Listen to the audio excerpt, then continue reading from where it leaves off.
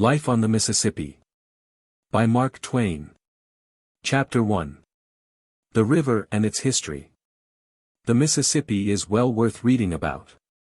It is not a commonplace river, but on the contrary is in all ways remarkable. Considering the Missouri its main branch, it is the longest river in the world, 4,300 miles.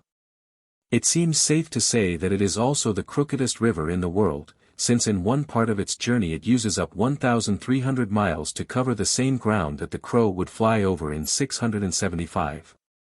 It discharges 3 times as much water as the St. Lawrence, 25 times as much as the Rhine, and 338 times as much as the Thames. No other river has so vast a drainage basin. It draws its water supply from 28 states and territories. From Delaware, on the Atlantic seaboard, and from all the country between that and Idaho on the Pacific slope, a spread of 45 degrees of longitude. The Mississippi receives and carries to the Gulf water from 54 subordinate rivers that are navigable by steamboats, and from some hundreds that are navigable by flats and keels. The area of its drainage basin is as great as the combined areas of England, Wales, Scotland, Ireland, France, Spain, Portugal, Germany, Austria, Italy, and Turkey, and almost all this wide region is fertile. The Mississippi Valley, proper, is exceptionally so. It is a remarkable river in this, that instead of widening toward its mouth, it grows narrower and deeper. From the junction of the Ohio to a point halfway down to the sea, the width averages a mile in high water, thence to the sea the width steadily diminishes, until, at the passes, above the mouth, it is but little over half a mile. At the junction of the Ohio the Mississippi's depth is 87 feet, the depth increases gradually, reaching 129 just above the mouth. The difference in rise and fall is also remarkable, not in the upper, but in the lower river. The rise is tolerably uniform down to Natchez, 360 miles above the mouth, about 50 feet. But at Bayou La Fourche the river rises only 24 feet, at New Orleans only 15, and just above the mouth only 2 1/2. An article in the New Orleans Times-Democrat, based upon reports of able engineers, states that the river annually empties 406 million tons of mud into the Gulf of Mexico, which brings to mind Captain Marryat's rude name for the Mississippi, the Great Sewer. This mud, solidified, would make a mass a mile square and 241 feet high. The mud deposit gradually extends the land, but only gradually. It has extended it not quite a third of a mile in the 200 years which have elapsed since the river took its place in history. The belief of the scientific people is, that the mouth used to be at Baton Rouge, where the hills cease, and that the 200 miles of land between there and the Gulf was built by the river. This gives us the age of that piece of country, without any trouble at all, 120,000 years. Yet it is much the youthfulest batch of country that lies around there anywhere. The Mississippi is remarkable in still another way, its disposition to make prodigious jumps by cutting through narrow necks of land, and thus straightening and shortening itself. More than once it has shortened itself 30 miles at a single jump. These cut-offs have had curious effects. They have thrown several river towns out into the rural districts, and built up sandbars and forests in front of them. The town of Delta used to be 3 miles below Vicksburg. A recent cutoff has radically changed the position, and Delta is now 2 miles above Vicksburg. Both of these river towns have been retired to the country by that cutoff. A cutoff plays havoc with boundary lines and jurisdictions. For instance, a man is living in the state of Mississippi today, a cutoff occurs tonight, and tomorrow the man finds himself and his land over on the other side of the river, within the boundaries and subject to the laws of the state of Louisiana. Such a thing, happening in the upper river in the old times, could have transferred a slave from Missouri to Illinois and made a free man of him. The Mississippi does not alter its locality by cut-offs alone, it is always changing its habitat bodily, is always moving bodily sidewise. At hard times, the river is 2 miles west of the region it used to occupy. As a result, the original site of that settlement is not now in Louisiana at all, but on the other side of the river, in the state of Mississippi. Nearly the whole of that 1,300 miles of old Mississippi River which La Salle floated down in his canoes, 200 years ago, is good solid dry ground now. The river lies to the right of it, in places, and to the left of it in other places. Although the Mississippi's mud builds land but slowly, down at the mouth, where the Gulf's billows interfere with its work, it builds fast enough in better protected regions higher up, for instance. Prophet's Island contained 1,500 acres of land 30 years ago. Since then the river has added 700 acres to it. But enough of these examples of the mighty stream's eccentricities for the present, I will give a few more of them further along in the book. Let us drop the Mississippi's physical history, and say a word about its historical history, so to speak. We can glance briefly at its slumberous first epoch in a couple of short chapters. At its second and wider awake epoch in a couple more, at its flushest and widest awake epoch in a good many succeeding chapters, and then talk about its comparatively tranquil present epoch in what shall be left of the book. The world and the books are so accustomed to use, and overuse, the word new, in connection with our country, that we early get and permanently retain the impression that there is nothing old about it. We do of course know that there are several comparatively old dates in American history, but the mere figures convey to our minds no just idea, no distinct realization, of the stretch of time which they represent. To say that De Soto, the first white man who ever saw the Mississippi River, saw it in 1542, is a remark which states a fact without interpreting it. It is something like giving the dimensions of a sunset by astronomical measurements, and cataloguing the colors by their scientific names. As a result, you get the bald fact of the sunset, but you don't see the sunset. It would have been better to paint a picture of it. The date 1542, standing by itself, means little or nothing to us. But when one groups a few neighboring historical dates and facts around it, he adds perspective and color, and then realizes that this is one of the American dates which is quite respectable for age. For instance, when the Mississippi was first seen by a white man, less than a quarter of a century had elapsed since Francis I.'s defeat at Pavia, the death of Raphael, the death of Bayard, sans péril sans reproche, the driving out of the Knights Hospitallers from Rhodes by the Turks, and the placarding of the 95 Propositions, the act which began the Reformation. When De Soto took his glimpse of the river, Ignatius Loyola was an obscure name. The order of the Jesuits was not yet a year old, Michelangelo's paint was not yet dry on the Last Judgment in the Sistine Chapel, Mary Queen of Scots was not yet born, but would be before the year closed. Catherine de' Medici was a child. Elizabeth of England was not yet in her teens, Calvin, Benvenuto Cellini, and the Emperor Charles V, were at the top of their fame, and each was manufacturing history after his own peculiar fashion. Margaret of Navarre was writing the Heptameron and some religious books, the first survives, the others are forgotten, wit and indelicacy being sometimes better literature preservers than holiness. Lax court morals and the absurd chivalry business were in full feather, and the joust and the tournament were the frequent pastime of titled fine gentlemen who could fight better than they could spell, while religion was the passion of their ladies, and classifying their offspring into children of full rank and children by brevet their pastime. In fact, all around, religion was in a peculiarly blooming condition, the Council of Trent was being called, the Spanish Inquisition was roasting, and racking, and burning, with a free hand. Elsewhere on the continent the nations were being persuaded to holy living by the sword and fire. In England, Henry VIII had suppressed the monasteries, burnt Fisher and another bishop or two, and was getting his English Reformation and his harem effectively started. When De Soto stood on the banks of the Mississippi, it was still 2 years before Luther's death. 11 years before the burning of Servetus, 30 years before the Street Bartholomew slaughter, Rabelais was not yet published, Don Quixote was not yet written, Shakespeare was not yet born. 100 long years must still elapse before Englishmen would hear the name of Oliver Cromwell.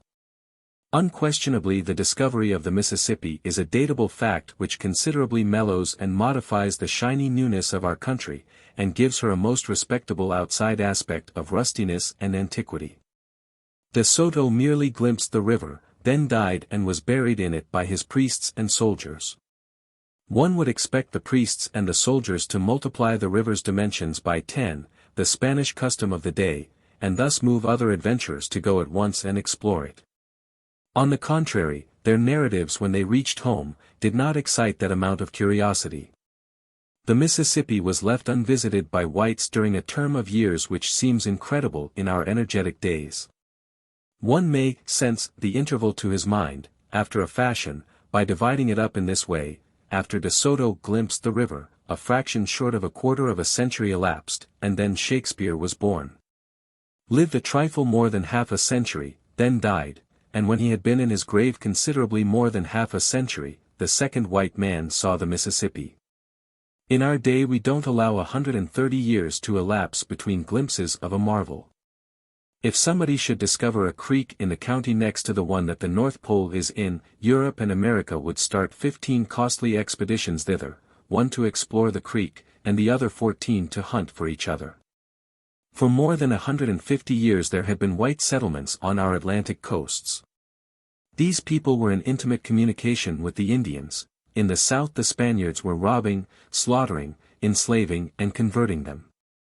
Higher up, the English were trading beads and blankets to them for a consideration, and throwing in civilization and whiskey, for lagniappe. And in Canada the French were schooling them in a rudimentary way, missionarying among them, and drawing whole populations of them at a time to Quebec, and later to Montreal, to buy furs of them.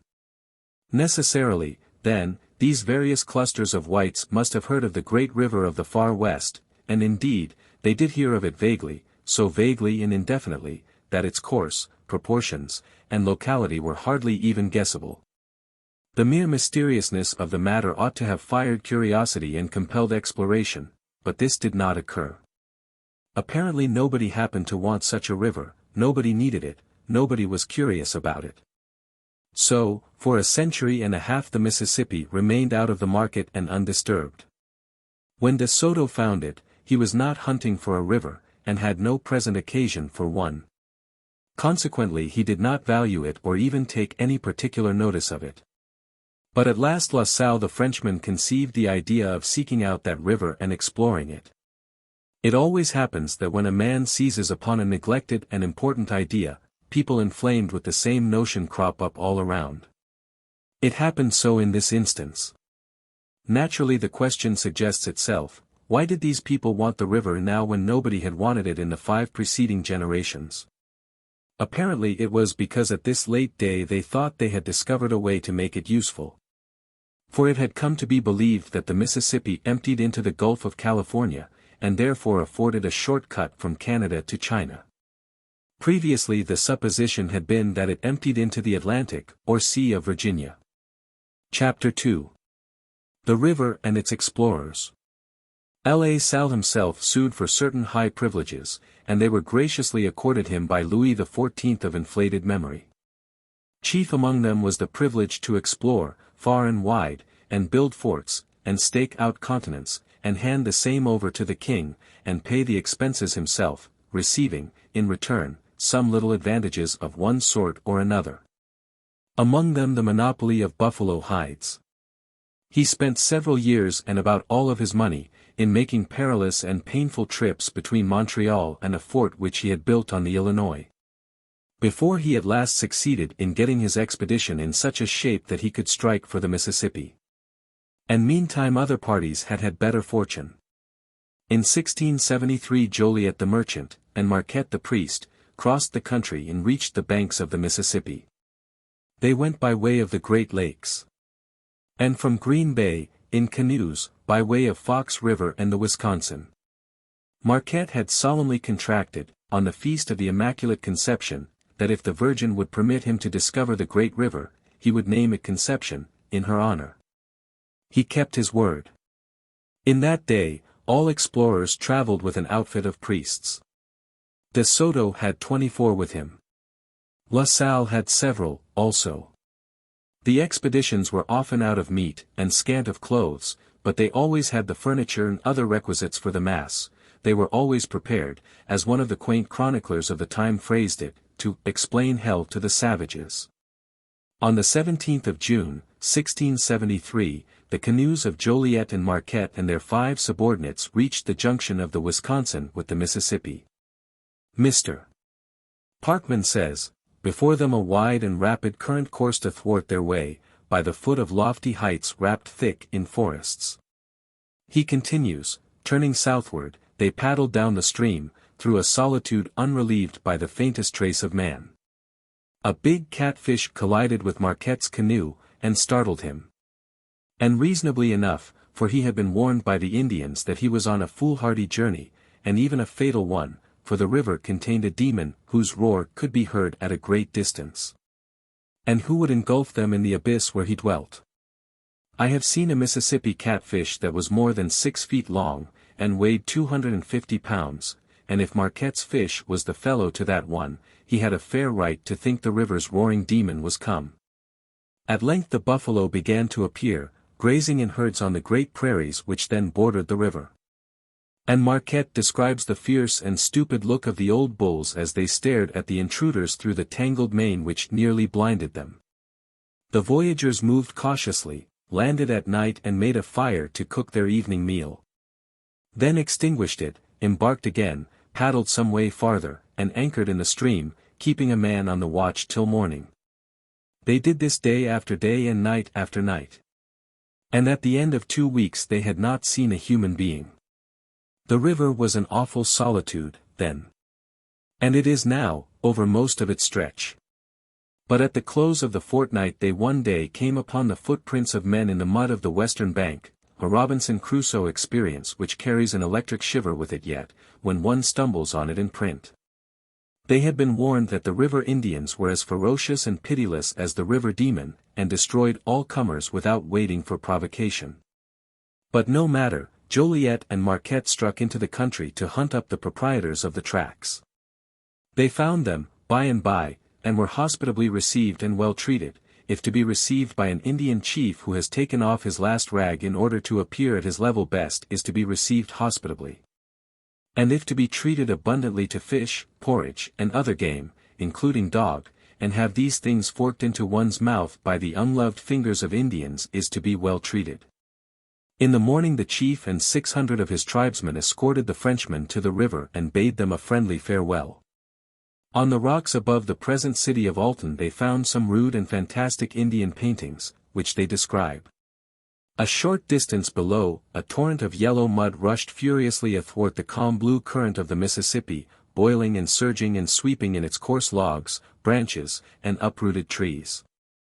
This was the mouth of the Missouri, that savage river, which, descending from its mad career through a vast unknown of barbarism, poured its turbid floods into the bosom of its gentle sister. By and by they passed the mouth of the Ohio. They passed canebrakes, they fought mosquitoes, they floated along, day after day, through the deep silence and loneliness of the river, drowsing in the scant shade of makeshift awnings, and broiling with the heat. They encountered and exchanged civilities with another party of Indians, and at last they reached the mouth of the Arkansas, about a month out from their starting point, where a tribe of war-whooping savages swarmed out to meet and murder them. But they appealed to the Virgin for help, so in place of a fight there was a feast, and plenty of pleasant palaver and falderole. They had proved to their satisfaction, that the Mississippi did not empty into the Gulf of California, or into the Atlantic. They believed it emptied into the Gulf of Mexico. They turned back, now, and carried their great news to Canada. But belief is not proof. It was reserved for La Salle to furnish the proof. He was provokingly delayed, by one misfortune after another, but at last got his expedition under way at the end of the year 1681. In the dead of winter he and Henri de Tonty, son of Lorenzo Tonty, who invented the tontine, his lieutenant, started down the Illinois, with a following of 18 Indians brought from New England, and 23 Frenchmen. They moved in procession down the surface of the frozen river, on foot, and dragging their canoes after them on sledges. At Peoria Lake they struck open water, and paddled thence to the Mississippi and turned their prows southward. They plowed through the fields of floating ice, past the mouth of the Missouri, past the mouth of the Ohio, by and by. And, gliding by the wastes of bordering swamp, landed on the 24th of February near the 3rd Chickasaw Bluffs, where they halted and built Fort Prudhomme. Again, says Mr. Parkman, they embarked. And with every stage of their adventurous progress, the mystery of this vast new world was more and more unveiled. More and more they entered the realms of spring. The hazy sunlight, the warm and drowsy air, the tender foliage, the opening flowers, betokened the reviving life of nature. Day by day they floated down the great bends, in the shadow of the dense forests, and in time arrived at the mouth of the Arkansas. First, they were greeted by the natives of this locality as Marquette had before been greeted by them, with the booming of the war drum and the flourish of arms. The Virgin composed the difficulty in Marquette's case. The pipe of peace did the same office for La Salle. The white man and the red man struck hands and entertained each other during 3 days. Then, to the admiration of the savages, La Salle set up a cross with the arms of France on it, and took possession of the whole country for the king, the cool fashion of the time, while the priest piously consecrated the robbery with a hymn. The priest explained the mysteries of the faith, by signs, for the saving of the savages, thus compensating them with possible possessions in heaven for the certain ones on earth which they had just been robbed of. And also, by signs, La Salle drew from these simple children of the forest acknowledgments of fealty to Louis the Putrid, over the water. Nobody smiled at these colossal ironies. These performances took place on the site of the future town of Napoleon, Arkansas, and there the first confiscation cross was raised on the banks of the great river. Marquette's and Joliet's voyage of discovery ended at the same spot, the site of the future town of Napoleon. When De Soto took his fleeting glimpse of the river, away back in the dim early days, he took it from that same spot, the site of the future town of Napoleon, Arkansas. Therefore, 3 out of the 4 memorable events connected with the discovery and exploration of the mighty river, occurred, by accident, in one and the same place. It is a most curious distinction, when one comes to look at it and think about it. France stole that vast country on that spot, the future Napoleon, and by Napoleon himself was to give the country back again, make restitution, not to the owners, but to their white American heirs. The voyagers journeyed on, touching here and there. Passed the sites, since become historic, of Vicksburg and Grand Gulf, and visited an imposing Indian monarch in the Teche country, whose capital city was a substantial one of sun-baked bricks mixed with straw, better houses than many that exist there now. The chief's house contained an audience room 40 feet square, and there he received Tonty in state, surrounded by 60 old men clothed in white cloaks. There was a temple in the town, with a mud wall about it ornamented with skulls of enemies sacrificed to the sun.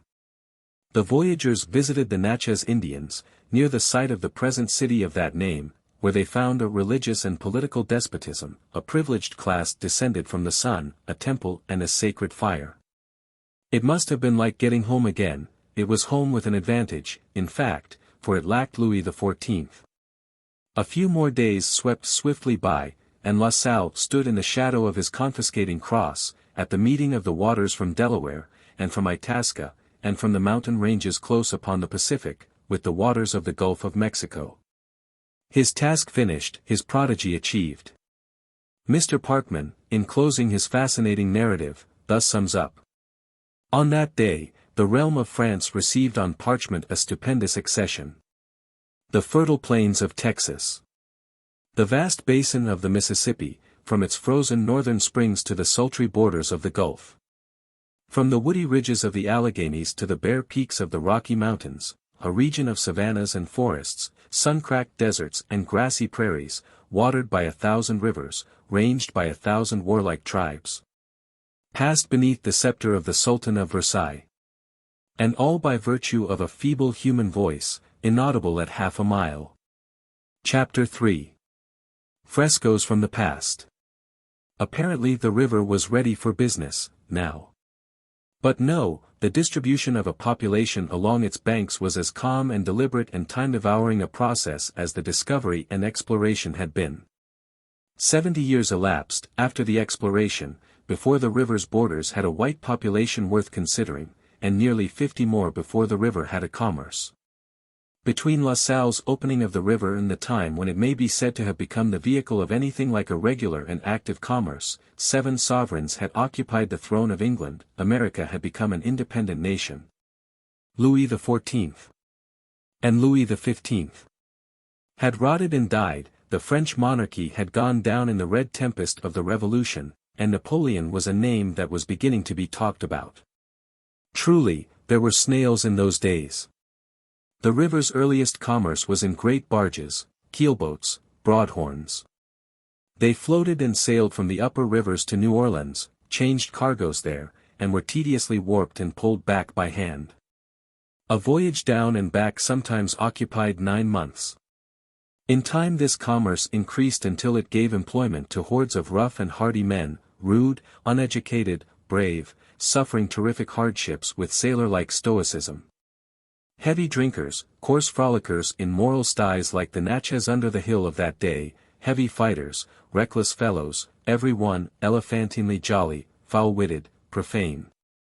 Prodigal of their money, bankrupt at the end of the trip, fond of barbaric finery, prodigious braggarts, yet, in the main, honest, trustworthy, faithful to promises and duty, and often picturesquely magnanimous.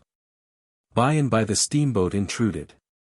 Then for 15 or 20 years, these men continued to run their keelboats downstream, and the steamers did all of the upstream business, the keelboatmen selling their boats in New Orleans, and returning home as deck passengers in the steamers. But after a while the steamboats so increased in number and in speed that they were able to absorb the entire commerce, and then keelboating died a permanent death. The keelboatman became a deck hand, or a mate, or a pilot on the steamer. And when steamer berths were not open to him, he took a berth on a Pittsburgh coal flat, or on a pine raft constructed in the forests up toward the sources of the Mississippi. In the heyday of the steamboating prosperity, the river from end to end was flaked with coal fleets and timber rafts, all managed by hand, and employing hosts of the rough characters whom I have been trying to describe.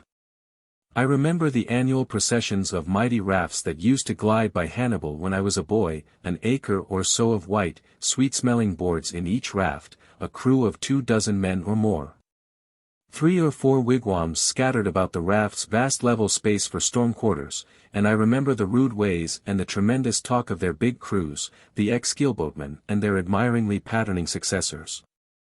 For we used to swim out a quarter or third of a mile and get on these rafts and have a ride. By way of illustrating keelboat talk and manners, and that now departed and hardly remembered raft life, I will throw in this place, a chapter from a book which I have been working at, by fits and starts. During the past 5 or 6 years, and may possibly finish in the course of 5 or 6 more. The book is a story which details some passages in the life of an ignorant village boy, Huck Finn, son of the town drunkard of my time out west, there. He has run away from his persecuting father, and from a persecuting good widow who wishes to make a nice, truth-telling, respectable boy of him, and with him a slave of the widow's has also escaped. They have found a fragment of a lumber raft, it is high water and dead summer time, and are floating down the river by night, and hiding in the willows by day, bound for Cairo, whence the Negro will seek freedom in the heart of the Free States. But in a fog, they pass Cairo without knowing it. By and by they begin to suspect the truth, and Huck Finn is persuaded to end the dismal suspense by swimming down to a huge raft which they have seen in the distance ahead of them, creeping aboard under cover of the darkness, and gathering the needed information by eavesdropping. But you know a young person can't wait very well when he is impatient to find a thing out. We talked it over, and by Jim said it was such a black night, now, that it wouldn't be no risk to swim down to the big raft and crawl aboard and listen. They would talk about Cairo. Because they would be calculating to go ashore there for a spree, maybe, or anyway they would send boats ashore to buy whiskey or fresh meat or something. Jim had a wonderful level head, for a nigger, he could most always start a good plan when you wanted one. I stood up and shook my rags off and jumped into the river, and struck out for the raft's light. By and by, when I got down nearly to her, I eased up and went slow and cautious. But everything was all right, nobody at the sweeps. So I swum down along the raft till I was most abreast the camp fire in the middle, then I crawled aboard and inched along and got in amongst some bundles of shingles on the weather side of the fire. There was 13 men there, they was the watch on deck of course. And a mighty rough-looking lot, too. They had a jug, and tin cups, and they kept the jug moving. One man was singing, roaring, you may say. And it wasn't a nice song, for a parlor anyway. He roared through his nose, and strung out the last word of every line very long. When he was done they all fetched a kind of Injun war whoop, and then another was sung. It begun. There was a woman in our Towden. In our Towden did Goodell dwell. She loved her husband dear Eily. But another man twisty as Weddell. Singing too, Rillu, Rillu, Rillu. Re-tu, Rillu, Relay. She loved her husband dear Eily. But another man twice as Weddell. And so on, 14 verses. It was kind of poor, and when he was going to start on the next verse one of them said it was the tune the old cow died on, and another one said, oh, give us a rest. And another one told him to take a walk. They made fun of him till he got mad and jumped up and begun to cuss the crowd, and said he could lame any thief in the lot. They was all about to make a break for him, but the biggest man there jumped up and says, set where you are, gentlemen. Leave him to me, he's my meat. Then he jumped up in the air 3 times and cracked his heels together every time. He flung off a buckskin coat that was all hung with fringes, and says, you lay there till the chawn-up's done. And flung his hat down, which was all over ribbons, and says, you lay there till his sufferins is over. Then he jumped up in the air and cracked his heels together again and shouted out. Whoop! I'm the old original iron-jawed, brass-mounted, copper-bellied corpse-maker from the wilds of Arkansas, look at me. I'm the man they call sudden death and general desolation. Sired by a hurricane, damned by an earthquake, half-brother to the cholera, nearly related to the smallpox on the mother's side. Look at me.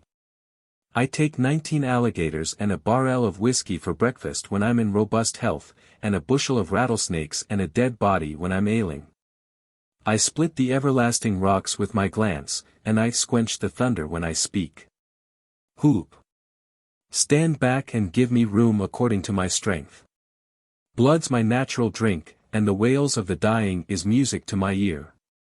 Cast your eye on me, gentlemen, and lay low and hold your breath, for I'm about to turn myself loose.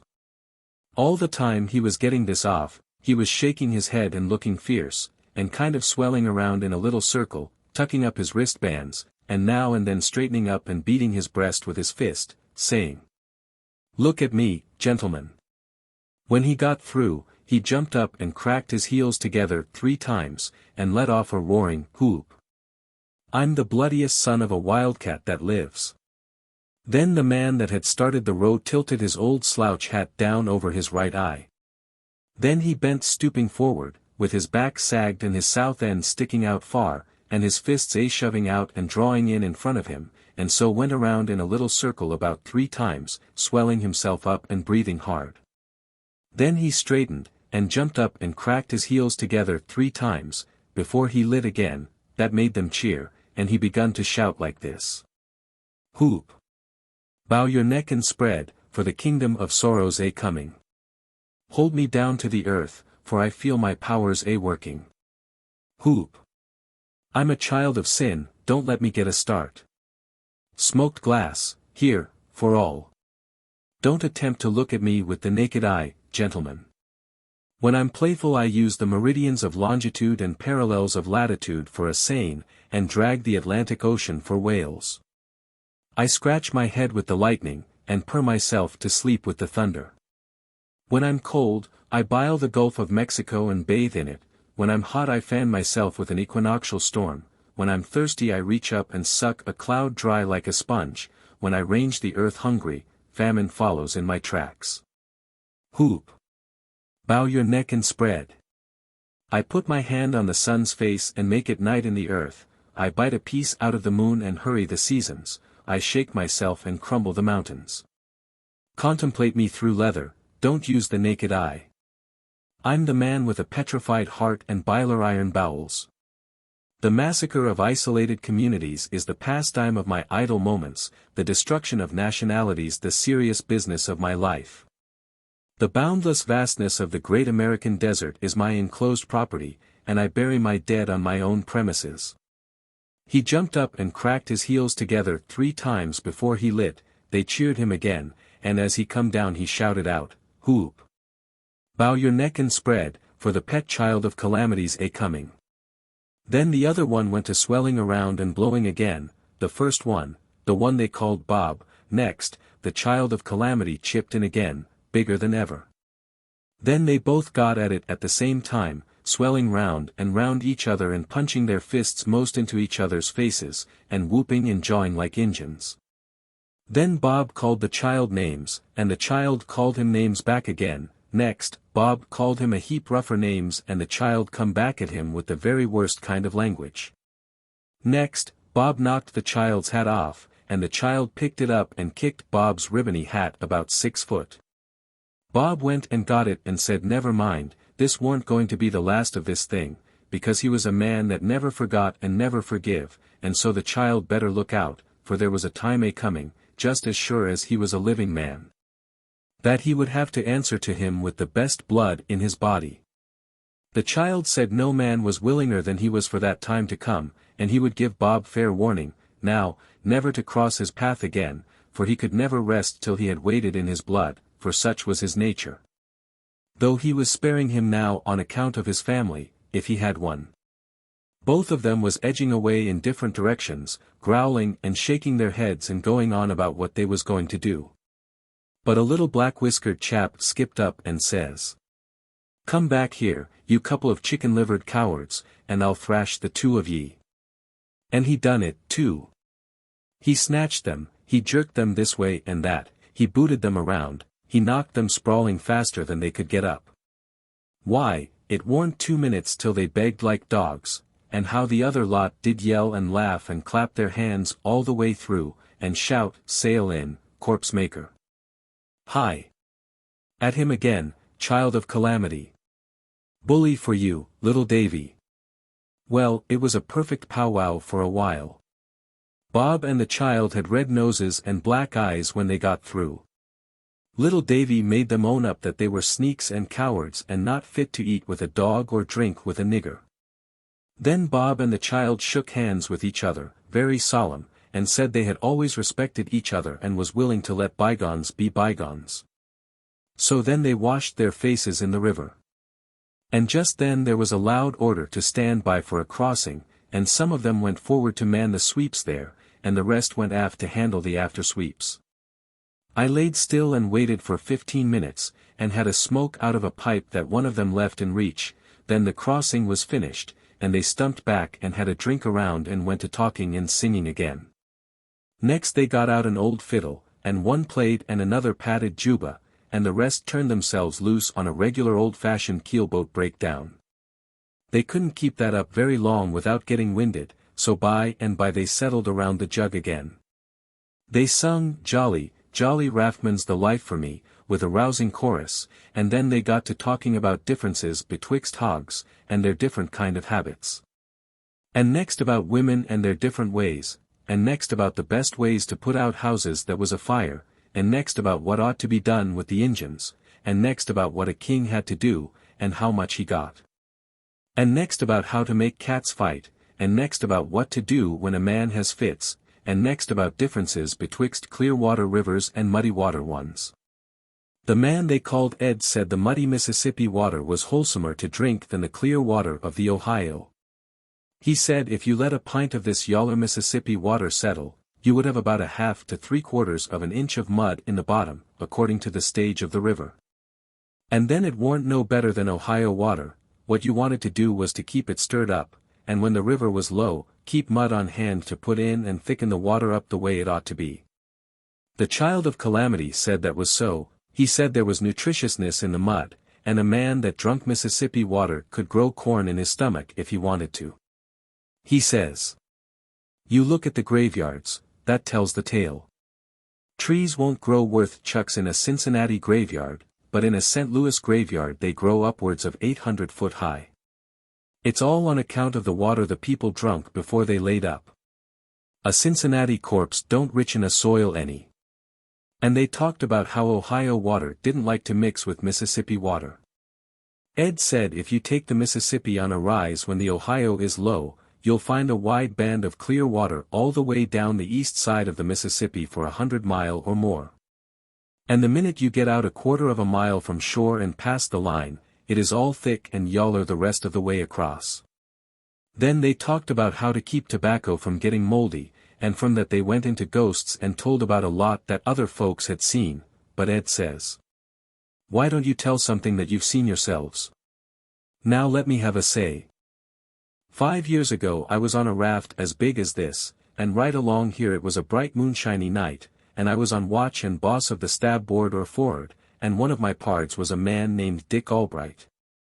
And he come along to where I was sitting, for'ard, gaping and stretching, he was, and stooped down on the edge of the raft and washed his face in the river, and come and sat down by me and got out his pipe, and had just got it filled. When he looks up and says, 'Why looky here,' he says, 'ain't that Buck Miller's place, over yender in the bend?' 'Yes,' says I, 'it is, why?' He laid his pipe down and leant his head on his hand, and says, 'I thought we'd be further down.' I says, 'I thought it too, when I went off watch, we was standing 6 hours on and 6 off, but the boys told me,' I says, 'that the raft didn't seem to hardly move, for the last hour,' says I, 'though she's a-slipping along all right, now,' says I. He give a kind of a groan, and says, 'I've seed a raft act so before, along here,' he says, ''pears to me the current has most quit above the head of this bend durin' the last 2 years,' he says. Well, he raised up 2 or 3 times, and looked away off and around on the water. That started me at it, too. A body is always doing what he sees somebody else doing, though there mayn't be no sense in it. Pretty soon I see a black something floating on the water away off to starboard and quartering behind us. I see he was looking at it, too. I says, 'What's that?' He says, sort of pettish, ''Tain't nothing but an old empty barrel.' 'An empty barrel,' says I, 'why,' says I, 'a spyglass is a fool to your eyes. How can you tell it's an empty barrel?' He says, 'I don't know, I reckon it ain't a barrel, but I thought it might be,' says he. 'Yes,' I says, 'so it might be, and it might be anything else, too, a body can't tell nothing about it, such a distance as that,' I says. We hadn't nothing else to do, so we kept on watching it. By and by I says, 'Why looky here, Dick Albright, that thing's gaining on us, I believe.' He never said nothing. The thing gained, and I judged it must be a dog that was about tired out. Well, we swung down into the crossing, and the thing floated across the bright streak of the moonshine, and, by George, it was Barrel. Says I, 'Dick Albright, what made you think that thing was a Barrel, when it was a half a mile off?' says I. Says he, 'I don't know.' Says I, 'You tell me, Dick Albright.' He says, 'Well, I knowed it was a Barrel, I've seen it before, lots has seen it, they says it's a haunted Barrel.' I called the rest of the watch, and they come and stood there, and I told them what Dick said. It floated right along abreast, now, and didn't gain any more. It was about 20 foot off. Some was for having it aboard, but the rest didn't want to. Dick Albright said rafts that had fooled with it had got bad luck by it. The captain of the watch said he didn't believe in it. He said he reckoned the Barrel gained on us because it was in a little better current than what we was. He said it would leave by and by. So then we went to talking about other things, and we had a song, and then a breakdown, and after that the captain of the watch called for another song. But it was clouding up, now, and the Barrel stuck right there in the same place, and the song didn't seem to have much warm up to it, somehow, and so they didn't finish it, and there weren't any cheers, but it sort of dropped flat. And nobody said anything for a minute. Then everybody tried to talk at once, and one chap got off a joke, but it warn't no use, they didn't laugh, and even the chap that made the joke didn't laugh at it, which ain't usual. We all just settled down glum, and watched the bar-el, and was uneasy and uncomfortable. Well, sir, it shut down black and still, and then the wind begin to moan around, and next the lightning begin to play and the thunder to grumble. And pretty soon there was a regular storm, and in the middle of it a man that was running aft stumbled and fell and sprained his ankle so that he had to lay up. This made the boys shake their heads. And every time the lightning come, there was that bar-el with the blue lights winking around it. We was always on the lookout for it. But by and by, towards dawn, she was gone.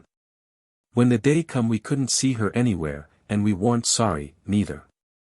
But next night about 9:30, when there was songs and high jinks going on, here she comes again, and took her old roost on the starboard side. There warn't no more high jinks. Everybody got solemn, nobody talked, you couldn't get anybody to do anything but sit around moody and look at the bar-el. It begun to cloud up again. When the watch changed, the off-watch stayed up, 'stead of turning in.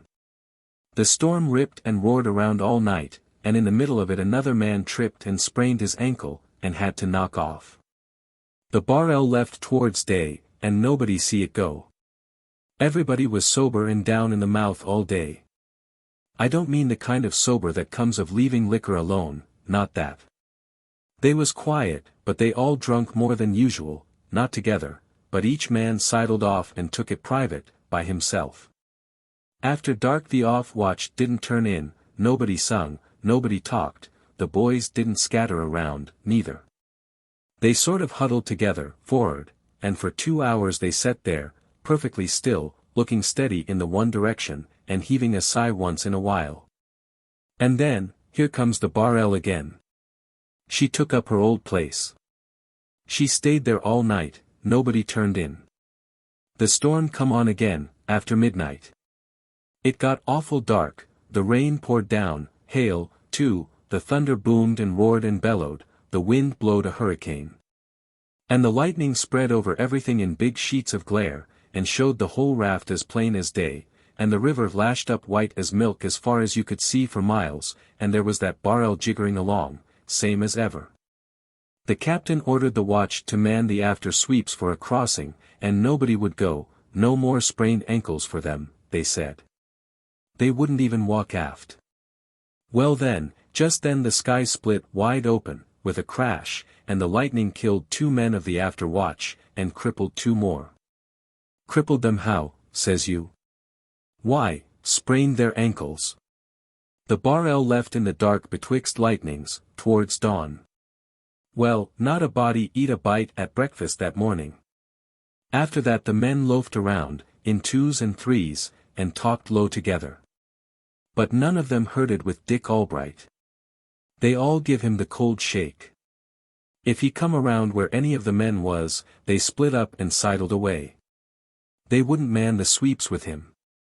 The captain had all the skiffs hauled up on the raft, alongside of his wigwam, and wouldn't let the dead men be took ashore to be planted. He didn't believe a man that got ashore would come back, and he was right. After night come, you could see pretty plain that there was going to be trouble if that bar-el come again, there was such a muttering going on.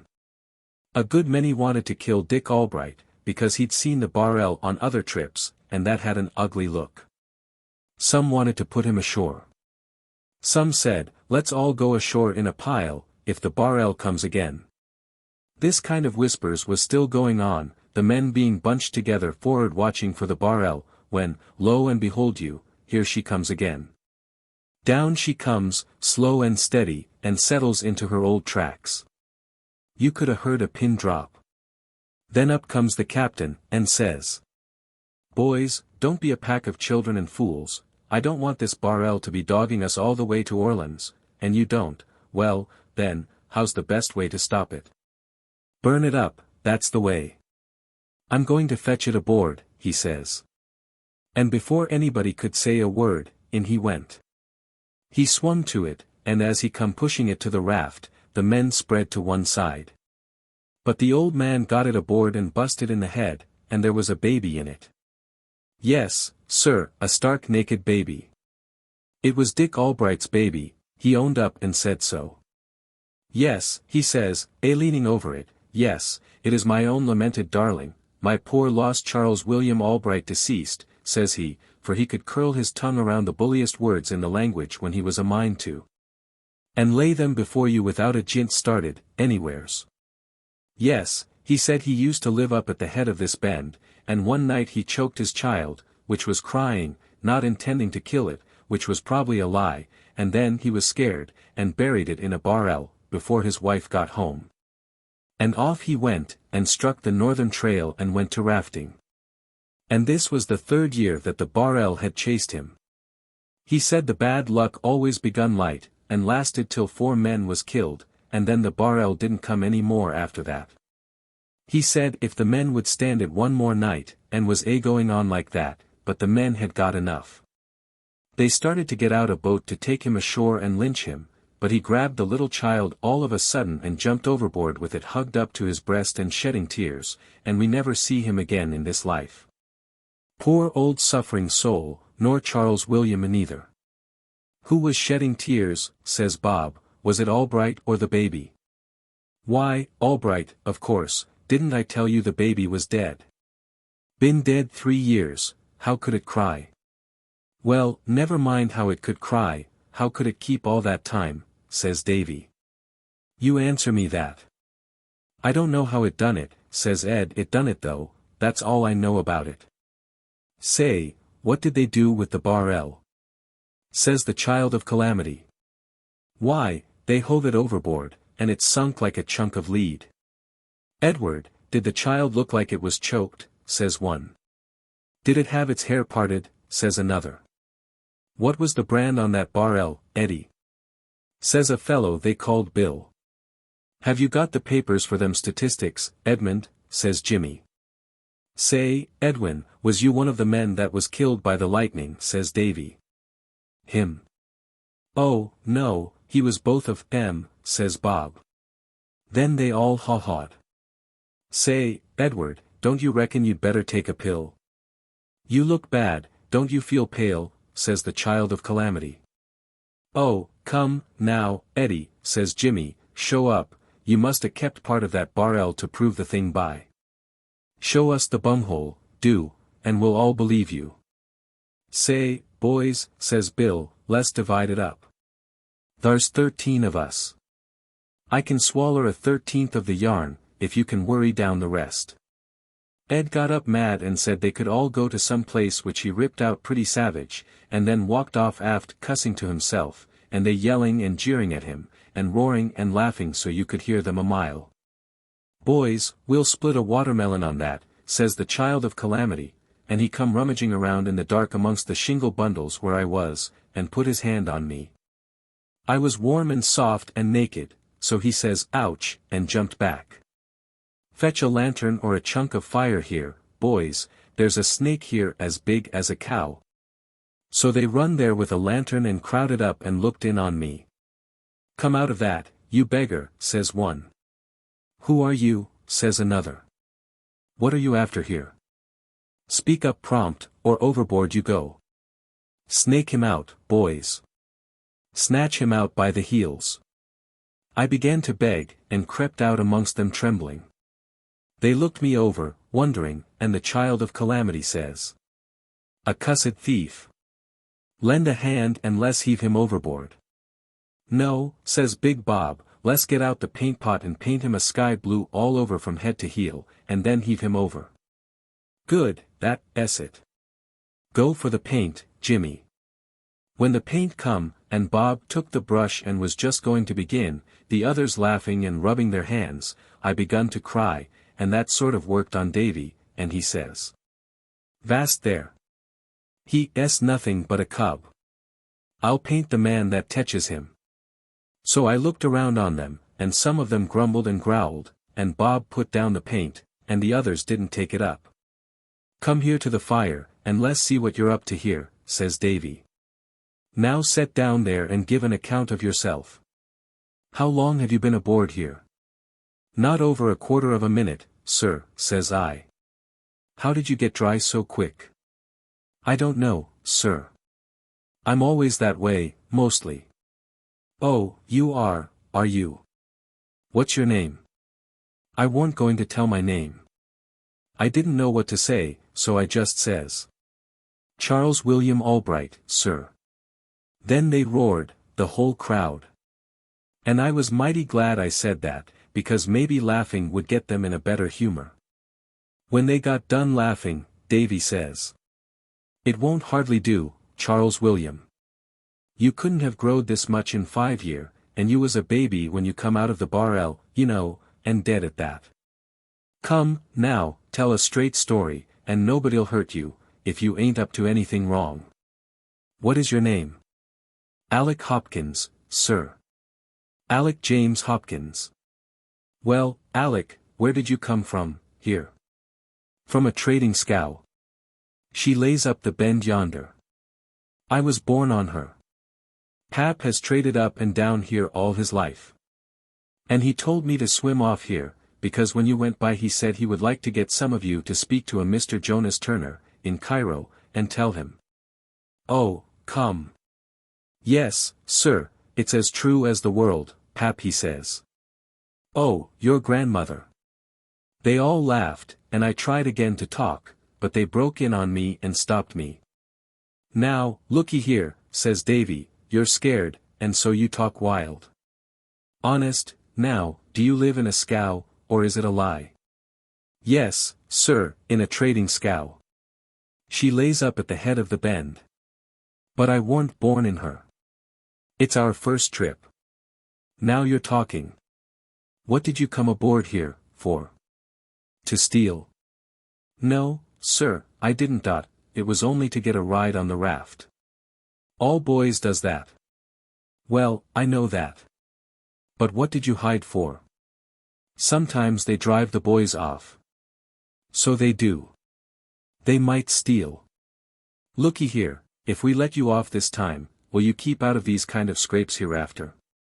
Deed I will, boss. You try me. All right, then.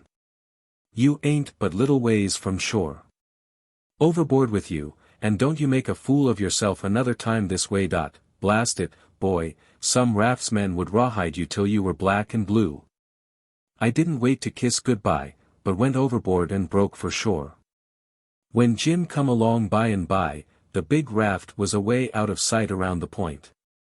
I swum out and got aboard, and was mighty glad to see home again. The boy did not get the information he was after, but his adventure has furnished the glimpse of the departed raftsman and keelboatman which I desire to offer in this place.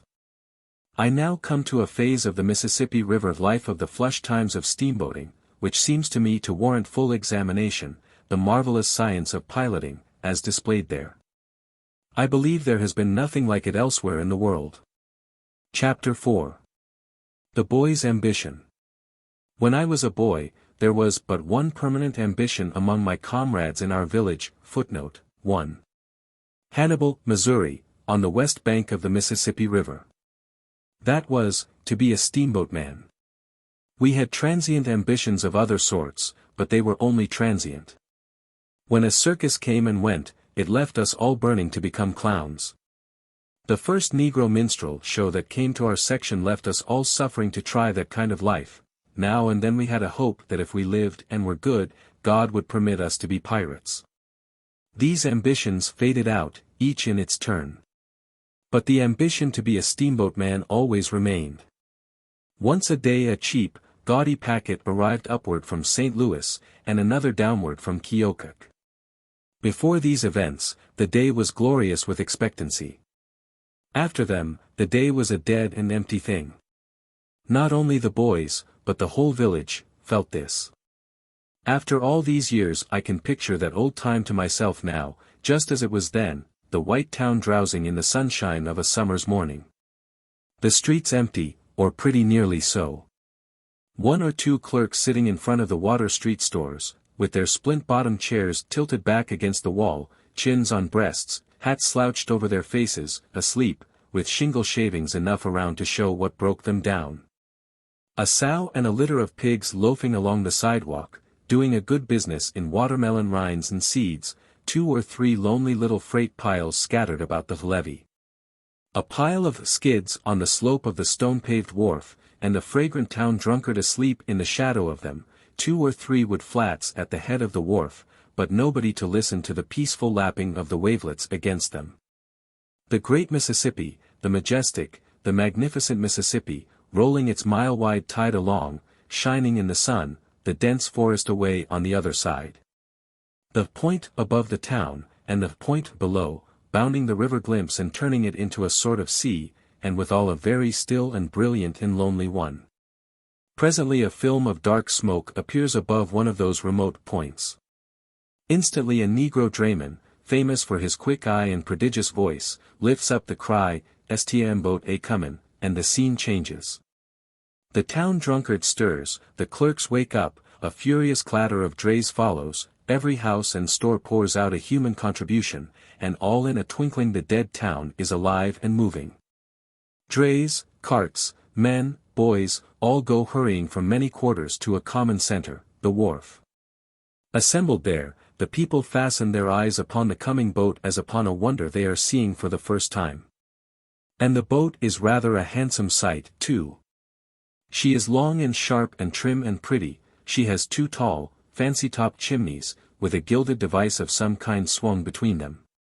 A fanciful pilot-house, a glass and gingerbread, perched on top of the Texas deck behind them, the paddle boxes are gorgeous with a picture or with gilded rays above the boat's name. The boiler deck, the hurricane deck, and the Texas deck are fenced and ornamented with clean white railings, there is a flag gallantly flying from the jackstaff, the furnace doors are open and the fires glaring bravely. The upper decks are black with passengers, the captain stands by the big bell, calm, imposing, the envy of all. Great volumes of the blackest smoke are rolling and tumbling out of the chimneys, a husband grandeur created with a bit of pitch pine just before arriving at a town, the crew are grouped on the forecastle. The broad stage is run far out over the port bow, and an envied deckhand stands picturesquely on the end of it with a coil of rope in his hand. The pent steam is screaming through the gauge cocks, the captain lifts his hand, a bell rings, the wheels stop, then they turn back, churning the water to foam, and the steamer is at rest. Then such a scramble as there is to get aboard, and to get ashore, and to take in freight and to discharge freight, all at one and the same time, and such a yelling and cursing as the mates facilitate it all with. 10 minutes later the steamer is under way again, with no flag on the jackstaff and no black smoke issuing from the chimneys. After 10 more minutes the town is dead again, and the town drunkard asleep by the skids once more. My father was a justice of the peace, and I supposed he possessed the power of life and death over all men and could hang anybody that offended him. This was distinction enough for me as a general thing. But the desire to be a steamboat man kept intruding, nevertheless. I first wanted to be a cabin boy, so that I could come out with a white apron on and shake a tablecloth over the side, where all my old comrades could see me.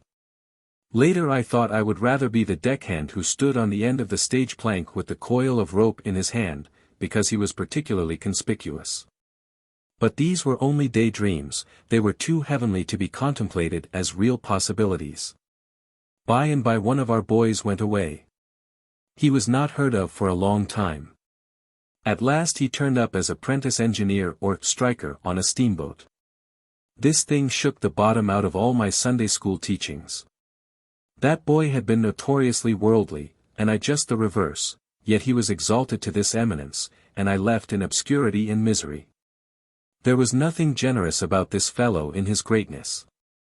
He would always manage to have a rusty bolt to scrub while his boat tarried at our town, and he would sit on the inside guard and scrub it, where we could all see him and envy him and loathe him. And whenever his boat was laid up he would come home and swell around the town in his blackest and greasiest clothes, so that nobody could help remembering that he was a steamboat man. And he used all sorts of steamboat technicalities in his talk, as if he were so used to them that he forgot common people could not understand them. He would speak of the larboard side of a horse in an easy, natural way that would make one wish he was dead. And he was always talking about St. Louis like an old citizen. He would refer casually to occasions when he was coming down 4th Street, or when he was passing by the planter's house, or when there was a fire and he took a turn on the brakes of the old Big Missouri. And then he would go on and lie about how many towns the size of ours were burned down there that day. 2 or 3 of the boys had long been persons of consideration among us because they had been to St. Louis once and had a vague general knowledge of its wonders, but the day of their glory was over now. They lapsed into a humble silence, and learned to disappear when the ruthless cub engineer approached. This fellow had money, too, and hair oil. Also an ignorant silver watch and a showy brass watch chain. He wore a leather belt and used no suspenders. If ever a youth was cordially admired and hated by his comrades, this one was. No girl could withstand his charms. He cut out every boy in the village. When his boat blew up at last, it diffused a tranquil contentment among us such as we had not known for months. But when he came home the next week, alive, renowned, and appeared in church all battered up and bandaged, a shining hero, stared at and wondered over by everybody. It seemed to us that the partiality of Providence for an undeserving reptile had reached a point where it was open to criticism. This creature's career could produce but one result, and it speedily followed. Boy after boy managed to get on the river. The minister's son became an engineer. The doctor's and the postmaster's sons became mud clerks. The wholesale liquor dealer's son became a barkeeper on a boat, 4 sons of the chief merchant, and 2 sons of the county judge, became pilots. Pilot was the grandest position of all. The pilot, even in those days of trivial wages, had a princely salary, from $150 to $250 a month, and no board to pay. 2 months of his wages would pay a preacher's salary for a year. Now some of us were left disconsolate. We could not get on the river, at least our parents would not let us. So by and by I ran away. I said I never would come home again till I was a pilot and could come in glory. But somehow I could not manage it. I went meekly aboard a few of the boats that lay packed together like sardines at the long St. Louis wharf, and very humbly inquired for the pilots, but got only a cold shoulder and short words from mates and clerks. I had to make the best of this sort of treatment for the time being, but I had comforting daydreams of a future when I should be a great and honored pilot, with plenty of money, and could kill some of these mates and clerks and pay for them. Chapter 5. I want to be a cub pilot. Months afterward the hope within me struggled to a reluctant death, and I found myself without an ambition. But I was ashamed to go home. I was in Cincinnati, and I set to work to map out a new career. I had been reading about the recent exploration of the river Amazon by an expedition sent out by our government. It was said that the expedition, owing to difficulties, had not thoroughly explored a part of the country lying about the headwaters, some 4,000 miles from the mouth of the river. It was only about 1,500 miles from Cincinnati to New Orleans, where I could doubtless get a ship. I had $30 left. I would go and complete the exploration of the Amazon. This was all the thought I gave to the subject. I never was great in matters of detail. I packed my valise, and took passage on an ancient tub called the Paul Jones, for New Orleans. For the sum of $16 I had the scarred and tarnished splendors of her main saloon principally to myself, for she was not a creature to attract the eye of wiser travelers. When we presently got under way and went poking down the broad Ohio, I became a new being, and the subject of my own admiration. I was a traveler. A word never had tasted so good in my mouth before. I had an exultant sense of being bound for mysterious lands and distant climes which I never have felt in so uplifting a degree since. I was in such a glorified condition that all ignoble feelings departed out of me, and I was able to look down and pity the untraveled with a compassion that had hardly a trace of contempt in it. Still, when we stopped at villages and wood yards, I could not help lolling carelessly upon the railings of the boiler deck to enjoy the envy of the country boys on the bank. If they did not seem to discover me, I presently sneezed to attract their attention, or moved to a position where they could not help seeing me. And as soon as I knew they saw me I gaped and stretched, and gave other signs of being mightily bored with traveling. I kept my hat off all the time, and stayed where the wind and the sun could strike me, because I wanted to get the bronzed and weather-beaten look of an old traveler. Before the second day was half gone I experienced a joy which filled me with the purest gratitude, for I saw that the skin had begun to blister and peel off my face and neck. I wished that the boys and girls at home could see me now. We reached Louisville in time, at least the neighborhood of it. We stuck hard and fast on the rocks in the middle of the river, and lay there 4 days. I was now beginning to feel a strong sense of being a part of the boat's family, a sort of infant son to the captain and younger brother to the officers. There is no estimating the pride I took in this grandeur, or the affection that began to swell and grow in me for those people. I could not know how the lordly steamboat man scorns that sort of presumption in a mere landsman. I particularly longed to acquire the least trifle of notice from the big stormy mate, and I was on the alert for an opportunity to do him a service to that end. It came at last. The riotous powwow of setting a spar was going on down on the forecastle, and I went down there and stood around in the way, or mostly skipping out of it, till the mate suddenly roared a general order for somebody to bring him a capstan bar. I sprang to his side and said, "Tell me where it is, I'll fetch it." If a rag picker had offered to do a diplomatic service for the Emperor of Russia, the monarch could not have been more astounded than the mate was. He even stopped swearing. He stood and stared down at me. It took him 10 seconds to scrape his disjointed remains together again. Then he said impressively, "Well, if this don't beat hell," and turned to his work with the air of a man who had been confronted with a problem too abstruse for solution. I crept away, and courted solitude for the rest of the day. I did not go to dinner. I stayed away from supper until everybody else had finished. I did not feel so much like a member of the boat's family now as before. However, my spirits returned, in installments, as we pursued our way down the river. I was sorry I hated the mate so, because it was not in, young, human nature not to admire him. He was huge and muscular, his face was bearded and whiskered all over. He had a red woman and a blue woman tattooed on his right arm, one on each side of a blue anchor with a red rope to it, and in the matter of profanity he was sublime. When he was getting out cargo at a landing, I was always where I could see and hear. He felt all the majesty of his great position, and made the world feel it, too. When he gave even the simplest order, he discharged it like a blast of lightning, and sent a long, reverberating peal of profanity thundering after it. I could not help contrasting the way in which the average landsman would give an order, with the mate's way of doing it. If the landsman should wish the gangplank moved a foot farther forward, he would probably say, "James, or William, one of you push that plank forward, please." But put the mate in his place and he would roar out, "Here, now, start that gangplank for'ard. Lively, now. What are you about? Snatch it. Snatch it. There. There. Aft again. Aft again. Don't you hear me? Dash it to dash. Are you going to sleep over it? Vast heaving. Vast heaving, I tell you. Going to heave it clear astern. Where are you going with that barrel? For'ard with it, for I make you swallow it, you dash dash dash dashed split between a tired mud turtle and a crippled hearse horse. I wished I could talk like that. When the soreness of my adventure with the mate had somewhat worn off, I began timidly to make up to the humblest official connected with the boat, the night watchman. He snubbed my advances at first, but I presently ventured to offer him a new chalk pipe, and that softened him.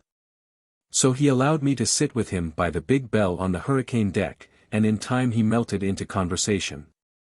He could not well have helped it, I hung with such homage on his words and so plainly showed that I felt honored by his notice. He told me the names of dim capes and shadowy islands as we glided by them in the solemnity of the night, under the winking stars, and by got to talking about himself. He seemed over-sentimental for a man whose salary was $6 a week, or rather he might have seemed so to an older person than I. But I drank in his words hungrily, and with a faith that might have moved mountains if it had been applied judiciously. What was it to me that he was soiled and seedy and fragrant with gin?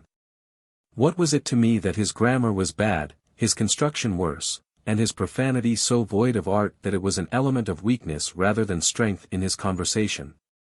He was a wronged man, a man who had seen trouble, and that was enough for me. As he mellowed into his plaintive history, his tears dripped upon the lantern in his lap, and I cried, too, from sympathy.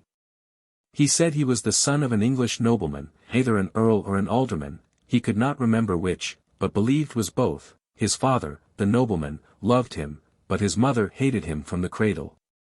And so while he was still a little boy he was sent to one of them old, ancient colleges, he couldn't remember which, and by his father died and his mother seized the property and shook him, as he phrased it. After his mother shook him, members of the nobility with whom he was acquainted used their influence to get him the position of loblolly boy in a ship.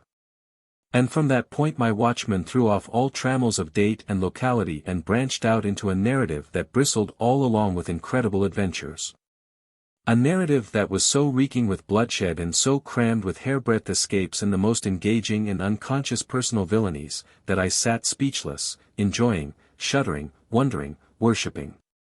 It was a sore blight to find out afterwards that he was a low, vulgar, ignorant, sentimental, half-witted humbug, an untraveled native of the wilds of Illinois, who had absorbed wildcat literature and appropriated its marvels.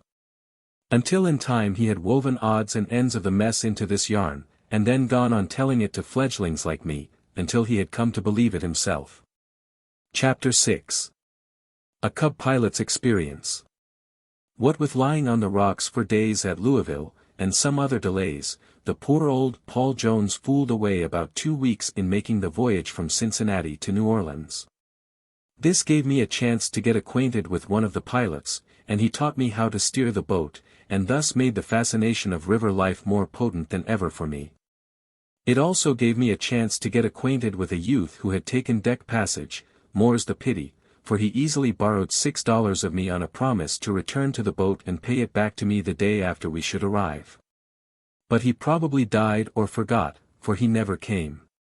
It was doubtless the former, since he had said his parents were wealthy, and he only traveled deck passage because it was cooler. Footnote 1. Deck passage, i.e. steerage passage. I soon discovered 2 things. One was that a vessel would not be likely to sail for the mouth of the Amazon under 10 or 12 years. And the other was that the $9 or $10 still left in my pocket would not suffice for so imposing an exploration as I had planned, even if I could afford to wait for a ship. Therefore it followed that I must contrive a new career. The Paul Jones was now bound for St. Louis. I planned a siege against my pilot, and at the end of 3 hard days he surrendered. He agreed to teach me the Mississippi River from New Orleans to St. Louis for $500, payable out of the first wages I should receive after graduating. I entered upon the small enterprise of learning 12 or 1300 miles of the great Mississippi River with the easy confidence of my time of life. If I had really known what I was about to require of my faculties, I should not have had the courage to begin. I suppose that all a pilot had to do was to keep his boat in the river, and I did not consider that that could be much of a trick, since it was so wide. The boat backed out from New Orleans at 4 in the afternoon, and it was our watch until 8. Mr. Bixby, my chief, straightened her up, plowed her along past the sterns of the other boats that lay at the levee, and then said, "Here, take her, shave those steamships as close as you'd peel an apple." I took the wheel, and my heartbeat fluttered up into the hundreds, for it seemed to me that we were about to scrape the side off every ship in the line, we were so close. I held my breath and began to claw the boat away from the danger. And I had my own opinion of the pilot who had known no better than to get us into such peril, but I was too wise to express it. In half a minute I had a wide margin of safety intervening between the Paul Jones and the ships. And within 10 seconds more I was set aside in disgrace, and Mr. Bixby was going into danger again and flaying me alive with abuse of my cowardice. I was stung, but I was obliged to admire the easy confidence with which my chief loafed from side to side of his wheel, and trimmed the ships so closely that disaster seemed ceaselessly imminent. When he had cooled a little he told me that the easy water was close ashore and the current outside, and therefore we must hug the bank, upstream, to get the benefit of the former, and stay well out, downstream, to take advantage of the latter. In my own mind I resolved to be a downstream pilot and leave the upstreaming to people dead to prudence. Now and then Mr. Bixby called my attention to certain things. Said he, "This is 6 Mile Point." I assented. It was pleasant enough information, but I could not see the bearing of it. I was not conscious that it was a matter of any interest to me. Another time he said, "This is 9 Mile Point." Later he said, "This is 12 Mile Point." They were all about level with the water's edge, they all looked about alike to me, they were monotonously unpicturesque. I hoped Mr. Bixby would change the subject. But no. He would crowd up around a point, hugging the shore with affection, and then say, "The slack water ends here, abreast this bunch of china trees, now we cross over." So he crossed over. He gave me the wheel once or twice, but I had no luck. I either came near chipping off the edge of a sugar plantation, or I yawed too far from shore, and so dropped back into disgrace again and got abused. The watch was ended at last, and we took supper and went to bed. At midnight the glare of a lantern shone in my eyes, and the night watchman said, "Come. Turn out." And then he left.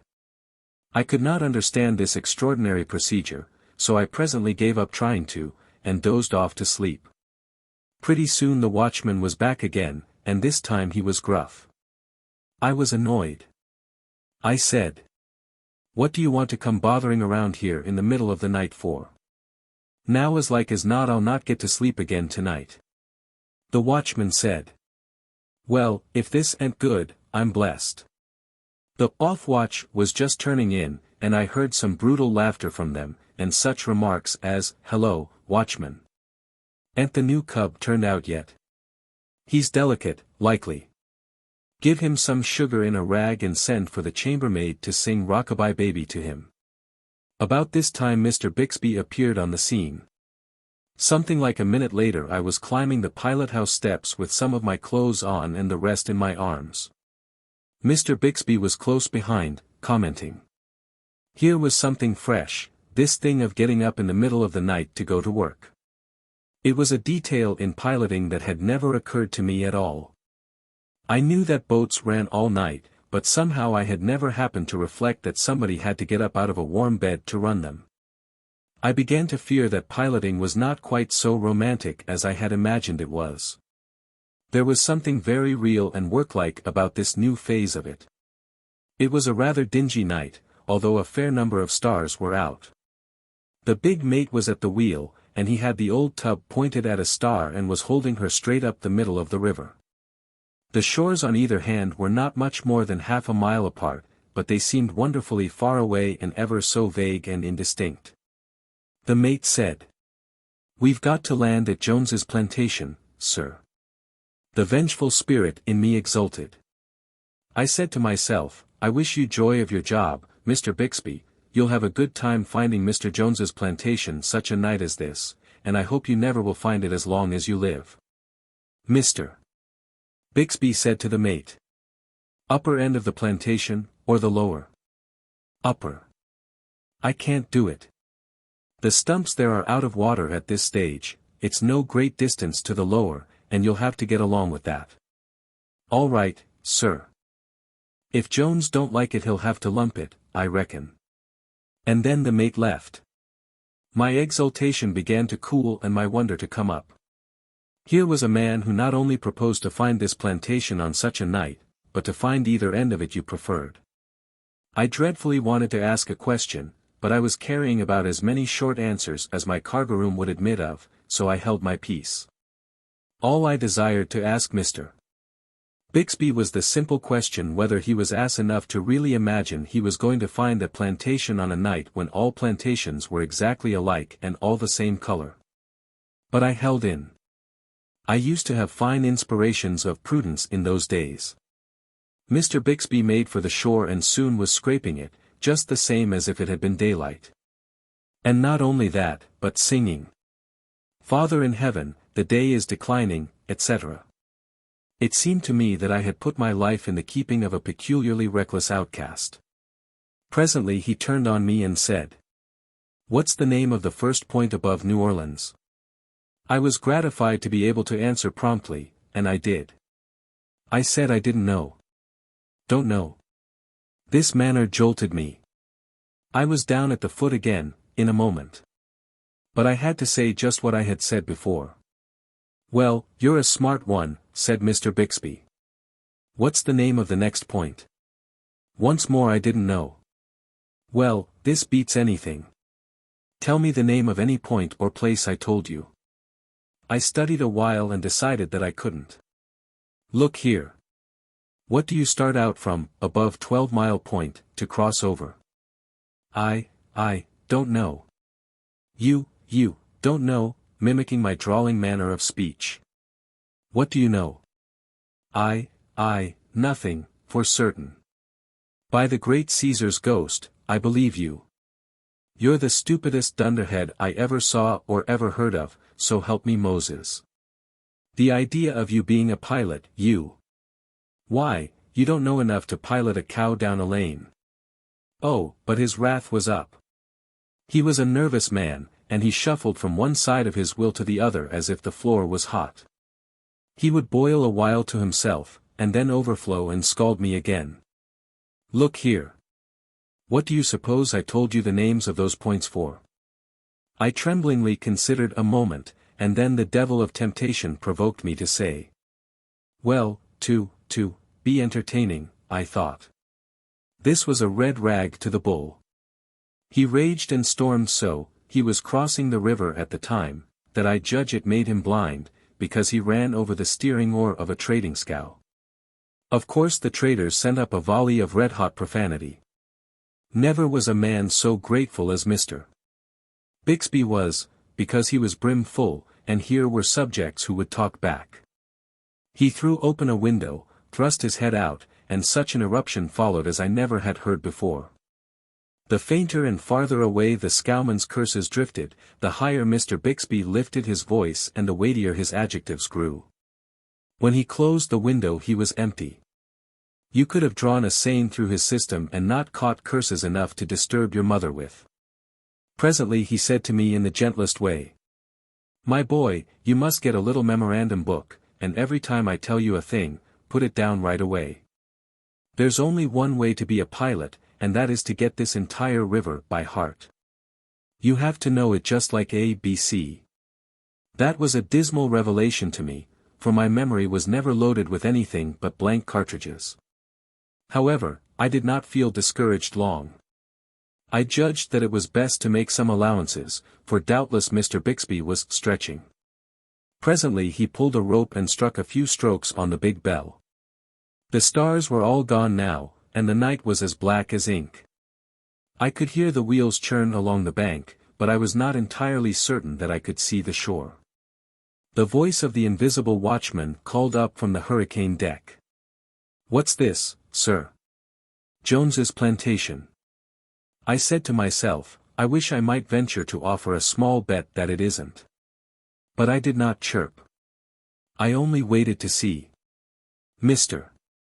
Bixby handled the engine bells, and in due time the boat's nose came to the land, a torch glowed from the forecastle, a man skipped ashore, a dark-as voice on the bank said, Gimme the carpet bag, Mars Jones. And the next moment we were standing up the river again, all serene. I reflected deeply a while, and then said, but not aloud, well, the finding of that plantation was the luckiest accident that ever happened, but it couldn't happen again in 100 years. And I fully believed it was an accident, too. By the time we had gone 700 or 800 miles up the river, I had learned to be a tolerably plucky upstream steersman, in daylight, and before we reached St. Louis I had made a trifle of progress in night work, but only a trifle. I had a notebook that fairly bristled with the names of towns, points, bars, islands, bends, reaches, etc., but the information was to be found only in the notebook, none of it was in my head. It made my heart ache to think I had only got half of the river set down, for as our watch was 4 hours off and 4 hours on, day and night, there was a long 4-hour gap in my book for every time I had slept since the voyage began. My chief was presently hired to go on a big New Orleans boat, and I packed my satchel and went with him. She was a grand affair. When I stood in her pilot house I was so far above the water that I seemed perched on a mountain. And her deck stretched so far away, fore and aft, below me, that I wondered how I could ever have considered the little Paul Jones a large craft. There were other differences, too. The Paul Jones's pilot house was a cheap, dingy, battered rattle-trap, cramped for room, but here was a sumptuous glass temple, room enough to have a dance in, showy red and gold window curtains, an imposing sofa, leather cushions and a back to the high bench where visiting pilots sit, to spin yarns and look at the river, bright, fanciful, cuspidors, instead of a broad wooden box filled with sawdust, nice new oilcloth on the floor. A hospitable big stove for winter, a wheel as high as my head, costly with inlaid work, a wire tiller rope, bright brass knobs for the bells. And a tidy, white-aproned, black, Texas tender, to bring up tarts and ices and coffee during mid-watch, day and night. Now this was something like, and so I began to take heart once more to believe that piloting was a romantic sort of occupation after all. The moment we were underway I began to prowl about the great steamer and fill myself with joy. She was as clean and as dainty as a drawing-room. When I looked down her long, gilded saloon, it was like gazing through a splendid tunnel. She had an oil picture, by some gifted sign painter, on every stateroom door. She glittered with no end of prism-fringed chandeliers, the clerk's office was elegant, the bar was marvelous, and the barkeeper had been barbered and upholstered at incredible cost. The boiler deck, i.e. the second story of the boat, so to speak, was as spacious as a church, it seemed to me, so with the forecastle, and there was no pitiful handful of deckhands, firemen, and roustabouts down there, but a whole battalion of men. The fires were fiercely glaring from a long row of furnaces, and over them were 8 huge boilers. This was unutterable pomp. The mighty engines, but enough of this. I had never felt so fine before. And when I found that the regiment of natty servants respectfully served me, my satisfaction was complete. Chapter 7. A Daring Deed. When I returned to the pilot house St. Louis was gone and I was lost. Here was a piece of river which was all down in my book, but I could make neither head nor tail of it, you understand, it was turned around. I had seen it when coming upstream, but I had never faced about to see how it looked when it was behind me. My heart broke again, for it was plain that I had got to learn this troublesome river both ways. The pilot house was full of pilots, going down to look at the river. What is called the upper river, the 200 miles between St. Louis and Cairo, where the Ohio comes in, was low, and the Mississippi changes its channel so constantly that the pilots used to always find it necessary to run down to Cairo to take a fresh look, when their boats were to lie in port a week. That is, when the water was at a low stage. A deal of this, looking at the river, was done by poor fellows who seldom had a berth, and whose only hope of getting one lay in their being always freshly posted and therefore ready to drop into the shoes of some reputable pilot, for a single trip. On account of such pilots' sudden illness, or some other necessity. And a good many of them constantly ran up and down inspecting the river, not because they ever really hoped to get a berth, but because, they being guests of the boat, it was cheaper to look at the river, than stay ashore and pay board. In time these fellows grew dainty in their tastes, and only infested boats that had an established reputation for setting good tables. All visiting pilots were useful, for they were always ready and willing, winter or summer, night or day, to go out in the yawl and help buoy the channel or assist the boat's pilots in any way they could. They were likewise welcome because all pilots are tireless talkers, when gathered together, and as they talk only about the river they are always understood and are always interesting. Your true pilot cares nothing about anything on earth but the river, and his pride in his occupation surpasses the pride of kings. We had a fine company of these river inspectors along this trip. There were 8 or 10. And there was abundance of room for them in our great pilot house. 2 or 3 of them wore polished silk hats, elaborate shirt fronts, diamond breastpins, kid gloves, and patent leather boots. They were choice in their English, and bore themselves with a dignity proper to men of solid means and prodigious reputation as pilots. The others were more or less loosely clad, and wore upon their heads tall felt cones that were suggestive of the days of the Commonwealth. I was a cipher in this august company, and felt subdued, not to say torpid. I was not even of sufficient consequence to assist at the wheel when it was necessary to put the tiller hard down in a hurry. The guest that stood nearest did that when occasion required, and this was pretty much all the time, because of the crookedness of the channel and the scant water. I stood in a corner, and the talk I listened to took the hope all out of me. One visitor said to another, "Jim, how did you run Plum Point, coming up?"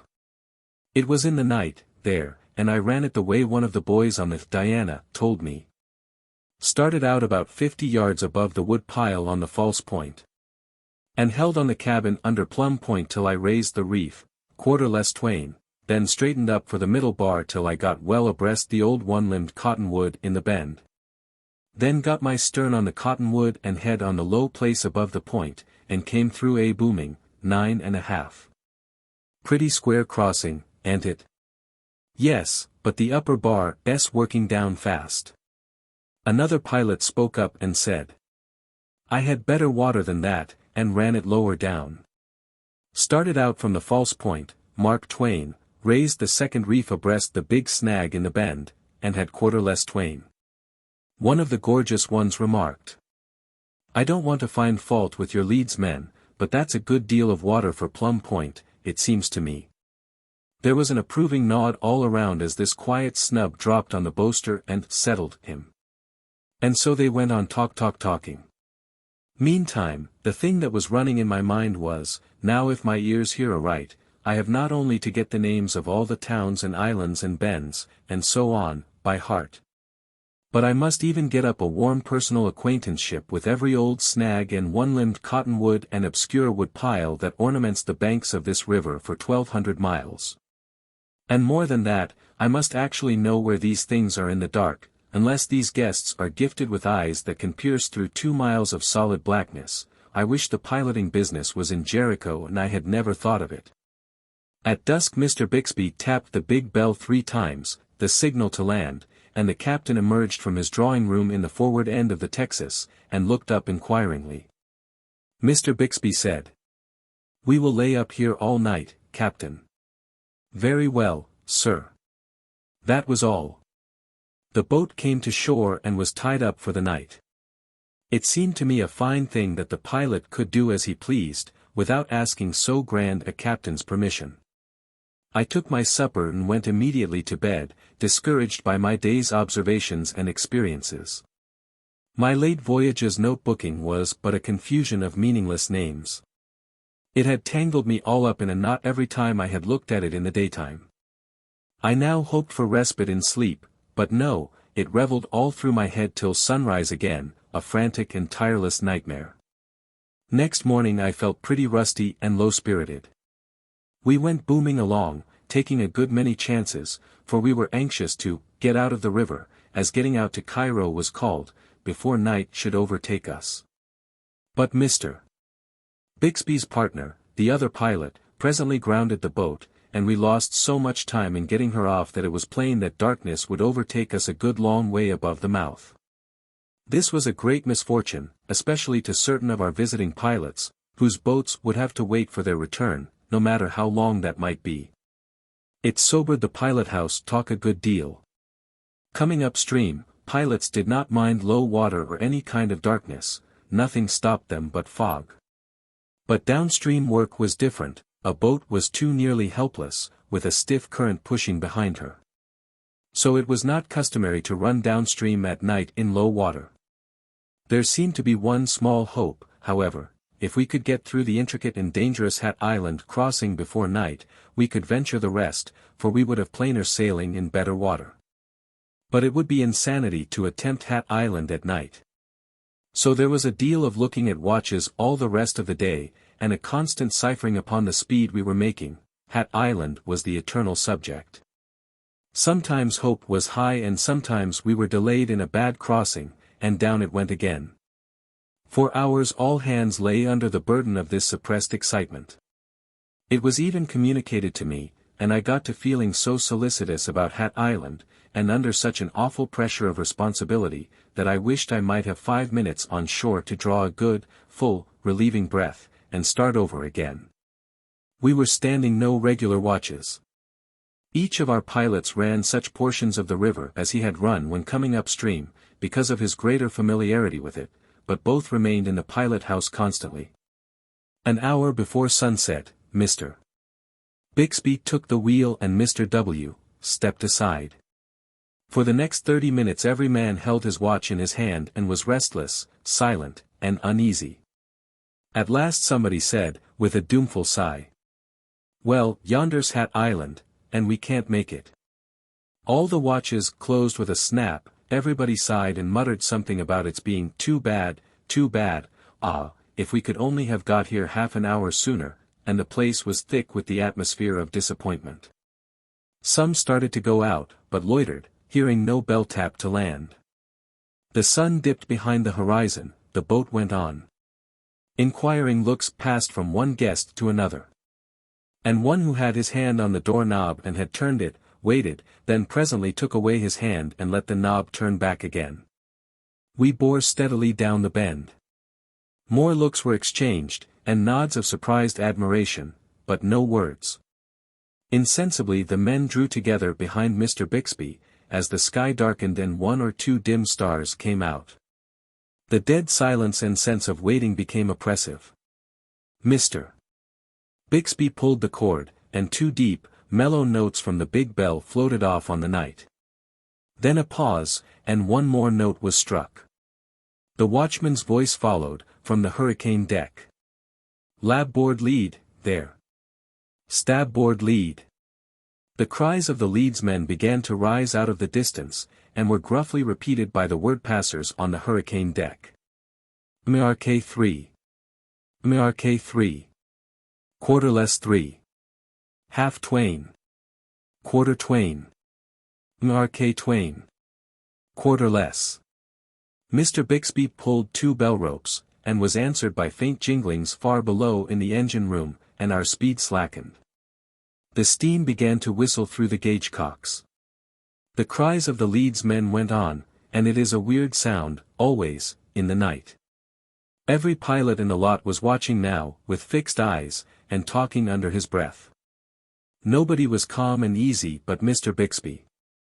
He would put his wheel down and stand on a spoke, and as the steamer swung into her, to me, utterly invisible marks, for we seemed to be in the midst of a wide and gloomy sea, he would meet and fasten her there. Out of the murmur of half-audible talk, one caught a coherent sentence now and then, such as, "There, she's over the first reef all right." After a pause, another subdued voice, "Her stern's coming down just exactly right, by George. Now she's in the marks, over she goes."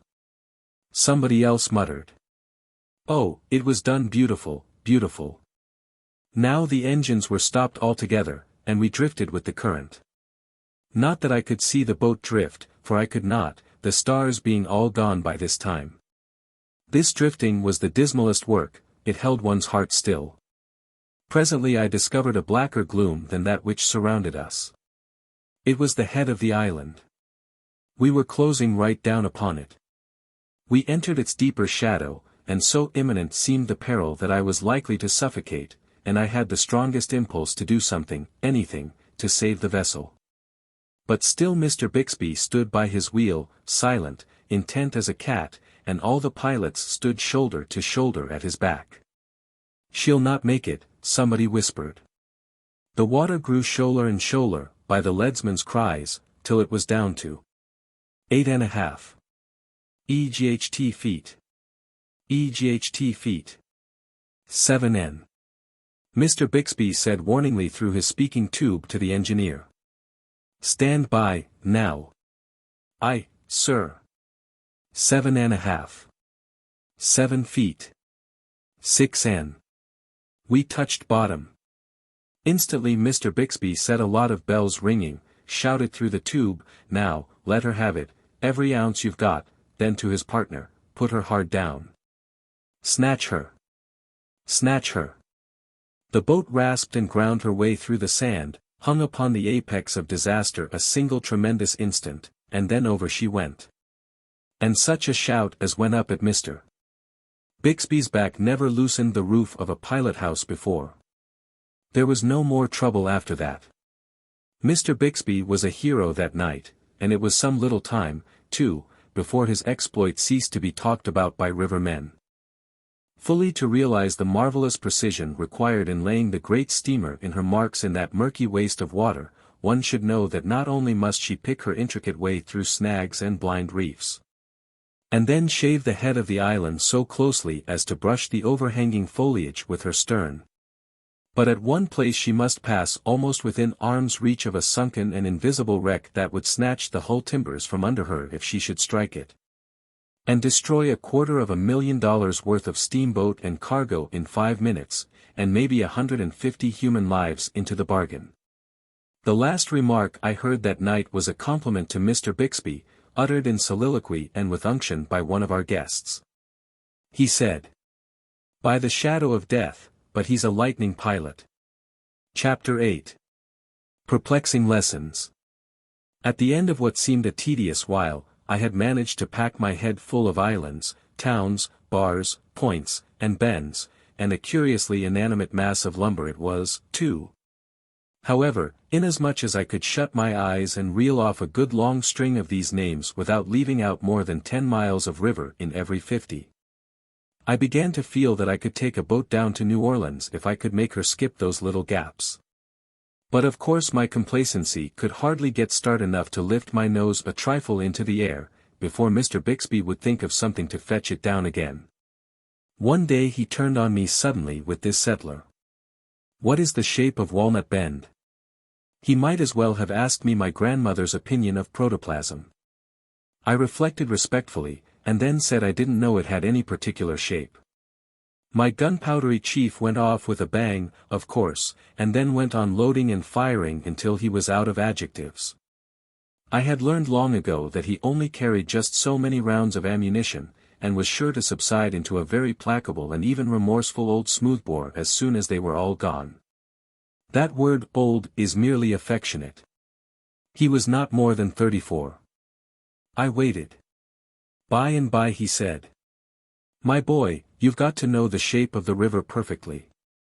It is all there is left to steer by on a very dark night. Everything else is blotted out and gone. But mind you, it hasn't the same shape in the night that it has in the daytime. How on earth am I ever going to learn it, then? How do you follow a hull at home in the dark? Because you know the shape of it. You can't see it. Do you mean to say that I've got to know all the million trifling variations of shape in the banks of this interminable river as well as I know the shape of the front hull at home? On my honor, you've got to know them better than any man ever did know the shapes of the hulls in his own house. I wish I was dead. Now I don't want to discourage you, but... Well, pile it on me, I might as well have it now as another time. You see, this has got to be learned, there isn't any getting around it. A clear starlight night throws such heavy shadows that if you didn't know the shape of a shore perfectly you would claw away from every bunch of timber, because you would take the black shadow of it for a solid cape. And you see you would be getting scared to death every 15 minutes by the watch. You would be 50 yards from shore all the time when you ought to be within 50 feet of it. You can't see a snag in one of those shadows, but you know exactly where it is, and the shape of the river tells you when you are coming to it. Then there's your pitch-dark night. The river is a very different shape on a pitch-dark night from what it is on a starlight night. All shores seem to be straight lines, then, and mighty dim ones, too, and you'd run them for straight lines only you know better. You boldly drive your boat right into what seems to be a solid, straight wall, you knowing very well that in reality there is a curve there, and that wall falls back and makes way for you. Then there's your gray mist. You take a night when there's one of these drizzly, gray mists, and then there isn't any particular shape to a shore. A gray mist would tangle the head of the oldest man that ever lived. Well, then, different kinds of moonlight changed the shape of the river in different ways. You see. Oh, don't say any more, please. Have I got to learn the shape of the river according to all these 500,000 different ways?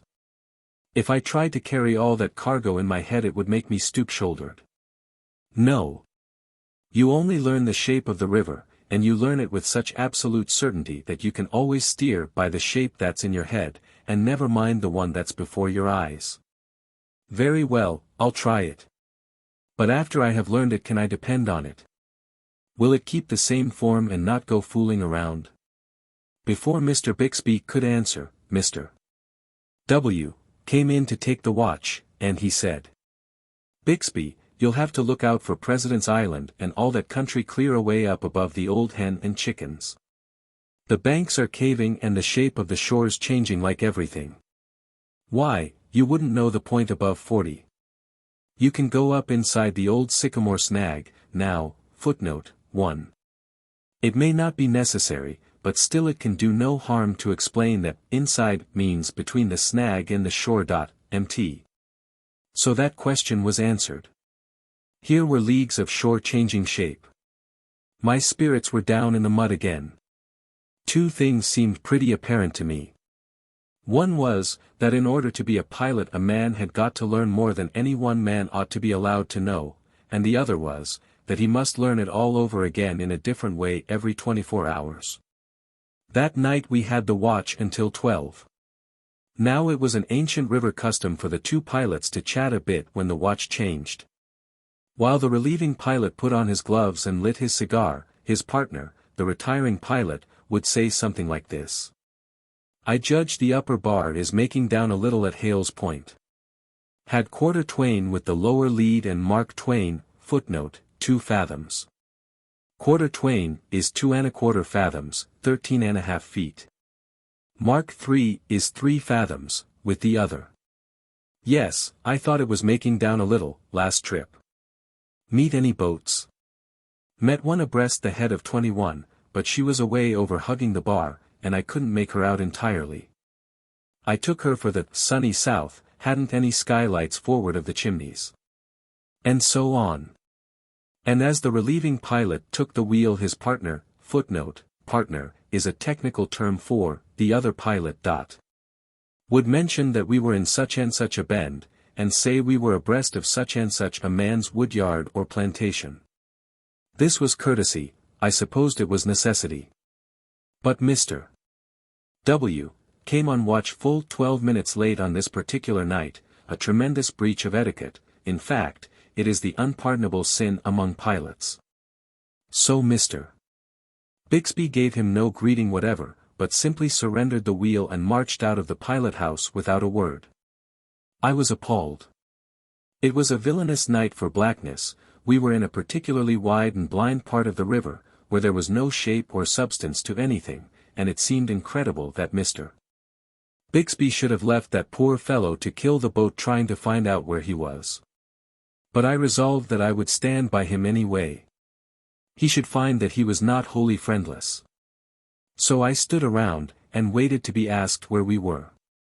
But Mr. W. plunged on serenely through the solid firmament of black cats that stood for an atmosphere, and never opened his mouth. Here is a proud devil, thought I. Here is a limb of Satan that would rather send us all to destruction than put himself under obligations to me. Because I am not yet one of the salt of the earth and privileged to snub captains and lord it over everything dead and alive in a steamboat. I presently climbed up on the bench. I did not think it was safe to go to sleep while this lunatic was on watch. However, I must have gone to sleep in the course of time, because the next thing I was aware of was the fact that day was breaking, Mr. W. gone, and Mr. Bixby at the wheel again. So it was 4 o'clock and all well, but me, I felt like a skinful of dry bones and all of them trying to ache at once. Mr. Bixby asked me what I had stayed up there for. I confessed that it was to do Mr. W. a benevolence, tell him where he was. It took 5 minutes for the entire preposterousness of the thing to filter into Mr. Bixby's system, and then I judge it filled him nearly up to the chin. Because he paid me a compliment, and not much of a one either. He said, "Well, taking you by and large, you do seem to be more different kinds of an ass than any creature I ever saw before." What did you suppose he wanted to know for? I said I thought it might be a convenience to him. Convenience D-nation. Didn't I tell you that a man's got to know the river in the night the same as he'd know his own front hall? Well, I can follow the front hall in the dark if I know it is the front hall, but suppose you set me down in the middle of it in the dark and not tell me which hall it is, how am I to know? Well, you've got to, on the river. All right. Then I'm glad I never said anything to Mr. W. I should say so. Why, he'd have slammed you through the window and utterly ruined $100 worth of window sash and stuff.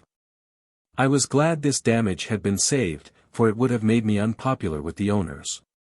They always hated anybody who had the name of being careless, and injuring things. I went to work now to learn the shape of the river. And of all the eluding and ungraspable objects that ever I tried to get mind or hands on, that was the chief. I would fasten my eyes upon a sharp, wooded point that projected far into the river some miles ahead of me, and go to laboriously photographing its shape upon my brain. And just as I was beginning to succeed to my satisfaction, we would draw up toward it and the exasperating thing would begin to melt away and fold back into the bank. If there had been a conspicuous dead tree standing upon the very point of the cape, I would find that tree inconspicuously merged into the general forest and occupying the middle of a straight shore, when I got abreast of it. No prominent hill would stick to its shape long enough for me to make up my mind what its form really was, but it was as dissolving and changeful as if it had been a mountain of butter in the hottest corner of the tropics. Nothing ever had the same shape when I was coming downstream that it had borne when I went up. I mentioned these little difficulties to Mr. Bixby. He said, "That's the very main virtue of the thing. If the shapes didn't change every 3 seconds they wouldn't be of any use. Take this place where we are now, for instance.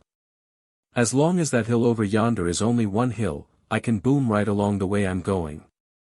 But the moment it splits at the top and forms a V, I know I've got to scratch to starboard in a hurry, or I'll bang this boat's brains out against a rock.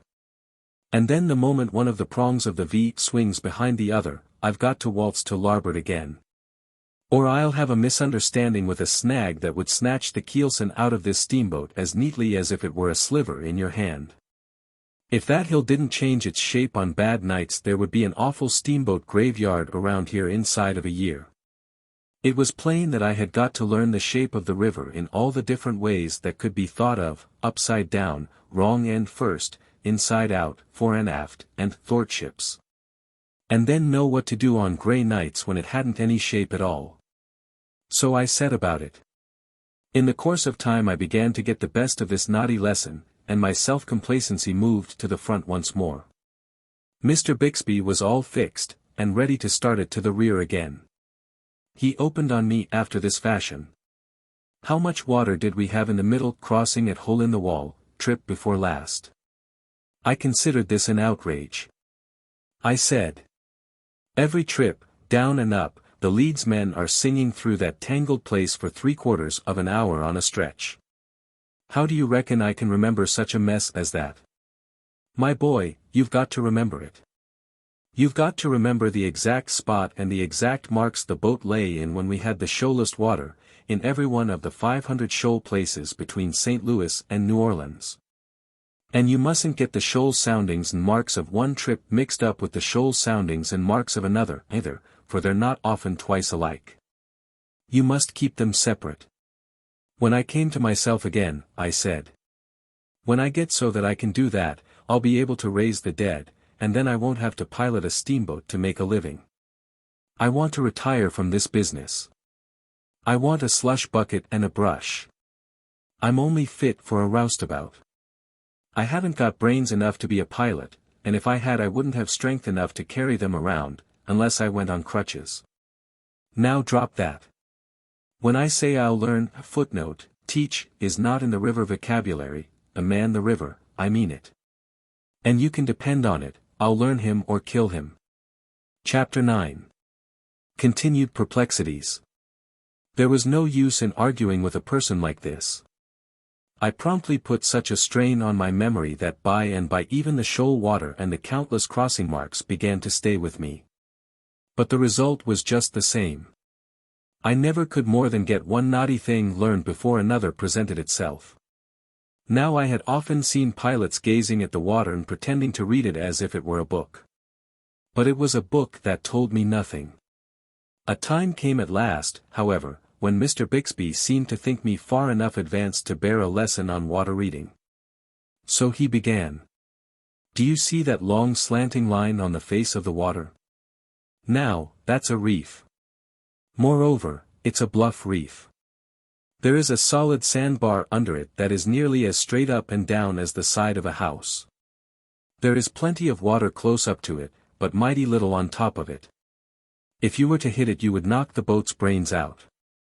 Do you see where the line fringes out at the upper end and begins to fade away? Yes, sir. Well, that is a low place, that is the head of the reef. You can climb over there, and not hurt anything. Cross over, now, and follow along close under the reef, easy water there, not much current. I followed the reef along till I approached the fringed end. Then Mr. Bixby said. Now get ready. Wait till I give the word. She won't want to mount the reef, a boat hates shoal water. Stand by, wait, keep her well in hand. Now cramp her down. Snatch her. Snatch her. He seized the other side of the wheel and helped to spin it around until it was hard down, and then we held it so. The boat resisted, and refused to answer for a while, and next she came surging to starboard, mounted the reef, and sent a long, angry ridge of water foaming away from her bows. Now watch her like a cat, or she'll get away from you. When she fights strong and the tiller slips a little, in a jerky, greasy sort of way, let up on her a trifle, it is the way she tells you at night that the water is too shoal, but keep edging her up, little by little, toward the point. You are well up on the bar, now, there is a bar under every point, because the water that comes down around it forms an eddy and allows the sediment to sink. Do you see those fine lines on the face of the water that branch out like the ribs of a fan? Well, those are little reefs, you want to just miss the ends of them, but run them pretty close. Now look out, look out. Don't you crowd that slick, greasy-looking place, there ain't 9 feet there, she won't stand it. She begins to smell it, look sharp, I tell you. Oh blazes, there you go. Stop the starboard wheel. Quick. Ship up to back. Set her back. The engine bells jingled and the engines answered promptly, shooting white columns of steam far aloft out of the escape pipes, but it was too late. The boat had smelt the bar in good earnest. The foamy ridges that radiated from her bows suddenly disappeared, a great dead swell came rolling forward and swept ahead of her, she careened far over to larboard, and went tearing away toward the other shore as if she were about scared to death. We were a good mile from where we ought to have been, when we finally got the upper hand of her again. During the afternoon watch the next day, Mr. Bixby asked me if I knew how to run the next few miles. I said, go inside the first snag above the point, outside the next one, start out from the lower end of Higgins's woodyard, make a square crossing N. That's all right. I'll be back before you close up on the next point. But he wasn't. He was still below when I rounded it and entered upon a piece of river which I had some misgivings about. I did not know that he was hiding behind a chimney to see how I would perform. I went gaily along, getting prouder and prouder, for he had never left the boat in my sole charge such a length of time before. I even got to setting her and letting the wheel go, entirely, while I vaingloriously turned my back and inspected the stem marks and hummed a tune, a sort of easy indifference which I had prodigiously admired in Bixby and other great pilots. Once I inspected rather long, and when I faced to the front again my heart flew into my mouth so suddenly that if I hadn't clapped my teeth together I should have lost it. One of those frightful bluff reefs was stretching its deadly length right across our bows. My head was gone in a moment, I did not know which end I stood on, I gasped and could not get my breath. I spun the wheel down with such rapidity that it wove itself together like a spider's web, the boat answered and turned square away from the reef, but the reef followed her. I fled, and still it followed, still it kept, right across my bows. I never looked to see where I was going, I only fled. The awful crash was imminent, why didn't that villain come? If I committed the crime of ringing a bell, I might get thrown overboard. But better that than kill the boat. So in blind desperation I started such a rattling shivaree down below as never had astounded an engineer in this world before, I fancy. Amidst the frenzy of the bells the engines began to back and fill in a furious way, and my reason forsook its throne. We were about to crash into the woods on the other side of the river. Just then Mr. Bixby stepped calmly into view on the hurricane deck. My soul went out to him in gratitude. My distress vanished, I would have felt safe on the brink of Niagara, with Mr. Bixby on the hurricane deck. He blandly and sweetly took his toothpick out of his mouth between his fingers, as if it were a cigar. We were just in the act of climbing an overhanging big tree. And the passengers were scudding astern like rats, and lifted up these commands to me ever so gently. Stop the starboard. Stop the larboard. Set her back on both. The boat hesitated, halted, pressed her nose among the bows a critical instant, then reluctantly began to back away. Stop the larboard.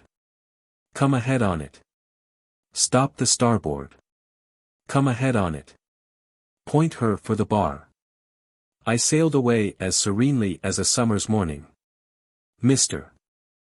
Bixby came in and said, with mock simplicity. When you have a hail, my boy, you ought to tap the big bell 3 times before you land, so that the engineers can get ready. I blushed under the sarcasm, and said I hadn't had any hail. Ah! Then it was for wood, I suppose. The officer of the watch will tell you when he wants to wood up. I went on consuming and said I wasn't after wood. Indeed? Why, what could you want over here in the bend, then? Did you ever know of a boat following a bend upstream at this stage of the river? No sir, and I wasn't trying to follow it. I was getting away from a bluff reef. No, it wasn't a bluff reef, there isn't one within 3 miles of where you were. But I saw it. It was as bluff as that one yonder. Just about. Run over it. Do you give it as an order? Yes. Run over it. If I don't, I wish I may die. All right, I am taking the responsibility. I was just as anxious to kill the boat, now, as I had been to save her before. I impressed my orders upon my memory, to be used at the inquest, and made a straight break for the reef. As it disappeared under our bows I held my breath. But we slid over it like oil. Now don't you see the difference? It wasn't anything but a wind reef. The wind does that. So I see. But it is exactly like a bluff reef. How am I ever going to tell them apart? I can't tell you. It is an instinct. By and by you will just naturally know one from the other, but you never will be able to explain why or how you know them apart. It turned out to be true. The Face of the Water, in time, became a wonderful book, a book that was a dead language to the uneducated passenger, but which told its mind to me without reserve, delivering its most cherished secrets as clearly as if it uttered them with a voice. And it was not a book to be read once and thrown aside, for it had a new story to tell every day. Throughout the long 1,200 miles there was never a page that was void of interest, never one that you could leave unread without loss, never one that you would want to skip, thinking you could find higher enjoyment in some other thing. There never was so wonderful a book written by man, never one whose interest was so absorbing, so unflagging, so sparkingly renewed with every reperusal. The passenger who could not read it was charmed with a peculiar sort of faint dimple on its surface, on the rare occasions when he did not overlook it altogether, but to the pilot that was an italicized passage. Indeed, it was more than that, it was a legend of the largest capitals, with a string of shouting exclamation points at the end of it. For it meant that a wreck or a rock was buried there that could tear the life out of the strongest vessel that ever floated. It is the faintest and simplest expression the water ever makes, and the most hideous to a pilot's eye. In truth, the passenger who could not read this book saw nothing but all manner of pretty pictures in it painted by the sun and shaded by the clouds, whereas to the trained eye these were not pictures at all, but the grimmest and most dead earnest of reading matter. Now when I had mastered the language of this water and had come to know every trifling feature that bordered the great river as familiarly as I knew the letters of the alphabet, I had made a valuable acquisition. But I had lost something, too. I had lost something which could never be restored to me while I lived. All the grace, the beauty, the poetry had gone out of the majestic river. I still keep in mind a certain wonderful sunset which I witnessed when steamboating was new to me. A broad expanse of the river was turned to blood, in the middle distance the red hue brightened into gold, through which a solitary log came floating, black and conspicuous, in one place a long, slanting mark lay sparkling upon the water. In another the surface was broken by boiling, tumbling rings, that were as many tinted as an opal. Where the ruddy flush was faintest, was a smooth spot that was covered with graceful circles and radiating lines, ever so delicately traced. The shore on our left was densely wooded, and the somber shadow that fell from this forest was broken in one place by a long, ruffled trail that shone like silver. And high above the forest wall a clean-stemmed dead tree waved a single leafy bough that glowed like a flame in the unobstructed splendor that was flowing from the sun. There were graceful curves, reflected images, woody heights, soft distances. And over the whole scene, far and near, the dissolving lights drifted steadily, enriching it, every passing moment, with new marvels of coloring. I stood like one bewitched. I drank it in a speechless rapture. The world was new to me, and I had never seen anything like this at home. But as I have said, a day came when I began to cease from noting the glories and the charms which the moon and the sun and the twilight wrought upon the river's face. Another day came when I ceased altogether to note them. Then, if that sunset scene had been repeated, I should have looked upon it without rapture, and should have commented upon it, inwardly, after this fashion: this sun means that we are going to have wind tomorrow. That floating log means that the river is rising, small thanks to it. That slanting mark on the water refers to a bluff reef which is going to kill somebody's steamboat one of these nights, if it keeps on stretching out like that. Those tumbling boils show a dissolving bar and a changing channel there.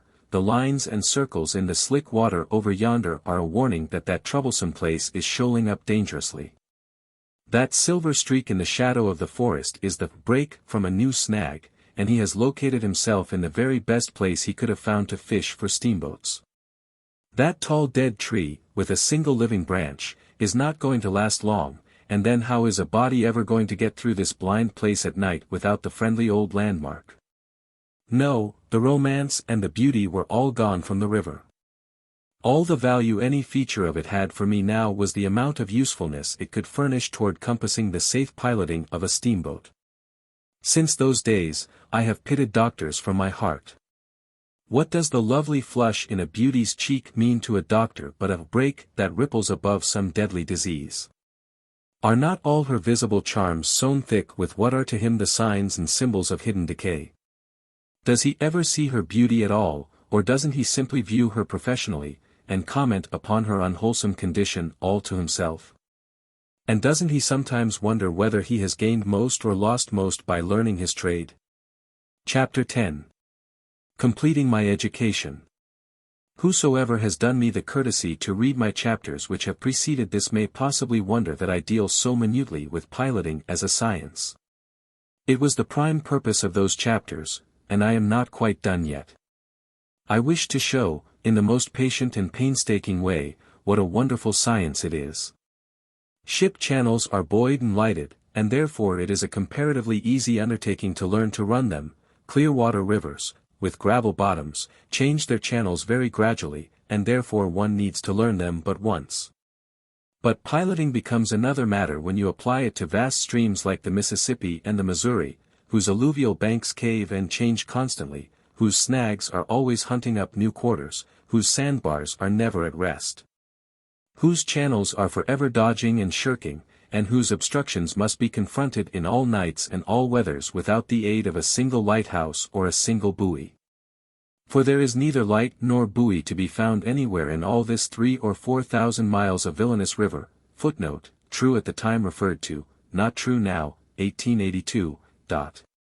I feel justified in enlarging upon this great science for the reason that I feel sure no one has ever yet written a paragraph about it who had piloted a steamboat himself, and so had a practical knowledge of the subject.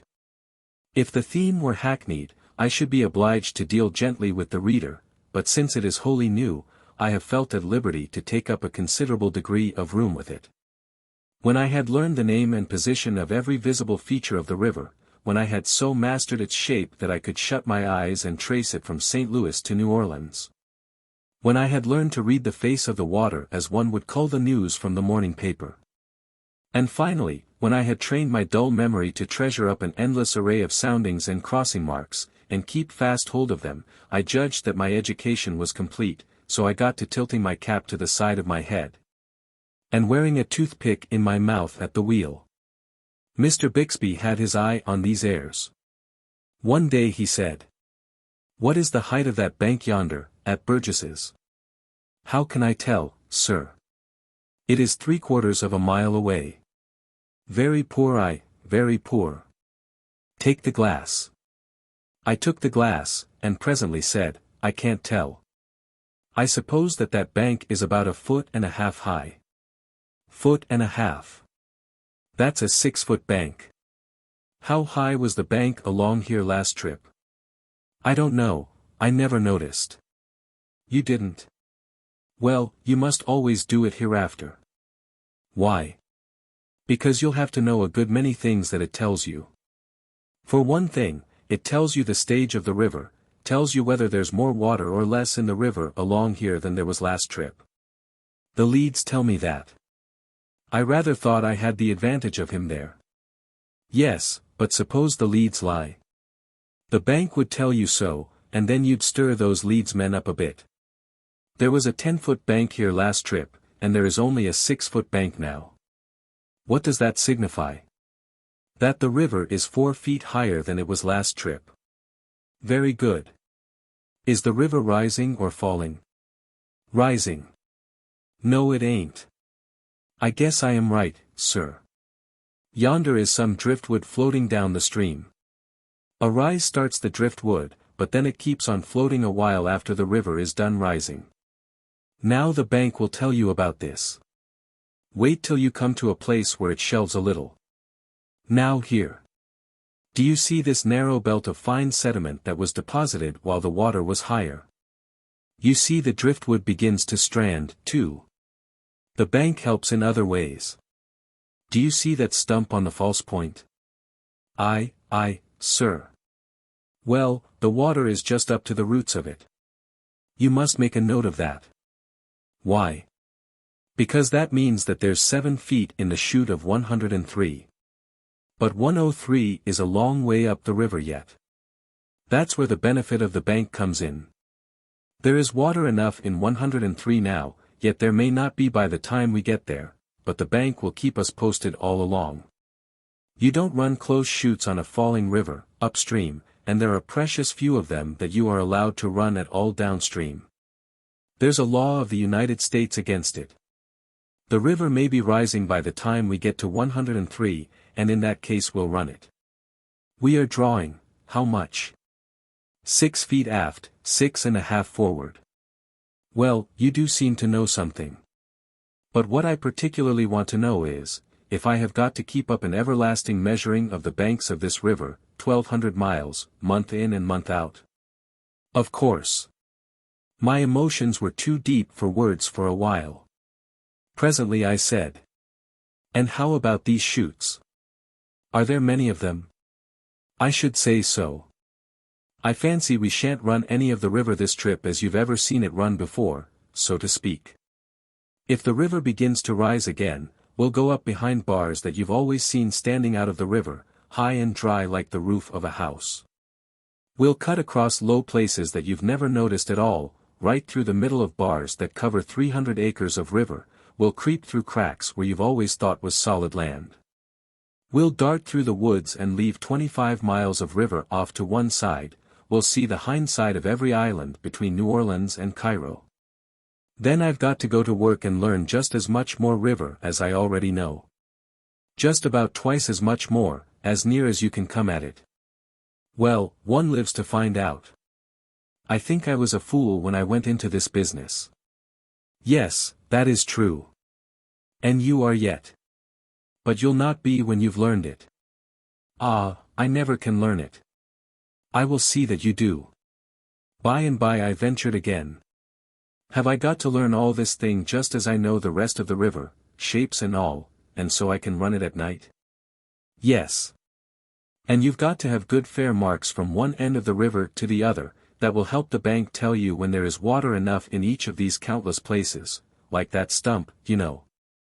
When the river first begins to rise, you can run half a dozen of the deepest of them, when it rises a foot more you can run another dozen. The next foot will add a couple of dozen, and so on, so you see you have to know your banks and marks to a dead moral certainty, and never get them mixed. For when you start through one of those cracks, there's no backing out again, as there is in the big river, you've got to go through, or stay there 6 months if you get caught on a falling river. There are about 50 of these cracks which you can't run at all except when the river is brim full and over the banks. This new lesson is a cheerful prospect. Cheerful enough. And mind what I've just told you. When you start into one of those places you've got to go through. They are too narrow to turn around in, too crooked to back out of, and the shoal water is always up at the head, never elsewhere. And the head of them is always likely to be filling up, little by little, so that the marks you reckon their depth by, this season, may not answer for next. Learn a new set, then, every year. Exactly. Cramp her up to the bar. What are you standing up through the middle of the river for? The next few months showed me strange things. On the same day that we held the conversation above narrated, we met a great rise coming down the river. The whole vast face of the stream was black with drifting dead logs, broken boughs, and great trees that had caved in and been washed away. It required the nicest steering to pick one's way through this rushing raft, even in the daytime, when crossing from point to point, and at night the difficulty was mightily increased. Every now and then a huge log, lying deep in the water, would suddenly appear right under our bows, coming head-on, no use to try to avoid it then. We could only stop the engines, and one wheel would walk over that log from one end to the other, keeping up a thundering racket and careening the boat in a way that was very uncomfortable to passengers. Now and then we would hit one of these sunken logs a rattling bang, dead in the center, with a full head of steam, and it would stun the boat as if she had hit a continent. Sometimes this log would lodge, and stay right across our nose, and back the Mississippi up before it. We would have to do a little crawfishing, then, to get away from the obstruction. We often hit white logs, in the dark, for we could not see them till we were right on them, but a black log is a pretty distinct object at night. A white snag is an ugly customer when the daylight is gone. Of course, on the great rise, down came a swarm of prodigious timber rafts from the headwaters of the Mississippi, coal barges from Pittsburgh, little trading scows from everywhere, and broadhorns from Posey County, Indiana. Freighted with fruit and furniture, the usual term for describing it, though in plain English the freight thus aggrandized was hoop poles and pumpkins. Pilots bore a mortal hatred to these craft, and it was returned with usury. The law required all such helpless traders to keep a light burning, but it was a law that was often broken. All of a sudden, on a murky night, a light would hop up, right under our bows, almost, and an agonized voice, with the backwoods wang to it, would wail out. "Where the, you goin' to? Can't you see nothin', you aig suckin', sheep stealin', one-eyed son of a stuffed monkey?" Then for an instant, as we whistled by, the red glare from our furnaces would reveal the scow and the form of the gesticulating orator as if under a lightning flash. And in that instant our firemen and deckhands would send and receive a tempest of missiles and profanity. One of our wheels would walk off with the crashing fragments of a steering oar, and down the dead blackness would shut again. And that flatboatman would be sure to go into New Orleans and sue our boat, swearing stoutly that he had a light burning all the time, when in truth his gang had the lantern down below to sing and lie and drink and gamble by, and no watch on deck. Once, at night, in one of those forest-bordered crevices, behind an island, which steamboat men intensely describe with the phrase, as dark as the inside of a cow, we should have eaten up a Posey County family, fruit, furniture, and all. But that they happened to be fiddling down below, and we just caught the sound of the music in time to sheer off, doing no serious damage, unfortunately, but coming so near it that we had good hopes for a moment. These people brought up their lantern, then, of course, and as we backed and filled to get away, the precious family stood in the light of it, both sexes and various ages, and cursed us till everything turned blue. Once a coalboatman sent a bullet through our pilot-house, when we borrowed a steering oar of him in a very narrow place. Chapter 11. The river rises. During this big rise these small fry craft were an intolerable nuisance. We were running chute after chute, a new world to me, and if there was a particularly cramped place in a chute, we would be pretty sure to meet a broadhorn there. And if he failed to be there, we would find him in a still worse locality, namely, the head of the chute, on the shoal water. And then there would be no end of profane cordialities exchanged. Sometimes, in the big river, when we would be feeling our way cautiously along through a fog, the deep hush would suddenly be broken by yells and a clamor of tin pans, and all in an instant a log raft would appear vaguely through the webby veil, close upon us. And then we did not wait to swap knives, but snatched our engine bells out by the roots and piled on all the steam we had, to scramble out of the way. One doesn't hit a rock or a solid log craft with a steamboat when he can get excused. You will hardly believe it, but many steamboat clerks always carried a large assortment of religious tracts with them in those old departed steamboating days. Indeed they did. 20 times a day we would be cramping up around a bar, while a string of these small fry rascals were drifting down into the head of the bend away above and beyond us a couple of miles. Now a skiff would dart away from one of them, and come fighting its laborious way across the desert of water. It would ease all, in the shadow of our forecastle, and the panting oarsman would shout, "Gimme a pauper," as the skiff drifted swiftly astern. The clerk would throw over a file of New Orleans journals. If these were picked up without comment, you might notice that now a dozen other skiffs had been drifting down upon us without saying anything. You understand, they had been waiting to see how number one was going to fare. No. One making no comment, all the rest would bend to their oars and come on, now. And as fast as they came the clerk would heave over neat bundles of religious tracts, tied to shingles. The amount of hard swearing which 12 packages of religious literature will command when impartially divided up among 12 raftsmen's crews, who have pulled a heavy skiff 2 miles on a hot day to get them, is simply incredible. As I have said, the big rise brought a new world under my vision. By the time the river was over its banks we had forsaken our old paths and were hourly climbing over bars that had stood 10 feet out of water before. We were shaving stumpy shores, like that at the foot of Madrid Bend, which I had always seen avoided before. We were clattering through chutes like that of 82, where the opening at the foot was an unbroken wall of timber till our nose was almost at the very spot. Some of these chutes were utter solitudes.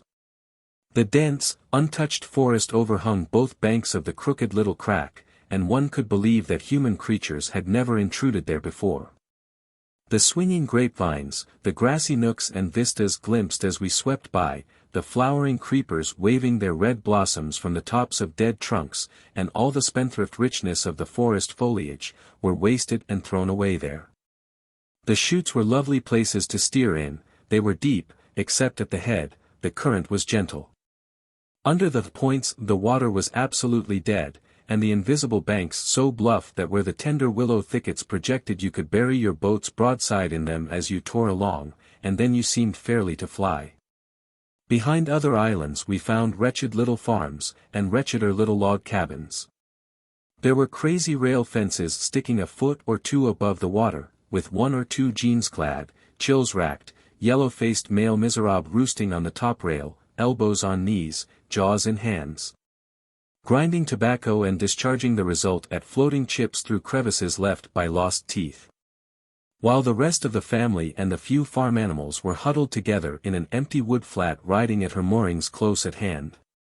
In this flatboat the family would have to cook and eat and sleep for a lesser or greater number of days, or possibly weeks. Until the river should fall 2 or 3 feet and let them get back to their log cabin and their chills again, chills being a merciful provision of an all-wise providence to enable them to take exercise without exertion. And this sort of watery camping out was a thing which these people were rather liable to be treated to a couple of times a year, by the December rise out of the Ohio, and the June rise out of the Mississippi. And yet these were kindly dispensations, for they at least enabled the poor things to rise from the dead now and then, and look upon life when a steamboat went by.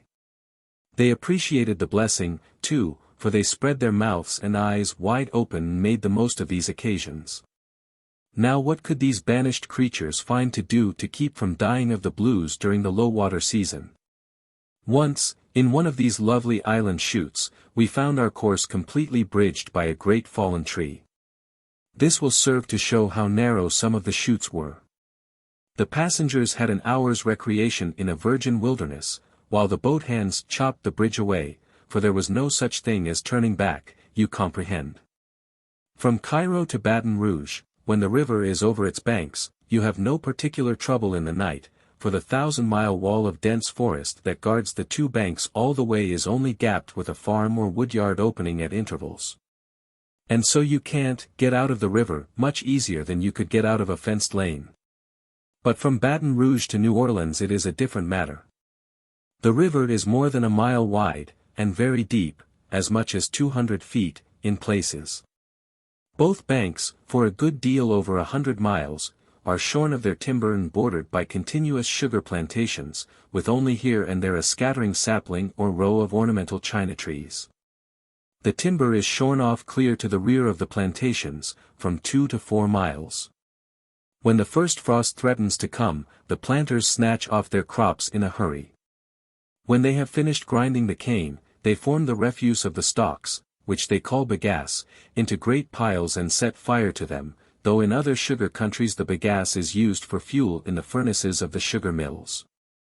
Now the piles of damp bagasse burn slowly, and smoke like Satan's own kitchen. An embankment 10 or 15 feet high guards both banks of the Mississippi all the way down that lower end of the river, and this embankment is set back from the edge of the shore from 10 to perhaps 100 feet, according to circumstances. Say 30 or 40 feet, as a general thing. Fill that whole region with an impenetrable gloom of smoke from 100 miles of burning bagasse piles, when the river is over the banks, and turn a steamboat loose along there at midnight and see how she will feel. And see how you will feel, too. You find yourself away out in the midst of a vague dim sea that is shoreless, that fades out and loses itself in the murky distances. For you cannot discern the thin rib of embankment, and you are always imagining you see a straggling tree when you don't. The plantations themselves are transformed by the smoke, and look like a part of the sea. All through your watch you are tortured with the exquisite misery of uncertainty. You hope you are keeping in the river, but you do not know. All that you are sure about is that you are likely to be within 6 feet of the bank and destruction, when you think you are a good half-mile from shore. And you are sure, also, that if you chance suddenly to fetch up against the embankment and topple your chimneys overboard, you will have the small comfort of knowing that it is about what you were expecting to do. One of the great Vicksburg packets darted out into a sugar plantation one night, at such a time, and had to stay there a week. But there was no novelty about it, it had often been done before. I thought I had finished this chapter, but I wish to add a curious thing, while it is in my mind. It is only relevant in that it is connected with piloting. There used to be an excellent pilot on the river, a Mr. X, who was a somnambulist. It was said that if his mind was troubled about a bad piece of river, he was pretty sure to get up and walk in his sleep and do strange things. He was once fellow pilot for a trip or two with George Ealer, on a great New Orleans passenger packet. During a considerable part of the first trip George was uneasy, but got over it by and by, as X seemed content to stay in his bed when asleep. Late one night the boat was approaching Helena, Arkansas, the water was low, and the crossing above the town in a very blind and tangled condition. X had seen the crossing since Ealer had, and as the night was particularly drizzly, sullen, and dark, Ealer was considering whether he had not better have X called to assist in running the place, when the door opened and X walked in. Now on very dark nights, light is a deadly enemy to piloting, you are aware that if you stand in a lighted room, on such a night, you cannot see things in the street to any purpose. But if you put out the lights and stand in the gloom you can make out objects in the street pretty well. So, on very dark nights, pilots do not smoke. They allow no fire in the pilot-house stove. If there is a crack which can allow the least ray to escape, they order the furnaces to be curtained with huge tarpaulins and the skylights to be closely blinded. Then no light whatever issues from the boat. The undefinable shape that now entered the pilot-house had Mr. X's voice. This said, "Let me take her, George. I've seen this place since you have, and it is so crooked that I reckon I can run it myself easier than I could tell you how to do it. It is kind of you, and I swear I am willing. I haven't got another drop of perspiration left in me. I have been spinning around and around the wheel like a squirrel. It is so dark I can't tell which way she is swinging till she is coming around like a whirligig." So Eeyler took a seat on the bench, panting and breathless. The Black Phantom assumed the wheel without saying anything, steadied the waltzing steamer with a turn or two, and then stood at ease, coaxing her a little to this side and then to that, as gently and as sweetly as if the time had been noonday. When Eeyler observed this marvel of steering, he wished he had not confessed. He stared, and wondered, and finally said, "Well, I thought I knew how to steer a steamboat, but that was another mistake of mine." X said nothing, but went serenely on with his work. He rang for the leads, he rang to slow down the steam. He worked the boat carefully and neatly into invisible marks, then stood at the center of the wheel and peered blandly out into the blackness, fore and aft, to verify his position. As the leads showed more and more, he stopped the engines entirely, and the dead silence and suspense of drifting followed when the shoalest water was struck. He cracked on the steam, carried her handsomely over, and then began to work her warily into the next system of shoal marks. The same patient, heedful use of leads and engines followed. The boat slipped through without touching bottom, and entered upon the third and last intricacy of the crossing. Imperceptibly she moved through the gloom, crept by inches into her marks, drifted tediously till the shoalest water was cried, and then, under a tremendous head of steam, went swinging over the reef and away into deep water and safety. Eeyler let his long-pent breath pour out in a great, relieving sigh, and said, "That's the sweetest piece of piloting that was ever done on the Mississippi River. I wouldn't believed it could be done, if I hadn't seen it." There was no reply, and he added, "Just hold her 5 minutes longer, partner, and let me run down and get a cup of coffee." A minute later Eeyler was biting into a pie, down in the Texas, and comforting himself with coffee. Just then the night watchman happened in, and was about to happen out again, when he noticed Eeyler and exclaimed, "Who is at the wheel, sir?" X. Dart for the pilot-house, quicker than lightning. The next moment both men were flying up the pilot-house companionway, 3 steps at a jump. Nobody there. The great steamer was whistling down the middle of the river at her own sweet will. The watchman shot out of the place again. Eeyler seized the wheel, set an engine back with power, and held his breath while the boat reluctantly swung away from a towhead, which she was about to knock into the middle of the Gulf of Mexico. By and by the watchman came back and said, "Didn't that lunatic tell you he was asleep, when he first came up here?" "No." "Well, he was. I found him walking along on top of the railings just as unconcerned as another man would walk a pavement. And I put him to bed.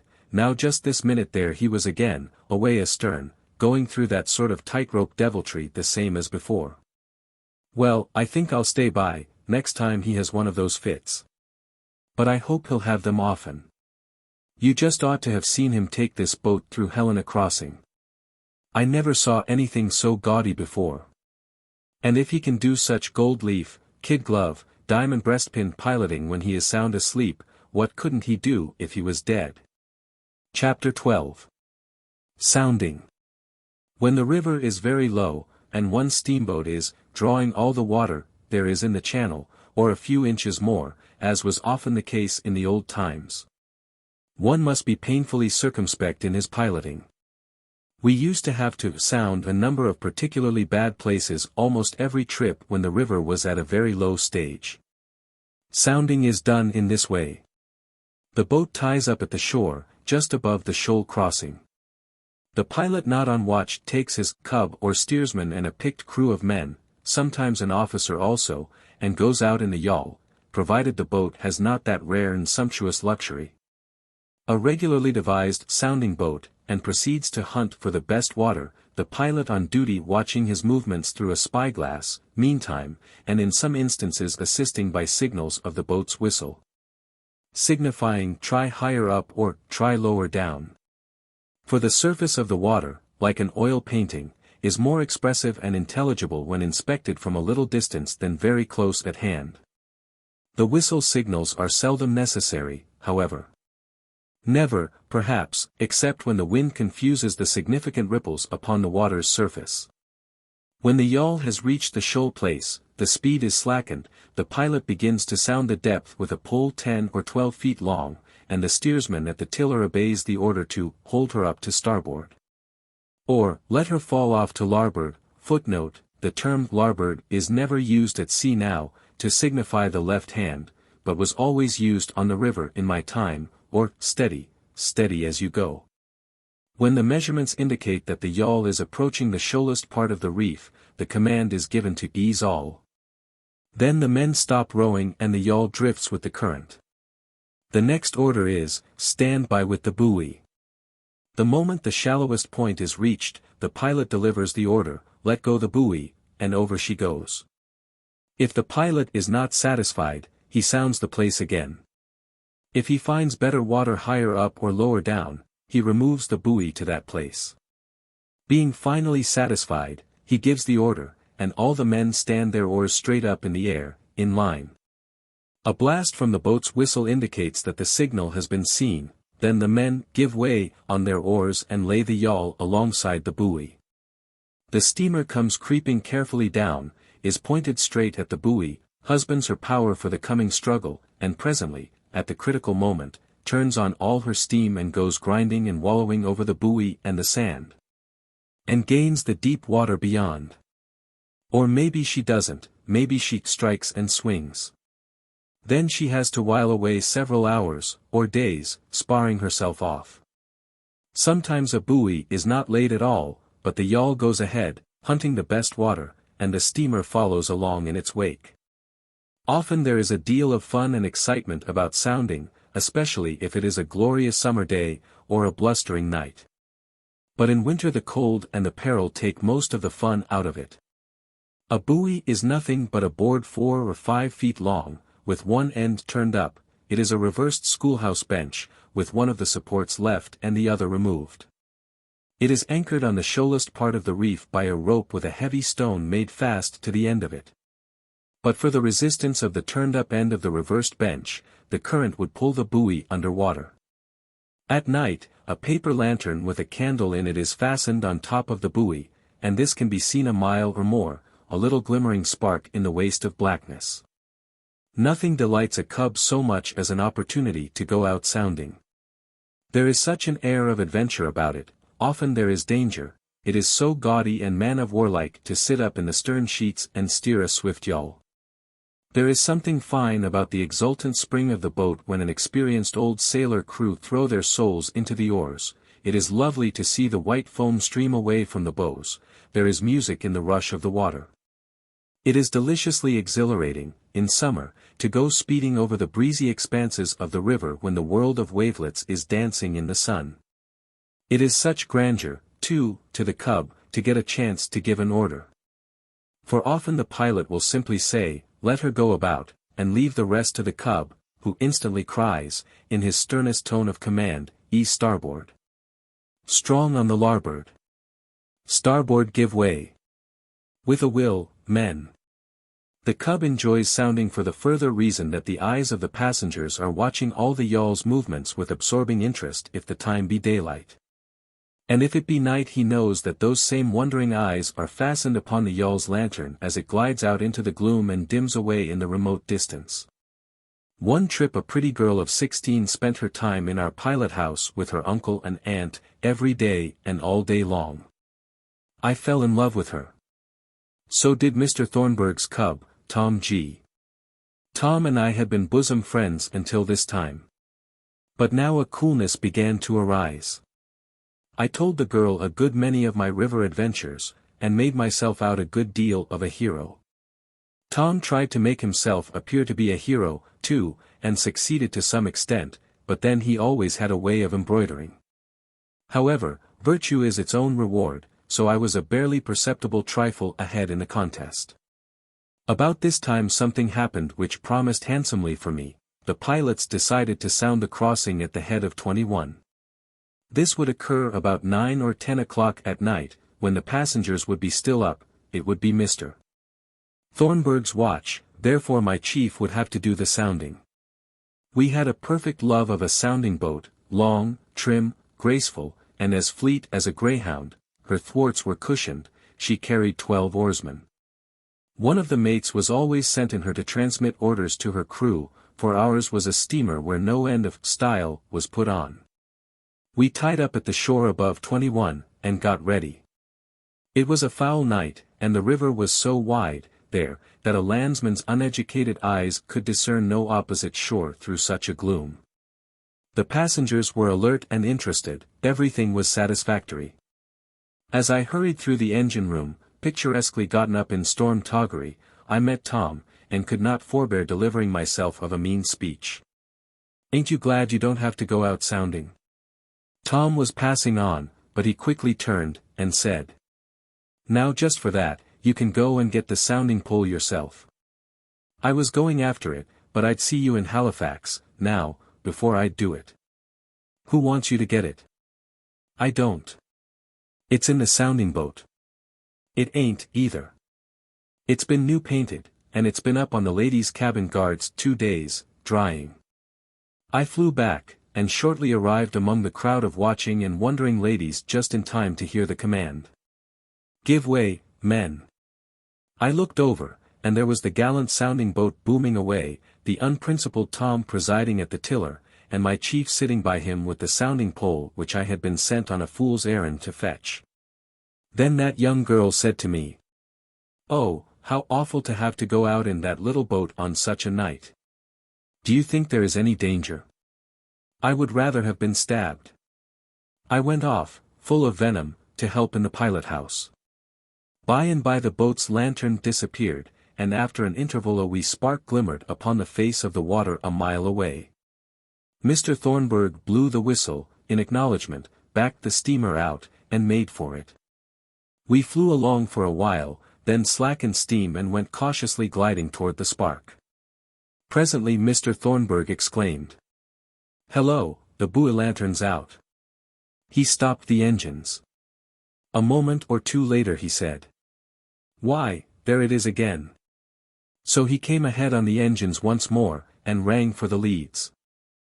Gradually the water shoaled up, and then began to deepen again. Mr. Thornburg muttered, "Well, I don't understand this. I believe that buoy has drifted off the reef. Seems to be a little too far to the left. No matter, it is safest to run over it anyhow." So, in that solid world of darkness we went creeping down on the light. Just as our bows were in the act of ploughing over it, Mr. Thornburg seized the bell ropes, rang a startling peal, and exclaimed, "My soul, it's the sounding boat." A sudden chorus of wild alarms burst out far below, a pause, and then the sound of grinding and crashing followed. Mr. Thornburg exclaimed, "There! The paddle wheel has ground the sounding boat to lucifer matches. Run! See who is killed." I was on the main deck in the twinkling of an eye. My chief and the third mate and nearly all the men were safe. They had discovered their danger when it was too late to pull out of the way. Then, when the great guards overshadowed them a moment later, they were prepared and knew what to do. At my chief's order they sprang at the right instant, seized the guard, and were hauled aboard. The next moment the sounding yawl swept aft to the wheel and was struck and splintered to atoms. Two of the men in the Cub Tom were missing, a fact which spread like wildfire over the boat. The passengers came flocking to the forward gangway, ladies and all, anxious-eyed, white-faced, and talked in odd voices of the dreadful thing. And often and again I heard them say, "Poor fellows! Poor boy, poor boy!" By this time the boat's yawl was manned and away, to search for the missing. Now a faint call was heard, off to the left. The yawl had disappeared in the other direction. Half the people rushed to one side to encourage the swimmer with their shouts, the other half rushed the other way to shriek to the yawl to turn about. By the callings, the swimmer was approaching, but some said the sound showed failing strength. The crowd massed themselves against the boiler deck railings, leaning over and staring into the gloom, and every faint and fainter cry wrung from them such words as, "Ah, poor fellow, poor fellow! Is there no way to save him?" But still the cries held out, and drew nearer, and presently the voice said pluckily, "I can make it. Stand by with a rope." What a rousing cheer they gave him! The chief mate took his stand in the glare of a torch basket, a coil of rope in his hand, and his men grouped about him. The next moment the swimmer's face appeared in the circle of light, and in another one the owner of it was hauled aboard, limp and drenched, while cheer on cheer went up. It was that devil Tom. The yawl crew searched everywhere, but found no sign of the two men. They probably failed to catch the guard, tumbled back, and were struck by the wheel and killed. Tom had never jumped for the guard at all, but had plunged headfirst into the river and dived under the wheel. It was nothing, I could have done it easy enough, and I said so. But everybody went on just the same, making a wonderful to-do over that ass, as if he had done something great. That girl couldn't seem to have enough of that pitiful hero the rest of the trip, but little I cared, I loathed her, anyway. The way we came to mistake the sounding boat's lantern for the buoy light was this. My chief said that after laying the buoy he fell away and watched it till it seemed to be secure. Then he took up a position 100 yards below it and a little to one side of the steamer's course, headed the sounding boat upstream, and waited. Having to wait some time, he and the officer got to talking. He looked up when he judged that the steamer was about on the reef, saw that the buoy was gone, but supposed that the steamer had already run over it. He went on with his talk. He noticed that the steamer was getting very close on him, but that was the correct thing, it was her business to shave him closely, for convenience in taking him aboard. He was expecting her to sheer off, until the last moment. Then it flashed upon him that she was trying to run him down, mistaking his lantern for the buoy light, so he sang out, "Stand by to spring for the guard, men," and the next instant the jump was made. Chapter 13. A Pilot's Needs. But I am wandering from what I was intending to do, that is, make plainer than perhaps appears in the previous chapters, some of the peculiar requirements of the science of piloting. First of all, there is one faculty which a pilot must incessantly cultivate until he has brought it to absolute perfection. Nothing short of perfection will do. That faculty is memory. He cannot stop with merely thinking a thing is so and so. He must know it, for this is eminently one of the exact sciences. With what scorn a pilot was looked upon, in the old times, if he ever ventured to deal in that feeble phrase, "I think," instead of the vigorous one, "I know." One cannot easily realize what a tremendous thing it is to know every trivial detail of 1,200 miles of river and know it with absolute exactness. If you will take the longest street in New York, and travel up and down it, conning its features patiently until you know every house and window and door and lamppost and big and little sign by heart, and know them so accurately that you can instantly name the one you are abreast of when you are set down at random in that street in the middle of an inky black night, you will then have a tolerable notion of the amount and the exactness of a pilot's knowledge who carries the Mississippi River in his head. And then if you will go on until you know every street crossing, the character, size, and position of the crossing stones, and the varying depth of mud in each of those numberless places, you will have some idea of what the pilot must know in order to keep a Mississippi steamer out of trouble. Next, if you will take half of the signs in that long street, and change their places once a month, and still manage to know their new positions accurately on dark nights, and keep up with these repeated changes without making any mistakes. You will understand what is required of a pilot's peerless memory by the fickle Mississippi. I think a pilot's memory is about the most wonderful thing in the world. To know the Old and New Testaments by heart, and be able to recite them glibly, forward or backward, or begin at random anywhere in the book and recite both ways and never trip or make a mistake, is no extravagant mass of knowledge. And no marvelous facility, compared to a pilot's massed knowledge of the Mississippi and his marvelous facility in the handling of it. I make this comparison deliberately, and believe I am not expanding the truth when I do it. Many will think my figure too strong, but pilots will not. And how easily and comfortably the pilot's memory does its work. How placidly effortless is its way, how unconsciously it lays up its vast stores, hour by hour, day by day, and never loses or mislays a single valuable package of them all. Take an instance. Let a leadsman cry, "Half Twain! Half Twain! Half Twain! Half Twain! Half Twain," until it become as monotonous as the ticking of a clock. Let conversation be going on all the time, and the pilot be doing his share of the talking, and no longer consciously listening to the leadsman. And in the midst of this endless string of half-twains let a single quarter twain be interjected, without emphasis, and then the half-twain cry go on again, just as before. 2 or 3 weeks later that pilot can describe with precision the boat's position in the river when that quarter twain was uttered. And give you such a lot of head marks, stern marks, and side marks to guide you, that you ought to be able to take the boat there and put her in that same spot again yourself. The cry of quarter twain did not really take his mind from his talk, but his trained faculties instantly photographed the bearings, noted the change of depth, and laid up the important details for future reference without requiring any assistance from him in the matter. If you were walking and talking with a friend, and another friend at your side kept up a monotonous repetition of the vowel sound A, for a couple of blocks, and then in the midst interjected an R, thus, A, R, etc., and gave the R no emphasis, you would not be able to state, 2 or 3 weeks afterward, that the R had been put in, nor be able to tell what objects you were passing at the moment it was done. But you could if your memory had been patiently and laboriously trained to do that sort of thing mechanically. Give a man a tolerably fair memory to start with, and piloting will develop it into a very colossus of capability. But only in the matters it is daily drilled in. A time would come when the man's faculties could not help noticing landmarks and soundings, and his memory could not help holding on to them with the grip of a vice. But if you asked that same man at noon what he had had for breakfast, it would be 10 chances to 1 that he could not tell you.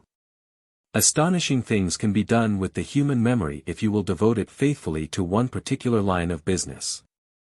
At the time that wages soared so high on the Missouri River, my chief, Mr.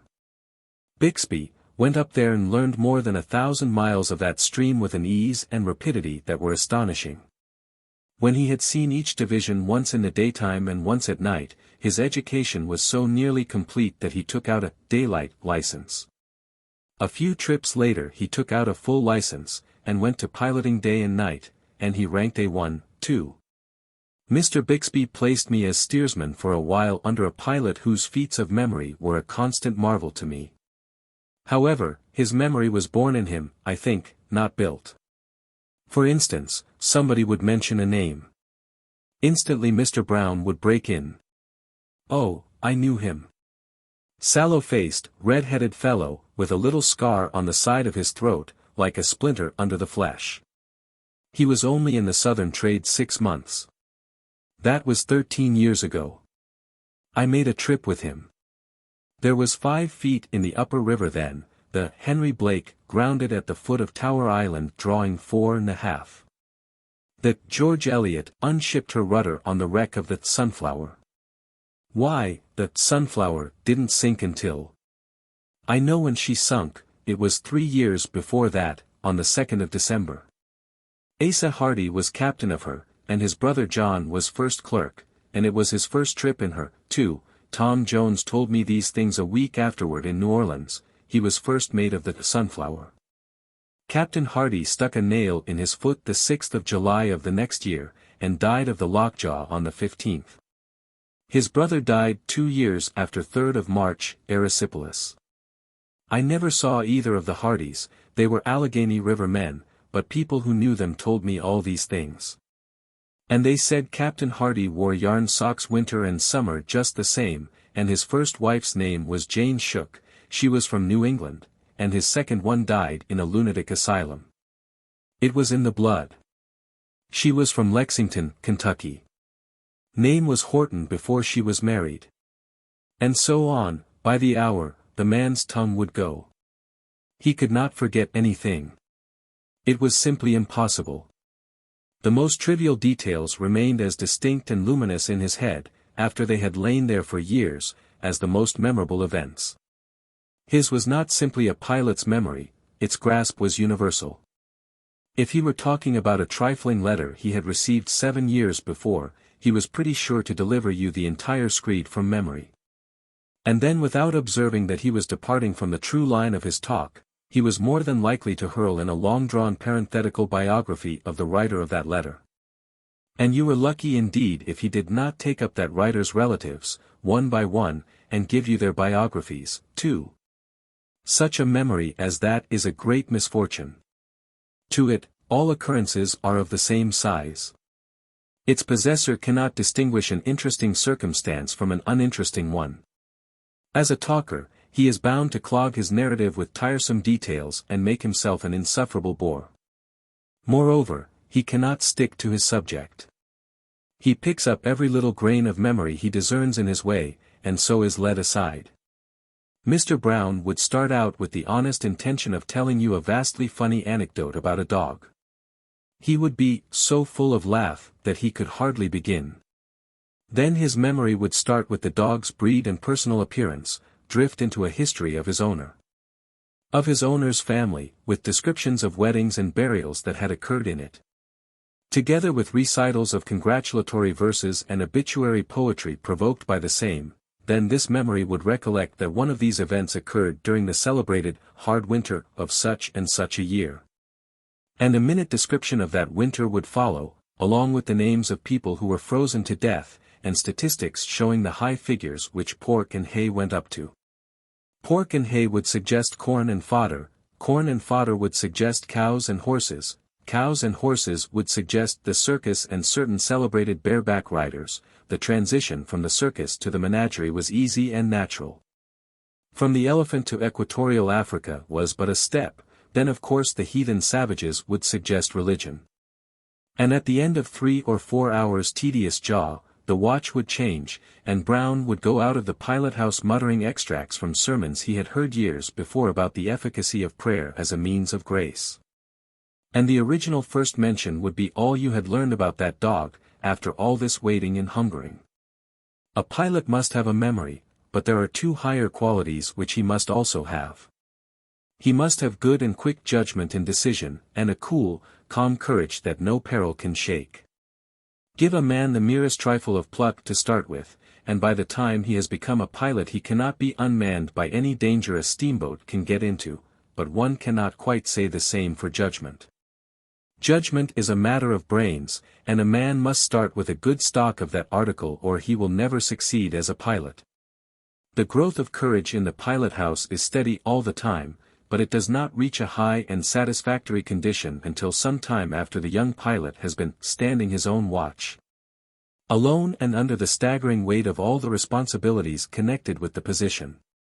When an apprentice has become pretty thoroughly acquainted with the river, he goes clattering along so fearlessly with his steamboat, night or day, that he presently begins to imagine that it is his courage that animates him. But the first time the pilot steps out and leaves him to his own devices he finds out it was the other man's. He discovers that the article has been left out of his own cargo altogether. The whole river is bristling with exigencies in a moment. He is not prepared for them, he does not know how to meet them, all his knowledge forsakes him, and within 15 minutes he is as white as a sheet and scared almost to death. Therefore pilots wisely train these cubs by various strategic tricks to look danger in the face a little more calmly. A favorite way of theirs is to play a friendly swindle upon the candidate. Mr. Bixby served me in this fashion once, and for years afterward I used to blush even in my sleep when I thought of it. I had become a good steersman, so good, indeed, that I had all the work to do on our watch, night and day. Mr. Bixby seldom made a suggestion to me. All he ever did was to take the wheel on particularly bad nights or in particularly bad crossings, land the boat when she needed to be landed, play gentleman of leisure 9/10 of the watch, and collect the wages. The lower river was about bank full, and if anybody had questioned my ability to run any crossing between Cairo and New Orleans without help or instruction, I should have felt irreparably hurt. The idea of being afraid of any crossing in the lot, in the daytime, was a thing too preposterous for contemplation. Well, one matchless summer's day I was bowling down the bend above Island 66, brimful of self-conceit and carrying my nose as high as a giraffe's, when Mr. Bixby said, "I am going below a while. I suppose you know the next crossing?" This was almost an affront. It was about the plainest and simplest crossing in the whole river. One couldn't come to any harm, whether he ran it right or not, and as for depth, there never had been any bottom there. I knew all this, perfectly well. Know how to run it? Why, I can run it with my eyes shut. How much water is there in it? Well, that is an odd question. I couldn't get bottom there with a church steeple. You think so, do you? The very tone of the question shook my confidence. That was what Mr. Bixby was expecting. He left, without saying anything more. I began to imagine all sorts of things.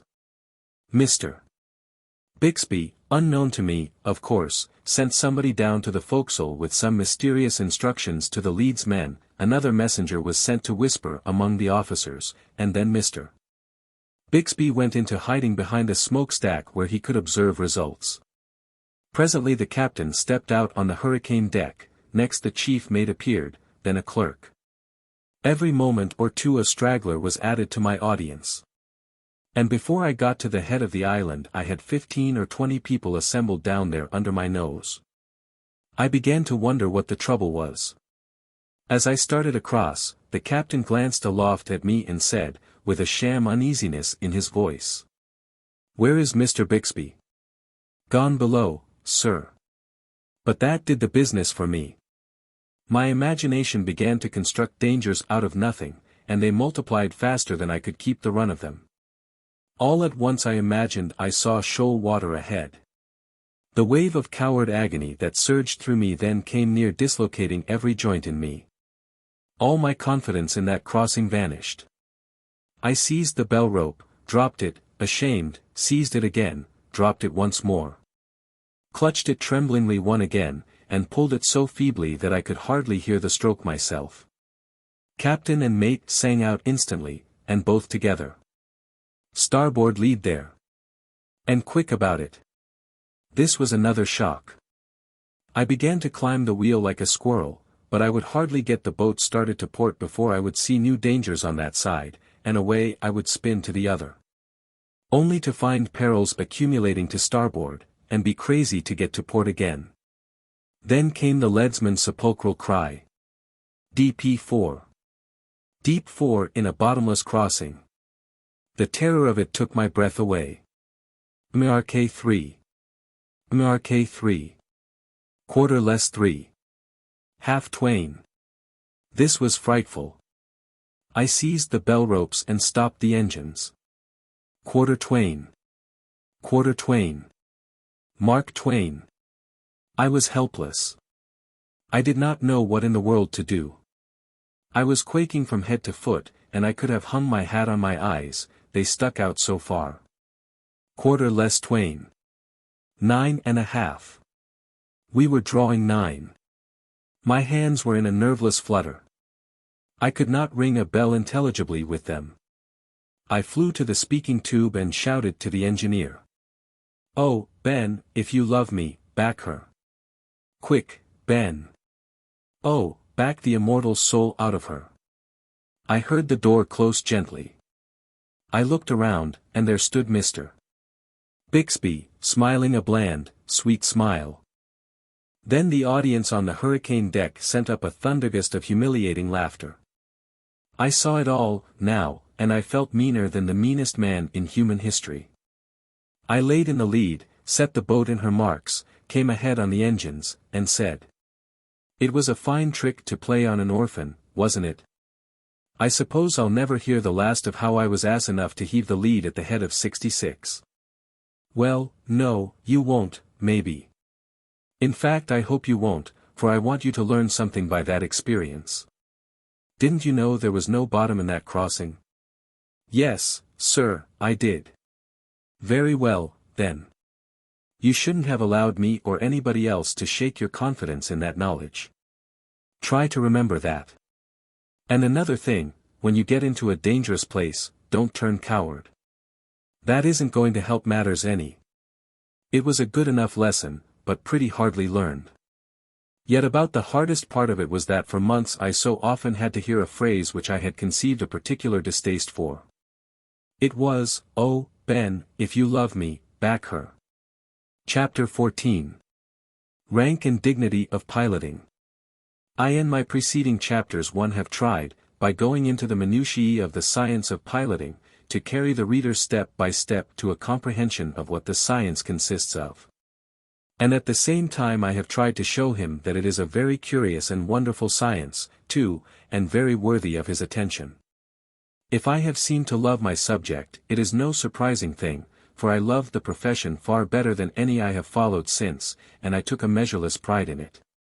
The reason is plain: a pilot, in those days, was the only unfettered and entirely independent human being that lived in the earth. Kings are but the hampered servants of Parliament and people. Parliament sit in chains forged by their constituency.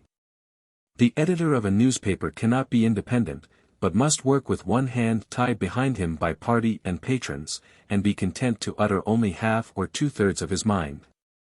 No clergyman is a free man and may speak the whole truth, regardless of his parish's opinions. Writers of all kinds are manacled servants of the public.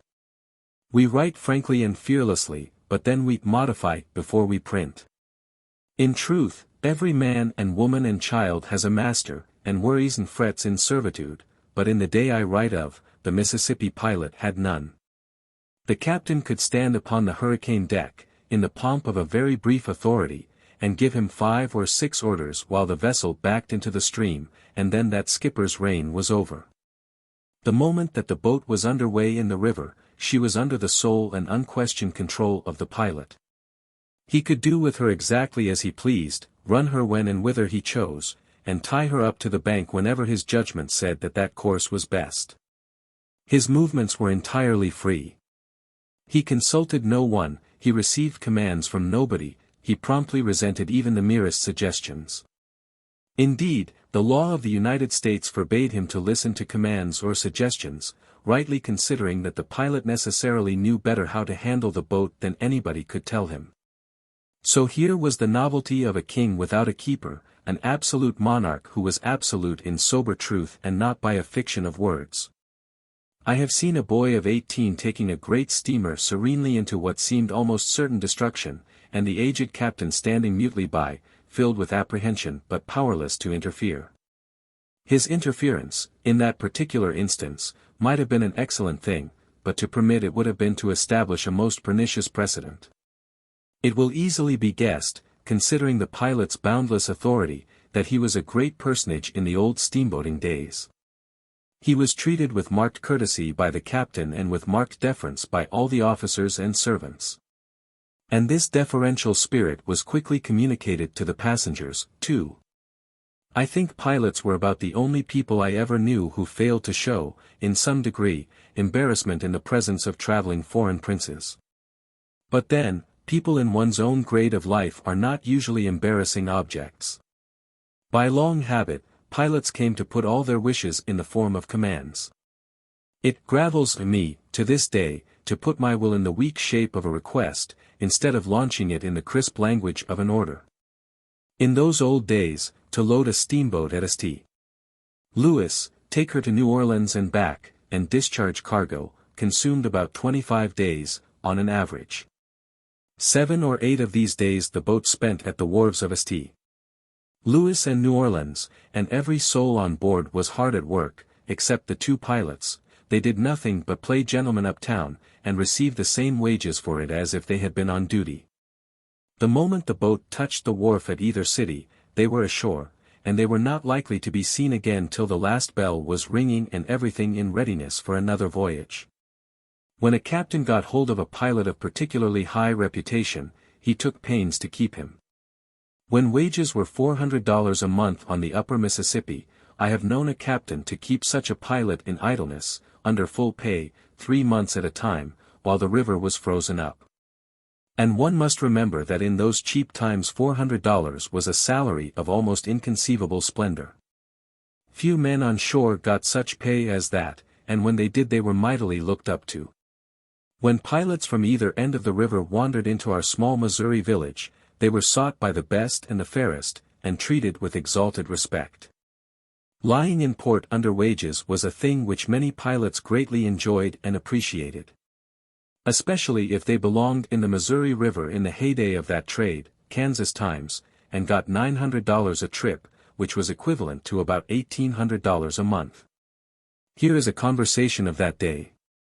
A chap out of the Illinois River, with a little stern-wheel tub, accosts a couple of ornate and gilded Missouri River pilots. "Gentlemen, I've got a pretty good trip for the up-country, and shall want you about a month." "How much will it be?" $1,800 apiece. "Heavens and earth! You take my boat, let me have your wages, and I'll divide."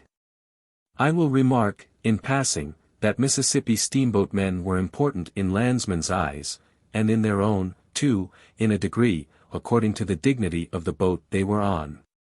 For instance, it was a proud thing to be of the crew of such stately craft as the Alex Scott or the Grand Turk. Negro firemen, deck hands, and barbers belonging to those boats were distinguished personages in their grade of life, and they were well aware of that fact too. A stalwart darky once gave offense at a Negro ball in New Orleans by putting on a good many airs. Finally one of the managers bustled up to him and said, "Who is you, anyway? Who is you? Dat's what I wants to know." The offender was not disconcerted in the least, but swelled himself up and threw that into his voice which showed that he knew he was not putting on all those airs on a stinted capital. "Who is I? Who is I? I let you know mighty quick who I is. I want you niggers to understand dat I fires de middle do, door, on de Alex Scott." That was sufficient. The barber of the Grand Turk was a spruce young Negro, who aired his importance with balmy complacency, and was greatly courted by the circle in which he moved. The young colored population of New Orleans were much given to flirting, at twilight, on the banquettes of the back streets. Somebody saw and heard something like the following, one evening, in one of those localities. A middle-aged Negro woman projected her head through a broken pane and shouted, very willing that the neighbors should hear and envy, "You Mary Ann, come in de house dis minute. Stannin' out da foolin' long wid dat low trash, and he is de barber offen de Grand Turk wants to conwerse wid you." My reference, a moment ago, to the fact that a pilot's peculiar official position placed him out of the reach of criticism or command, brings Stephen W., naturally to my mind. He was a gifted pilot, a good fellow, a tireless talker, and had both wit and humor in him. He had a most irreverent independence, too, and was deliciously easygoing and comfortable in the presence of age, official dignity, and even the most august wealth. He always had work, he never saved a penny, he was a most persuasive borrower, he was in debt to every pilot on the river, and to the majority of the captains. He could throw a sort of splendor around a bit of harum-scarum, devil-may-care piloting, that made it almost fascinating, but not to everybody. He made a trip with good old Captain Y, once, and was relieved from duty when the boat got to New Orleans. Somebody expressed surprise at the discharge. Captain Y shuddered at the mere mention of Stephen. Then his poor, thin old voice piped out something like this. "Why, bless me! I wouldn't have such a wild creature on my boat for the world, not for the whole world. He swears, he sings, he whistles, he yells, I never saw such an Injun to yell. All times of the night, it never made any difference to him. He would just yell that way, not for anything in particular, but merely on account of a kind of devilish comfort he got out of it. I never could get into a sound sleep, but he would fetch me out of bed, all in a cold sweat, with one of those dreadful war-whoops. A queer being, very queer being, no respect for anything or anybody. Sometimes he called me Johnny. And he kept a fiddle, and a cat. He played execrably. This seemed to distress the cat, and so the cat would howl. Nobody could sleep where that man, and his family, was.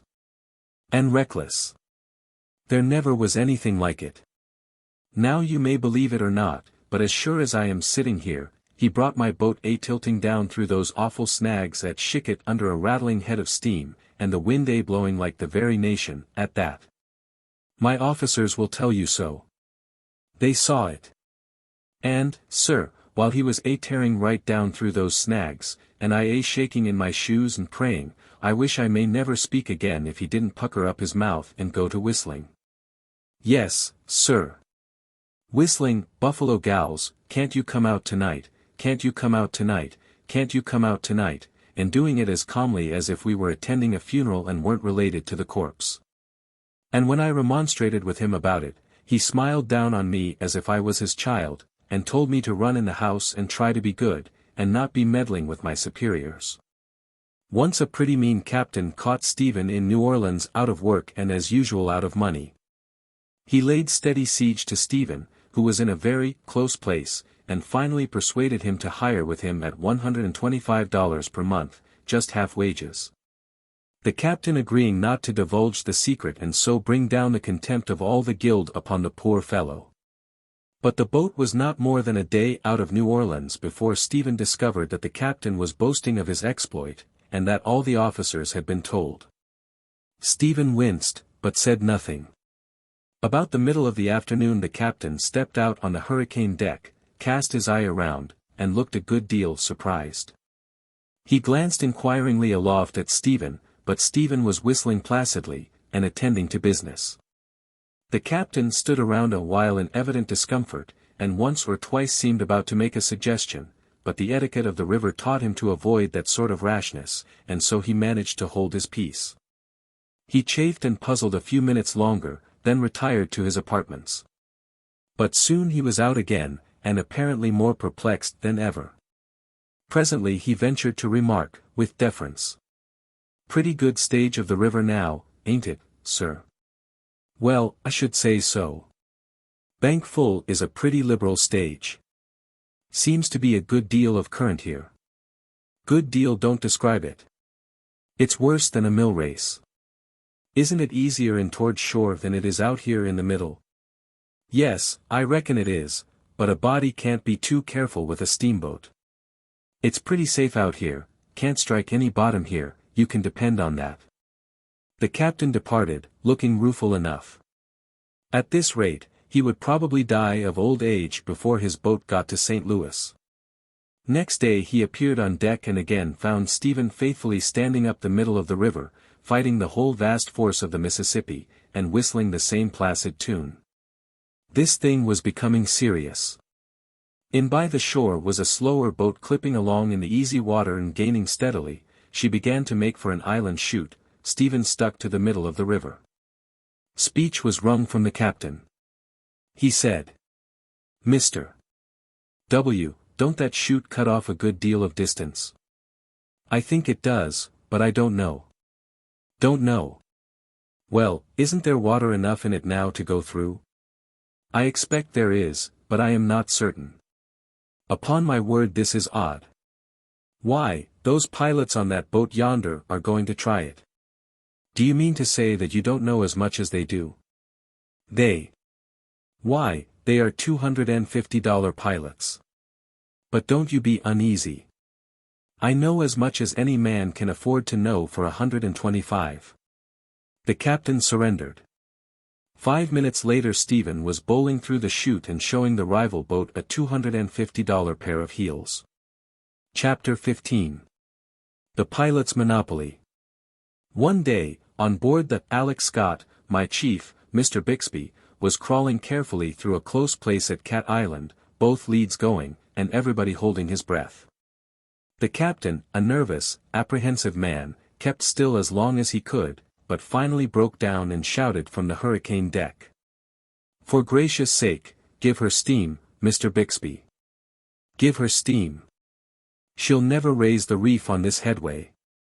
For all the effect that was produced upon Mr. Bixby, one would have supposed that no remark had been made. But 5 minutes later, when the danger was past and the leads laid in, he burst instantly into a consuming fury, and gave the captain the most admirable cursing I ever listened to. No bloodshed ensued. But that was because the captain's cause was weak, for ordinarily he was not a man to take correction quietly. Having now set forth in detail the nature of the science of piloting, and likewise described the rank which the pilot held among the fraternity of steamboat men, this seems a fitting place to say a few words about an organization which the pilots once formed for the protection of their guild. It was curious and noteworthy in this, that it was perhaps the compactest, the completest, and the strongest commercial organization ever formed among men. For a long time wages had been $250 a month. But curiously enough, as steamboats multiplied and business increased, the wages began to fall little by little. It was easy to discover the reason of this. Too many pilots were being made. It was nice to have a cub, a steersman, to do all the hard work for a couple of years, gratis, while his master sat on a high bench and smoked. All pilots and captains had sons or nephews who wanted to be pilots. By and by it came to pass that nearly every pilot on the river had a steersman. When a steersman had made an amount of progress that was satisfactory to any two pilots in the trade, they could get a pilot's license for him by signing an application directed to the United States Inspector. Nothing further was needed. Usually no questions were asked, no proofs of capacity required. Very well, this growing swarm of new pilots presently began to undermine the wages, in order to get berths. Too late, apparently, the knights of the tiller perceived their mistake. Plainly, something had to be done, and quickly, but what was to be the needful thing? A close organization. Nothing else would answer. To compass this seemed an impossibility, so it was talked, and then dropped. It was too likely to ruin whoever ventured to move in the matter. But at last about a dozen of the boldest, and some of them the best, pilots on the river launched themselves into the enterprise and took all the chances. They got a special charter from the legislature, with large powers, under the name of the Pilots' Benevolent Association. Elected their officers, completed their organization, contributed capital, put association wages up to $250 at once, and then retired to their homes, for they were promptly discharged from employment. But there were 2 or 3 unnoticed trifles in their bylaws which had the seeds of propagation in them. For instance, all idle members of the association, in good standing, were entitled to a pension of $25 per month. This began to bring in one straggler after another from the ranks of the new-fledged pilots, in the dull, summer, season. Better have $25 than starve. The initiation fee was only $12, and no dues required from the unemployed. Also, the widows of deceased members in good standing could draw $25 per month, and a certain sum for each of their children. Also, the said deceased would be buried at the association's expense. These things resurrected all the superannuated and forgotten pilots in the Mississippi Valley. They came from farms, they came from interior villages, they came from everywhere. They came on crutches, on drays, in ambulances, any way, so they got there. They paid in their $12, and straightway began to draw out $25 a month, and calculate their burial bills. By and by, all the useless, helpless pilots, and a dozen first-class ones, were in the association, and 9/10 of the best pilots out of it and laughing at it. It was the laughing-stock of the whole river. Everybody joked about the bylaw requiring members to pay 10% of their wages, every month, into the treasury for the support of the association, whereas all the members were outcast and tabooed, and no one would employ them. Everybody was derisively grateful to the association for taking all the worthless pilots out of the way and leaving the whole field to the excellent and the deserving. And everybody was not only jocularly grateful for that, but for a result which naturally followed, namely, the gradual advance of wages as the busy season approached. Wages had gone up from the low figure of $100 a month to $125, and in some cases to $150. And it was great fun to enlarge upon the fact that this charming thing had been accomplished by a body of men not one of whom received a particle of benefit from it. Some of the jokers used to call at the association rooms and have a good time chaffing the members and offering them the charity of taking them as steersmen for a trip, so that they could see what the forgotten river looked like. However, the association was content, or at least it gave no sign to the contrary. Now and then it captured a pilot who was out of luck, and added him to its list, and these later additions were very valuable, for they were good pilots. The incompetent ones had all been absorbed before. As business freshened, wages climbed gradually up to $250, the association figure, and became firmly fixed there. And still without benefiting a member of that body, for no member was hired. The hilarity at the association's expense burst all bounds, now. There was no end to the fun which that poor martyr had to put up with. However, it is a long lane that has no turning. Winter approached, business doubled and trebled, and an avalanche of Missouri, Illinois and upper Mississippi River boats came pouring down to take a chance in the New Orleans trade.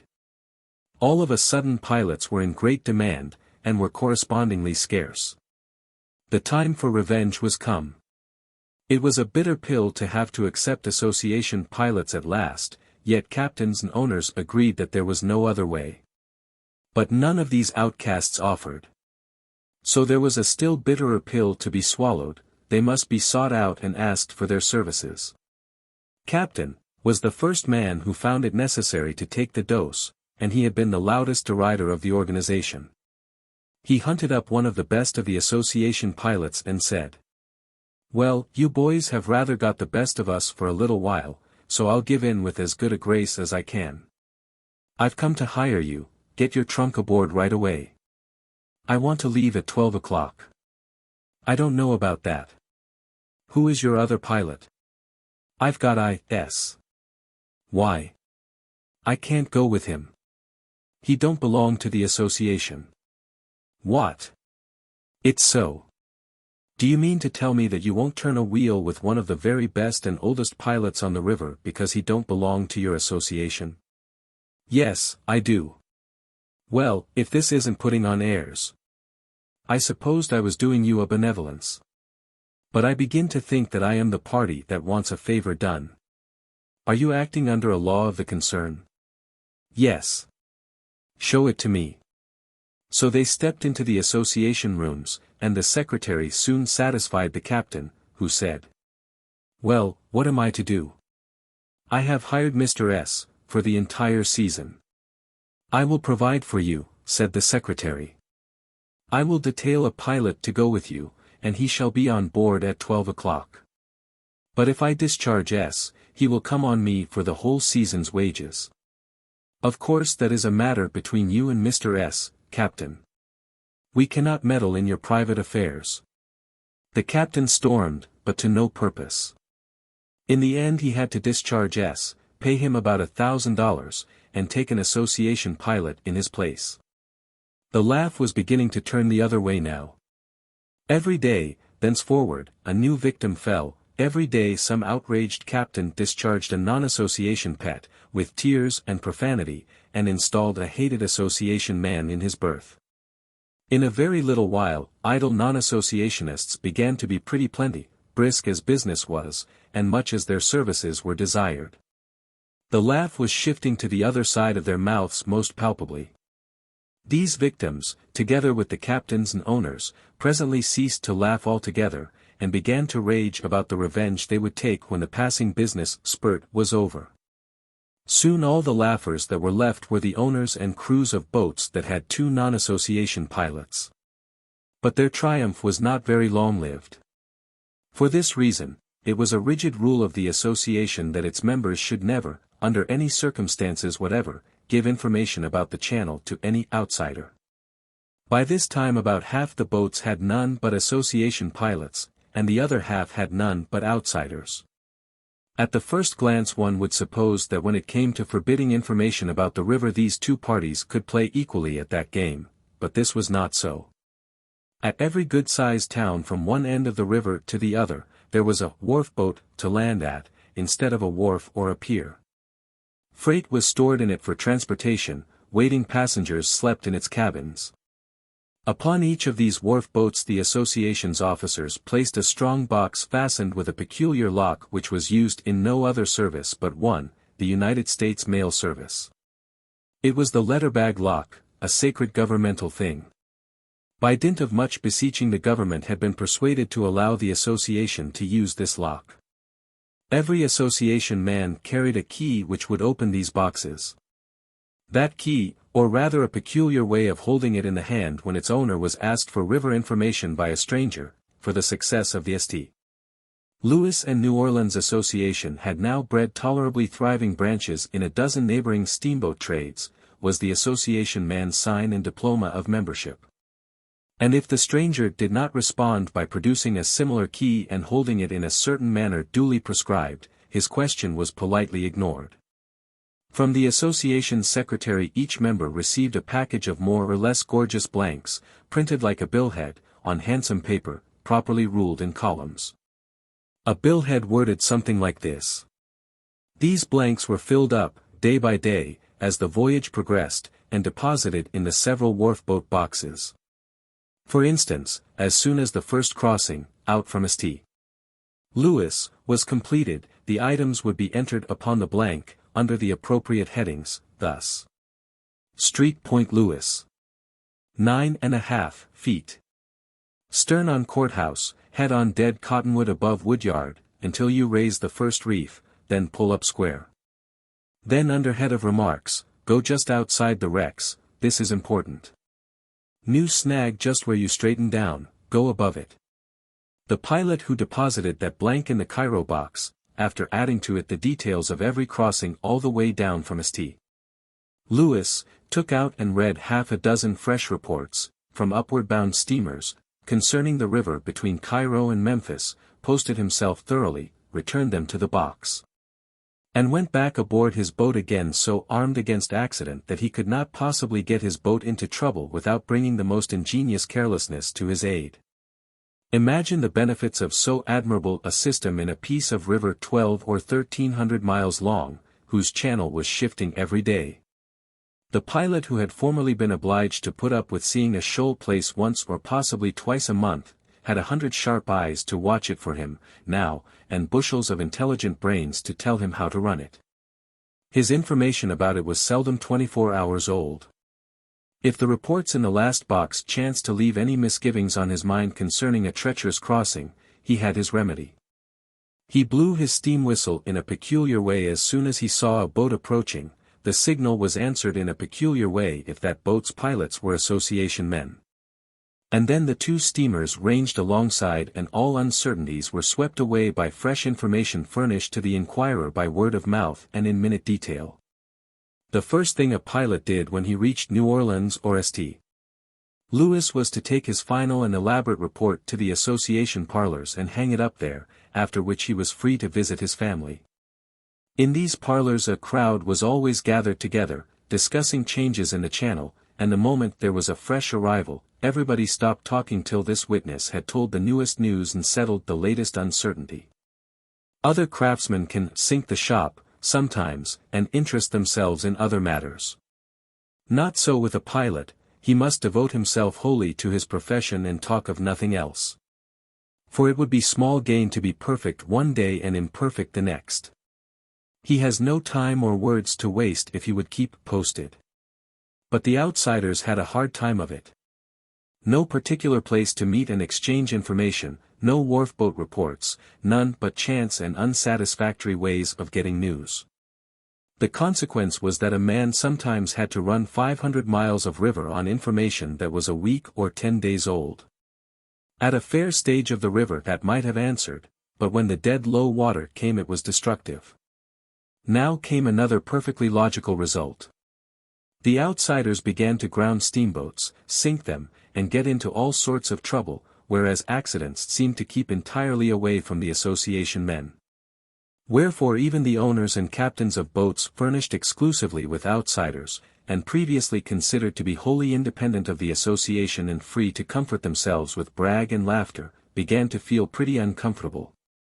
Still, they made a show of keeping up the brag, until one black day when every captain of the lot was formally ordered to immediately discharge his outsiders and take association pilots in their stead.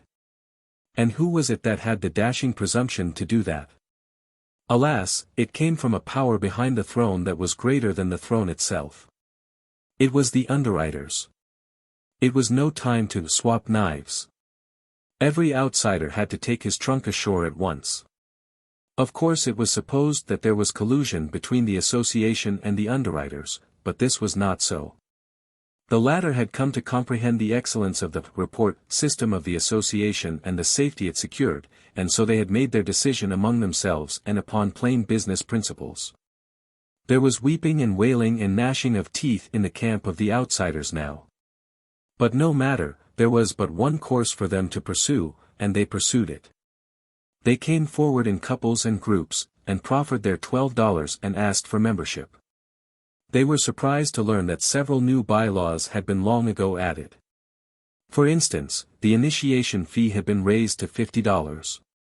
That sum must be tendered, and also 10% of the wages which the applicant had received each and every month since the founding of the association. In many cases this amounted to $300 or $400. Still, the association would not entertain the application until the money was present. Even then a single adverse vote killed the application. Every member had to vote yes or no in person and before witnesses. So it took weeks to decide a candidacy, because many pilots were so long absent on voyages. However, the repentant sinners scraped their savings together, and one, by our tedious voting process, they were added to the fold. A time came, at last, when only about 10 remained outside. They said they would starve before they would apply. They remained idle a long while, because of course nobody could venture to employ them. By and by the association published the fact that upon a certain date the wages would be raised to $500 per month. All the branch associations had grown strong, now, and the Red River one had advanced wages to $700 a month. Reluctantly the 10 outsiders yielded, in view of these things, and made application. There was another new by-law, by this time, which required them to pay dues not only on all the wages they had received since the association was born, but also on what they would have received if they had continued at work up to the time of their application, instead of going off to pout in idleness. It turned out to be a difficult matter to elect them, but it was accomplished at last. The most virulent sinner of this batch had stayed out and allowed dues to accumulate against him so long that he had to send in $625 with his application. The association had a good bank account now, and was very strong. There was no longer an outsider. A by-law was added forbidding the reception of any more cubs or apprentices for 5 years. After which time a limited number would be taken, not by individuals, but by the association. Upon these terms, the applicant must not be less than 18 years old, and of respectable family in good character. He must pass an examination as to education, pay $1,000 in advance for the privilege of becoming an apprentice, and must remain under the commands of the association until a great part of the membership, more than half, I think, should be willing to sign his application for a pilot's license. All previously articled apprentices were now taken away from their masters and adopted by the association. The president and secretary detailed them for service on one boat or another, as they chose, and changed them from boat to boat according to certain rules. If a pilot could show that he was in infirm health and needed assistance, one of the cubs would be ordered to go with him. The widow and orphan list grew, but so did the association's financial resources. The association attended its own funerals in state, and paid for them. When occasion demanded, it sent members down the river upon searches for the bodies of brethren lost by steamboat accidents. A search of this kind sometimes cost $1,000. The association procured a charter and went into the insurance business, also. It not only insured the lives of its members, but took risks on steamboats. The organization seemed indestructible. It was the tightest monopoly in the world. By the United States law, no man could become a pilot unless 2 duly licensed pilots signed his application. And now there was nobody outside of the association competent to sign. Consequently, the making of pilots was at an end. Every year some would die and others become incapacitated by age and infirmity. There would be no new ones to take their places. In time, the association could put wages up to any figure it chose. And as long as it should be wise enough not to carry the thing too far and provoke the national government into amending the licensing system, steamboat owners would have to submit, since there would be no help for it. The owners and captains were the only obstruction that lay between the association and absolute power, and at last this one was removed. Incredible as it may seem, the owners and captains deliberately did it themselves.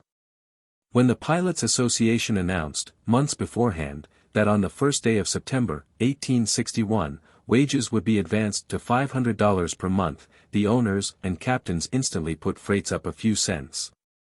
And explained to the farmers along the river the necessity of it, by calling their attention to the burdensome rate of wages about to be established.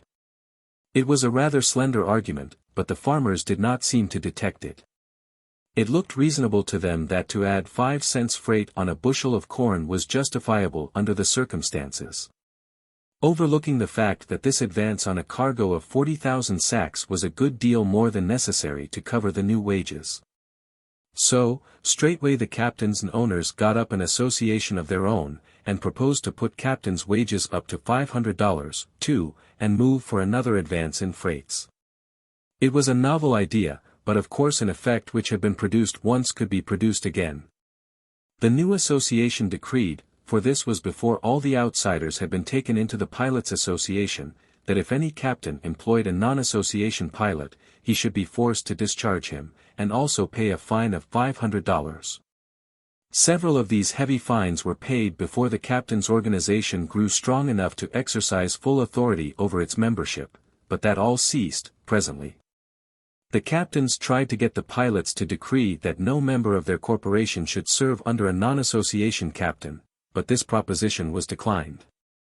The pilots saw that they would be backed up by the captains and the underwriters anyhow, and so they wisely refrained from entering into entangling alliances.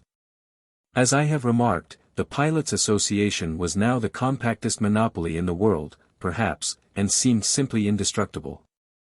And yet the days of its glory were numbered. First, the new railroad stretching up through Mississippi, Tennessee, and Kentucky, to northern railway centers, began to divert the passenger travel from the steamers. Next the war came and almost entirely annihilated the steamboating industry during several years, leaving most of the pilots idle, and the cost of living advancing all the time. Then the treasurer of the St. Louis Association put his hand into the till and walked off with every dollar of the ample fund, and finally, the railroads intruding everywhere, there was little for steamers to do, when the war was over, but carry freights. So straightway some genius from the Atlantic coast introduced the plan of towing a dozen steamer cargoes down to New Orleans at the tail of a vulgar little tugboat. And behold, in the twinkling of an eye, as it were, the association and the noble science of piloting were things of the dead and pathetic past. Chapter 16. Racing Days. It was always the custom for the boats to leave New Orleans between 4 and 5 o'clock in the afternoon. From 3 o'clock onward they would be burning rosin and pitch pine, the sign of preparation, and so one had the picturesque spectacle of a rank, some 2 or 3 miles long, of tall, ascending columns of coal-black smoke. A colonnade which supported a sable roof of the same smoke blended together and spreading abroad over the city. Every outward-bound boat had its flag flying at the jackstaff, and sometimes a duplicate on the verge staff astern. 2 or 3 miles of mates were commanding and swearing with more than usual emphasis. Countless processions of freight barrels and boxes were spinning athwart the levee and flying aboard the stage planks. Belated passengers were dodging and skipping among these frantic things, hoping to reach the forecastle companionway alive. but having their doubts about it. Women with reticules and bandboxes were trying to keep up with husbands freighted with carpet sacks and crying babies, and making a failure of it by losing their heads in the whirl and roar and general distraction. Drays and baggage vans were clattering hither and thither in a wild hurry, every now and then getting blocked and jammed together, and then during 10 seconds one could not see them for the profanity, except vaguely and dimly. Every windlass connected with every forehatch, from one end of that long array of steamboats to the other, was keeping up a deafening whiz and whir, lowering freight into the hold. And the half-naked crews of perspiring Negroes that worked them were roaring such songs as De Los Sac. De Los Sac. Inspired to unimaginable exaltation by the chaos of turmoil and racket that was driving everybody else mad. By this time the hurricane and boiler decks of the steamers would be packed and black with passengers. The blast bells would begin to clang, all down the line, and then the powwow seemed to double. In a moment or two the final warning came, a simultaneous din of Chinese gongs, with the cry, "All dat ain't goin', please to get asho." And behold, the powwow quadrupled. People came swarming ashore, overturning excited stragglers that were trying to swarm aboard. One more moment later a long array of stage planks was being hauled in, each with its customary latest passenger clinging to the end of it with teeth, nails, and everything else. And the customary latest procrastinator making a wild spring shoreward over his head. Now a number of the boats slide backward into the stream, leaving wide gaps in the serried rank of steamers. Citizens crowd the decks of boats that are not to go, in order to see the sight. Steamer after steamer straightens herself up, gathers all her strength, and presently comes swinging by, under a tremendous head of steam, with flag flying, black smoke rolling.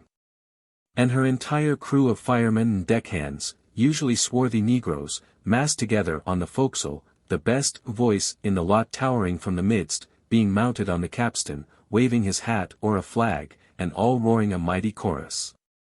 While the parting cannons boom and the multitudinous spectators swing their hats and huzzah. Steamer after steamer falls into line, and the stately procession goes winging its flight up the river. In the old times, whenever two fast boats started out on a race, with a big crowd of people looking on, it was inspiring to hear the crews sing, especially if the time were nightfall. And the forecastle lit up with the red glare of the torch baskets. Racing was royal fun. The public always had an idea that racing was dangerous, whereas the opposite was the case, that is, after the laws were passed which restricted each boat to just so many pounds of steam to the square inch.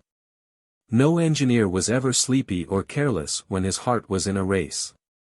He was constantly on the alert, trying gauge cocks and watching things.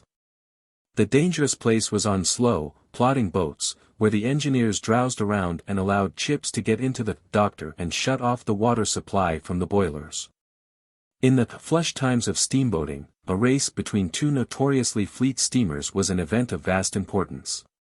The date was set for it several weeks in advance, and from that time forward, the whole Mississippi Valley was in a state of consuming excitement. Politics and the weather were dropped, and people talked only of the coming race. As the time approached, the two steamers stripped and got ready. Every encumbrance that added weight, or exposed a resisting surface to wind or water, was removed, if the boat could possibly do without it.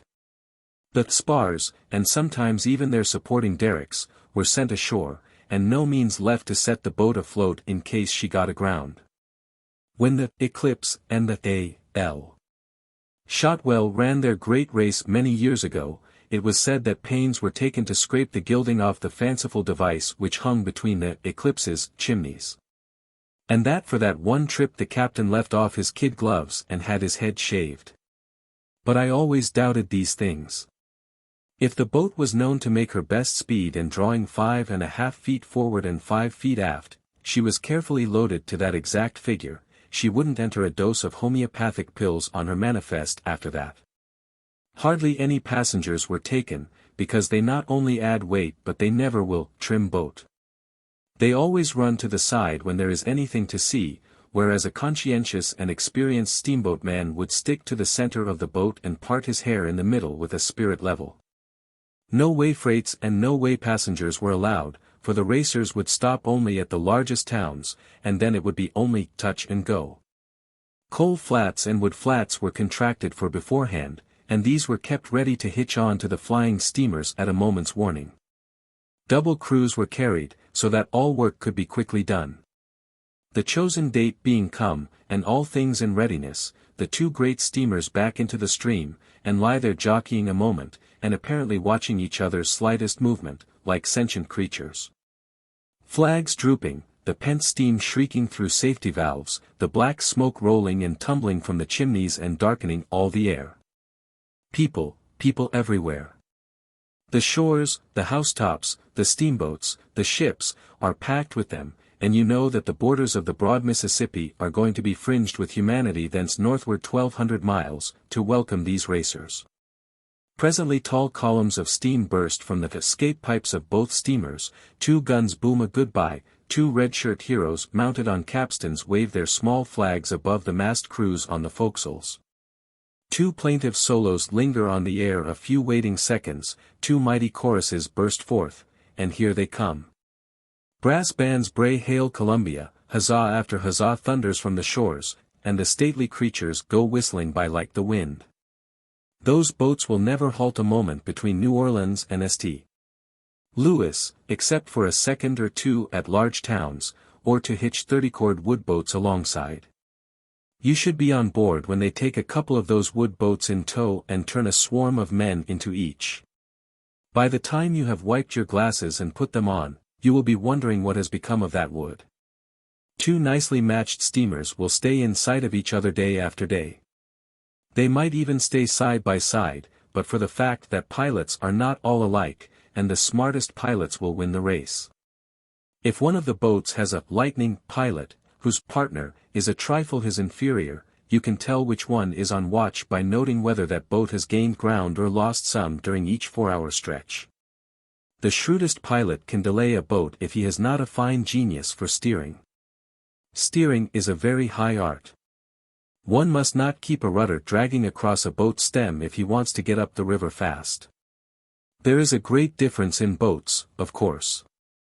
For a long time I was on a boat that was so slow we used to forget what year it was we left port in. But of course this was at rare intervals. Ferryboats used to lose valuable trips because their passengers grew old and died, waiting for us to get by. This was at still rarer intervals. I had the documents for these occurrences, but through carelessness they have been mislaid.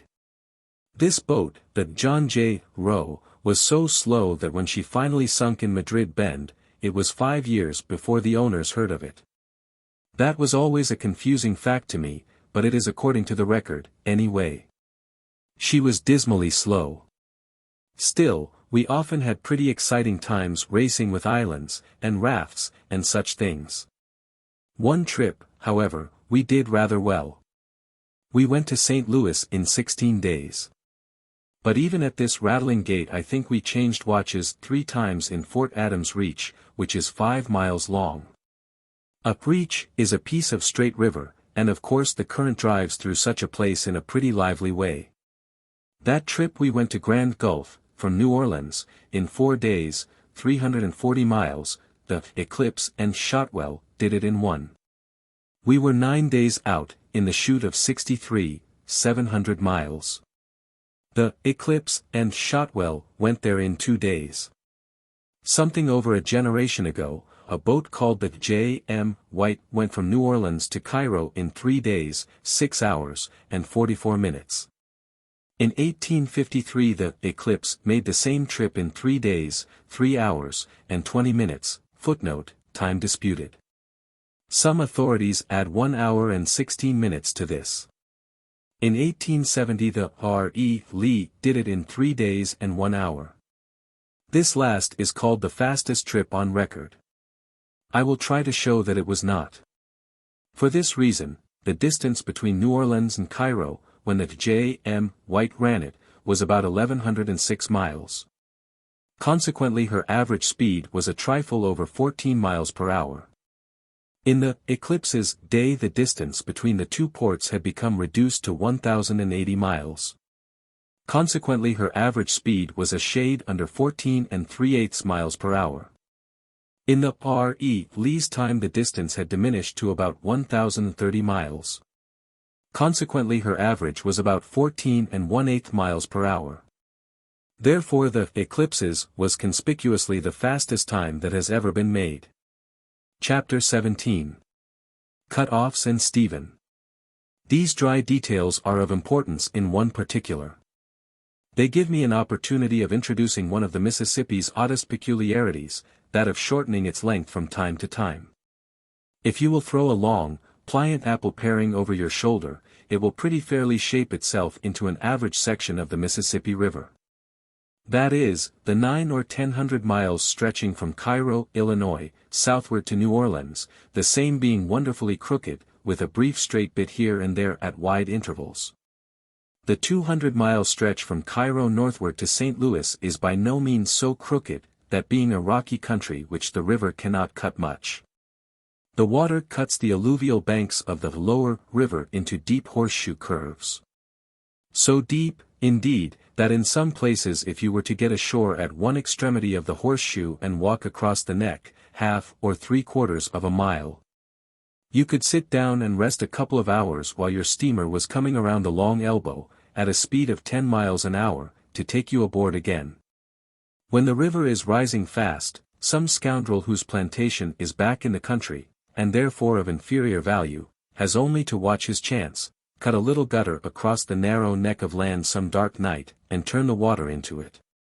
And in a wonderfully short time a miracle has happened, to wit, the whole Mississippi has taken possession of that little ditch, and placed the countryman's plantation on its bank, quadrupling its value. And that other party's formerly valuable plantation finds itself away out yonder on a big island.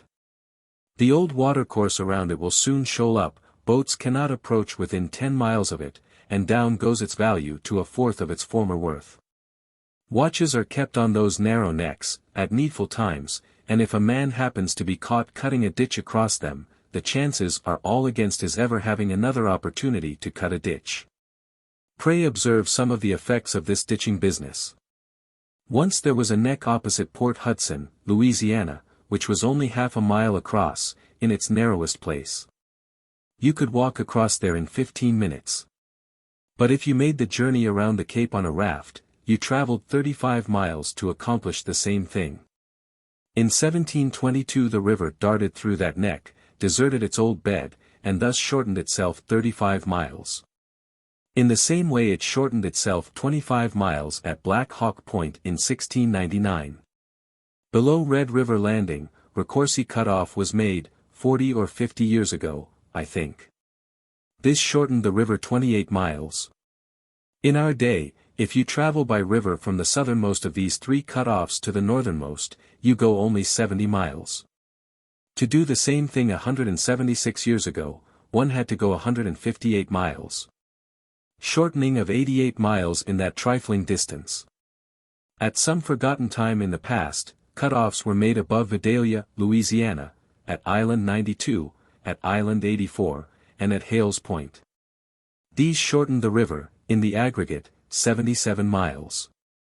Since my own day on the Mississippi, cut-offs have been made at Hurricane Island, at Island 100, at Napoleon, Arkansas, at Walnut Bend, and at Council Bend. These shortened the river, in the aggregate, 67 miles. In my own time a cut-off was made at American Bend, which shortened the river 10 miles or more. Therefore, the Mississippi between Cairo and New Orleans was 1,215 miles long 176 years ago. It was 1,180 after the cut-off of 1722. It was 1,040 after the American Bend cut-off. It has lost 67 miles since. Consequently its length is only 973 miles at present. Now, if I wanted to be one of those ponderous scientific people, and let on to prove what had occurred in the remote past by what had occurred in a given time in the recent past, or what will occur in the far future by what has occurred in late years, what an opportunity is here. Geology never had such a chance, nor such exact data to argue from. Nor development of species either. Glacial epochs are great things, but they are vague, vague. Please observe. In the space of 176 years the lower Mississippi has shortened itself 242 miles.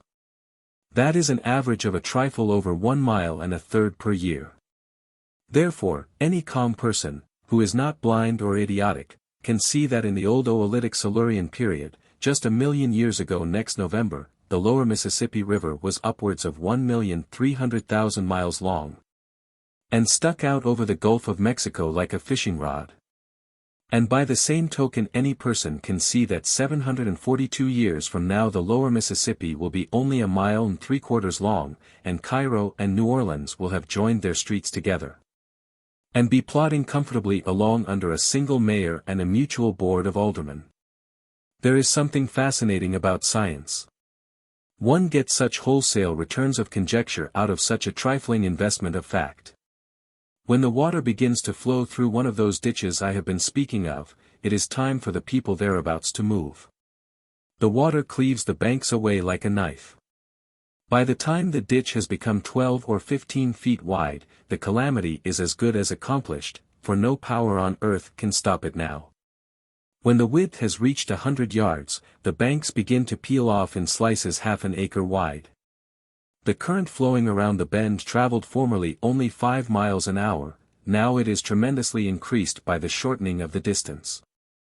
I was on board the first boat that tried to go through the cut-off at American Bend, but we did not get through.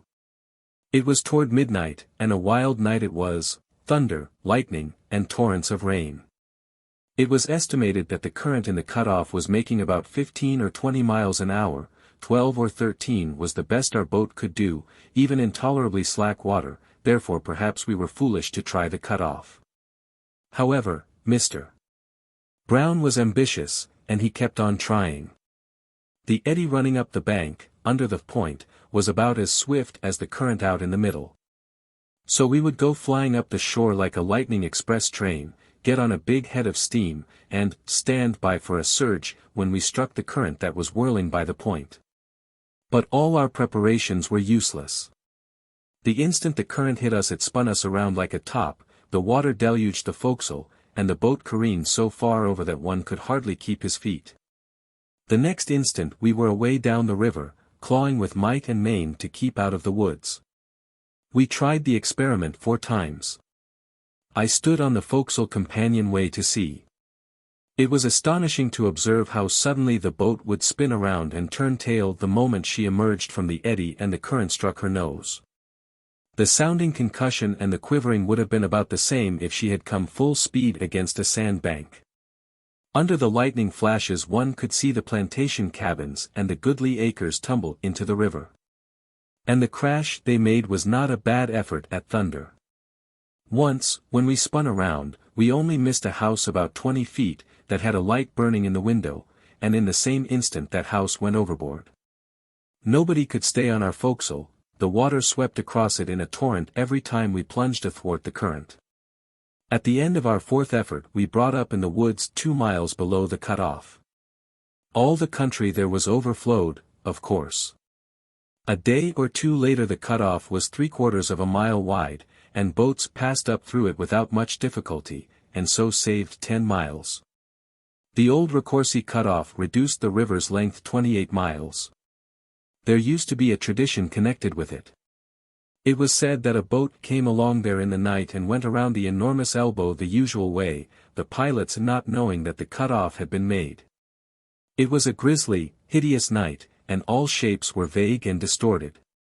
The old bend had already begun to fill up, and the boat got to running away from mysterious reefs, and occasionally hitting one. The perplexed pilots fell to swearing, and finally uttered the entirely unnecessary wish that they might never get out of that place. As always happens in such cases, that particular prayer was answered, and the others neglected. So to this day that phantom steamer is still butting around in that deserted river, trying to find her way out. More than one grave watchman has sworn to me that on drizzly, dismal nights, he has glanced fearfully down that forgotten river as he passed the head of the island. and seen the faint glow of the spectre steamer's lights drifting through the distant gloom, and heard the muffled cough of her escape pipes and the plaintive cry of her leadsmen. In the absence of further statistics, I beg to close this chapter with one more reminiscence of Stephen.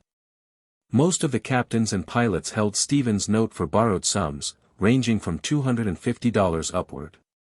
Stephen never paid one of these notes, but he was very prompt and very zealous about renewing them every 12 months.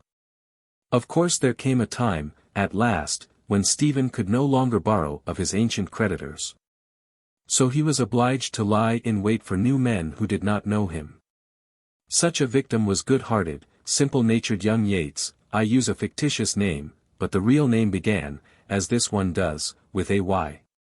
Young Yates graduated as a pilot, got a berth, and when the month was ended and he stepped up to the clerk's office and received his $250 in crisp new bills, Stephen was there. His silvery tongue began to wag, and in a very little while Yates's $250 had changed hands.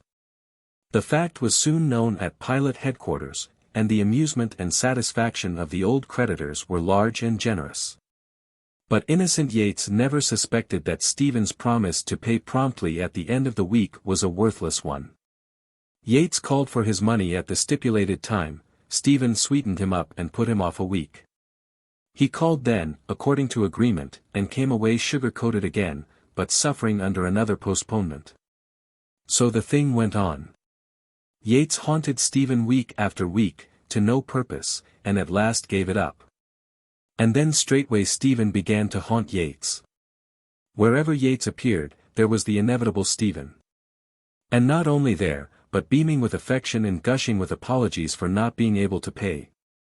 By and by, whenever poor Yates saw him coming, he would turn and fly, and drag his company with him, if he had company, but it was of no use, his debtor would run him down and corner him. Panting and red-faced, Stephen would come, with outstretched hands and eager eyes, invade the conversation, shake both of Yates's arms loose in their sockets, and begin. "My, what a race I've had! I saw you didn't see me, and so I clapped on all steam for fear I'd miss you entirely. And here you are. There, just stand so, and let me look at you. Just the same old noble countenance. To Yates's friend, just look at him. Look at him. Ain't it just good to look at him? Ain't it now? Ain't he just a picture? Some call him a picture, I call him a panorama. That's what he is, an entire panorama. And now I'm reminded. How I do wish I could have seen you an hour earlier. For 24 hours I've been saving up that $250 for you, been looking for you everywhere. I waited at the Planters from 6 yesterday evening till 2 o'clock this morning, without rest or food. My wife says, "Where have you been all night?" I said, "This debt lies heavy on my mind." She says, "In all my days I never saw a man take a debt to heart the way you do." I said, "It's my nature, how can I change it?" She says, "Well, do go to bed and get some rest." I said, "Not till that poor, noble young man has got his money." So I sat up all night, and this morning out I shot, and the first man I struck told me you had shipped on the Grand Turk and gone to New Orleans. Well, sir, I had to lean up against a building and cry. So help me goodness, I couldn't help it. The man that owned the place come out cleaning up with a rag, and said he didn't like to have people cry against his building, and then it seemed to me that the whole world had turned against me, and it wasn't any use to live any more.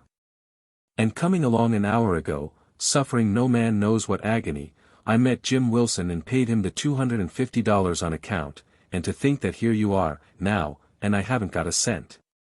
But as sure as I am standing here on this ground on this particular brick, there, I've scratched a mark on the brick to remember it by, I'll borrow that money and pay it over to you at 12 o'clock sharp, tomorrow. Now, stand so. Let me look at you just once more. And so on. Yates's life became a burden to him. He could not escape his debtor and his debtor's awful sufferings on account of not being able to pay. He dreaded to show himself in the street, lest he should find Stephen lying in wait for him at the corner. Bogart's billiard saloon was a great resort for pilots in those days. They met there about as much to exchange river news as to play. One morning Yates was there, Stephen was there, too, but kept out of sight.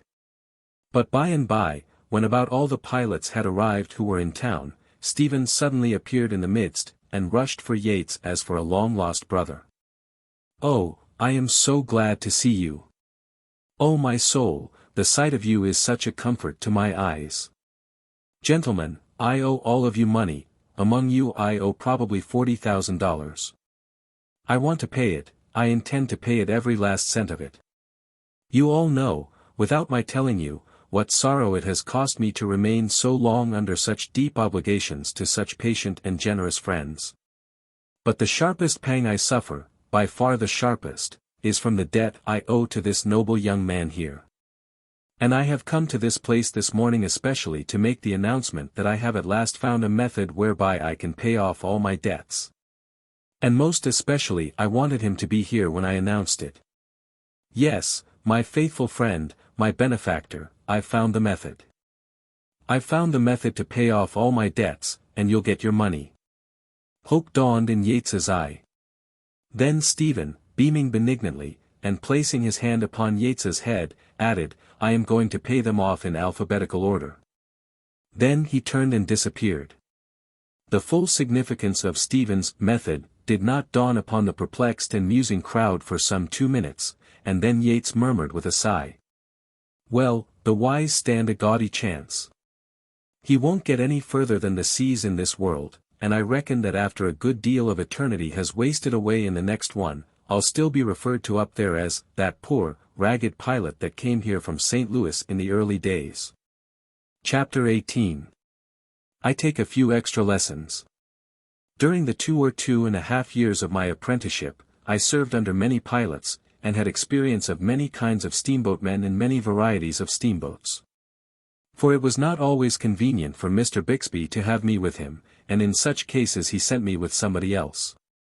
I am to this day profiting somewhat by that experience. For in that brief, sharp schooling, I got personally and familiarly acquainted with about all the different types of human nature that are to be found in fiction, biography, or history. The fact is daily borne in upon me, that the average shore employment requires as much as 40 years to equip a man with this sort of an education. When I say I am still profiting by this thing, I do not mean that it has constituted me a judge of men. No, it has not done that, for judges of men are born, not made. My profit is various in kind and degree. But the feature of it which I value most is the zest which that early experience has given to my later reading. When I find a well-drawn character in fiction or biography, I generally take a warm personal interest in him, for the reason that I have known him before, met him on the river. The figure that comes before me oftenest, out of the shadows of that vanished time, is that of Brown, of the steamer Pennsylvania, the man referred to in a former chapter, whose memory was so good and tiresome. He was a middle-aged, long, slim, bony, smooth-shaven, horse-faced, ignorant, stingy, malicious, snarling, fault-hunting, mote-magnifying tyrant. I early got the habit of coming on watch with dread at my heart. No matter how good a time I might have been having with the off-watch below, and no matter how high my spirits might be when I started aloft, my soul became lead in my body the moment I approached the pilot-house. I still remember the first time I ever entered the presence of that man. The boat had backed out from St. Louis and was straightening down. I ascended to the pilot-house in high feather, and very proud to be semi-officially a member of the executive family of so fast and famous a boat. Brown was at the wheel. I paused in the middle of the room, all fixed to make my bow, but Brown did not look around. I thought he took a furtive glance at me out of the corner of his eye, but as not even this notice was repeated, I judged I had been mistaken. By this time he was picking his way among some dangerous breaks abreast the woodyards, therefore it would not be proper to interrupt him, so I stepped softly to the high bench and took a seat. There was silence for 10 minutes. Then my new boss turned and inspected me deliberately and painstakingly from head to heel for about, as it seemed to me, a quarter of an hour. After which he removed his countenance and I saw it no more for some seconds. Then it came around once more, and this question greeted me. Are you Horace Bigsby's cub? Yes, sir. After this there was a pause and another inspection. Then. What's your name? I told him. He repeated it after me. It was probably the only thing he ever forgot, for although I was with him many months he never addressed himself to me in any other way than here, and then his command followed. Where was you born? In Florida, Missouri. A pause. Then. Dern sight better stayed there. By means of a dozen or so of pretty direct questions, he pumped my family history out of me. The leads were going now, in the first crossing. This interrupted the inquest. When the leads had been laid in, he resumed. How long you been on the river? I told him. After a pause. Where'd you get them shoes? I gave him the information. Hold up your foot. I did so. He stepped back, examined the shoe minutely and contemptuously, scratching his head thoughtfully, tilting his high sugar-loaf hat well forward to facilitate the operation, then ejaculated, well, I'll be D.O.D. derned, and returned to his wheel. What occasion there was to be D.O.D. derned about it is a thing which is still as much of a mystery to me now as it was then. It must have been all of 15 minutes of dull, homesick silence, before that long horse face swung round upon me again, and then, what a change. It was as red as fire, and every muscle in it was working. Now came this shriek. Here, you going to sit there all day? I lit in the middle of the floor, shot there by the electric suddenness of the surprise. As soon as I could get my voice I said, apologetically, I have had no orders, sir. You've had no orders. My, what a fine bird we are. We must have orders. Our father was a gentleman, owned slaves, and we've been to school. Yes, we are a gentleman, too, and got to have orders. Orders, is it? Orders is what you want. D.O.D. dern my skin, I'll learn you to swell yourself up and blow around here about your D.O.D. derned orders. Away from the wheel. I had approached it without knowing it. I moved back a step or two, and stood as in a dream, all my senses stupefied by this frantic assault. What you standing there for? Take that ice pitcher down to the Texas tender, come, move along, and don't you be all day about it. The moment I got back to the pilot house, Brown said. Here. What was you doing down there all this time? I couldn't find the Texas tender, I had to go all the way to the pantry. Derned likely story. Fill up the stove. I proceeded to do so. He watched me like a cat. Presently he shouted. Put down that shovel. Deadest numbskull I ever saw, ain't even got sense enough to load up a stove. All through the watch this sort of thing went on. Yes, and the subsequent watches were much like it, during a stretch of months. As I have said, I soon got the habit of coming on duty with dread. The moment I was in the presence, even in the darkest night, I could feel those yellow eyes upon me, and knew their owner was watching for a pretext to spit out some venom on me. Preliminarily he would say. Here. Take the wheel. 2 minutes later. Where in the nation you going to? Pull her down. Pull her down. After another moment. Say. You going to hold her all day? Let her go, meet her. Meet her. Then he would jump from the bench, snatch the wheel from me, and meet her himself, pouring out wrath upon me all the time. George Ritchie was the other pilot's cub. He was having good times now. For his boss, George Ealer, was as kind-hearted as Brown wasn't. Ritchie had steeled for Brown the season before, consequently he knew exactly how to entertain himself and plague me, all by the one operation. Whenever I took the wheel for a moment on Ealer's watch, Ritchie would sit back on the bench and play Brown, with continual ejaculations of, snatch her. Snatch her. Derndest mudcat I ever saw. Here. Where you going now? Going to run over that snag? Pull her down. Don't you hear me? Pull her down. There she goes. Just as I expected. I told you not to cramp that reef. Away from the wheel. So I always had a rough time of it, no matter whose watch it was. And sometimes it seemed to me that Richie's good-natured badgering was pretty nearly as aggravating as Brown's dead earnest nagging. I often wanted to kill Brown, but this would not answer. A cub had to take everything his boss gave, in the way of vigorous comment and criticism, and we all believed that there was a United States law making it a penitentiary offense to strike or threaten a pilot who was on duty. However, I could imagine myself killing Brown. There was no law against that, and that was the thing I used always to do the moment I was abed. Instead of going over my river in my mind as was my duty, I threw business aside for pleasure, and killed Brown. I killed Brown every night for months, not in old, stale, commonplace ways, but in new and picturesque ones. Ways that were sometimes surprising for freshness of design and ghastliness of situation and environment. Brown was always watching for a pretext to find fault, and if he could find no plausible pretext, he would invent one. He would scold you for shaving ashore, and for not shaving it, for hugging a bar, and for not hugging it, for pulling down when not invited, and for not pulling down when not invited, for firing up without orders, and for waiting for orders. In a word, it was his invariable rule to find fault with everything you did, and another invariable rule of his was to throw all his remarks, to you, into the form of an insult. One day we were approaching New Madrid, bound down and heavily laden. Brown was at one side of the wheel, steering, I was at the other, standing by to pull down or shove up.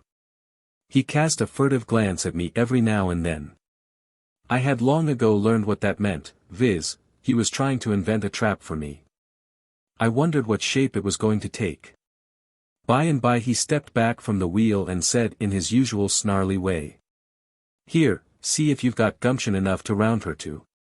This was simply bound to be a success, nothing could prevent it. For he had never allowed me to round the boat to before, consequently, no matter how I might do the thing, he could find free fault with it. He stood back there with his greedy eye on me, and the result was what might have been foreseen. I lost my head in a quarter of a minute and didn't know what I was about. I started too early to bring the boat around, but detected a green gleam of joy in Brown's eye, and corrected my mistake. I started around once more while too high up, but corrected myself again in time. I made other false moves, and still managed to save myself, but at last I grew so confused and anxious that I tumbled into the very worst blunder of all. I got too far down before beginning to fetch the boat around. Brown's chance was come. His face turned red with passion, he made one bound, hurled me across the house with a sweep of his arm, spun the wheel down, and began to pour out a stream of vituperation upon me which lasted till he was out of breath. In the course of this speech he called me all the different kinds of hard names he could think of, and once or twice I thought he was even going to swear, but he didn't this time. Dod Dern was the nearest he ventured to the luxury of swearing, for he had been brought up with a wholesome respect for future fire and brimstone. That was an uncomfortable hour, for there was a big audience on the hurricane deck. When I went to bed that night, I killed Brown in 17 different ways, all of them new. Chapter 19. Brown and I exchanged compliments. 2 trips later, I got into serious trouble. Brown was steering, I was pulling down. My younger brother appeared on the hurricane deck, and shouted to Brown to stop at some landing or other a mile or so below. Brown gave no intimation that he had heard anything. But that was his way, he never condescended to take notice of an under-clerk. The wind was blowing, Brown was deaf, although he always pretended he wasn't, and I very much doubted if he had heard the order. If I had 2 heads, I would have spoken. But as I had only one, it seemed judicious to take care of it, so I kept still. Presently, sure enough, we went sailing by that plantation. Captain Kleinfelter appeared on the deck, and said, "Let her come around, sir, let her come around. Didn't Henry tell you to land here?" "No, sir. I sent him up to do it." "He did come up, and that's all the good it done, the Dod Dern fool. He never said anything. Didn't you hear him, asked the captain of me. Of course I didn't want to be mixed up in this business, but there was no way to avoid it, so I said, "Yes, sir." I knew what Brown's next remark would be. Before he uttered it, it was, "Shut your mouth. You never heard anything of the kind." I closed my mouth according to instructions. An hour later, Henry entered the pilot house, unaware of what had been going on. He was a thoroughly inoffensive boy, and I was sorry to see him come, for I knew Brown would have no pity on him. Brown began, straightway. "Here. Why didn't you tell me we'd got to land at that plantation?" "I did tell you, Mr. Brown." "It's a lie." I said. "You lie, yourself." "He did tell you." Brown glared at me in unaffected surprise.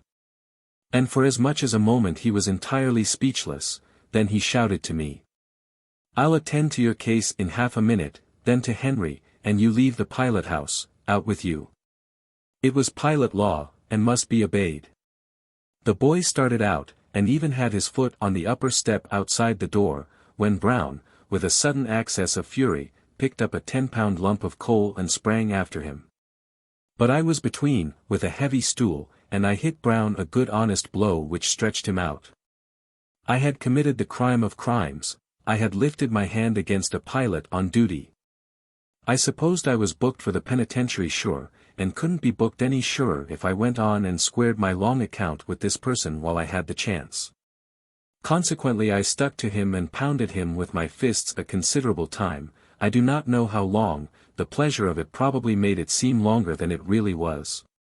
But in the end he struggled free and jumped up and sprang to the wheel, a very natural solicitude, for, all this time, here was this steamboat tearing down the river at the rate of 15 miles an hour and nobody at the helm. However, Eagle Bend was 2 miles wide at this bank full stage, and correspondingly long and deep, and the boat was steering herself straight down the middle and taking no chances. Still, that was only luck. A body might have found her charging into the woods. Perceiving, at a glance, that the Pennsylvania was in no danger, Brown gathered up the big spyglass, war club fashion, and ordered me out of the pilot house with more than Comanche bluster. But I was not afraid of him now. So, instead of going, I tarried, and criticized his grammar. I reformed his ferocious speeches for him, and put them into good English, calling his attention to the advantage of pure English over the bastard dialect of the Pennsylvanian collieries whence he was extracted. He could have done his part to admiration in a cross-fire of mere vituperation, of course, but he was not equipped for this species of controversy, so he presently laid aside his glass and took the wheel, muttering and shaking his head. And I retired to the bench. The racket had brought everybody to the hurricane deck, and I trembled when I saw the old captain looking up from the midst of the crowd. I said to myself, now I am done for. For although, as a rule, he was so fatherly and indulgent toward the boat's family, and so patient of minor shortcomings, he could be stern enough when the fault was worth it. I tried to imagine what he would do to a cub pilot who had been guilty of such a crime as mine, committed on a boat guard deep with costly freight and alive with passengers. Our watch was nearly ended. I thought I would go and hide somewhere till I got a chance to slide ashore. So I slipped out of the pilot house, and down the steps, and around to the Texas door, and was in the act of gliding within, when the captain confronted me. I dropped my head, and he stood over me in silence a moment or two, then said impressively, "Follow me." I dropped into his wake. He led the way to his parlor in the forward end of the Texas. We were alone, now. He closed the after door. Then moved slowly to the forward one and closed that. He sat down. I stood before him. He looked at me some little time, then said, "So you have been fighting Mr. Brown?" I answered meekly, "Yes, sir." "Do you know that that is a very serious matter?" "Yes, sir." "Are you aware that this boat was plowing down the river fully 5 minutes with no one at the wheel?" "Yes, sir." "Did you strike him first?" "Yes, sir." "What with?" "A stool, sir." "Hard?" "Middling, sir." Did it knock him down? He fell, sir. Did you follow it up? Did you do anything further? Yes, sir. What did you do? Pounded him, sir. Pounded him? Yes, sir. Did you pound him much, that is, severely? One might call it that, sir, maybe. I'm deuced glad of it. Hark ye, never mention that I said that. You have been guilty of a great crime, and don't you ever be guilty of it again, on this boat. But, lay for him ashore. Give him a good sound thrashing, do you hear? I'll pay the expenses. Now go, and mind you, not a word of this to anybody. Clear out with you, you've been guilty of a great crime, you whelp. I slid out, happy with the sense of a close shave and a mighty deliverance, and I heard him laughing to himself and slapping his fat thighs after I had closed his door. When Brown came off watch he went straight to the captain, who was talking with some passengers on the boiler deck, and demanded that I be put ashore in New Orleans, and added, I'll never turn a wheel on this boat again while that cub stays. The captain said, But he needn't come round when you are on watch, Mr. Brown. I won't even stay on the same boat with him. One of us has got to go ashore. Very well, said the captain, let it be yourself. And resumed his talk with the passengers. During the brief remainder of the trip, I knew how an emancipated slave feels, for I was an emancipated slave myself. While we lay at landings, I listened to George Ealer's flute. Or to his readings from his two Bibles, that is to say, Goldsmith and Shakespeare, or I played chess with him, and would have beaten him sometimes, only he always took back his last move and ran the game out differently. Chapter 20. A Catastrophe. We lay 3 days in New Orleans, but the captain did not succeed in finding another pilot, so he proposed that I should stand a daylight watch, and leave the night watches to George Ealer. But I was afraid, I had never stood a watch of any sort by myself, and I believed I should be sure to get into trouble in the head of some chute, or ground the boat in a near cut through some bar or other. Brown remained in his place. But he would not travel with me. So the captain gave me an order on the captain of the A.T. Lacey, for a passage to St. Louis, and said he would find a new pilot there and my steersman's berth could then be resumed. The Lacey was to leave a couple of days after the Pennsylvania. The night before the Pennsylvania left, Henry and I sat chatting on a freight pile on the levee till midnight. The subject of the chat, mainly, was one which I think we had not exploited before, steamboat disasters. One was then on its way to us, little as we suspected it. The water which was to make the steam which should cause it, was washing past some point 1,500 miles up the river while we talked, but it would arrive at the right time and the right place.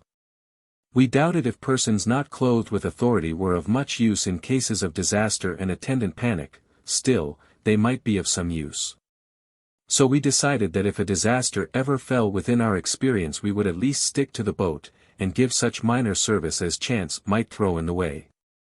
Henry remembered this, afterward, when the disaster came, and acted accordingly. The Lacey started up the river 2 days behind the Pennsylvania. We touched at Greenville, Mississippi, a couple of days out, and somebody shouted, "The Pennsylvania is blown up at Ship Island, and 150 lives lost." At Napoleon, Arkansas, the same evening, we got an extra, issued by a Memphis paper, which gave some particulars. It mentioned my brother, and said he was not hurt. Further up the river we got a later extra. My brother was again mentioned. But this time as being hurt beyond help. We did not get full details of the catastrophe until we reached Memphis. This is the sorrowful story. It was 6 o'clock on a hot summer morning. The Pennsylvania was creeping along, north of Ship Island, about 60 miles below Memphis on a half-head of steam, towing a wood flat which was fast being emptied. George Ealer was in the pilot-house alone, I think. The second engineer and a striker had the watch in the engine room, the second mate had the watch on deck, George Black, Mr.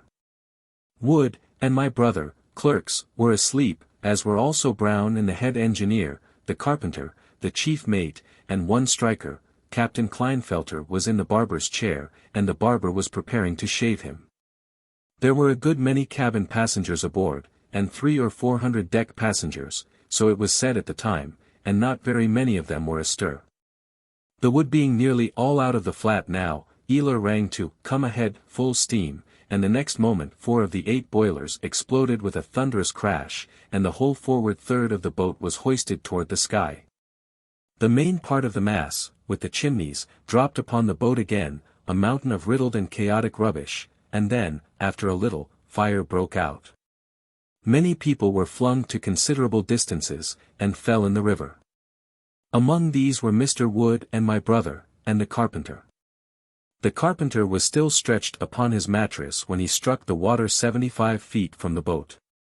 Brown, the pilot, and George Black, chief clerk, were never seen or heard of after the explosion. The barber's chair, with Captain Klinefelter in it and unhurt, was left with its back overhanging vacancy. Everything forward of it, floor and all, had disappeared. And the stupefied barber, who was also unhurt, stood with one toe projecting over space, still stirring his lather unconsciously, and saying, not a word. When George Eeyler saw the chimneys plunging aloft in front of him, he knew what the matter was. So he muffled his face in the lapels of his coat, and pressed both hands there tightly to keep this protection in its place so that no steam could get to his nose or mouth. He had ample time to attend to these details while he was going up and returning. He presently landed on top of the unexploded boilers, 40 feet below the former pilot-house, accompanied by his wheel and a rain of other stuff, and enveloped in a cloud of scalding steam.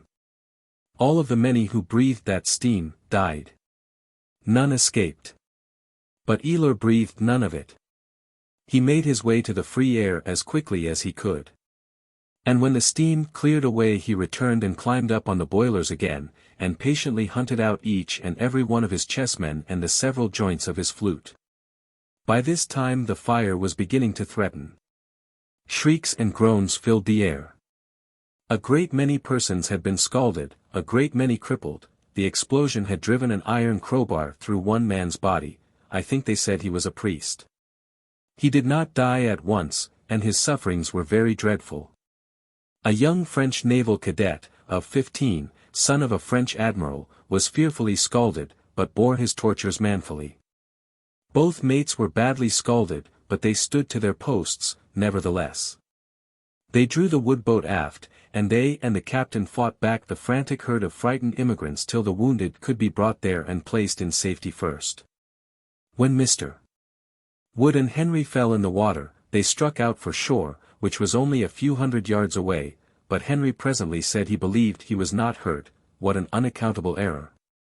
And therefore would swim back to the boat and help save the wounded. So they parted, and Henry returned. By this time the fire was making fierce headway, and several persons who were imprisoned under the ruins were begging piteously for help. All efforts to conquer the fire proved fruitless, so the buckets were presently thrown aside and the officers fell to with axes and tried to cut the prisoners out. A striker was one of the captives. He said he was not injured, but could not free himself, and when he saw that the fire was likely to drive away the workers, he begged that someone would shoot him, and thus save him from the more dreadful death. The fire did drive the axemen away, and they had to listen, helpless, to this poor fellow's supplications till the flames ended his miseries.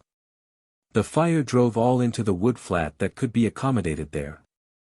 It was cut adrift, then, and it and the burning steamer floated down the river toward Ship Island. They moored the flat at the head of the island, and there, unsheltered from the blazing sun, the half-naked occupants had to remain, without food or stimulants or help for their hurts, during the rest of the day. A steamer came along, finally, and carried the unfortunates to Memphis, and there the most lavish assistance was at once forthcoming. By this time Henry was insensible. The physicians examined his injuries and saw that they were fatal, and naturally turned their main attention to patients who could be saved. 40 of the wounded were placed upon pallets on the floor of a great public hall, and among these was Henry. There the ladies of Memphis came every day, with flowers, fruits, and dainties and delicacies of all kinds, and there they remained and nursed the wounded. All the physicians stood watches there, and all the medical students. And the rest of the town furnished money, or whatever else was wanted. And Memphis knew how to do all these things well. For many a disaster like the Pennsylvania's had happened near her doors, and she was experienced, above all other cities on the river, in the gracious office of the Good Samaritan. The sight I saw when I entered that large hall was new and strange to me. 2 long rows of prostrate forms, more than 40, in all, and every face and head a shapeless wad of loose raw cotton. It was a gruesome spectacle.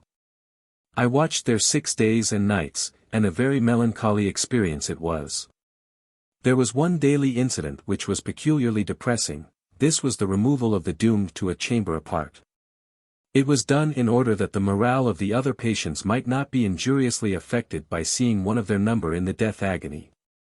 The fated one was always carried out with as little stir as possible, and the stretcher was always hidden from sight by a wall of assistants. But no matter, everybody knew what that cluster of bent forms, with its muffled step and its slow movement meant, and all eyes watched it wistfully, and a shudder went abreast of it like a wave. I saw many poor fellows removed to the death room, and saw them no more afterward. But I saw our chief mate carried thither more than once. His hurts were frightful, especially his scalds. He was clothed in linseed oil and raw cotton to his waist, and resembled nothing human. He was often out of his mind, and then his pains would make him rave and shout and sometimes shriek. Then, after a period of dumb exhaustion, his disordered imagination would suddenly transform the great apartment into a forecastle, and the hurrying throng of nurses into the crew. And he would come to a sitting posture and shout, hump yourselves, you petrifactions, snail bellies, pallbearers. Going to be all day getting that hatful of freight out? And supplement this explosion with a firmament-obliterating eruption or profanity which nothing could stay or stop till his crater was empty. And now and then while these frenzies possessed him, he would tear off handfuls of the cotton and expose his cooked flesh to view. It was horrible. It was bad for the others, of course, this noise and these exhibitions. So the doctors tried to give him morphine to quiet him. But, in his mind or out of it, he would not take it. He said his wife had been killed by that treacherous drug, and he would die before he would take it. He suspected that the doctors were concealing it in his ordinary medicines and in his water, so he ceased from putting either to his lips. Once, when he had been without water during 2 sweltering days, he took the dipper in his hand, and the sight of the limpid fluid, and the misery of his thirst, tempted him almost beyond his strength. But he mastered himself and threw it away, and after that he allowed no more to be brought near him. 3 times I saw him carried to the death room, insensible and supposed to be dying. But each time he revived, cursed his attendants, and demanded to be taken back. He lived to be made of a steamboat again. But he was the only one who went to the death room and returned alive. Dr. Peyton, a principal physician, and rich in all the attributes that go to constitute high and flawless character, did all that educated judgment and trained skill could do for Henry. But, as the newspapers had said in the beginning, his hurts were past help. On the evening of the 6th day his wandering mind busied itself with matters far away, and his nerveless fingers picked at his coverlet. His hour had struck. We bore him to the death room, poor boy. Chapter 21. A section in my biography. In due course I got my license. I was a pilot now, full-fledged. I dropped into casual employments. No misfortunes resulting, intermittent work gave place to steady and protracted engagements. Time drifted smoothly and prosperously on, and I supposed, and hoped, that I was going to follow the river the rest of my days, and die at the wheel when my mission was ended. But by and by the war came, commerce was suspended, my occupation was gone. I had to seek another livelihood. So I became a silver miner in Nevada, next, a newspaper reporter, next, a gold miner, in California, next, a reporter in San Francisco, next, a special correspondent in the Sandwich Islands. Next, a roving correspondent in Europe and the East, next, an instructional torchbearer on the lecture platform, and, finally, I became a scribbler of books, and an immovable fixture among the other rocks of New England. In so few words have I disposed of the 21 slow-drifting years that have come and gone since I last looked from the windows of a pilot-house. Let us resume, now. Chapter 22. I return to my muttons. After 21 years' absence, I felt a very strong desire to see the river again, and the steamboats, and such of the boys as might be left, so I resolved to go out there. I enlisted a poet for company, and a stenographer to take him down, and started westward about the middle of April. As I proposed to make notes, with a view to printing, I took some thought as to methods of procedure. I reflected that if I were recognized on the river, should not be as free to go and come, talk, inquire, and spy around, as I should be if unknown. I remembered that it was the custom of steamboat men in the old times to load up the confiding stranger with the most picturesque and admirable lies, and put the sophisticated friend off with dull and ineffectual facts, so I concluded, that, from a business point of view, it would be an advantage to disguise our party with fictitious names. The idea was certainly good, but it bred infinite bother, for although Smith, Jones, and Johnson are easy names to remember when there is no occasion to remember them, it is next to impossible to recollect them when they are wanted. How do criminals manage to keep a brand new alias in mind? This is a great mystery. I was innocent, and yet was seldom able to lay my hand on my new name when it was needed. And it seemed to me that if I had had a crime on my conscience to further confuse me, I could never have kept the name by me at all. We left per Pennsylvania Railroad, at 8 a.m. April 18th. Evening. Speaking of dress. Grace and picturesqueness drop gradually out of it as one travels away from New York. I find that among my notes. It makes no difference which direction you take, the fact remains the same. Whether you move north, south, east, or west, no matter, you can get up in the morning and guess how far you have come, by noting what degree of grace and picturesqueness is by that time lacking in the costumes of the new passengers. I do not mean of the women alone, but of both sexes.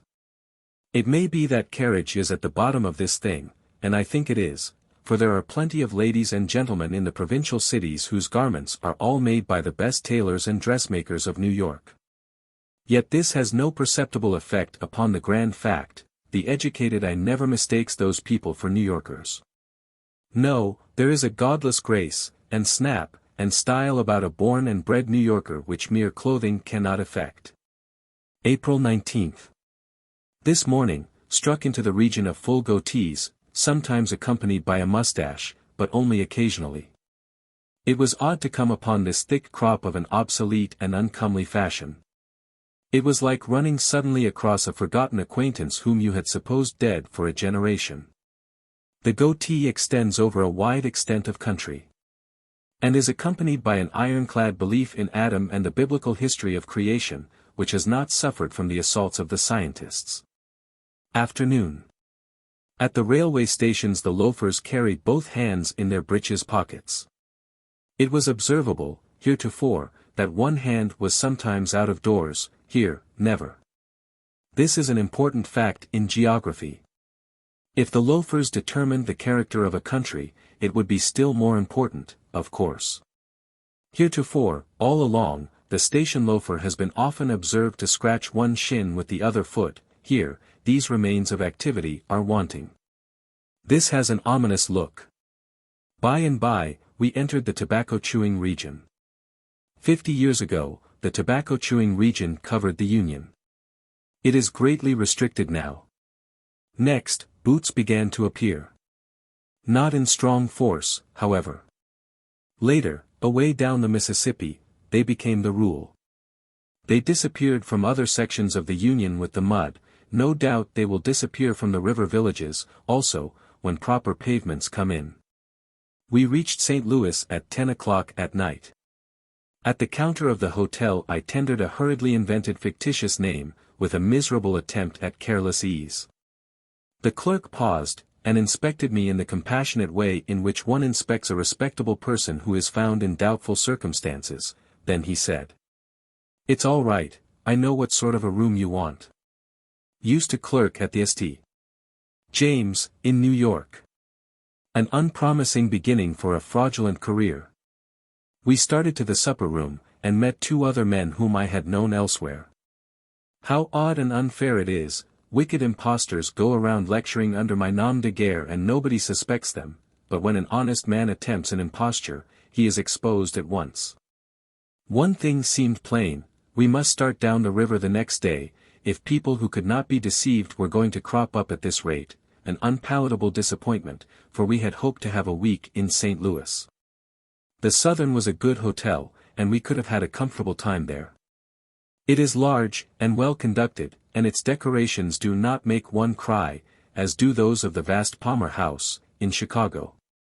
True, the billiard tables were of the old Silurian period, and the cues and balls of the post-Pliocene, but there was refreshment in this, not discomfort, for there is rest and healing in the contemplation of antiquities.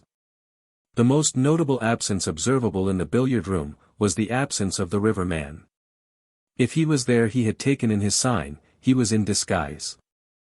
I saw there none of the swell airs and graces, and ostentatious displays of money, and pompous squanderings of it, which used to distinguish the steamboat crowd from the dryland crowd in the bygone days, in the thronged billiard rooms of St. Louis.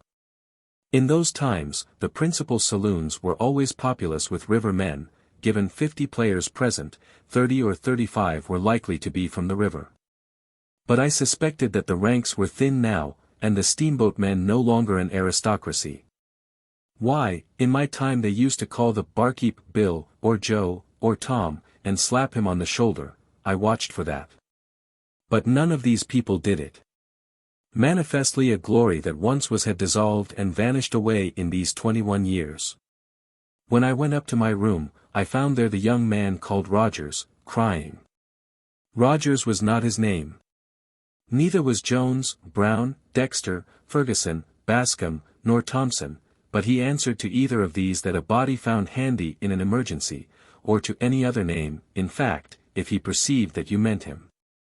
He said, "What is a person to do here when he wants a drink of water? Drink this slush. Can't you drink it? I could if I had some other water to wash it with." Here was a thing which had not changed.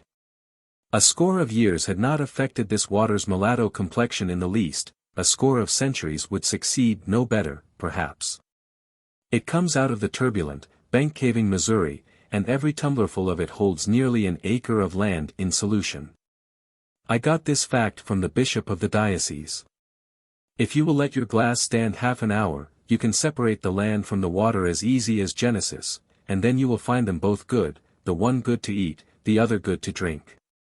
The land is very nourishing, the water is thoroughly wholesome. The one appeases hunger, the other, thirst. But the natives do not take them separately, but together, as nature mixed them. When they find an inch of mud in the bottom of a glass, they stir it up, and then take the draught as they would gruel. It is difficult for a stranger to get used to this batter, but once used to it he will prefer it to water. This is really the case. It is good for steamboating, and good to drink, but it is worthless for all other purposes, except baptizing. Next morning, we drove around town in the rain. The city seemed but little changed.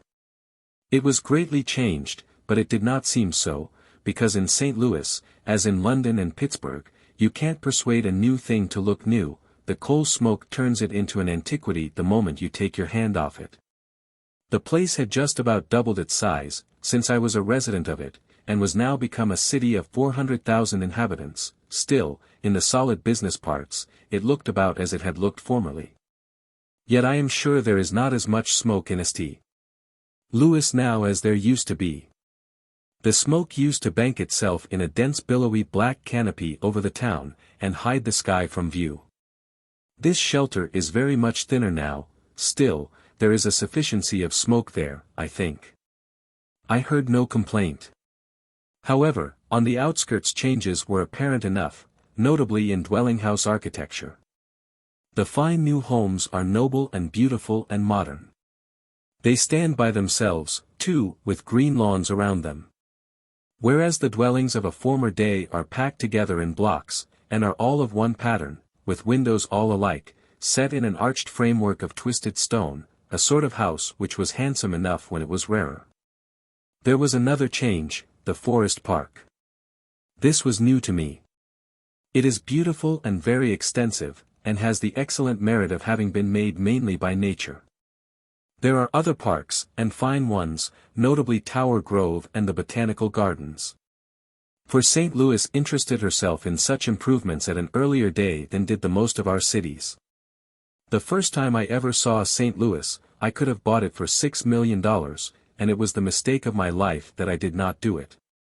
It was bitter now to look abroad over this domed and steepled metropolis, this solid expanse of bricks and mortar stretching away on every hand into dim, measure-defying distances, and remember that I had allowed that opportunity to go by.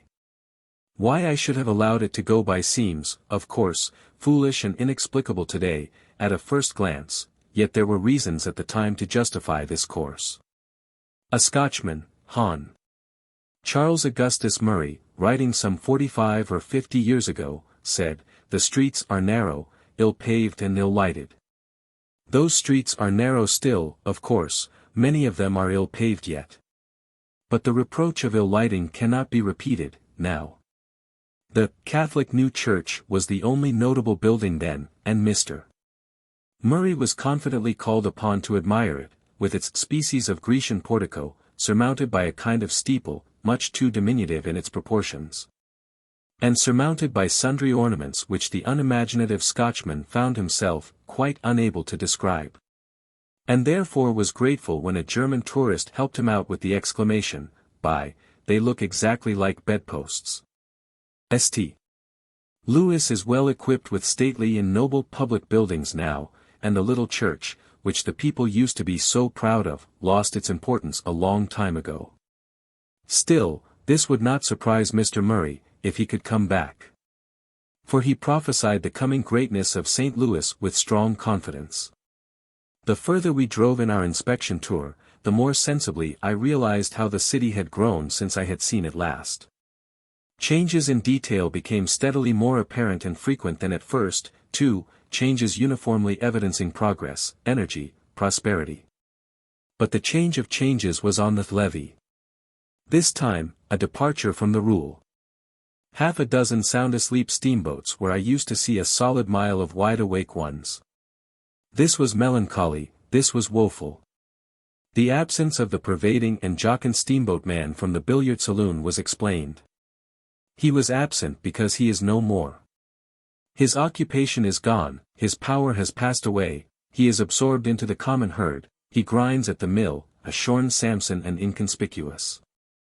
Half a dozen lifeless steamboats, a mile of empty wharves, a negro fatigued with whiskey stretched asleep, in a wide and soundless vacancy, where the serried hosts of commerce used to contend. Footnote, Captain Marriott, writing 45 years ago says, Street Point Louis has 20,000 inhabitants. The river abreast of the town is crowded with steamboats, lying in 2 or 3 tiers. Here was desolation, indeed. The old sea, as one in tears, comes murmuring, with foamy lips, and knocking at the vacant piers, calls for his long-lost multitude of ships. The towboat and the railroad had done their work, and done it well and completely. The mighty bridge, stretching along over our heads, had done its share in the slaughter and spoliation. Remains of former steamboat men told me, with wan satisfaction, that the bridge doesn't pay.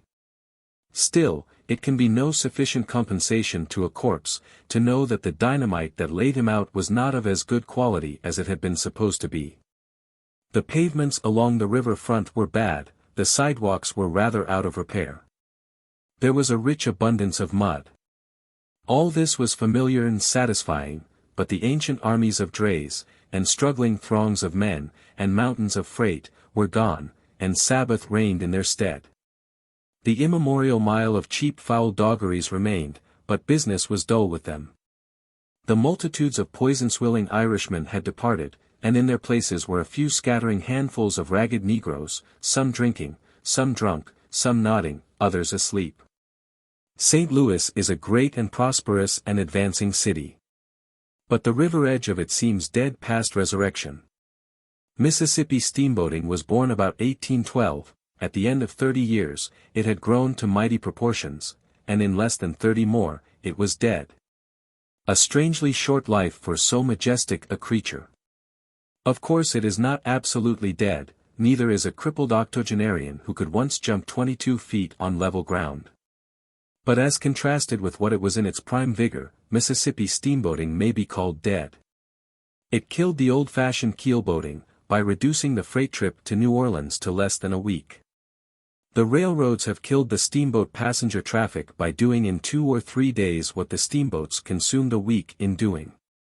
And the towing fleets have killed the through freight traffic by dragging 6 or 7 steamer loads of stuff down the river at a time, at an expense so trivial that steamboat competition was out of the question. Freight and passenger way traffic remains to the steamers.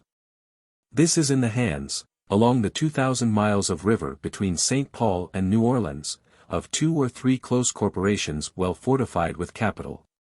And by able and thoroughly businesslike management and system, these make a sufficiency of money out of what is left of the once prodigious steamboating industry. I suppose that St. Louis and New Orleans have not suffered materially by the change, but alas for the woodyard man. He used to fringe the river all the way. His close-ranked merchandise stretched from the one city to the other, along the banks, and he sold uncountable cords of it every year for cash on the nail. But all the scattering boats that are left burn coal now, and the seldomest spectacle on the Mississippi today is a wood pile. Where now is the once woodyard man? Chapter 23. Traveling Incognito. My idea was, to tarry a while in every town between St. Louis and New Orleans. To do this, it would be necessary to go from place to place by the short packet lines. It was an easy plan to make, and would have been an easy one to follow, 20 years ago, but not now. There are wide intervals between boats, these days. I wanted to begin with the interesting old French settlements of St. Genevieve and Kaskaskia, 60 miles below St. Louis. There was only one boat advertised for that section, a Grand Tower packet. Still, one boat was enough, so we went down to look at her. She was a venerable rack heap, and a fraud to boot. For she was playing herself for personal property, whereas the good honest dirt was so thickly caked all over her that she was righteously taxable as real estate. There are places in New England where her hurricane deck would be worth $150 an acre. The soil on her forecastle was quite good, the new crop of wheat was already springing from the cracks in protected places. The companionway was of a dry sandy character, and would have been well suited for grapes, with a southern exposure and a little subsoiling. The soil of the boiler deck was thin and rocky, but good enough for grazing purposes. A colored boy was on watch here, nobody else visible. We gathered from him that this calm craft would go, as advertised, if she got her trip. If she didn't get it, she would wait for it. Has she got any of her trip? Bless you, no, boss. She ain't unloadin' yit. She only come in dis morning. He was uncertain as to when she might get her trip, but thought it might be tomorrow or maybe next day. This would not answer at all. So we had to give up the novelty of sailing down the river on a farm. We had one more arrow in our quiver, a Vicksburg packet, the Gold Dust, was to leave at 5 p.m. We took passage in her for Memphis, and gave up the idea of stopping off here and there, as being impracticable. She was neat, clean, and comfortable. We camped on the boiler deck, and bought some cheap literature to kill time with. The vendor was a venerable Irishman with a benevolent face and a tongue that worked easily in the socket, and from him we learned that he had lived in St. Louis 34 years and had never been across the river during that period. Then he wandered into a very flowing lecture, filled with classic names and allusions, which was quite wonderful for fluency until the fact became rather apparent that this was not the first time, nor perhaps the 50th, that the speech had been delivered. He was a good deal of a character, and much better company than the sappy literature he was selling. A random remark, connecting Irishmen and beer, brought this nugget of information out of him. They don't drink it, sir. They can't drink it, sir. Give an Irishman lager for a month, and he's a dead man. An Irishman is lined with copper, and the beer corrodes it. But whiskey polishes the copper and is the saving of him, sir. At 8 o'clock, promptly, we backed out and crossed the river. As we crept toward the shore, in the thick darkness, a blinding glory of white electric light burst suddenly from our forecastle, and lit up the water and the warehouses as with a noonday glare. Another big change, this, no more flickering, smoky, pitch-dripping, ineffectual torch baskets, now, their day is past. Next, instead of calling out a score of hands to man the stage, a couple of men in a hatful of steam lowered it from the derrick where it was suspended, launched it, deposited it in just the right spot. And the whole thing was over and done with before a mate in the olden time could have got his profanity mill adjusted to begin the preparatory services. Why this new and simple method of handling the stages was not thought of when the first steamboat was built, is a mystery which helps one to realize what a dull-witted slug the average human being is. We finally got away at 2 in the morning, and when I turned out at 6, we were rounding to at a rocky point where there was an old stone warehouse, at any rate, the ruins of it. 2 or 3 decayed dwelling houses were nearby, in the shelter of the leafy hills, but there were no evidences of human or other animal life to be seen. I wondered if I had forgotten the river, for I had no recollection whatever of this place. The shape of the river, too, was unfamiliar, there was nothing in sight, anywhere, that I could remember ever having seen before. I was surprised, disappointed, and annoyed. We put ashore a well-dressed lady and gentleman, and 2 well-dressed, ladylike young girls, together with sundry Russia-leather bags. A strange place for such folk. No carriage was waiting. The party moved off as if they had not expected any, and struck down a winding country road afoot. But the mystery was explained when we got under way again. For these people were evidently bound for a large town which lay shut in behind a towhead, i.e., New Island, a couple of miles below this landing. I couldn't remember that town, I couldn't place it, couldn't call its name. So I lost part of my temper. I suspected that it might be St. Genevieve, and so it proved to be. Observe what this eccentric river had been about. It had built up this huge useless towhead directly in front of this town, cut off its river communications, fenced it away completely, and made a country town of it. It is a fine old place, too, and deserved a better fate. It was settled by the French, and is a relic of a time when one could travel from the mouths of the Mississippi to Quebec and be on French territory and under French rule all the way. Presently I ascended to the hurricane deck and cast a longing glance toward the pilot house. Chapter 24. My incognito is exploded. After a close study of the face of the pilot on watch, I was satisfied that I had never seen him before, so I went up there. The pilot inspected me, I re-inspected the pilot. These customary preliminaries over, I sat down on the high bench, and he faced about and went on with his work. Every detail of the pilot house was familiar to me, with one exception, a large-mouthed tube under the breastboard. I puzzled over that thing a considerable time, then gave up and asked what it was for. To hear the engine bells through. It was another good contrivance which ought to have been invented half a century sooner.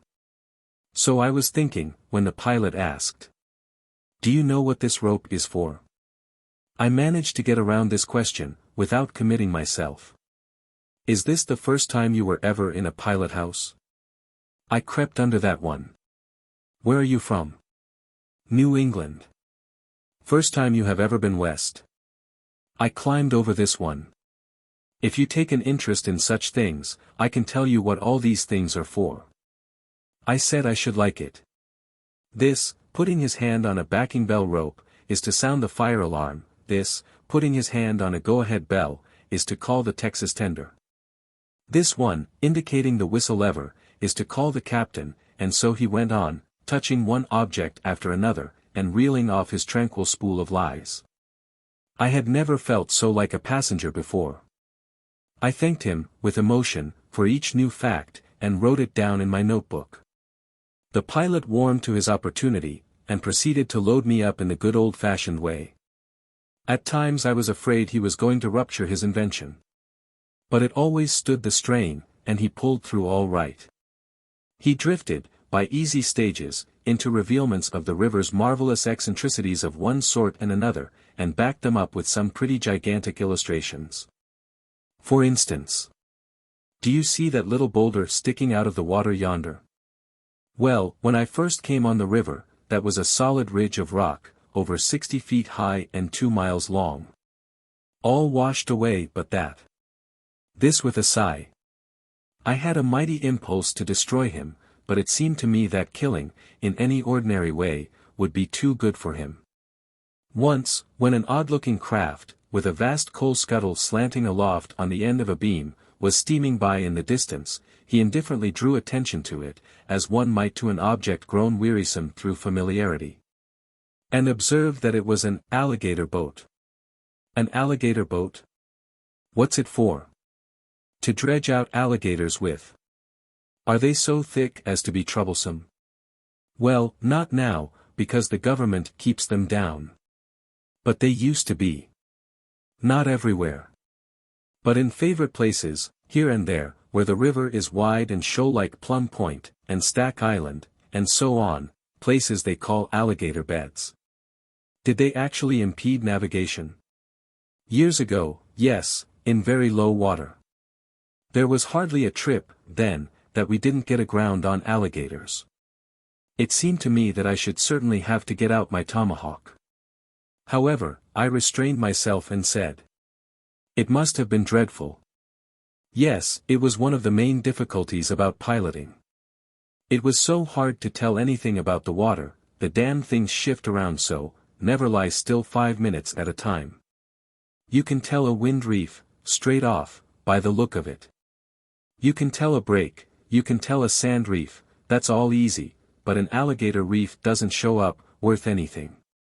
9 times in 10 you can't tell where the water is. And when you do see where it is, like as not it ain't there when you get there, the devils have swapped around so, meantime. Of course there were some few pilots that could judge of alligator water nearly as well as they could of any other kind, but they had to have natural talent for it. It wasn't a thing a body could learn, you had to be born with it. Let me see, there was Ben Thornburg, and Beck Jolly, and Squire Bell, and Horace Bixby, and Major Downing, and John Stevenson, and Billy Gordon, and Jim Brady, and George Ealer, and Billy Youngblood, all A1 alligator pilots. They could tell alligator water as far as another Christian could tell whiskey. Read it, couldn't they, though? I only wish I had as many dollars as they could read alligator water a mile and a half off. Yes, and it paid them to do it, too. A good alligator pilot could always get $1,500 a month. Nights, other people had to lay up for alligators, but those fellows never laid up for alligators, they never laid up for anything but fog. They could smell the best alligator water, it was said. I don't know whether it was so or not, and I think a body's got his hands full enough if he sticks to just what he knows himself, without going around backing up other people's say-sos, though there's a plenty that ain't backward about doing it. As long as they can roust out something wonderful to tell. Which is not the style of Robert Stiles, by as much as 3 fathom, maybe quarter less. My! Was this Rob Stiles, this mustached and stately figure, a slim enough cub, in my time? How he has improved in comeliness in 25 years and in the noble art of inflating his facts. After these musings, I said aloud. I should think that dredging out the alligators wouldn't have done much good, because they could come back again right away. If you had had as much experience of alligators as I have, you wouldn't talk like that. You dredge an alligator once and he's convinced. It's the last you hear of him. He wouldn't come back for pie. If there's one thing that an alligator is more down on than another, it's being dredged. Besides, they were not simply shoved out of the way, the most of the scoopful were scooped aboard, they emptied them into the hold. And when they had got a trip, they took them to Orleans to the government works.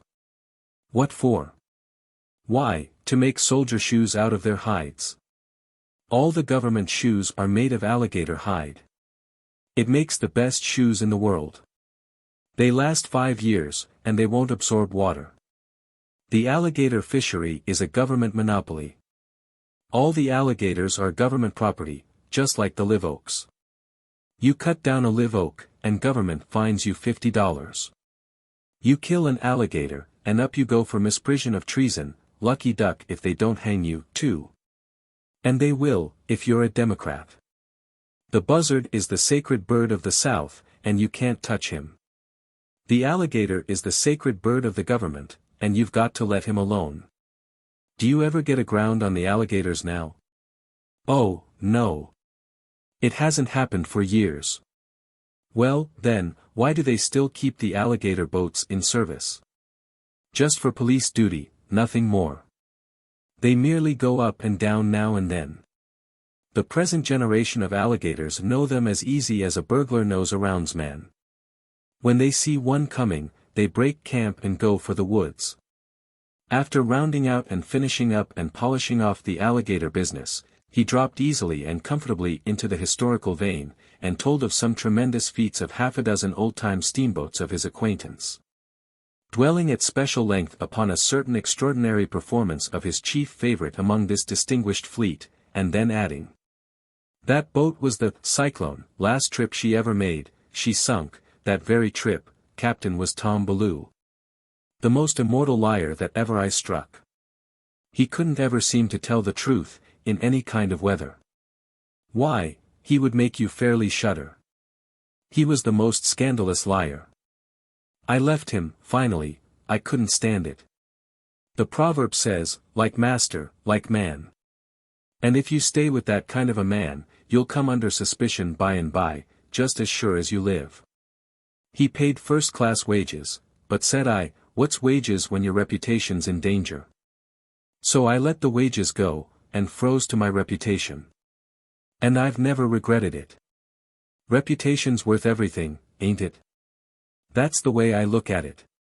He had more selfish organs than any 7 men in the world, all packed in the stern sheets of his skull, of course, where they belonged.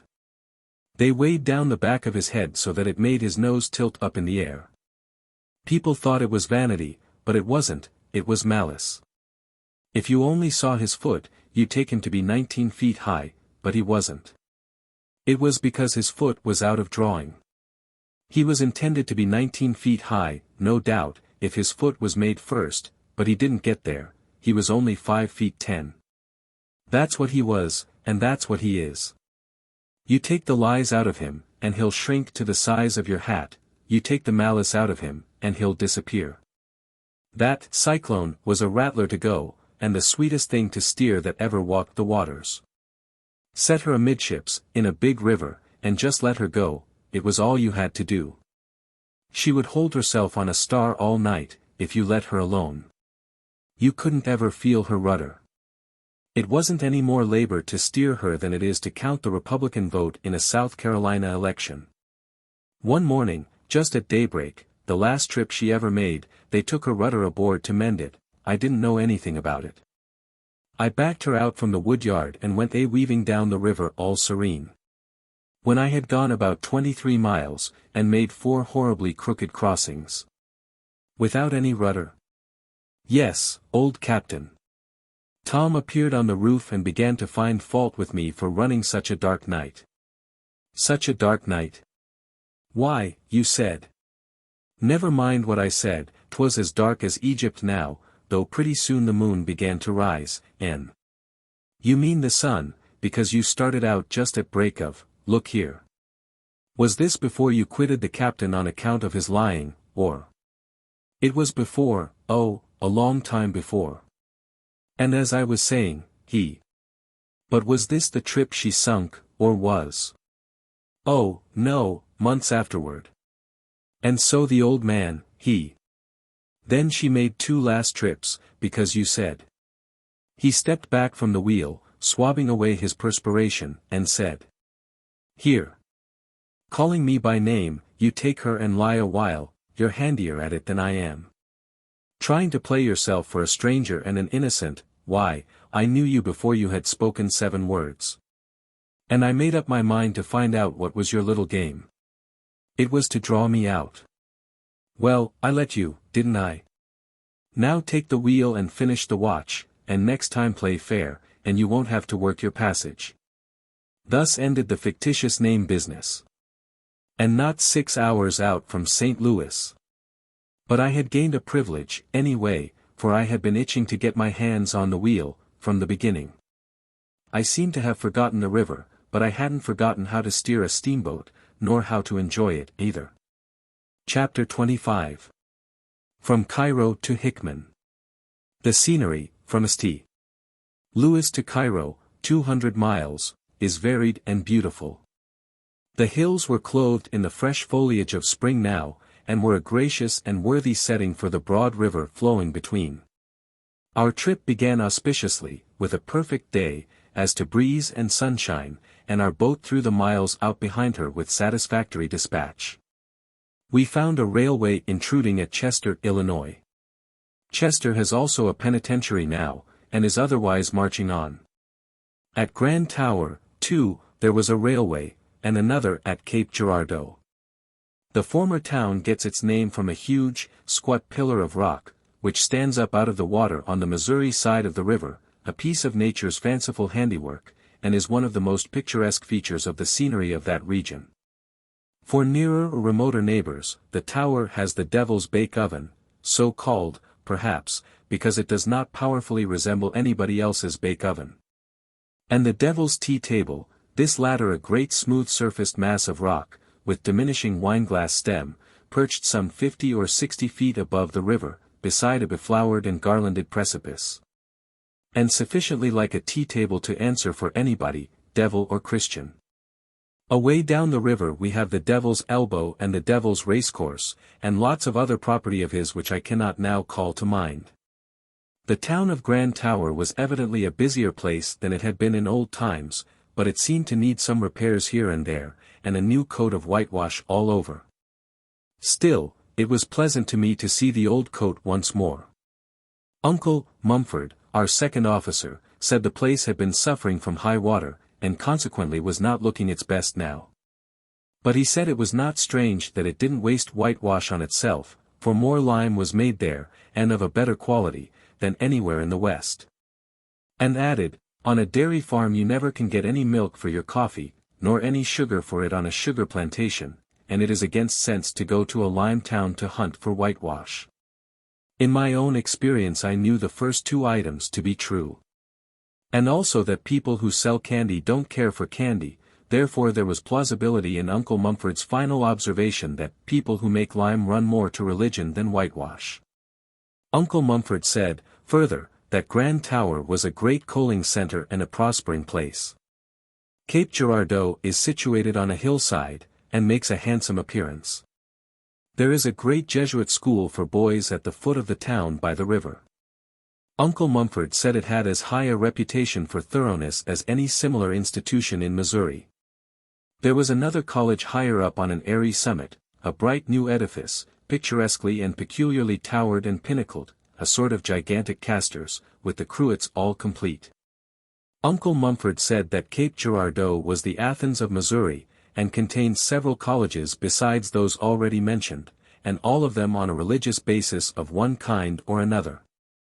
He directed my attention to what he called the strong and pervasive religious look of the town, but I could not see that it looked more religious than the other hill towns with the same slope and built of the same kind of bricks. Partialities often make people see more than really exists. Uncle Mumford has been 30 years a mate on the river.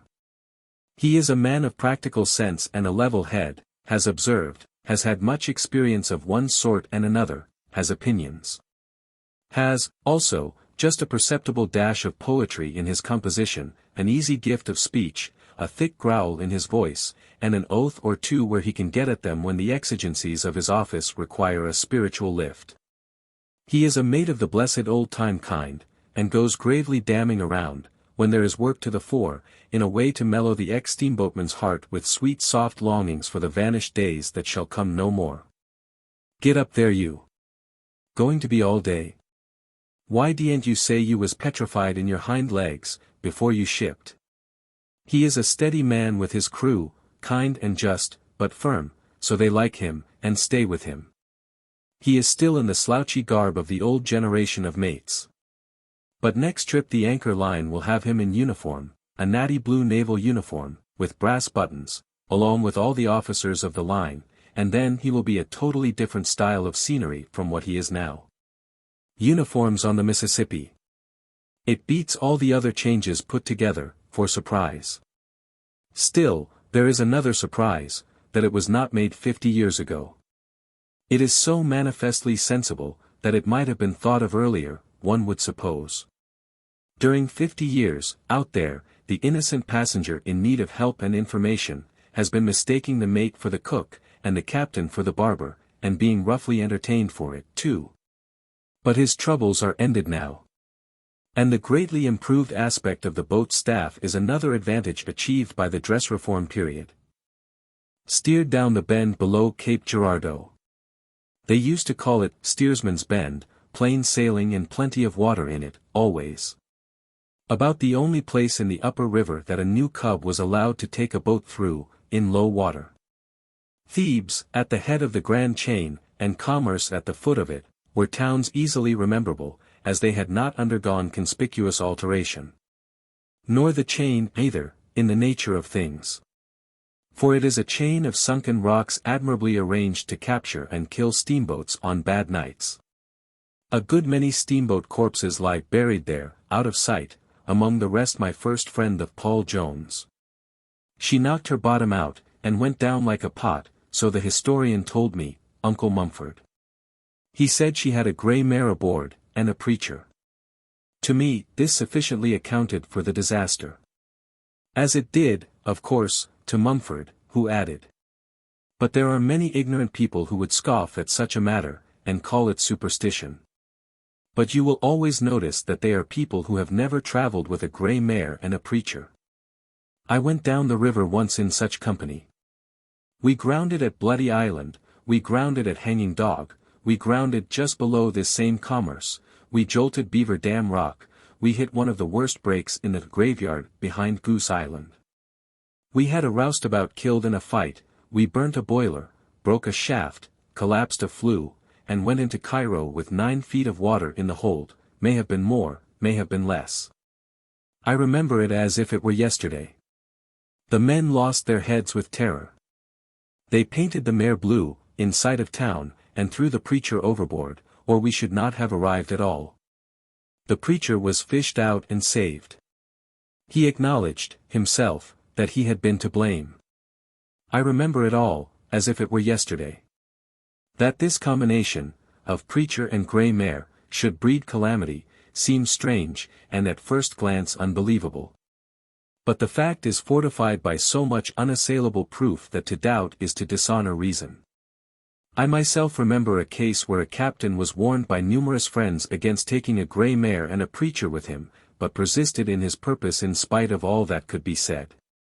And the same day, it may have been the next, and some say it was, though I think it was the same day, he got drunk and fell down the hatchway, and was borne to his home a corpse. This is literally true. No vestige of Hat Island is left now. Every shred of it is washed away. I do not even remember what part of the river it used to be in, except that it was between St. Louis and Cairo somewhere. It was a bad region, all around and about Hat Island, in early days. A farmer who lived on the Illinois shore there, said that 29 steamboats had left their bones strung along within sight from his house. Between St. Louis and Cairo the steamboat wrecks average 1 to the mile, 200 wrecks, altogether. I could recognize big changes from Commerce down. Beaver Dam Rock was out in the middle of the river now, and throwing a prodigious break. It used to be close to the shore, and boats went down outside of it. A big island that used to be away out in mid-river, has retired to the Missouri shore, and boats do not go near it any more. The island called Jacket Pattern is whittled down to a wedge now, and is booked for early destruction. Goose Island is all gone but a little dab the size of a steamboat. The perilous graveyard, among whose numberless wrecks we used to pick our way so slowly and gingerly, is far away from the channel now, and a terror to nobody. One of the islands formerly called the Two Sisters is gone entirely, the other, which used to lie close to the Illinois shore, is now on the Missouri side, a mile away. It is joined solidly to the shore, and it takes a sharp eye to see where the seam is, but it is Illinois ground yet. And the people who live on it have to ferry themselves over and work the Illinois roads and pay Illinois taxes, singular state of things. Near the mouth of the river several islands were missing, washed away.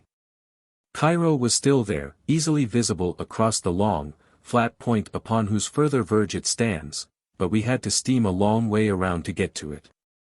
Night fell as we were going out of the upper river and meeting the floods of the Ohio. We dashed along without anxiety, for the hidden rock which used to lie right in the way has moved upstream a long distance out of the channel.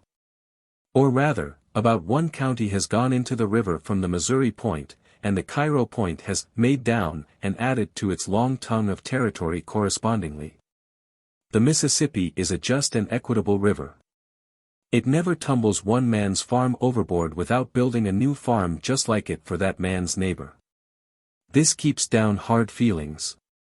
Going into Cairo, we came near killing a steamboat which paid no attention to our whistle and then tried to cross our bows. By doing some strong backing, we saved him, which was a great loss, for he would have made good literature.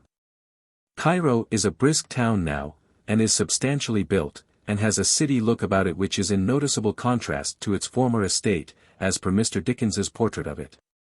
However, it was already building with bricks when I had seen it last, which was when Colonel, now General, Grant was drilling his first command there. Uncle Mumford says the libraries and Sunday schools have done a good work in Cairo, as well as the brick masons. Cairo has a heavy railroad and river trade, and her situation at the junction of the two great rivers is so advantageous that she cannot well help prospering. When I turned out, in the morning, we had passed Columbus, Kentucky, and were approaching Hickman, a pretty town, perched on a handsome hill. Hickman is in a rich tobacco region, and formerly enjoyed a great and lucrative trade in that staple, collecting it there in her warehouses from a large area of country and shipping it by boat. But Uncle Mumford says she built a railway to facilitate this commerce a little more, and he thinks it facilitated it the wrong way, took the bulk of the trade out of her hands by collaring it along the line without gathering it at her doors. Chapter 26. Under Fire. Talk began to run upon the war now, for we were getting down into the upper edge of the former battle stretch by this time. Columbus was just behind us, so there was a good deal said about the famous Battle of Belmont. Several of the boat's officers had seen active service in the Mississippi war fleet. I gathered that they found themselves sadly out of their element in that kind of business at first, but afterward got accustomed to it, reconciled to it, and more or less at home in it. One of our pilots had his first war experience in the Belmont fight, as a pilot on a boat in the Confederate service. I had often had a curiosity to know how a green hand might feel, in his maiden battle, perched all solitary and alone on high in a pilot house, a target for Tom, Dick and Harry. And nobody at his elbow to shame him from showing the white feather when matters grew hot and perilous around him. So, to me his story was valuable, it filled a gap for me which all histories had left till that time empty. The pilot's first battle. He said. It was the 7th of November. The fight began at 7 in the morning. I was on the R.H.W. Hill. Took over a load of troops from Columbus. Came back, and took over a battery of artillery. My partner said he was going to see the fight. Wanted me to go along. I said, no, I wasn't anxious, I would look at it from the pilot house. He said I was a coward, and left. That fight was an awful sight. General Cheatham made his men strip their coats off and throw them in a pile, and said, now follow me to hell or victory. I heard him say that from the pilot house. And then he galloped in, at the head of his troops. Old General Pillow, with his white hair, mounted on a white horse, sailed in, too, leading his troops as lively as a boy. By and by the Federals chased the rebels back, and here they came. Tearing along, everybody for himself and devil take the hindmost. And down under the bank they scrambled, and took shelter. I was sitting with my legs hanging out of the pilot house window. All at once I noticed a whizzing sound passing my ear. Judged it was a bullet. I didn't stop to think about anything, I just tilted over backwards and landed on the floor, and stayed there. The balls came booming around. 3 cannonballs went through the chimney. 1 ball took off the corner of the pilot house, shells were screaming and bursting all around. Mighty warm times, I wished I hadn't come. I lay there on the pilot house floor, while the shots came faster and faster. I crept in behind the big stove, in the middle of the pilot house. Presently a mini-ball came through the stove, and just grazed my head, and cut my hat. I judged it was time to go away from there. The captain was on the roof with a red-headed major from Memphis, a fine-looking man. I heard him say he wanted to leave here, but that pilot is killed. I crept over to the starboard side to pull the bell to set her back. Raised up and took a look, and I saw about 15 shot holes through the window panes, had come so lively I hadn't noticed them. I glanced out on the water, and the spattering shot were like a hailstorm. I thought best to get out of that place. I went down the pilot house guy, head first, not feet first but head first, slid down. Before I struck the deck, the captain said we must leave there. So I climbed up the guy and got on the floor again. About that time, they collared my partner and were bringing him up to the pilot house between 2 soldiers. Somebody had said I was killed. He put his head in and saw me on the floor reaching for the backing bells. He said, "Oh, hell, he ain't shot," and jerked away from the men who had him by the collar, and ran below.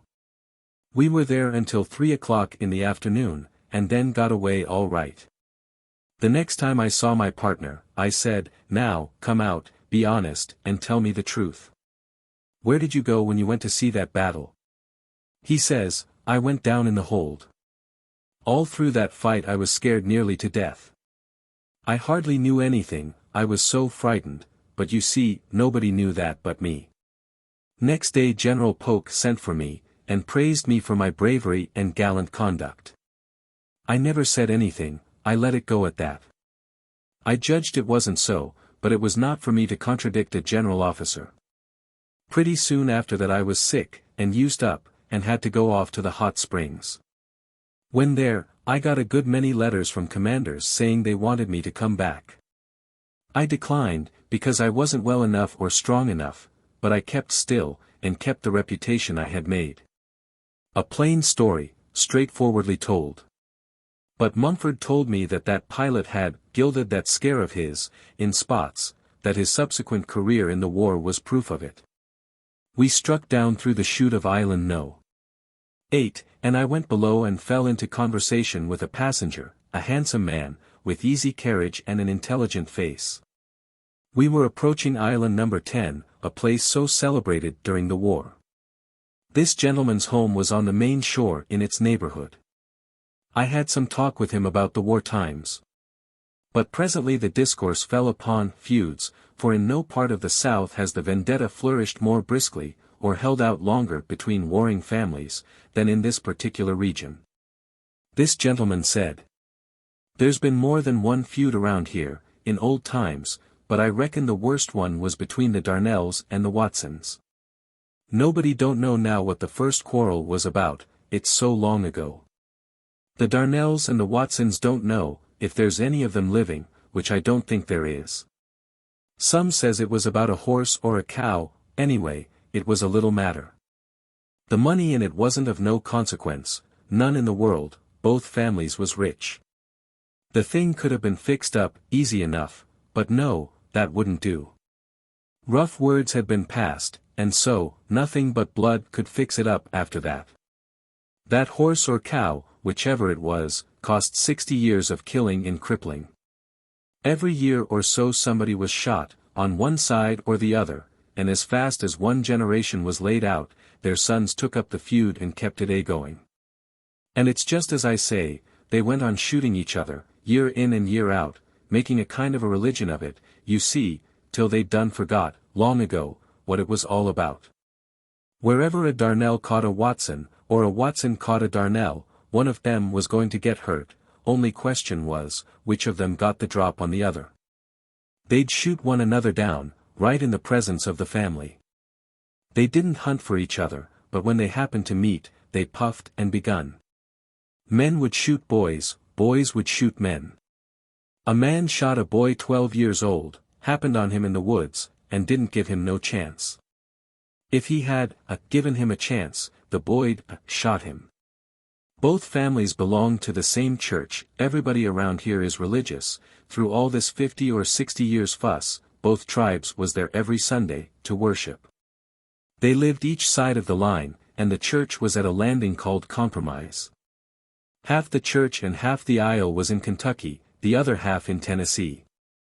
Sundays you'd see the families drive up, all in their Sunday clothes, men, women, and children, and file up the aisle, and set down, quiet and orderly, one lot on the Tennessee side of the church and the other on the Kentucky side.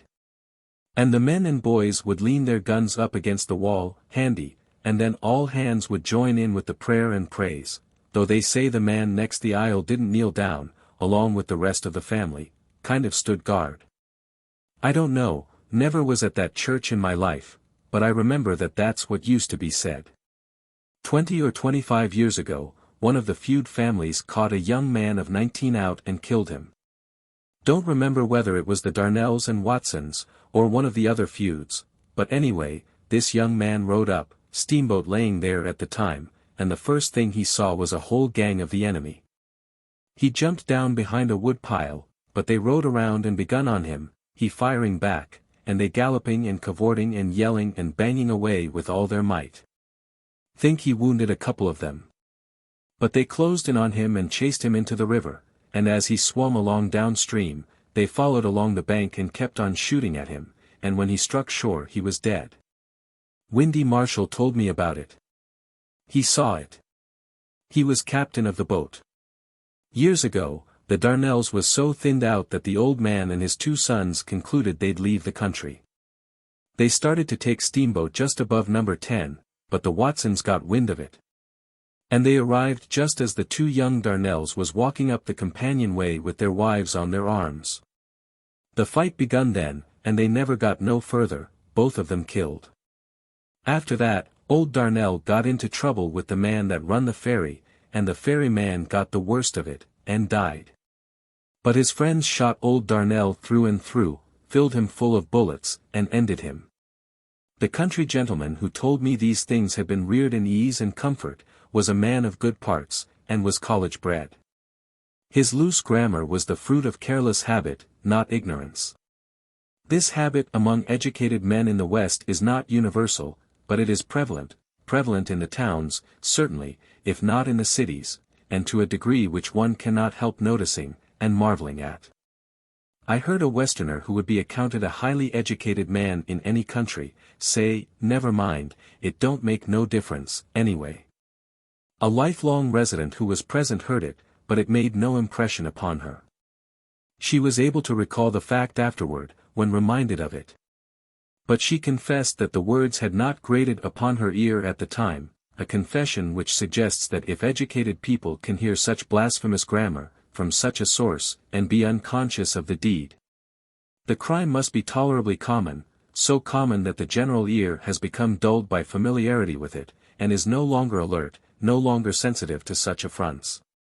No one in the world speaks blemishless grammar, no one has ever written it, no one, either in the world or out of it, taking the scriptures for evidence on the latter point. Therefore it would not be fair to exact grammatical perfection from the peoples of the valley, but they and all other peoples may justly be required to refrain from knowingly and purposely debauching their grammar. I found the river greatly changed at island number 10.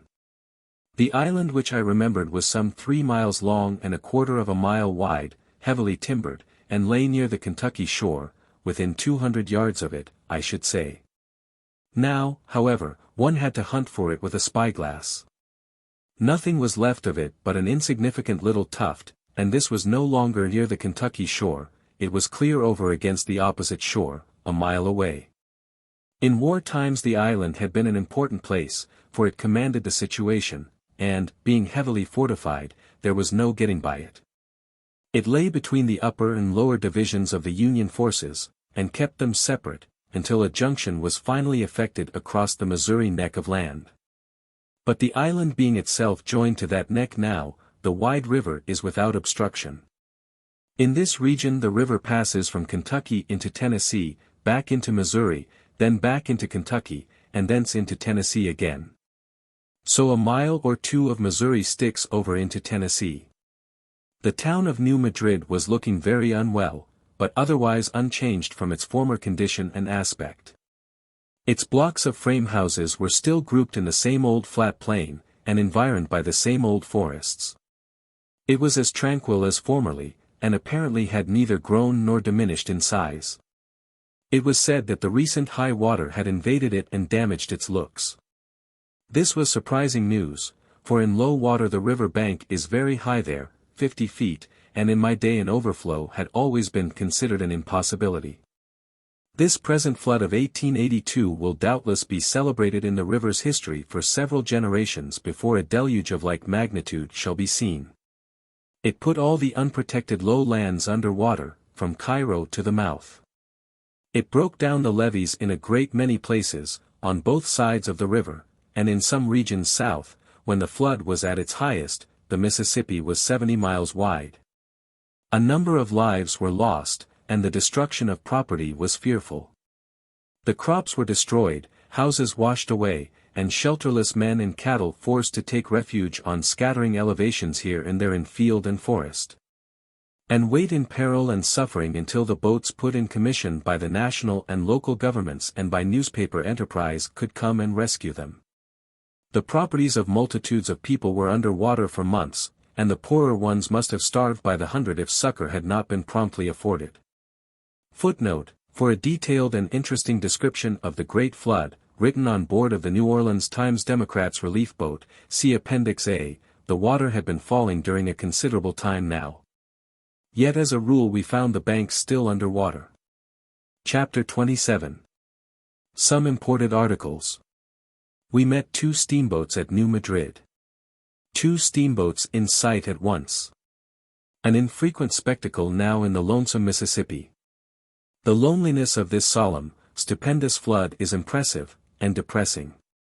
League after league, and still league after league, it pours its chocolate tide along, between its solid forest walls, its almost untenanted shores. With seldom a sail or a moving object of any kind to disturb the surface and break the monotony of the blank, watery solitude. And so the day goes, the night comes, and again the day, and still the same, night after night and day after day, majestic, unchanging sameness of serenity, repose, tranquility, lethargy, vacancy, symbol of eternity. Realization of the heaven pictured by priest and prophet, and longed for by the good and thoughtless. Immediately after the War of 1812, tourists began to come to America, from England, scattering ones at first, then a sort of procession of them, a procession which kept up its plodding, patient march through the land during many, many years.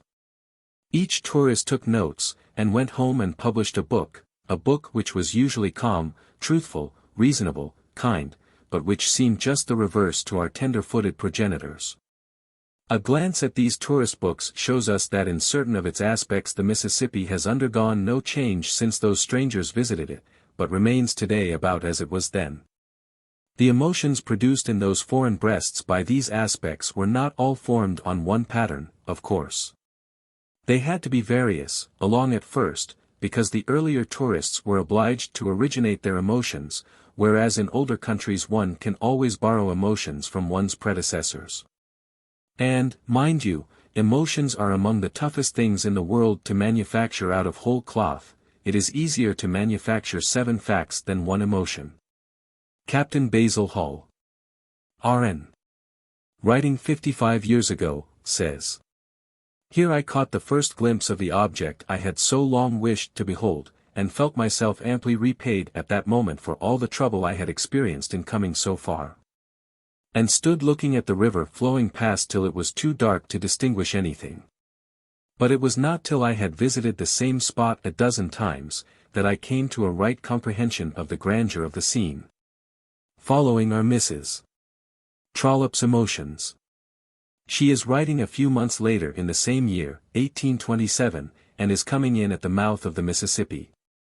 The first indication of our approach to land was the appearance of this mighty river pouring forth its muddy mass of waters, and mingling with the deep blue of the Mexican Gulf.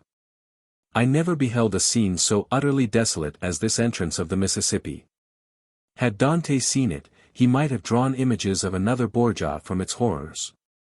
One only object rears itself above the eddying waters. This is the mast of a vessel long since wrecked in attempting to cross the bar, and it still stands, a dismal witness of the destruction that has been, and a boding prophet of that which is to come. Emotions of Hon. Charles Augustus Murray, nearest T. Lewis, 7 years later. It is only when you ascend the mighty current for 50 or 100 miles, and use the eye of imagination as well as that of nature, that you begin to understand all his might and majesty. You see him fertilizing a boundless valley, bearing along in his course the trophies of his 1,000 victories over the shattered forest, here carrying away large masses of soil with all their growth, and their forming islands, destined at some future period to be the residence of man. And while indulging in this prospect, it is then time for reflection to suggest that the current before you has flowed through 2,000 or 3,000 miles, and has yet to travel 1,300 more before reaching its ocean destination. Receive, now, the emotions of Captain Marryat, R.N. author of the Sea Tales, writing in 1837, 3 years after Mr. Murray. Never, perhaps, in the records of nations, was there an instance of a century of such unvarying and unmitigated crime as is to be collected from the history of the turbulent and blood-stained Mississippi. The stream itself appears as if appropriate for the deeds which have been committed.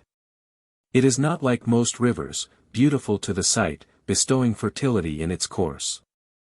Not one that the eye loves to dwell upon as it sweeps along, nor can you wander upon its banks, or trust yourself without danger to its stream. It is a furious, rapid, desolating torrent, loaded with alluvial soil. And few of those who are received into its waters ever rise again. Footnote: there was a foolish superstition of some little prevalence in that day, that the Mississippi would neither buoy up a swimmer, nor permit a drowned person's body to rise to the surface, or can support themselves long upon its surface without assistance from some friendly log. It contains the coarsest and most uneatable of fish, such as the catfish and such genus, and as you descend, its banks are occupied with the fetid alligator, while the panther basks at its edge in the canebrakes, almost impervious to man. Pouring its impetuous waters through wild tracts covered with trees of little value except for firewood, it sweeps down whole forests in its course, which disappear in tumultuous confusion, whirled away by the stream now loaded with the masses of soil which nourish their roots, often blocking up and changing for a time the channel of the river, which, as if in anger at its being opposed, inundates and devastates the whole country round. And as soon as it forces its way through its former channel, plants in every direction the uprooted monarchs of the forest, upon whose branches the bird will never again perch, or the raccoon, the opossum, or the squirrel climb, as traps to the adventurous navigators of its waters by steam, who, borne down upon these concealed dangers which pierce through the planks, very often have not time to steer for and gain the shore before they sink to the bottom. There are no pleasing associations connected with the great common sewer of the Western America, which pours out its mud into the Mexican Gulf, polluting the clear blue sea for many miles beyond its mouth. It is a river of desolation. And instead of reminding you, like other beautiful rivers, of an angel which has descended for the benefit of man, you imagine it a devil, whose energies have been only overcome by the wonderful power of steam. It is pretty crude literature for a man accustomed to handling a pen. Still, as a panorama of the emotions sent weltering through this noted visitor's breast by the aspect and traditions of the great common sewer, it has a value. A value, though marred in the matter of statistics by inaccuracies, for the catfish is a plenty good enough fish for anybody, and there are no panthers that are impervious to man. Later still comes Alexander Mackay, of the Middle Temple, barrister at law, with a better digestion, and no catfish dinner aboard, and feels as follows. The Mississippi. It was with indescribable emotions that I first felt myself afloat upon its waters. How often in my schoolboy dreams, and in my waking visions afterwards, had my imagination pictured to itself the lordly stream, rolling with tumultuous current through the boundless region to which it has given its name, and gathering into itself, in its course to the ocean, the tributary waters of almost every latitude in the temperate zone. Here it was then in its reality, and I, at length, steaming against its tide. I looked upon it with that reverence with which everyone must regard a great feature of external nature. So much for the emotions. The tourists, one and all, remark upon the deep, brooding loneliness and desolation of the vast river. Captain Basil Hall, who saw it at flood stage, says, "Sometimes we passed along distances of 20 or 30 miles without seeing a single habitation. An artist, in search of hints for a painting of the deluge, would here have found them in abundance. The first shall be last, etc." Just 200 years ago, the old original first and gallantiest of all the foreign tourists, pioneer, head of the procession, ended his weary and tedious discovery voyage down the solemn stretches of the great river, La Salle, whose name will last as long as the river itself shall last. We quote from Mr. Parkman. And now they neared their journey's end. On the 6th of April, the river divided itself into 3 broad channels. La Salle followed that of the west, and Doutre that of the east, while Tonty took the middle passage. As he drifted down the turbid current, between the low and marshy shores, the brackish water changed to brine, and the breeze grew fresh with the salt breath of the sea. Then the broad bosom of the great gulf opened on his sight, tossing its restless billows, limitless, voiceless, lonely as when born of chaos, without a sail, without a sign of life. Then, on a spot of solid ground, La Salle reared a column bearing the arms of France. The Frenchmen were mustered under arms. And while the New England Indians and their squaws looked on in wondering silence, they chanted the Te Deum, the Exaudiat, and the Domini Salvum Fac Regem. Then, whilst the musketry volleyed and rejoicing shouts burst forth, the victorious discoverer planted the column, and made proclamation in a loud voice, taking formal possession of the river and the vast countries watered by it. In the name of the king. The column bore this inscription: Louis le Grand, Roi de France et de Navarre, Regni, le 9e avril, 1682. New Orleans intended to fittingly celebrate, this present year, the bicentennial anniversary of this illustrious event. But when the time came, all her energies and surplus money were required in other directions, for the flood was upon the land then, making havoc and devastation everywhere. Chapter 28. Uncle Mumford unloads. All day we swung along down the river, and had the stream almost wholly to ourselves. Formerly, at such a stage of the water, we should have passed acres of lumber rafts, and dozens of big coal barges, also occasional little trading scows, peddling along from farm to farm, with the peddler's family on board. Possibly, a random scow, bearing a humble hamlet and company on an itinerant dramatic trip. But these were all absent. Far along in the day, we saw one steamboat, just one, and no more. She was lying at rest in the shade, within the wooded mouth of the Obion River. The spyglass revealed the fact that she was named for me, or he was named for me, whichever you prefer. As this was the first time I had ever encountered this species of honor, it seems excusable to mention it, and at the same time call the attention of the authorities to the tardiness of my recognition of it. Noted a big change in the river, at Island 21.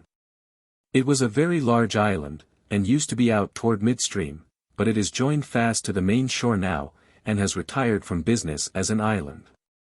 As we approached famous and formidable Plum Point, darkness fell, but that was nothing to shudder about, in these modern times.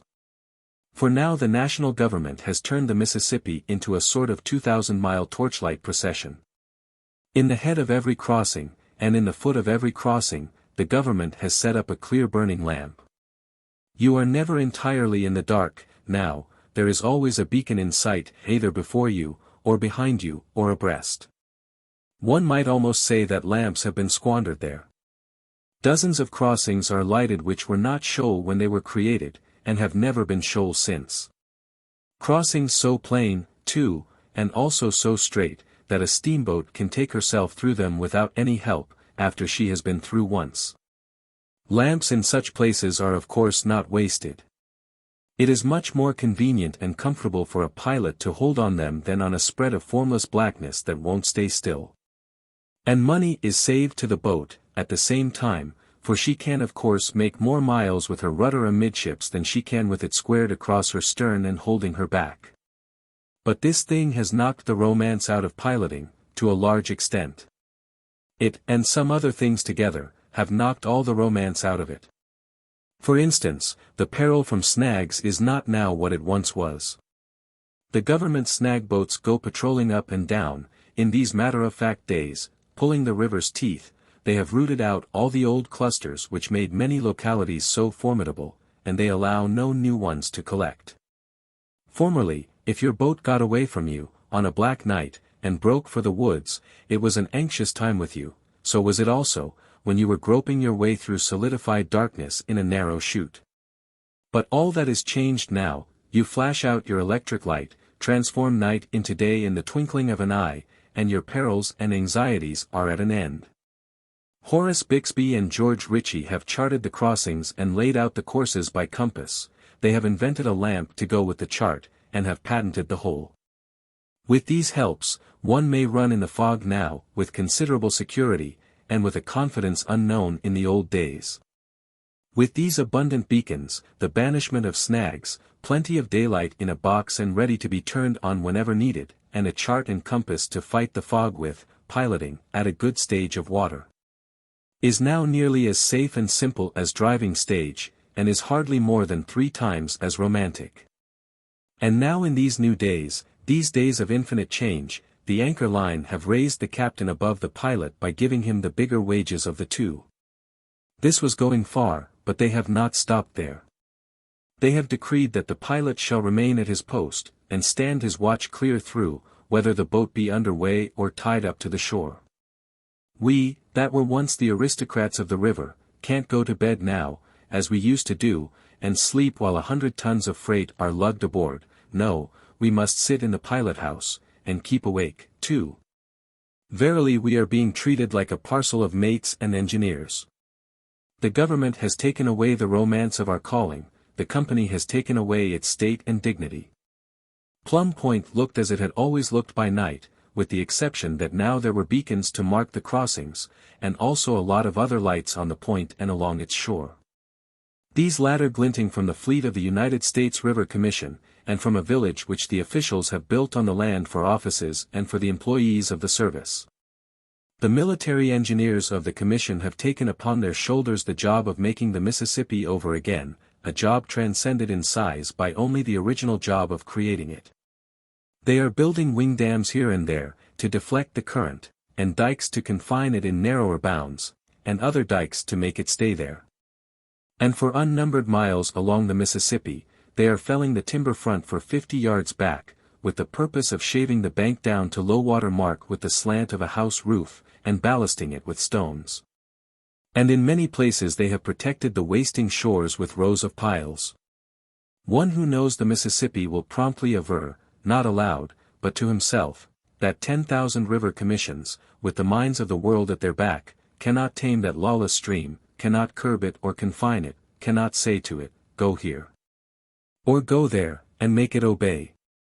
Cannot save a shore which it has sentenced, cannot bar its path with an obstruction which it will not tear down, dance over, and laugh at.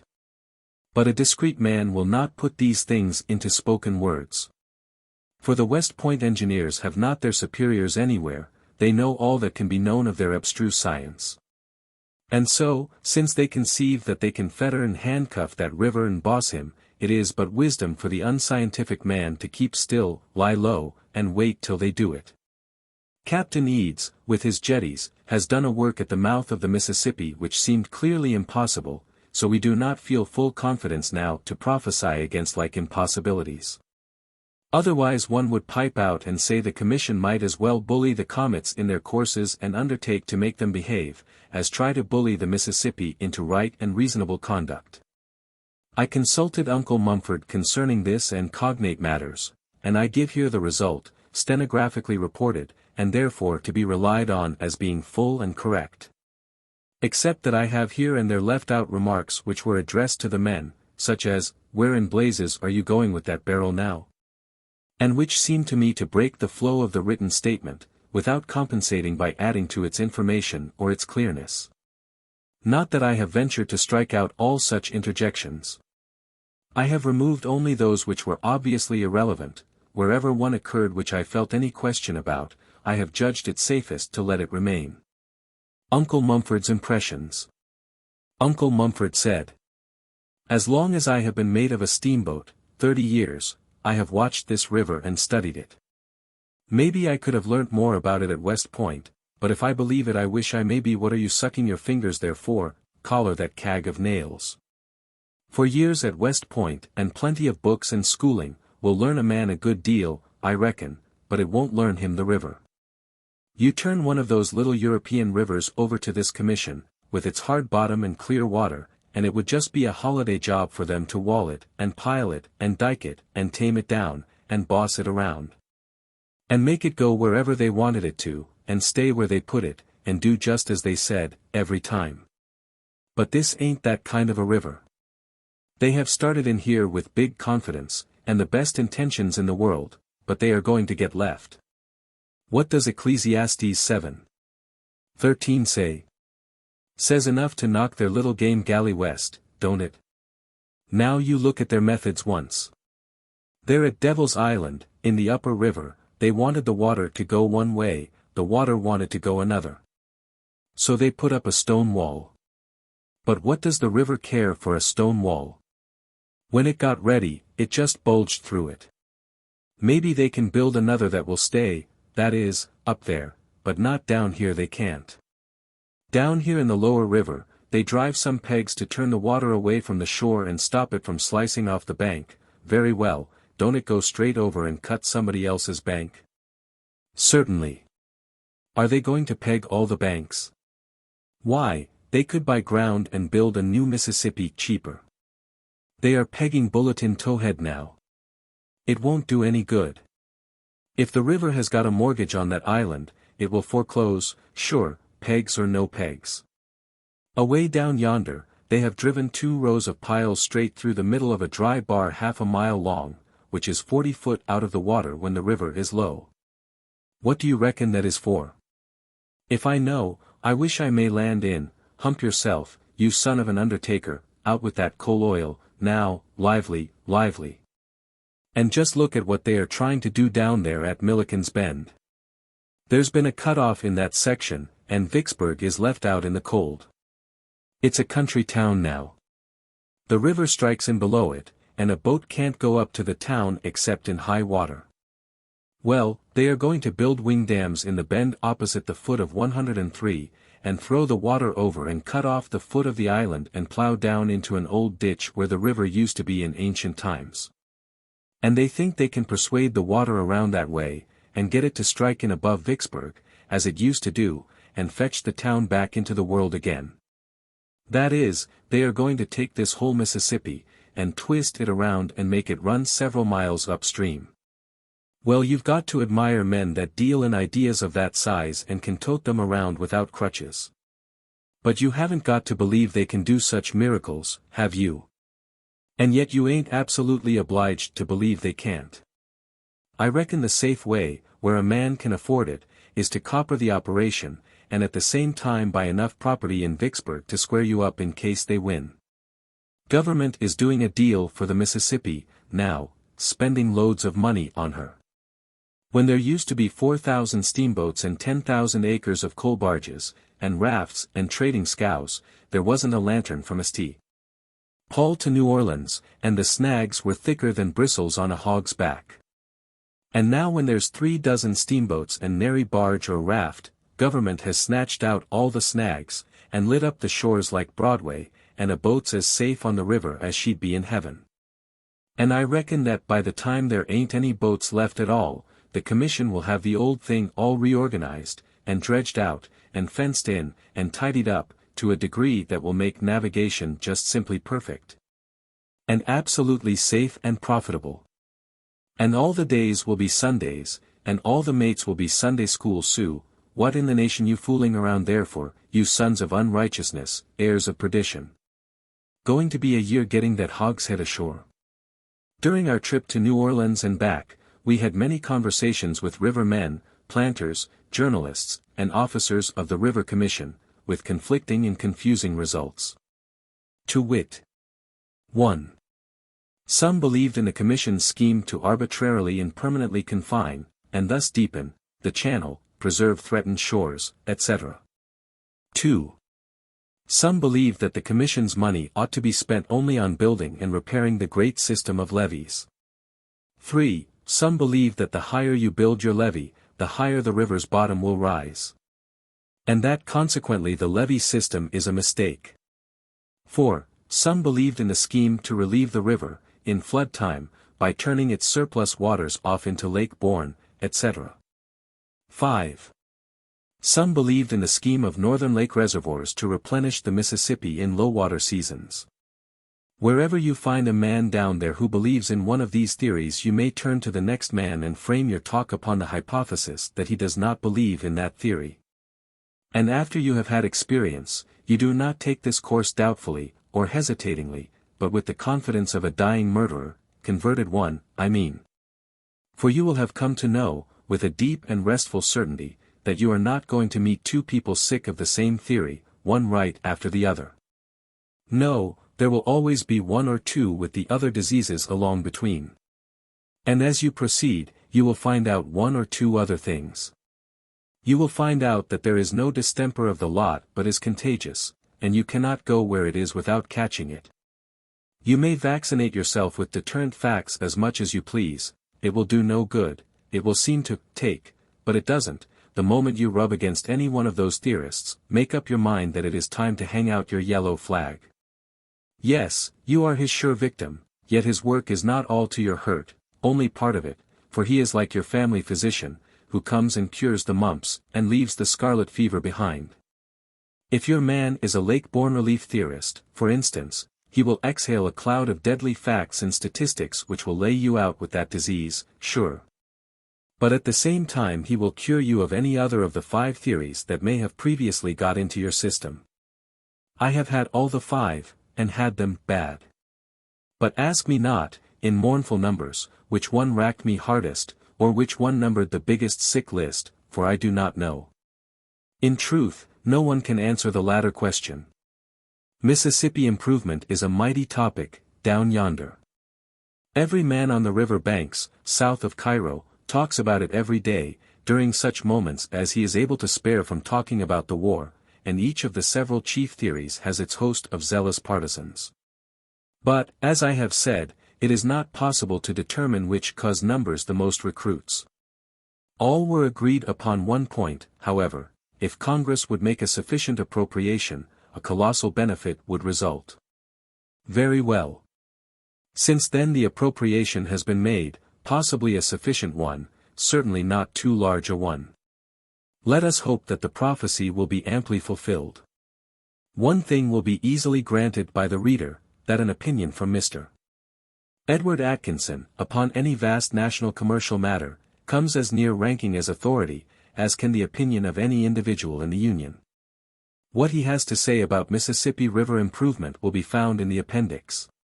Footnote, see Appendix B.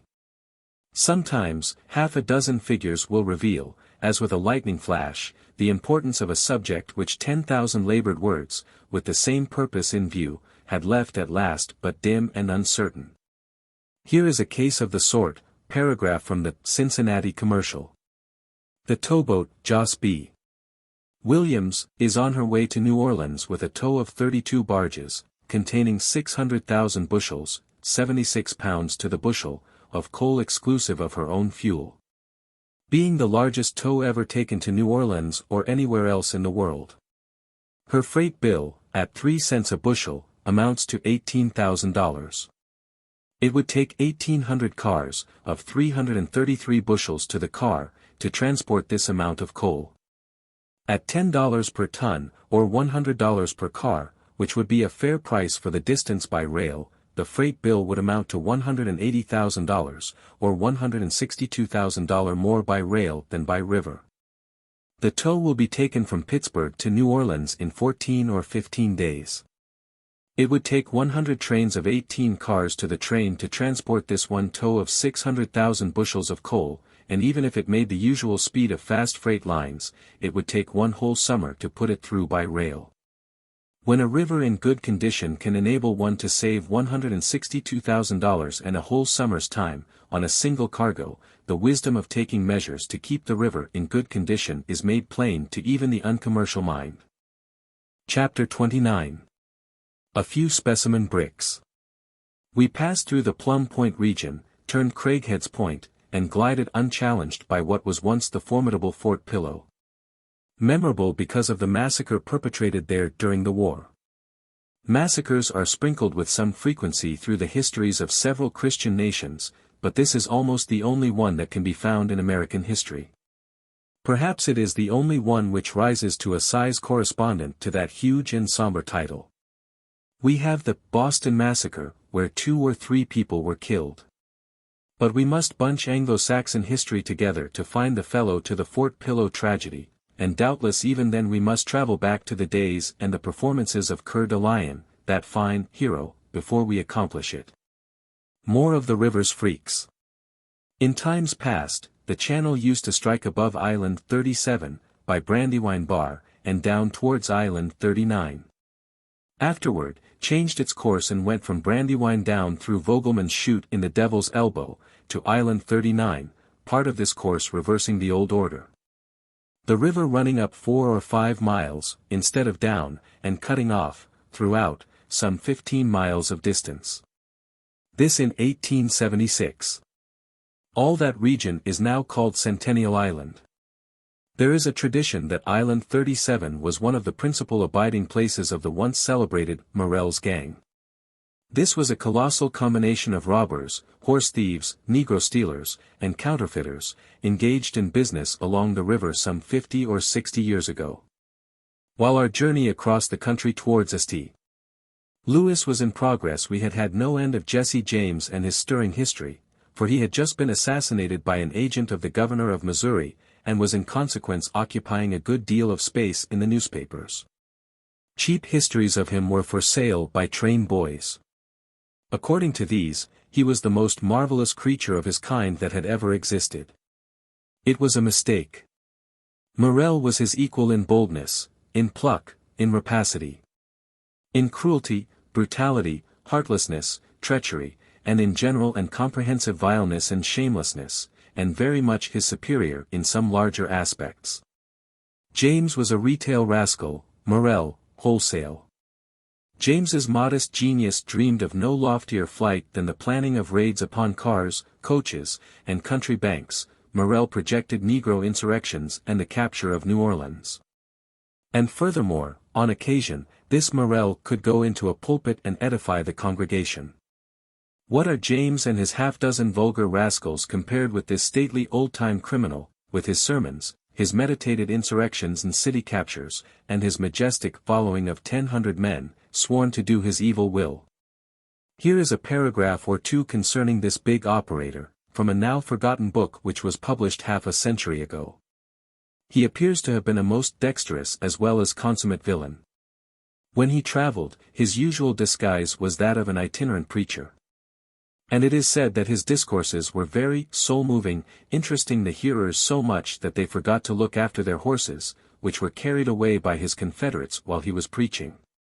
But the stealing of horses in one state, and selling them in another, was but a small portion of their business. The most lucrative was the enticing slaves to run away from their masters, that they might sell them in another quarter. This was arranged as follows. They would tell a Negro that if he would run away from his master, and allow them to sell him, he should receive a portion of the money paid for him, and that upon his return to them a second time they would send him to a free state, where he would be safe. The poor wretches complied with this request, hoping to obtain money in freedom. They would be sold to another master, and run away again, to their employers. Sometimes they would be sold in this manner 3 or 4 times, until they had realized $3,000 or $4,000 by them. But as, after this, there was fear of detection, the usual custom was to get rid of the only witness that could be produced against them, which was the Negro himself, by murdering him, and throwing his body into the Mississippi. Even if it was established that they had stolen a Negro, before he was murdered, they were always prepared to evade punishment. For they concealed the Negro who had run away, until he was advertised, and a reward offered to any man who would catch him. An advertisement of this kind warrants the person to take the property, if found. And then the Negro becomes a property in trust. When, therefore, they sold the Negro, it only became a breach of trust, not stealing. And for a breach of trust, the owner of the property can only have redress by a civil action, which was useless, as the damages were never paid. It may be inquired, how it was that Morel escaped lynch law under such circumstances. This will be easily understood when it is stated that he had more than 1,000 sworn confederates, all ready at a moment's notice to support any of the gang who might be in trouble. The names of all the principal confederates of Morel were obtained from himself, in a manner which I shall presently explain. The gang was composed of two classes, the heads or council, as they were called, who planned and concerted, but seldom acted. They amounted to about 400. The other class were the active agents, and were termed strikers, and amounted to about 650. These were the tools in the hands of the others. They ran all the risk, and received but a small portion of the money. They were in the power of the leaders of the gang, who would sacrifice them at any time by handing them over to justice, or sinking their bodies in the Mississippi. The general rendezvous of this gang of miscreants was on the Arkansas side of the river, where they concealed their Negroes in the morasses and canebrakes. The depredations of this extensive combination were severely felt. But so well were their plans arranged, that although Morel, who was always active, was everywhere suspected, there was no proof to be obtained.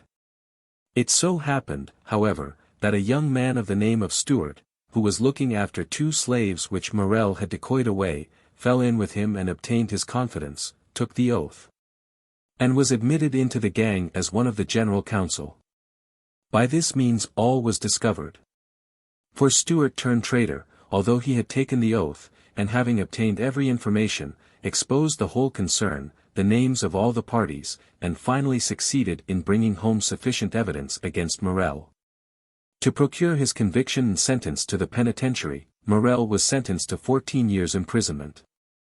So many people who were supposed to be honest, and bore a respectable name in the different states, were found to be among the list of the Grand Council as published by Stewart. That every attempt was made to throw discredit upon his assertions, his character was vilified, and more than one attempt was made to assassinate him. He was obliged to quit the southern states in consequence. It is, however, now well ascertained to have been all true, and although some blame Mr. Stewart for having violated his oath, they no longer attempt to deny that his revelations were correct. I will quote 1 or 2 portions of Morel's confessions to Mr. Stewart, made to him when they were journeying together. I ought to have observed, that the ultimate intentions of Morel and his associates were, by his own account, on a very extended scale. Having no less an object in view than raising the blacks against the whites, taking possession of, and plundering New Orleans, and making themselves possessors of the territory. The following are a few extracts. I collected all my friends about New Orleans at one of our friends' houses in that place, and we sat in council 3 days before we got all our plans to our notion. We then determined to undertake the rebellion at every hazard, and make as many friends as we could for that purpose. Every man's business being assigned him, I started to Natchez on foot, having sold my horse in New Orleans, with the intention of stealing another after I started. I walked 4 days, and no opportunity offered for me to get a horse. The 5th day, about 12, I had become tired, and stopped at a creek to get some water and rest a little. While I was sitting on a log, looking down the road the way that I had come, a man came in sight riding on a good-looking horse. The very moment I saw him, I was determined to have his horse, if he was in the garb of a traveler. He rode up, and I saw from his equipage that he was a traveler. I arose and drew an elegant rifle pistol on him and ordered him to dismount. He did so, and I took his horse by the bridle and pointed down the creek, and ordered him to walk before me. He went a few hundred yards and stopped. I hitched his horse, and then made him undress himself, all to his shirt and drawers, and ordered him to turn his back to me. He said, "If you are determined to kill me, let me have time to pray before I die." I told him I had no time to hear him pray. He turned around and dropped on his knees, and I shot him through the back of the head.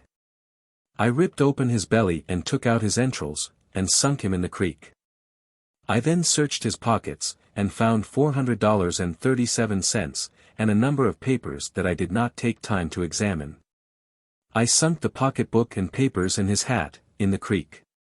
His boots were brand new, and fitted me genteelly, and I put them on and sunk my old shoes in the creek, to atone for them.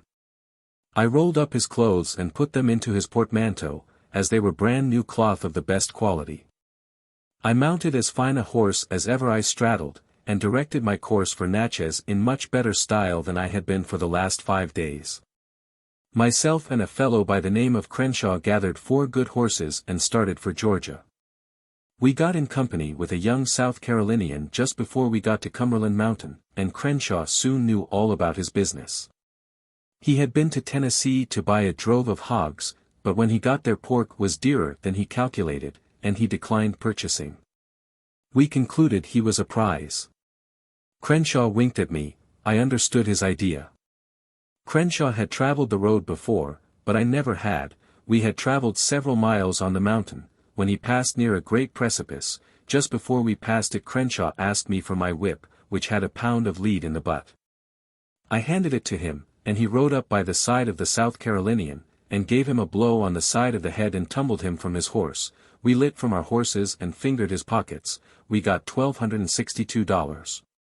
Crenshaw said he knew a place to hide him, and he gathered him under his arms, and I by his feet, and conveyed him to a deep crevice in the brow of the precipice, and tumbled him into it, and he went out of sight.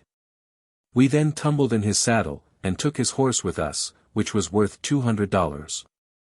We were detained a few days, and during that time our friend went to a little village in the neighborhood and saw the Negro advertised, a Negro in our possession, and a description of the 2 men of whom he had been purchased, and giving his suspicions of the men. It was rather squally times, but any port in a storm. We took the Negro that night on the bank of a creek which runs by the farm of our friend, and Crenshaw shot him through the head. We took out his entrails and sunk him in the creek. He had sold the other Negro the 3rd time on Arkansas River for upwards of $500. And then stole him and delivered him into the hand of his friend, who conducted him to a swamp, and veiled the tragic scene, and got the last gleanings and sacred pledge of secrecy. As a game of that kind will not do unless it ends in a mystery to all but the fraternity. He sold the Negro, first and last, for nearly $2,000, and then put him forever out of the reach of all pursuers. And they can never graze him unless they can find the Negro, and that they cannot do, for his carcass has fed many a tortoise and catfish before this time, and the frogs have sung this many a long day to the silent repose of his skeleton. We were approaching Memphis, in front of which city, and witnessed by its people, was fought the most famous of the river battles of the Civil War. 2 men whom I had served under, in my river days, took part in that fight, Mr. Bixby, head pilot of the Union fleet, and Montgomery, Commodore of the Confederate fleet. Both saw a great deal of active service during the war, and achieved high reputations for pluck and capacity. As we neared Memphis, we began to cast about for an excuse to stay with the Gold Dust to the end of her course, Vicksburg. We were so pleasantly situated, that we did not wish to make a change. I had an errand of considerable importance to do at Napoleon, Arkansas, but perhaps I could manage it without quitting the Gold Dust. I said as much, so we decided to stick to present quarters. The boat was to tarry at Memphis till 10 the next morning. It is a beautiful city, nobly situated on a commanding bluff overlooking the river. The streets are straight and spacious, though not paved in a way to incite distempered admiration. No, the admiration must be reserved for the town's sewerage system, which is called perfect. A recent reform, however, for it was just the other way, up to a few years ago, a reform resulting from the lesson taught by a desolating visitation of the yellow fever. In those awful days the people were swept off by hundreds, by thousands. And so great was the reduction caused by flight and by death together, that the population was diminished 3/4, and so remained for a time. Business stood nearly still, and the streets bore an empty Sunday aspect. Here is a picture of Memphis, at that disastrous time, drawn by a German tourist who seems to have been an eyewitness of the scenes which he describes. It is from Chapter 7, of his book, just published, in Leipzig, Mississippi Fahrten, von Ernst von Hesse-Warteg. In August the yellow fever had reached its extremest height. Daily, hundreds fell a sacrifice to the terrible epidemic. The city was become a mighty graveyard, 2/3 of the population had deserted the place, and only the poor, the aged and the sick, remained behind, a sure prey for the insidious enemy. The houses were closed, little lamps burned in front of many, a sign that here death had entered. Often, several lay dead in a single house, from the windows hung black crape. The stores were shut up, for their owners were gone away or dead. Fearful evil. In the briefest space it struck down and swept away even the most vigorous victim. A slight indisposition, then an hour of fever, then the hideous delirium, then, the yellow death. On the street corners, and in the squares, lay sick men, suddenly overtaken by the disease, and even corpses, distorted and rigid. Food failed. Meat spoiled in a few hours in the fetid and pestiferous air, and turned black. Fearful clamors issue from many houses, then after a season they cease, and all is still. Noble, self-sacrificing men come with the coffin, nail it up, and carry it away, to the graveyard. In the night stillness reigns. Only the physicians and the hearses hurry through the streets. And out of the distance, at intervals, comes the muffled thunder of the railway train, which with the speed of the wind, and as if hunted by furies, flies by the pest-ridden city without halting. But there is life enough there now. The population exceeds 40,000 and is augmenting, and trade is in a flourishing condition. We drove about the city, visited the park and the sociable horde of squirrels there. Saw the fine residences, rose-clad and in other ways enticing to the eye, and got a good breakfast at the hotel. A thriving place is the Good Samaritan city of the Mississippi, has a great wholesale jobbing trade, foundries, machine shops, and manufactories of wagons, carriages, and cottonseed oil, and is shortly to have cotton mills and elevators. Her cotton receipts reached 500,000 bales last year, an increase of 60,000 over the year before. Out from her healthy commercial heart issue 5 trunk lines of railway, and a 6th is being added. This is a very different Memphis from the one which the vanished and unremembered procession of foreign tourists used to put into their books long time ago. In the days of the now forgotten but once renowned and vigorously hated Mrs. Trollope, Memphis seems to have consisted mainly of one long street of log houses, with some outlying cabins sprinkled around rearward toward the woods, and now and then a pig, and no end of mud. That was 55 years ago. She stopped at the hotel. Plainly it was not the one which gave us our breakfast. She says. The table was laid for 50 persons, and was nearly full. They ate in perfect silence, and with such astonishing rapidity that their dinner was over literally before ours was begun. The only sounds heard were those produced by the knives and forks, with the unceasing chorus of coughing, etc. Coughing, etc. The etc. stands for an unpleasant word there, a word which she does not always charitably cover up, but sometimes prints. You will find it in the following description of a steamboat dinner which she ate in company with a lot of aristocratic planters. Wealthy, well-born, ignorant swells they were, tinselled with the usual harmless military and judicial titles of that old day of cheap shams and windy pretense. The total want of all the usual courtesies of the table. The voracious rapidity with which the viands were seized and devoured, the strange uncouth phrases and pronunciation, the loathsome spitting, from the contamination of which it was absolutely impossible to protect our dresses. The frightful manner of feeding with their knives, till the whole blade seemed to enter into the mouth. And the still more frightful manner of cleaning the teeth afterward with a pocket knife, soon forced us to feel that we were not surrounded by the generals, colonels, and majors of the old world. And that the dinner hour was to be anything rather than an hour of enjoyment. Chapter 30. Sketches by the way. It was a big river, below Memphis. Banks brimming full, everywhere, and very frequently more than full, the waters pouring out over the land, flooding the woods and fields for miles into the interior, and in places, to a depth of 15 feet. Signs, all about, of men's hard work gone to ruin, and all to be done over again, with straitened means and a weakened courage. A melancholy picture, and a continuous one, hundreds of miles of it. Sometimes the beacon lights stood in water 3 feet deep, in the edge of dense forests which extended for miles without farm, woodyard, clearing, or break of any kind. Which meant that the keeper of the light must come in a skiff a great distance to discharge his trust, and often in desperate weather.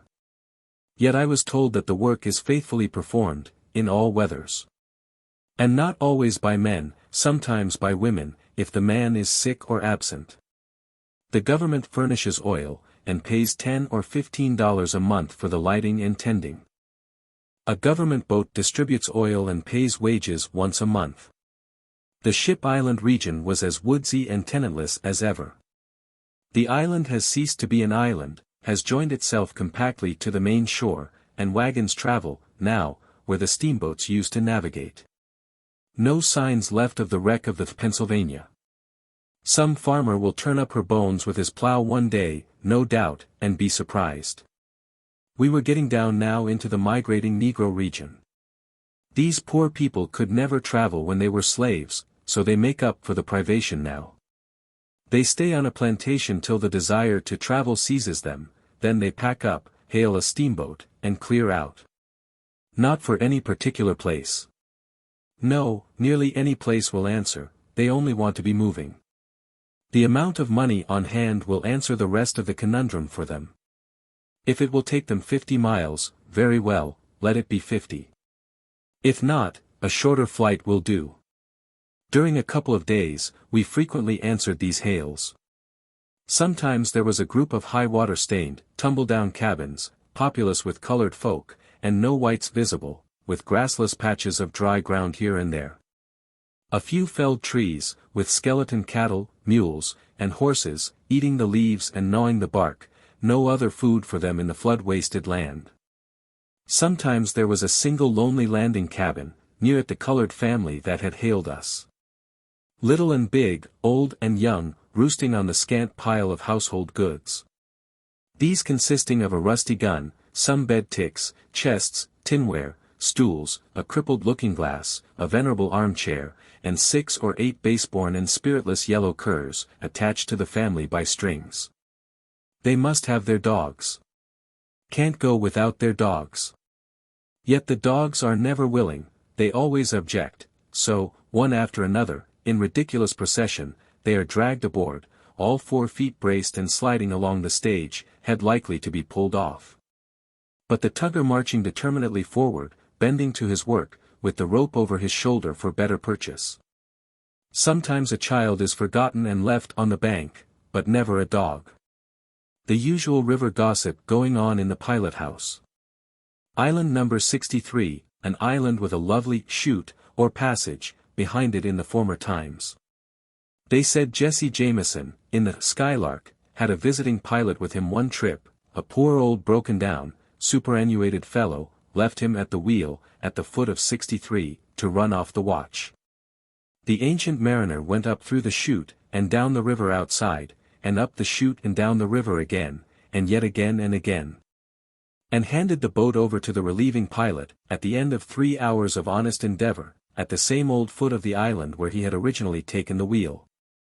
A darky on shore who had observed the boat go by, about 13 times, said, "Clar to gracious, I wouldn't be surprised if dey's a whole line o' dem Skylarks."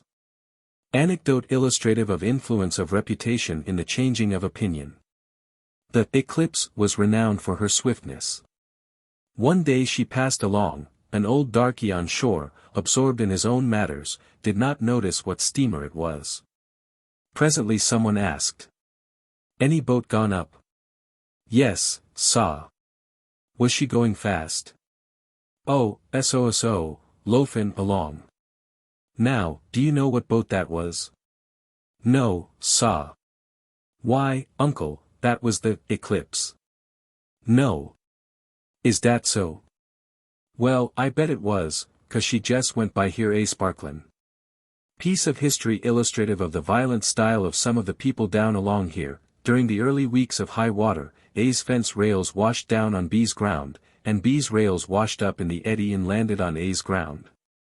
A said, let the thing remain so, I will use your rails, and you use mine. But B objected, wouldn't have it so. One day, A came down on B's ground to get his rails. B said, I'll kill you, and proceeded for him with his revolver. A said, I'm not armed. So B, who wished to do only what was right, threw down his revolver, then pulled a knife, and cut A's throat all around, but gave his principal attention to the front, and so failed to sever the jugular.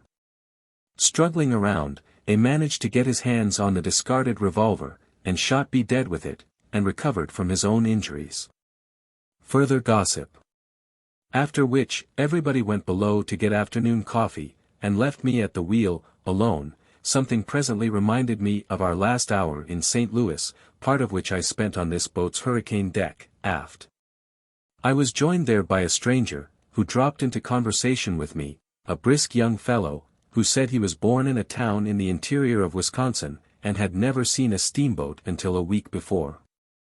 Also said that on the way down from La Crosse he had inspected and examined his boat so diligently and with such passionate interest that he had mastered the whole thing from stem to rudder blade. Asked me where I was from. I answered, New England.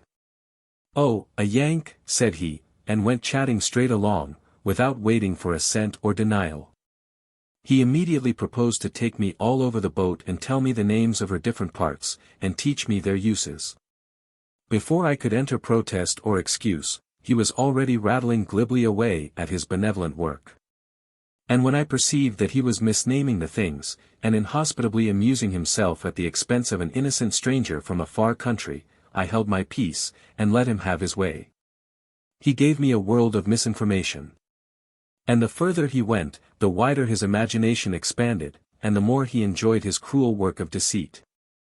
Sometimes, after palming off a particularly fantastic and outrageous lie upon me, he was so full of laugh that he had to step aside for a minute, upon one pretext or another, to keep me from suspecting. I stayed faithfully by him until his comedy was finished.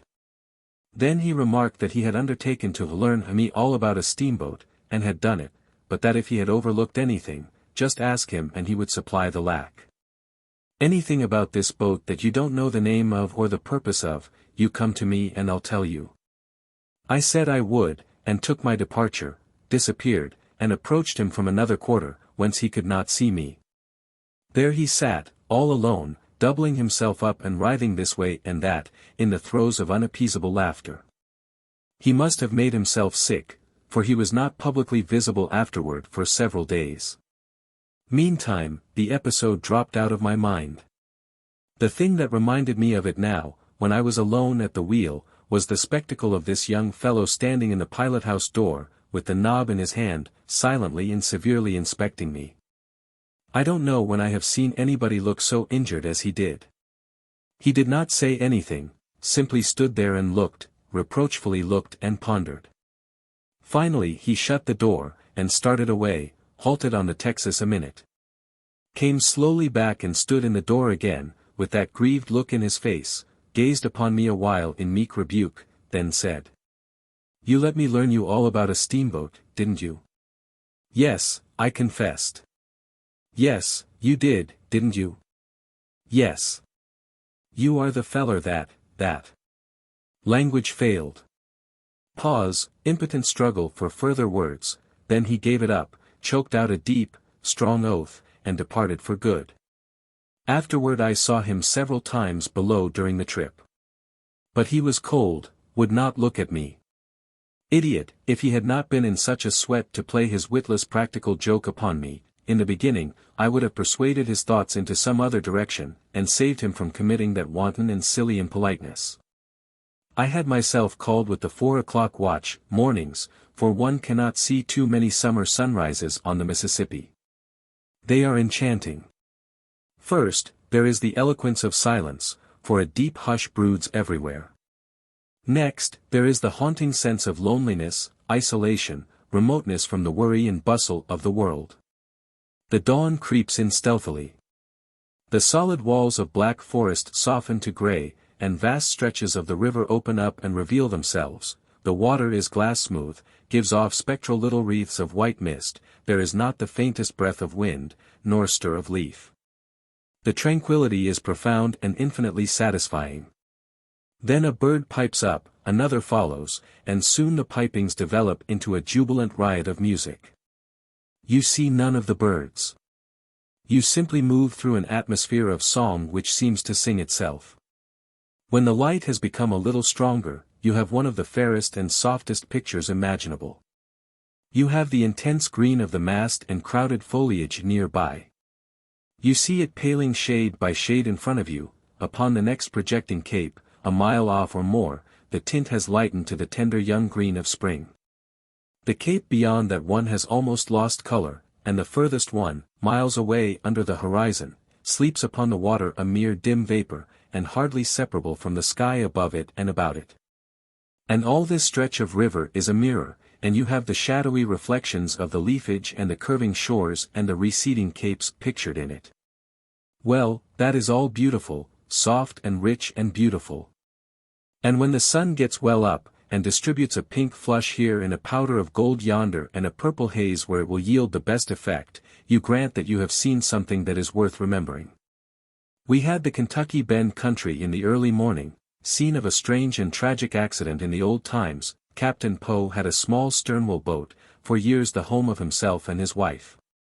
One night the boat struck a snag in the head of Kentucky Bend, and sank with astonishing suddenness, water already well above the cabin floor when the captain got aft. So he cut into his wife's stateroom from above with an axe. She was asleep in the upper berth, the roof a flimsier one than was supposed. The first blow crashed down through the rotten boards and clove her skull. This bend is all filled up now, result of a cut-off. And the same agent has taken the great and once much frequented Walnut Bend, and set it away back in a solitude far from the accustomed track of passing steamers. Helena we visited, and also a town I had not heard of before, it being of recent birth, Arkansas City. It was born of a railway. The Little Rock, Mississippi River and Texas Railroad touches the river there. We asked a passenger who belonged there what sort of a place it was. Well, said he, after considering, and with the air of one who wishes to take time and be accurate, it's a hell of a place. A description which was photographic for exactness. There were several rows and clusters of shabby frame houses, and a supply of mud sufficient to insure the town against a famine in that article for 100 years, for the overflow had but lately subsided. There were stagnant ponds in the streets, here and there, and a dozen rude scows were scattered about, lying aground wherever they happened to have been when the waters drained off and people could do their visiting and shopping on foot once more. Still, it is a thriving place, with a rich country behind it, an elevator in front of it, and also a fine big mill for the manufacture of cottonseed oil. I had never seen this kind of a mill before. Cottonseed was comparatively valueless in my time, but it is worth $12 or $13 a ton now, and none of it is thrown away. The oil made from it is colorless, tasteless, and almost if not entirely odorless. It is claimed that it can, by proper manipulation, be made to resemble and perform the office of any and all oils, and be produced at a cheaper rate than the cheapest of the originals. Sagacious people shipped it to Italy, doctored it, labeled it, and brought it back as olive oil. This trade grew to be so formidable that Italy was obliged to put a prohibitory impost upon it to keep it from working serious injury to her oil industry. Helena occupies one of the prettiest situations on the Mississippi. Her perch is the last, the southernmost group of hills which one sees on that side of the river. In its normal condition it is a pretty town, but the flood, or possibly the seepage, had lately been ravaging it. Whole streets of houses had been invaded by the muddy water, and the outsides of the buildings were still belted with a broad stain extending upwards from the foundations. Stranded and discarded scows lay all about. Plank sidewalks on stilts 4 feet high were still standing, the board sidewalks on the ground level were loose and ruinous, a couple of men trotting along them could make a blind man think a cavalry charge was coming. Everywhere the mud was black and deep, and in many places malarious pools of stagnant water were standing. A Mississippi inundation is the next most wasting and desolating infliction to a fire. We had an enjoyable time here, on this sunny Sunday, 2 full hours liberty ashore while the boat discharged freight. In the back streets but few white people were visible, but there were plenty of colored folk, mainly women and girls. And almost without exception upholstered in bright new clothes of swell and elaborate style and cut, a glaring and hilarious contrast to the mournful mud and the pensive puddles. Helena is the second town in Arkansas, in point of population, which is placed at 5,000. The country about it is exceptionally productive. Helena has a good cotton trade, handles from 40 to 60,000 bales annually. She has a large lumber and grain commerce, has a foundry, oil mills, machine shops and wagon factories, in brief has $1 million invested in manufacturing industries. She has 2 railways, and is the commercial center of a broad and prosperous region. Her gross receipts of money, annually, from all sources, are placed by the New Orleans Times-Democrat at $4 million. Chapter 31. A Thumbprint and What Came of It. We were approaching Napoleon, Arkansas. So I began to think about my errand there. Time, noonday, and bright and sunny. This was bad, not best, anyway, for mine was not, preferably, a noonday kind of errand. The more I thought, the more that fact pushed itself upon me, now in one form, now in another. Finally, it took the form of a distinct question: is it good common sense to do the errand in daytime, when, by a little sacrifice of comfort and inclination, you can have night for it, and no inquisitive eyes around? This settled it. Plain question and plain answer make the shortest road out of most perplexities. I got my friends into my stateroom, and said I was sorry to create annoyance and disappointment, but that upon reflection it really seemed best that we put our luggage ashore and stop over at Napoleon. Their disapproval was prompt and loud, their language mutinous. Their main argument was one which has always been the first to come to the surface, in such cases, since the beginning of time: but you decided and agreed to stick to this boat, etc. As if, having determined to do an unwise thing, one is thereby bound to go ahead and make 2 unwise things of it, by carrying out that determination.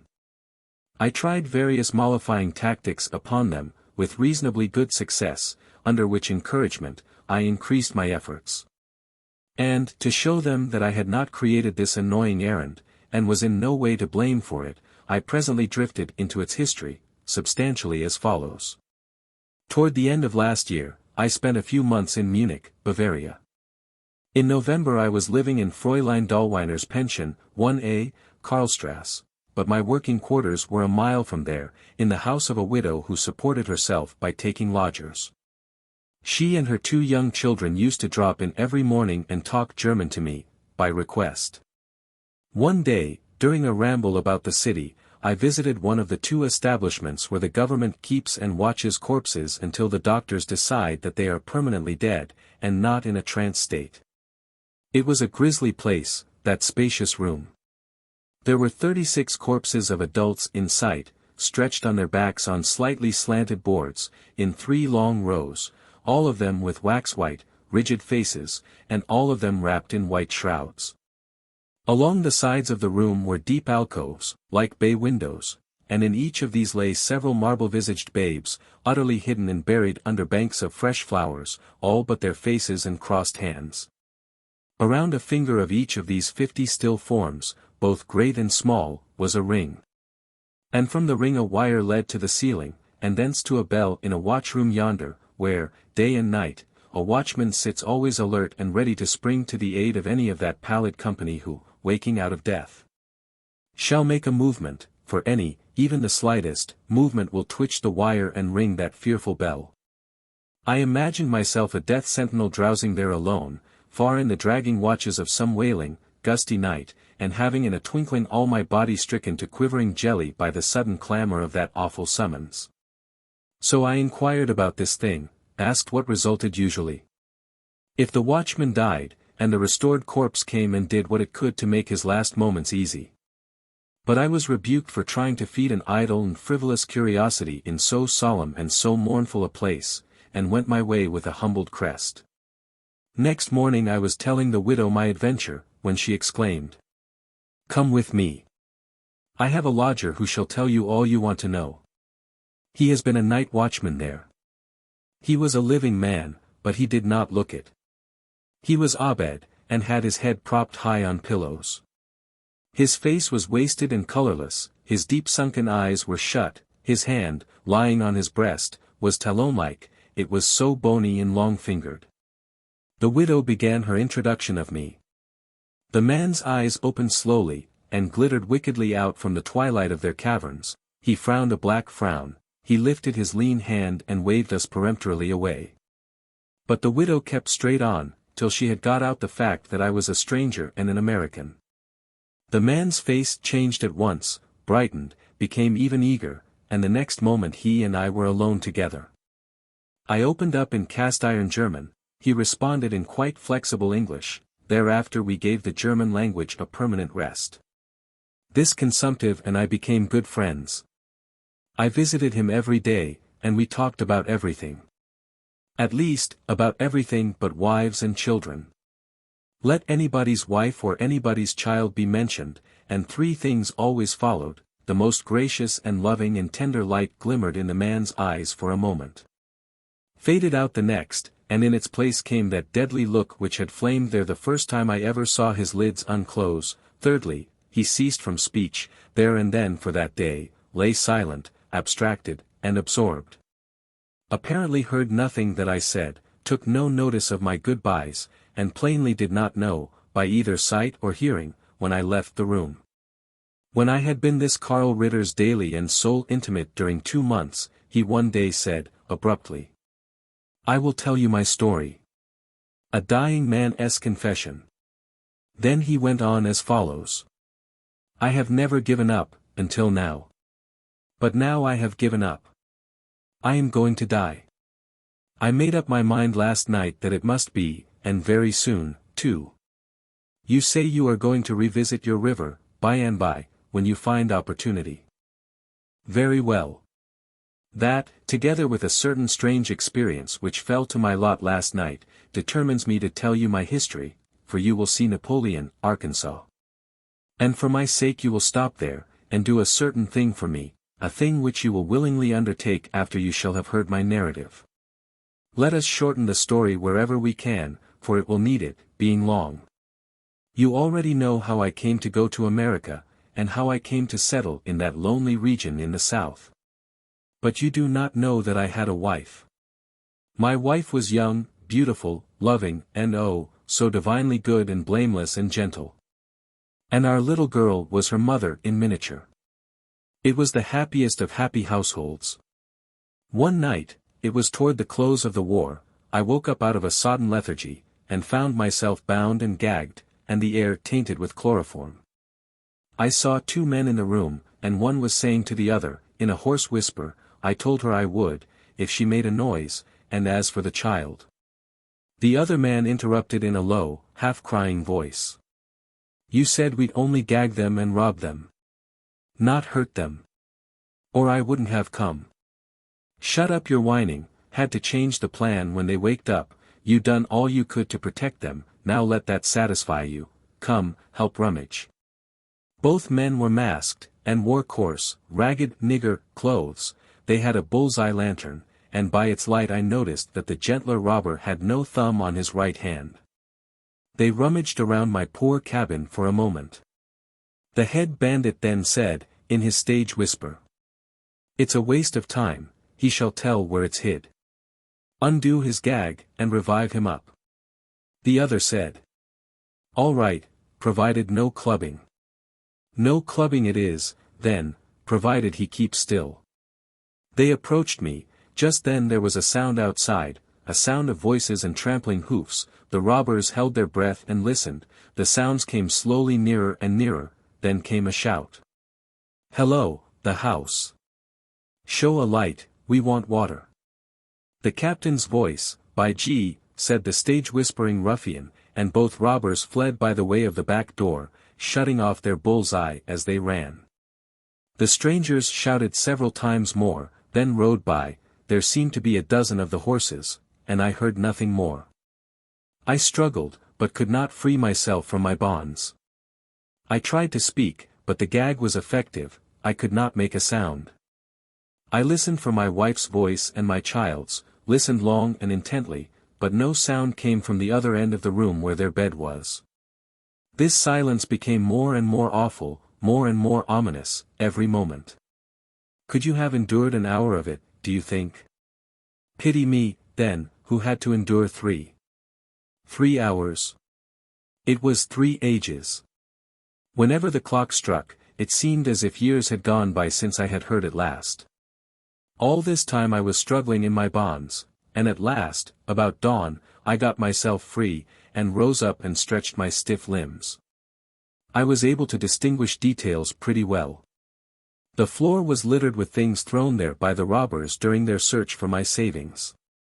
The first object that caught my particular attention was a document of mine which I had seen the rougher of the 2 ruffians glance at and then cast away. It had blood on it. I staggered to the other end of the room. Oh, poor unoffending, helpless ones, there they lay, their troubles ended, mine begun. Did I appeal to the law? Does it quench the pauper's thirst if the king drink for him? Oh, no, no, no, I wanted no impertinent interference of the law. Laws and the gallows could not pay the debt that was owing to me. Let the laws leave the matter in my hands, and have no fears, would find the debtor and collect the debt. How accomplish this, do you say? How accomplish it, and feel so sure about it, when I had neither seen the robbers' faces, nor heard their natural voices, nor had any idea who they might be? Nevertheless, I was sure, quite confident. I had a clue which you would not have valued, a clue which would not have greatly helped even a detective, since he would lack the secret of how to apply it. I shall come to that, presently, you shall see. Let us go on, now, taking things in their due order. There was one circumstance which gave me a slant in a definite direction to begin with. Those 2 robbers were manifestly soldiers in tramp disguise. And not new to military service, but old in it, regulars, perhaps. They did not acquire their soldierly attitude, gestures, carriage, in a day, nor a month, nor yet in a year. So I thought, but said nothing. And one of them had said, the captain's voice, by G. The one whose life I would have. 2 miles away, several regiments were in camp, and 2 companies of U.S. cavalry.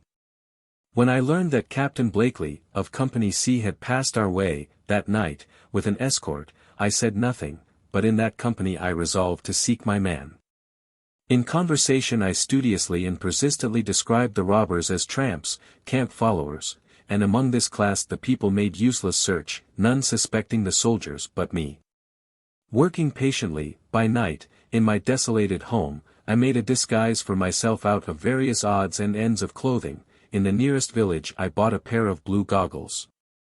By and by, when the military camp broke up, and Company C was ordered 100 miles north, to Napoleon, I secreted my small hoard of money in my belt, and took my departure in the night.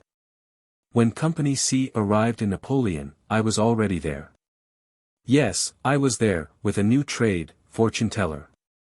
Not to seem partial, I made friends and told fortunes among all the companies garrisoned there, but I gave Company C the great bulk of my attentions. I made myself limitlessly obliging to these particular men. They could ask me no favor, put upon me no risk, which I would decline. I became the willing butt of their jokes. This perfected my popularity. I became a favorite. I early found a private who lacked a thumb. What joy it was to me! And when I found that he alone, of all the company, had lost a thumb, my last misgiving vanished. I was sure I was on the right track. This man's name was Kruger, a German. There were 9 Germans in the company. I watched, to see who might be his intimates, but he seemed to have no especial intimates. But I was his intimate, and I took care to make the intimacy grow. Sometimes I so hungered for my revenge that I could hardly restrain myself from going on my knees and begging him to point out the man who had murdered my wife and child, but I managed to bridle my tongue. I bided my time, and went on telling fortunes, as opportunity offered. My apparatus was simple, a little red paint and a bit of white paper. I painted the ball of the client's thumb, took a print of it on the paper, studied it that night, and revealed his fortune to him next day. What was my idea in this nonsense? It was this: when I was a youth, I knew an old Frenchman who had been a prison keeper for 30 years, and he told me that there was one thing about a person which never changed, from the cradle to the grave, the lines in the ball of the thumb. And he said that these lines were never exactly alike in the thumbs of any 2 human beings. In these days, we photograph the new criminal, and hang his picture in the rogues' gallery for future reference. But that Frenchman, in his day, used to take a print of the ball of a new prisoner's thumb and put that away for future reference. He always said that pictures were no good, future disguises could make them useless. The thumb's the only sure thing, said he, you can't disguise that. And he used to prove his theory, too, on my friends and acquaintances. It always succeeded. I went on telling fortunes. Every night I shut myself in, all alone, and studied the day's thumbprints with a magnifying glass. Imagine the devouring eagerness with which I pored over those mazy red spirals, with that document by my side which bore the right-hand thumb and finger marks of that unknown murderer. Printed with the dearest blood, to me, that was ever shed on this earth. And many a time I had to repeat the same old disappointed remark, will they never correspond? But my reward came at last. It was the print of the thumb of the 43rd man of Company C whom I had experimented on, Private Franz Adler. An hour before, I did not know the murderer's name, or voice, or figure, or face, or nationality, but now I knew all these things. I believed I might feel sure, the Frenchman's repeated demonstrations being so good a warranty. Still, there was a way to make sure. I had an impression of Kruger's left thumb. In the morning I took him aside when he was off duty. And when we were out of sight and hearing of witnesses, I said, impressively, a part of your fortune is so grave, that I thought it would be better for you if I did not tell it in public. You and another man, whose fortune I was studying last night, Private Adler, have been murdering a woman and a child. You are being dogged, within 5 days both of you will be assassinated. He dropped on his knees, frightened out of his wits. And for 5 minutes he kept pouring out the same set of words, like a demented person, and in the same half-crying way which was one of my memories of that murderous night in my cabin. I didn't do it, upon my soul I didn't do it.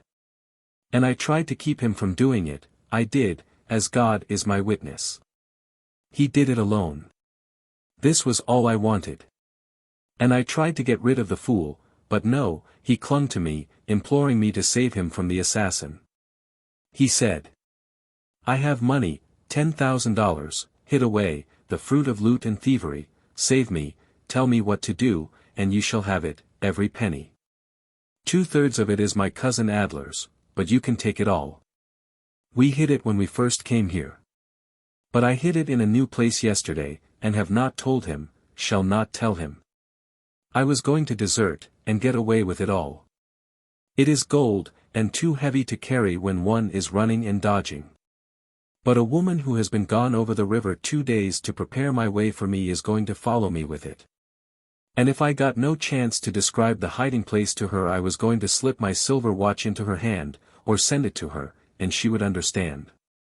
There's a piece of paper in the back of the case, which tells it all. Here, take the watch, tell me what to do. He was trying to press his watch upon me, and was exposing the paper and explaining it to me, when Adler appeared on the scene, about a dozen yards away. I said to poor Kruger, put up your watch, I don't want it. You shan't come to any harm. Go, now, I must tell Adler his fortune. Presently I will tell you how to escape the assassin, meantime I shall have to examine your thumb mark again. Say nothing to Adler about this thing, say nothing to anybody. He went away filled with fright and gratitude, poor devil. I told Adler a long fortune, purposely so long that I could not finish it. Promised to come to him on guard, that night, and tell him the really important part of it, the tragical part of it, I said, so must be out of reach of eavesdroppers. They always kept a picket watch outside the town, mere discipline and ceremony, no occasion for it, no enemy around. Toward midnight I set out, equipped with the countersign, and picked my way toward the lonely region where Adler was to keep his watch. It was so dark that I stumbled right on a dim figure almost before I could get out a protecting word. The sentinel hailed and I answered, both at the same moment. I added, "It's only me, the fortune-teller."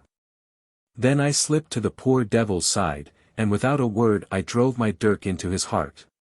"Yawal," laughed I, "it was the tragedy part of his fortune, indeed." As he fell from his horse, he clutched at me, and my blue goggles remained in his hand, and away plunged the beast dragging him, with his foot in the stirrup. I fled through the woods, and made good my escape, leaving the accusing goggles behind me in that dead man's hand.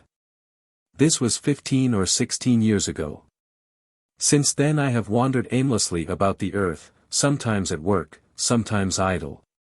Sometimes with money, sometimes with none, but always tired of life, and wishing it was done, for my mission here was finished, with the act of that night. And the only pleasure, solace, satisfaction I had, in all those tedious years, was in the daily reflection, I have killed him. For years ago, my health began to fail. I had wandered into Munich, in my purposeless way. Being out of money, I sought work, and got it, did my duty faithfully about a year, and was then given the berth of night watchman yonder in that dead house which you visited lately. The place suited my mood. I liked it. I liked being with the dead, liked being alone with them. I used to wander among those rigid corpses, and peer into their austere faces, by the hour.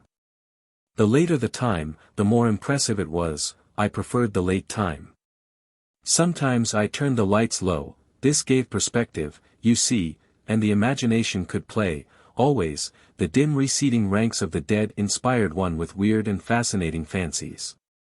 2 years ago, I had been there a year then, I was sitting all alone in the watchroom, one gusty winter's night, chilled, numb, comfortless, drowsing gradually into unconsciousness.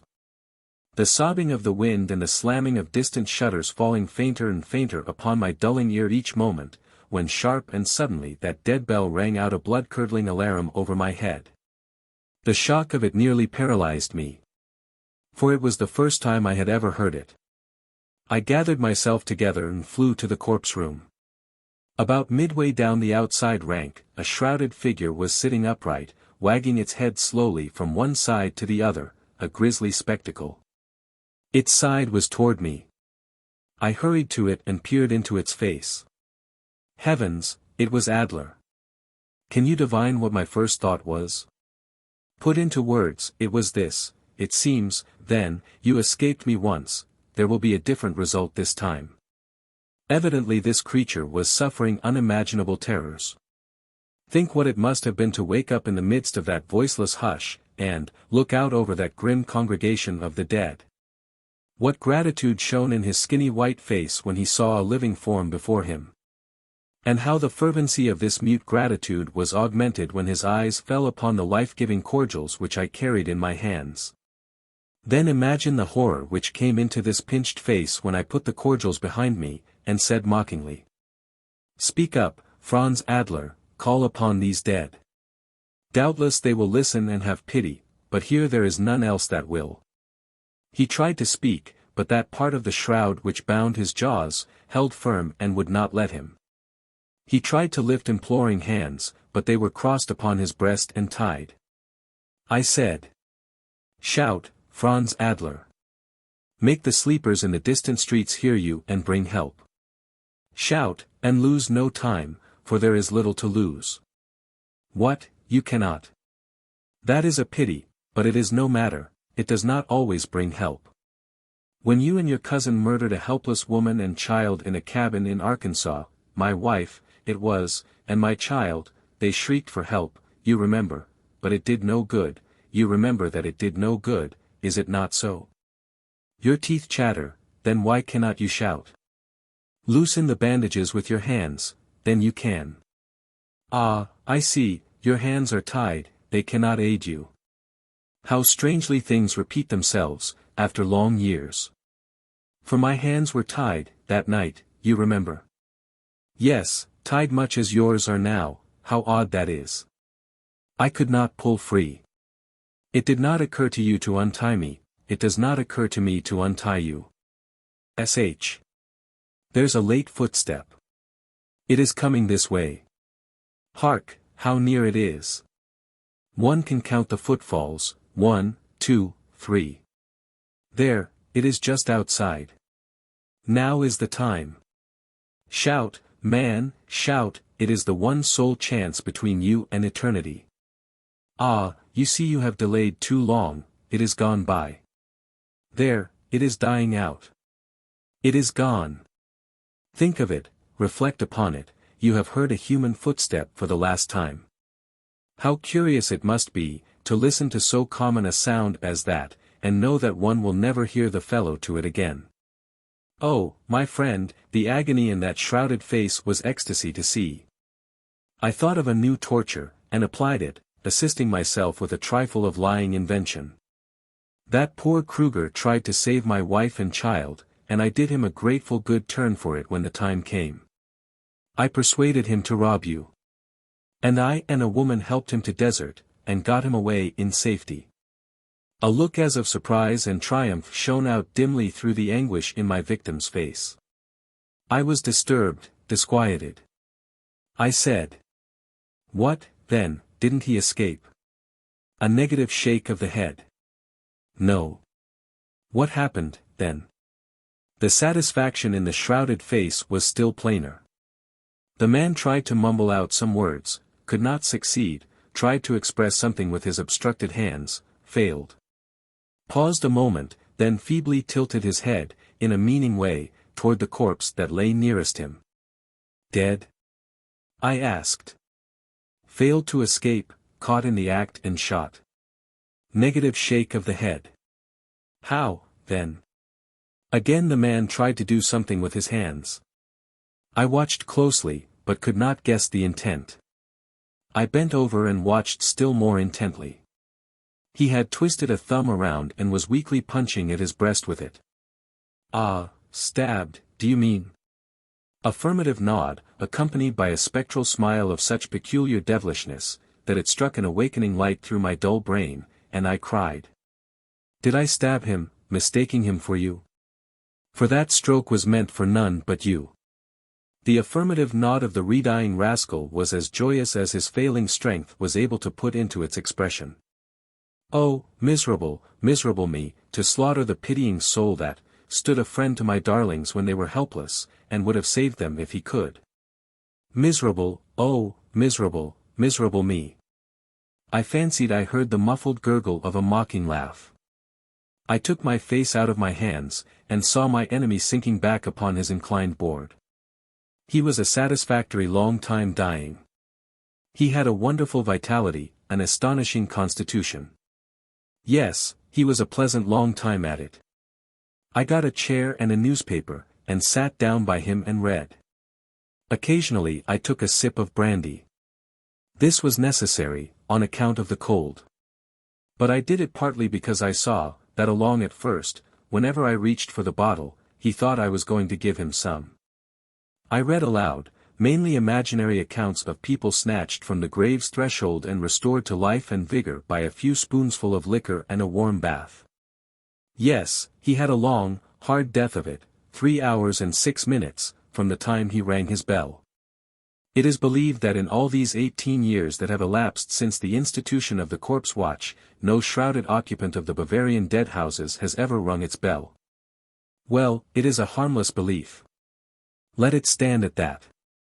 The chill of that death room had penetrated my bones. It revived and fastened upon me the disease which had been afflicting me, but which, up to that night, had been steadily disappearing. That man murdered my wife and my child. And in 3 days hence he will have added me to his list. No matter, God. How delicious the memory of it, I caught him escaping from his grave, and thrust him back into it. After that night, I was confined to my bed for a week. But as soon as I could get about, I went to the dead-house books and got the number of the house which Adler had died in. A wretched lodging house, it was. It was my idea that he would naturally have gotten hold of Kruger's effects, being his cousin, and I wanted to get Kruger's watch, if I could. But while I was sick, Adler's things had been sold and scattered, all except a few old letters, and some odds and ends of no value. However, through those letters, I traced out a son of Kruger's, the only relative left.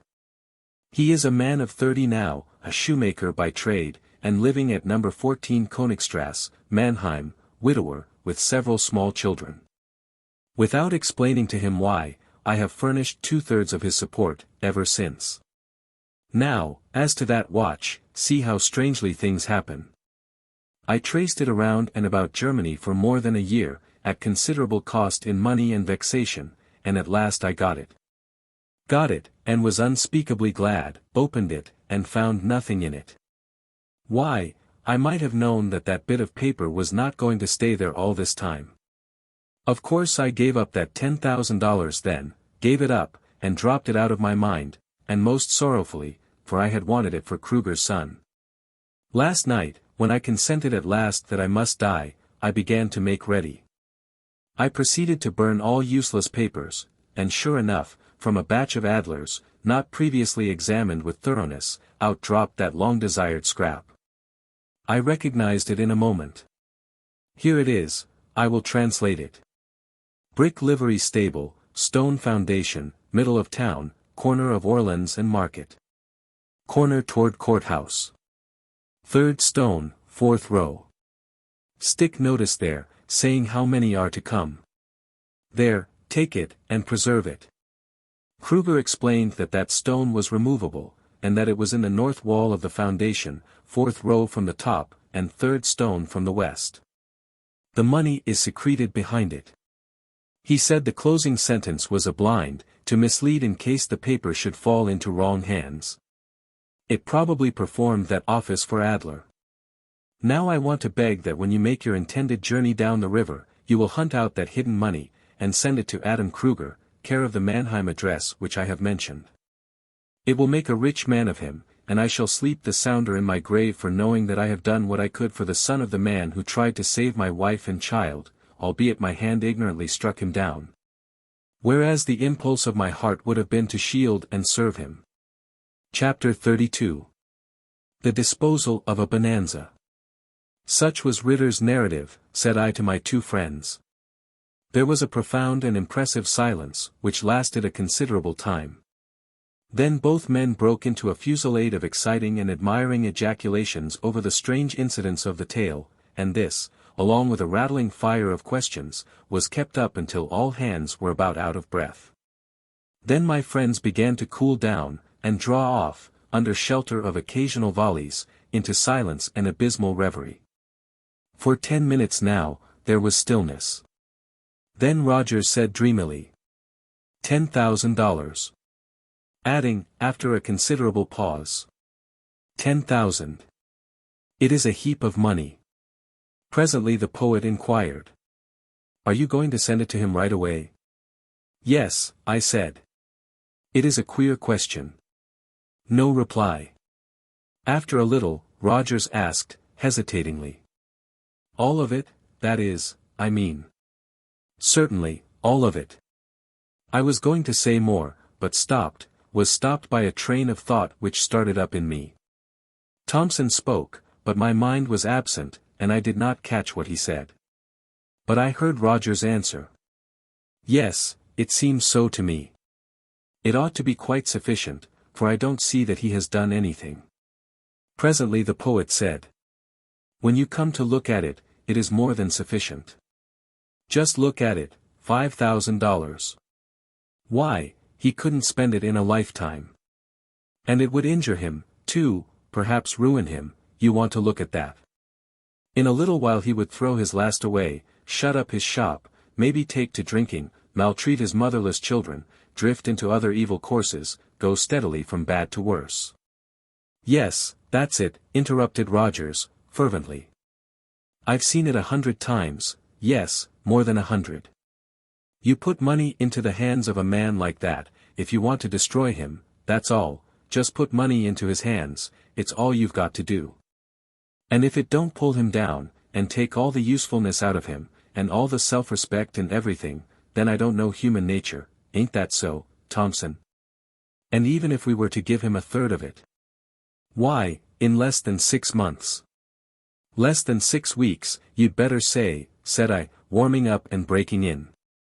Unless he had that $3,000 in safe hands where he couldn't touch it, he would no more last you 6 weeks than. Of course he wouldn't, said Thompson, I've edited books for that kind of people. And the moment they get their hands on the royalty, maybe it's 3,000, maybe it's 2,000. What business has that shoemaker with $2,000, I should like to know, broke in Rogers, earnestly. A man perhaps perfectly contented now, there in Mannheim, surrounded by his own class, eating his bread with the appetite which laborious industry alone can give, enjoying his humble life, honest, upright, pure in heart, and blessed. Yes, I say blessed.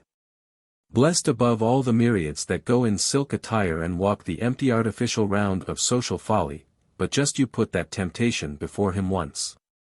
Just you lay $1,500 before a man like that, and say, 1,500 devils. Cried I, 500 would rot his principles, paralyze his industry, drag him to the rum shop, thence to the gutter, thence to the almshouse, thence to.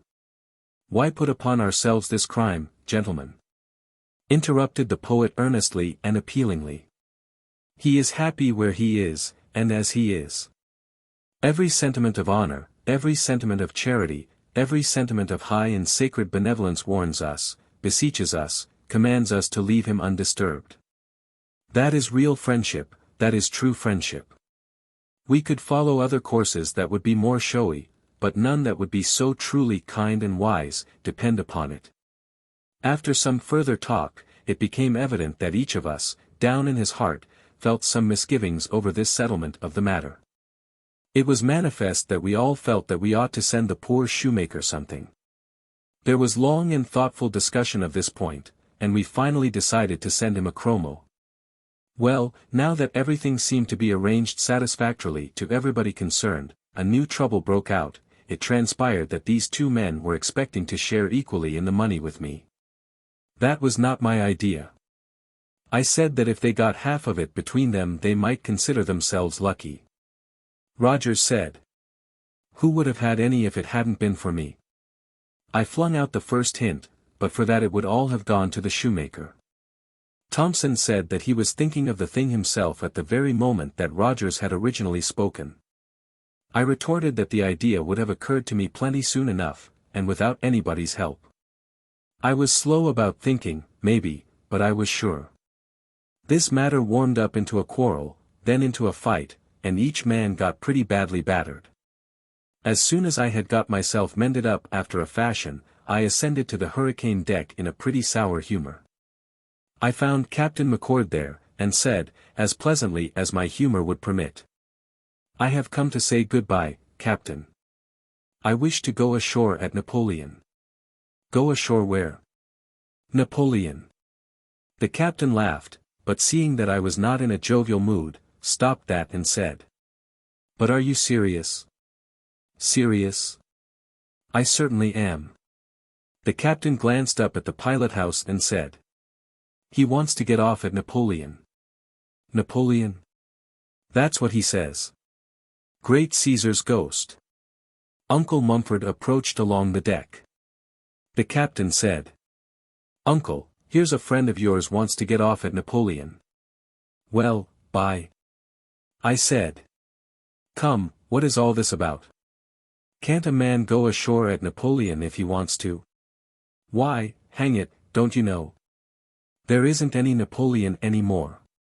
Hasn't been for years and years. The Arkansas River burst through it, tore it all to rags, and emptied it into the Mississippi. Carried the whole town away. Banks, churches, jails, newspaper offices, courthouse, theater, fire department, livery stable, everything. Everything. Just a 15-minute job or such a matter.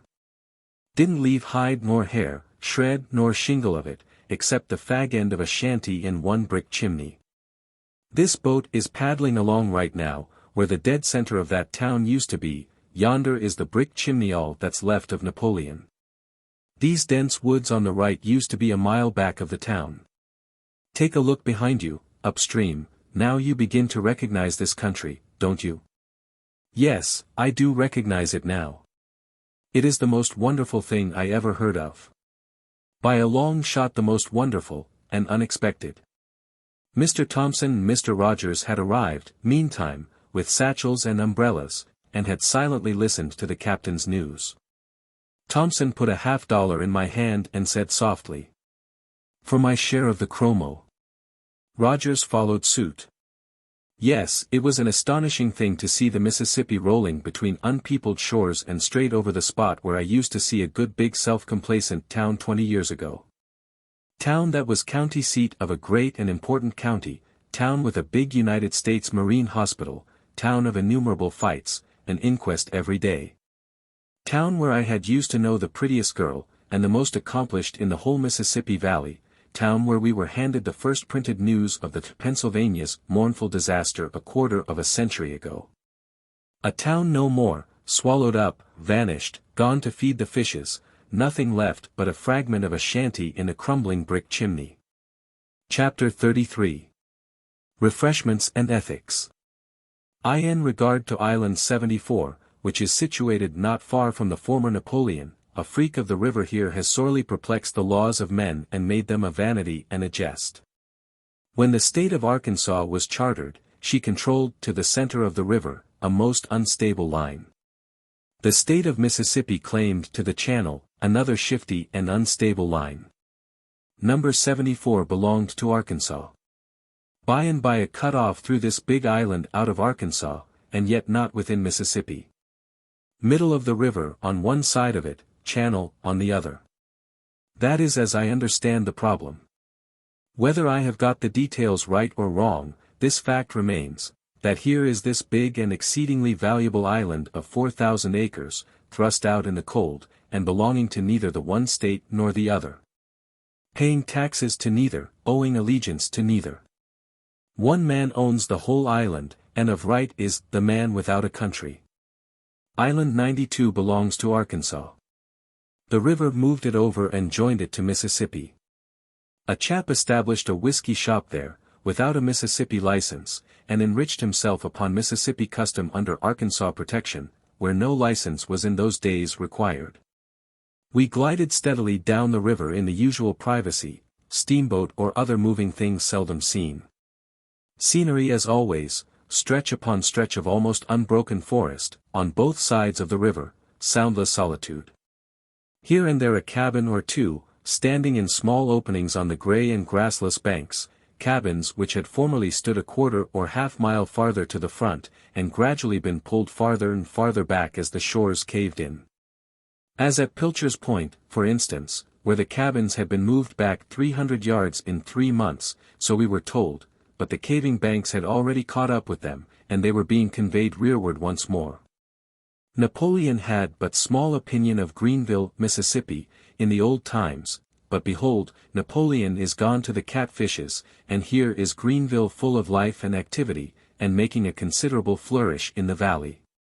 Having 3,000 inhabitants, it is said, and doing a gross trade of $2,500,000 annually.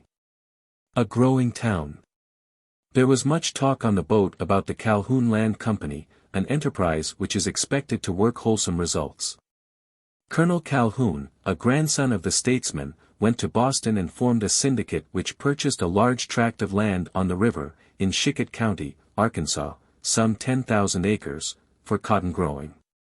The purpose is to work on a cash basis, buy at first hands, and handle their own product, supply their Negro laborers with provisions and necessaries at a trifling profit, say 8 or 10%, furnish them comfortable quarters, etc. and encourage them to save money and remain on the place. If this proves a financial success, as seems quite certain, they propose to establish a banking house in Greenville, and lend money at an unburdensome rate of interest, 6%. Is spoken of. The trouble heretofore has been, I am quoting remarks of planters and steamboat men, that the planters, although owning the land, were without cash capital, had to hypothecate both land and crop to carry on the business. Consequently, the commission dealer who furnishes the money takes some risk and demands big interest, usually 10%, and 2.5% for negotiating the loan. The planter has also to buy his supplies through the same dealer, paying commissions and profits. Then when he ships his crop, the dealer adds his commissions, insurance, etc. So, taking it by and large, and first and last, the dealer's share of that crop is about 25%, footnote, but what can the state do where the people are under subjection to rates of interest ranging from 18 to 30%? And are also under the necessity of purchasing their crops in advance even of planting, at these rates, for the privilege of purchasing all their supplies at 100% profit? Edward Atkinson. A cotton planter's estimate of the average margin of profit on planting, in his section, one man and mule will raise 10 acres of cotton, giving 10 bales cotton, worth, say, $500, cost of producing, say $350.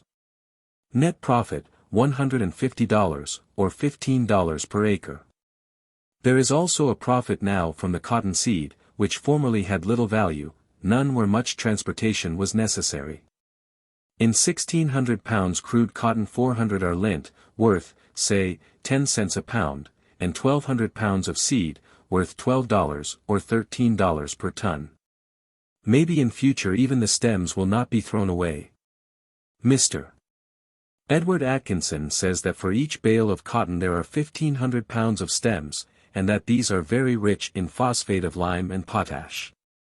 That when ground and mixed with ensilage or cottonseed meal, which is too rich for use as fodder in large quantities, the stem mixture makes a superior food, rich in all the elements needed for the production of milk, meat and bone. Heretofore the stems have been considered a nuisance. Complaint is made that the planter remains grouty toward the former slave, since the war. Will have nothing but a chill business relation with him, no sentiment permitted to intrude, will not keep a store himself. And supply the Negro's wants and thus protect the Negro's pocket and make him able and willing to stay on the place and an advantage to him to do it, but lets that privilege to some thrifty Israelite, who encourages the thoughtless Negro and wife to buy all sorts of things which they could do without, buy on credit, at big prices, month after month, credit based on the Negro's share of the growing crop. And at the end of the season, the Negro's share belongs to the Israelite, the Negro is in debt besides, is discouraged, dissatisfied, restless, and both he and the planter are injured.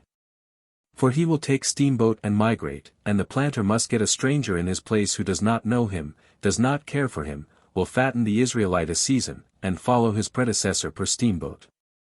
It is hoped that the Calhoun Company will show, by its humane and protective treatment of its laborers, that its method is the most profitable for both planter and Negro. And it is believed that a general adoption of that method will then follow. And where so many are saying their say, shall not the barkeeper testify?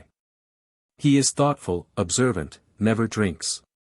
Endeavors to earn his salary, and would earn it if there were custom enough. He says the people along here in Mississippi and Louisiana will send up the river to buy vegetables rather than raise them, and they will come aboard at the landings and buy fruits of the barkeeper. Thinks they don't know anything but cotton. Believes they don't know how to raise vegetables and fruit, at least the most of them. Says, a nigger will go to H for a watermelon, H, is all I find in the stenographer's report, means Halifax probably, though that seems a good way to go for a watermelon. Barkeeper buys watermelons for 5 cents up the river, brings them down and sells them for 50. Why does he mix such elaborate and picturesque drinks for the nigger hands on the boat? Because they won't have any other. They want a big drink. Don't make any difference what you make it of, they want the worth of their money. You give a nigger a plain gill of $half-a-dollar brandy for 5 cents, will he touch it? No. Ain't size enough to it. But you put up a pint of all kinds of worthless rubbish, and heave in some red stuff to make it beautiful, red's the main thing, and he wouldn't put down that glass to go to a circus. All the bars on this anchor line are rented and owned by one firm. They furnish the liquors from their own establishment, and hire the barkeepers, on salary. Good liquors? Yes, on some of the boats, where there are the kind of passengers that want it and can pay for it. On the other boats? No. Nobody but the deckhands and firemen to drink it. Brandy? Yes, I've got brandy, plenty of it. But you don't want any of it unless you've made your will. It isn't as it used to be in the old times. Then everybody traveled by steamboat, everybody drank, and everybody treated everybody else. Now most everybody goes by railroad, and the rest don't drink. In the old times the barkeeper owned the bar himself, and was gay and smarty and talky and all jeweled up, and was the toniest aristocrat on the boat, used to make $2,000 on a trip. A father who left his son a steamboat bar, left him a fortune. Now he leaves him board and lodging, yes, and washing, if a shirt a trip will do. Yes, indeedy, times are changed. Why, do you know, on the principal line of boats on the upper Mississippi, they don't have any bar at all. Sounds like poetry, but it's the petrified truth. Chapter 34. Tough Yarns. Stack Island. I remembered Stack Island. Also Lake Providence, Louisiana, which is the first distinctly southern-looking town you come to, downward bound, lies level and low, shade trees hung with venerable gray beards of Spanish moss.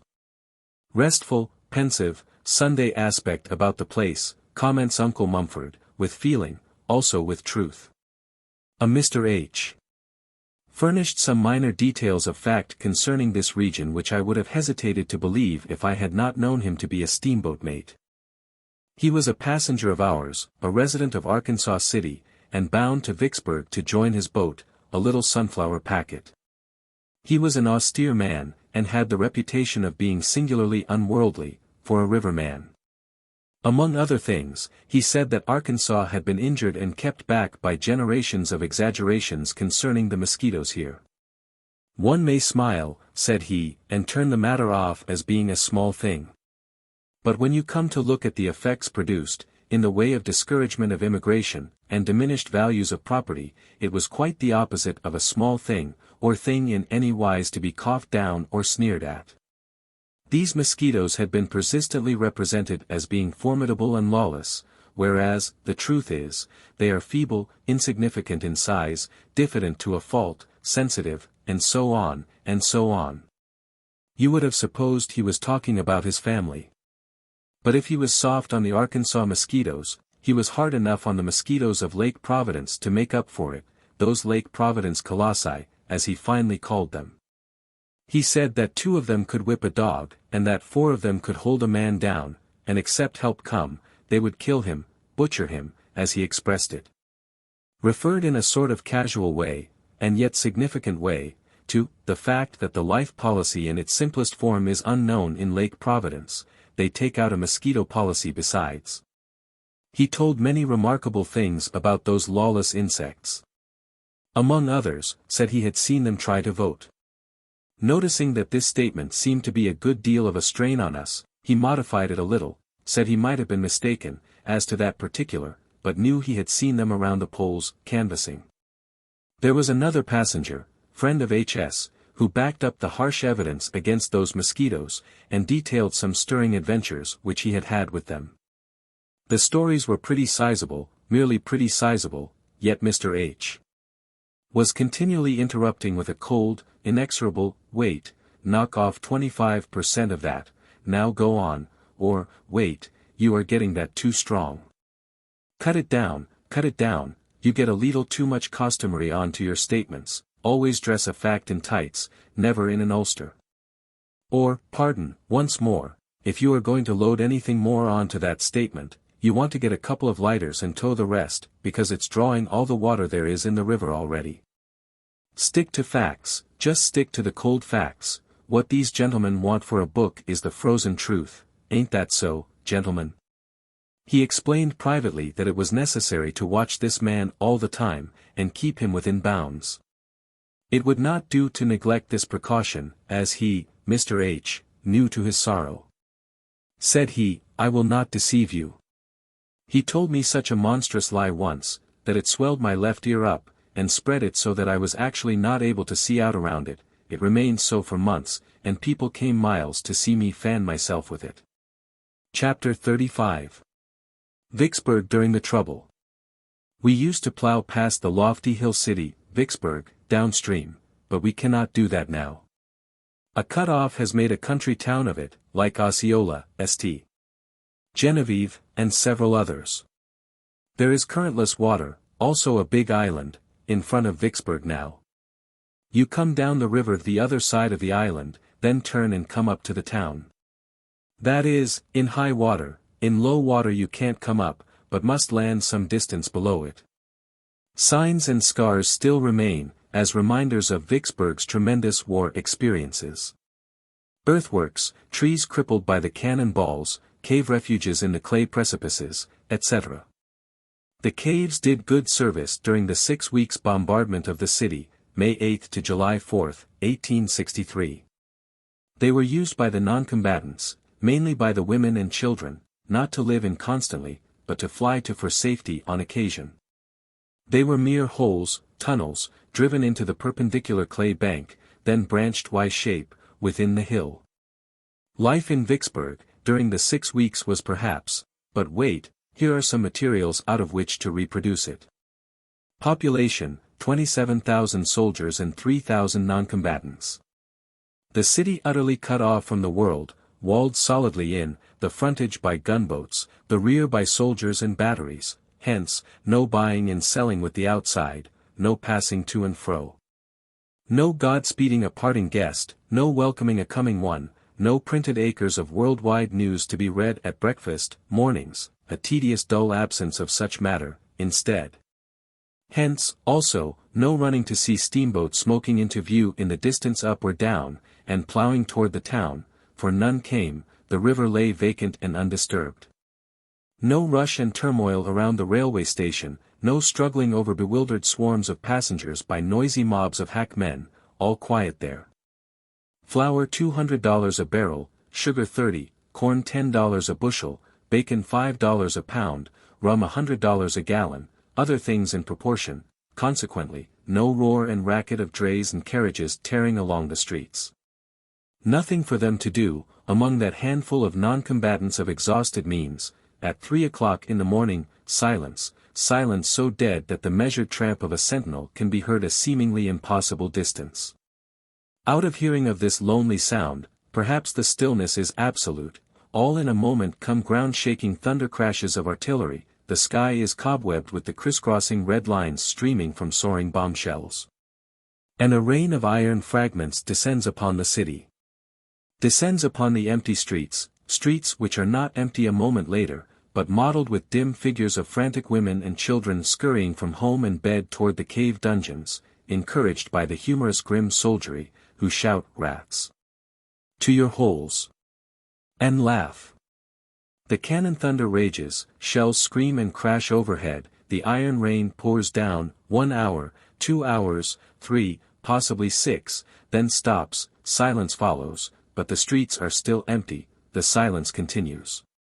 By and by a head projects from a cave here and there and yonder, and reconnoiters, cautiously. The silence still continuing, bodies follow heads, and jaded, half-smothered creatures group themselves about, stretch their cramped limbs, draw in deep draughts of the grateful fresh air, gossip with the neighbors from the next cave. Maybe straggle off home presently, or take a lounge through the town, if the stillness continues, and will scurry to the holes again, by and by, when the war tempest breaks forth once more. There being but 3,000 of these cave dwellers, merely the population of a village, would they not come to know each other, after a week or two, and familiarly? Insomuch that the fortunate or unfortunate experiences of one would be of interest to all. Those are the materials furnished by history. From them might not almost anybody reproduce for himself the life of that time in Vicksburg?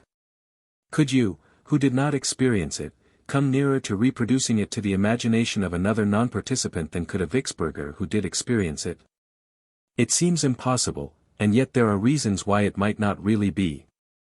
When one makes his first voyage in a ship, it is an experience which multitudinously bristles with striking novelties. Novelties which are in such sharp contrast with all this person's former experiences that they take a seemingly deathless grip upon his imagination and memory. By tongue or pen he can make a landsman live that strange and stirring voyage over with him, make him see it all and feel it all. But if he wait? If he make 10 voyages in succession, what then?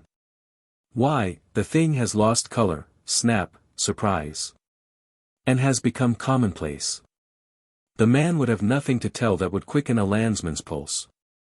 Years ago, I talked with a couple of the Vicksburg non-combatants, a man and his wife.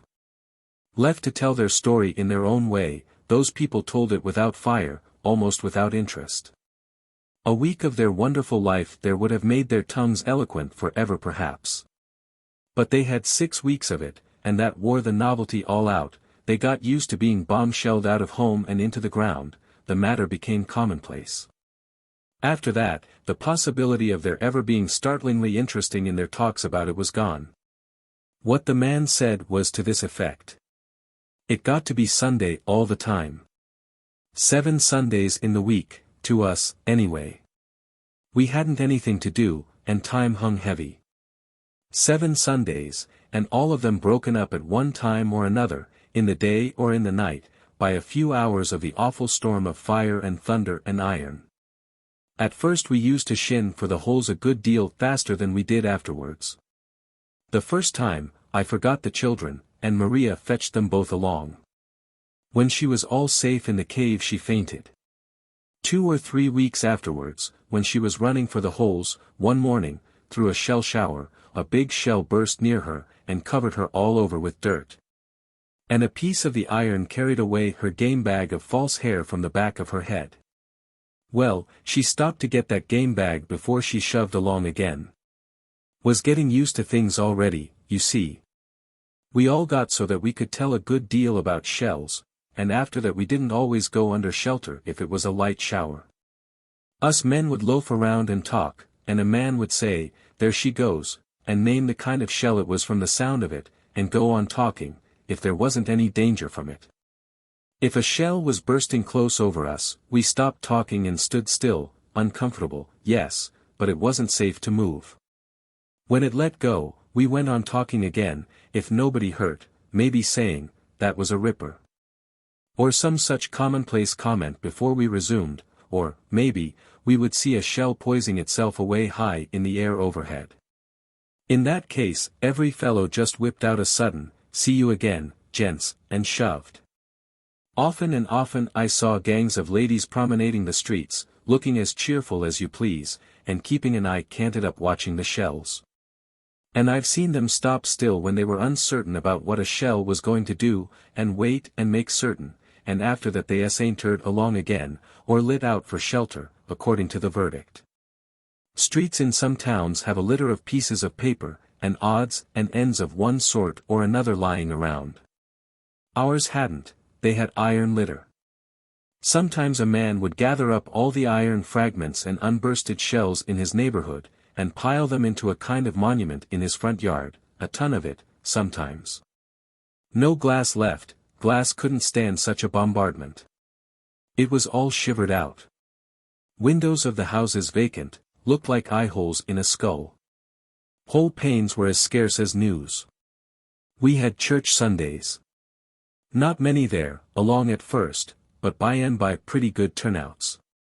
I've seen service stop a minute, and everybody sit quiet, no voice heard, pretty funeral-like then, and all the more so on account of the awful boom and crash going on outside and overhead. And pretty soon, when a body could be heard, service would go on again. Organs and church music mixed up with a bombardment is a powerful queer combination, along at first. Coming out of church, one morning, we had an accident, the only one that happened around me on a Sunday.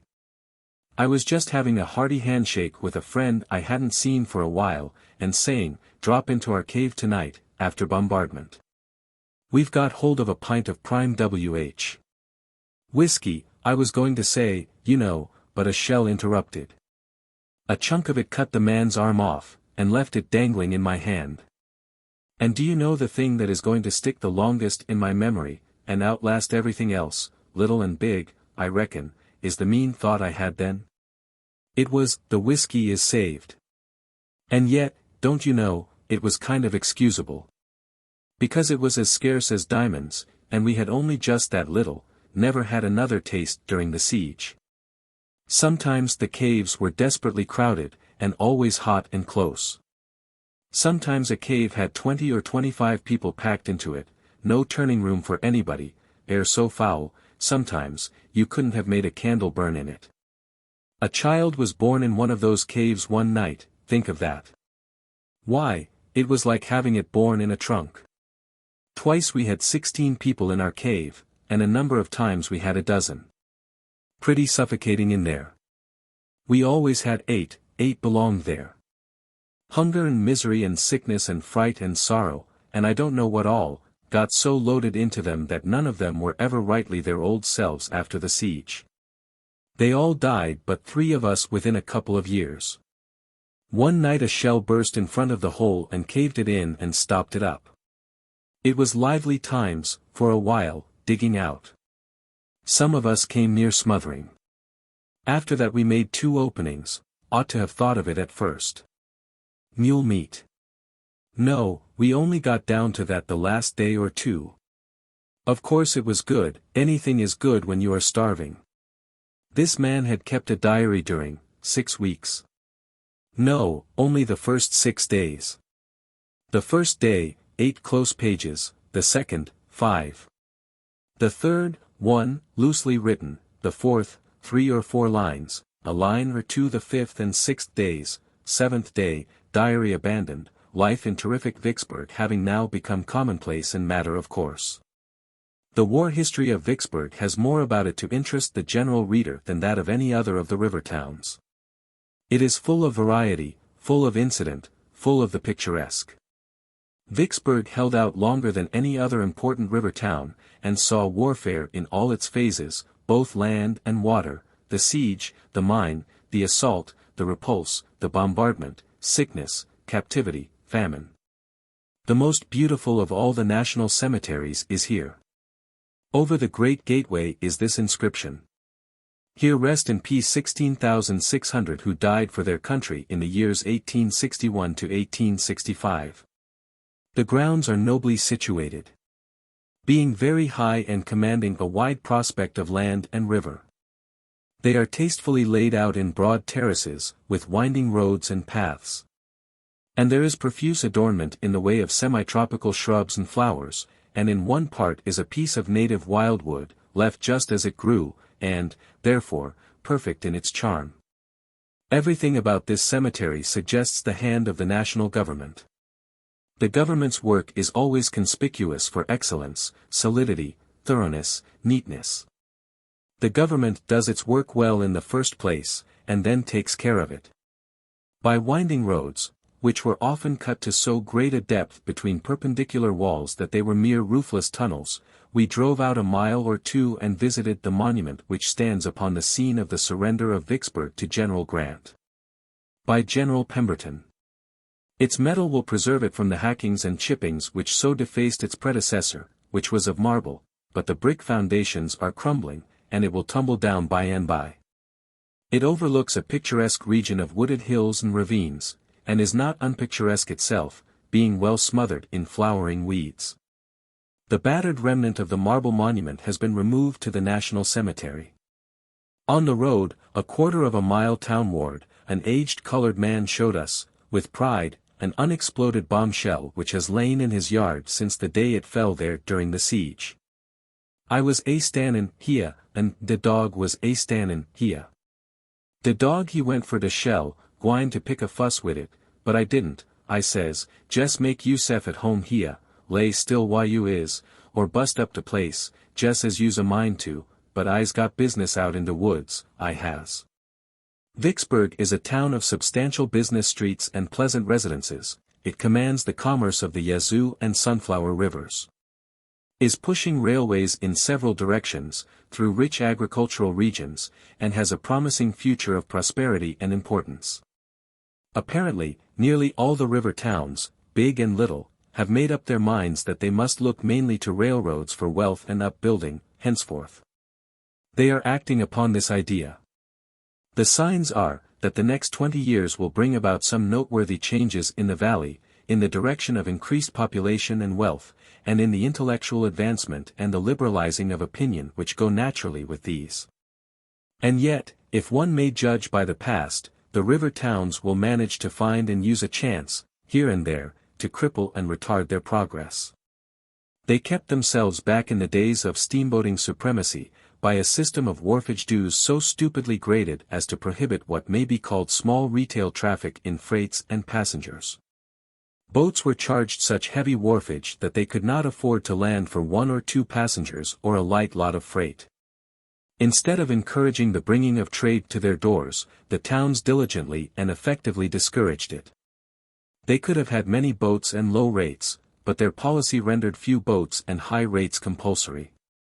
It was a policy which extended, and extends, from New Orleans to St. Paul. We had a strong desire to make a trip up the Yazoo and the Sunflower, an interesting region at any time, but additionally interesting at this time. Because up there the great inundation was still to be seen in force, but we were nearly sure to have to wait a day or more for a New Orleans boat on our return. So we were obliged to give up the project. Here is a story which I picked up on board the boat that night. I insert it in this place merely because it is a good story, not because it belongs here, for it doesn't. It was told by a passenger, a college professor, and was called to the surface in the course of a general conversation which began with talk about horses, drifted into talk about astronomy. Then into talk about the lynching of the gamblers in Vicksburg half a century ago, then into talk about dreams and superstitions. And ended, after midnight, in a dispute over free trade and protection. Chapter 36. The Professor's Yarn. It was in the early days. I was not a college professor then. I was a humble-minded young land surveyor, with the world before me, to survey, in case anybody wanted it done. I had a contract to survey a route for a great mining ditch in California, and I was on my way thither, by sea, a 3 or 4 weeks' voyage. There were a good many passengers, but I had very little to say to them. Reading and dreaming were my passions, and I avoided conversation in order to indulge these appetites. There were 3 professional gamblers on board, rough, repulsive fellows. I never had any talk with them, yet I could not help seeing them with some frequency, for they gambled in an upper-deck stateroom every day and night, and in my promenades I often had glimpses of them through their door, which stood a little ajar to let out the surplus tobacco smoke and profanity. They were an evil and hateful presence, but I had to put up with it, of course. There was one other passenger who fell under my eye a good deal, for he seemed determined to be friendly with me. And I could not have gotten rid of him without running some chance of hurting his feelings, and I was far from wishing to do that. Besides, there was something engaging in his countrified simplicity and his beaming good nature. The first time I saw this Mr. John Backus, I guessed, from his clothes and his looks, that he was a grazier or farmer from the backwoods of some western state, doubtless Ohio, and afterward when he dropped into his personal history and I discovered that he was a cattle raiser from interior Ohio, I was so pleased with my own penetration that I warmed toward him for verifying my instinct. He got to dropping alongside me every day, after breakfast, to help me make my promenade. And so, in the course of time, his easy-working jaw had told me everything about his business, his prospects, his family, his relatives, his politics, in fact everything that concerned a Bacchus, living or dead. And meantime I think he had managed to get out of me everything I knew about my trade, my tribe, my purposes, my prospects, and myself. He was a gentle and persuasive genius, and this thing showed it, for I was not given to talking about my matters.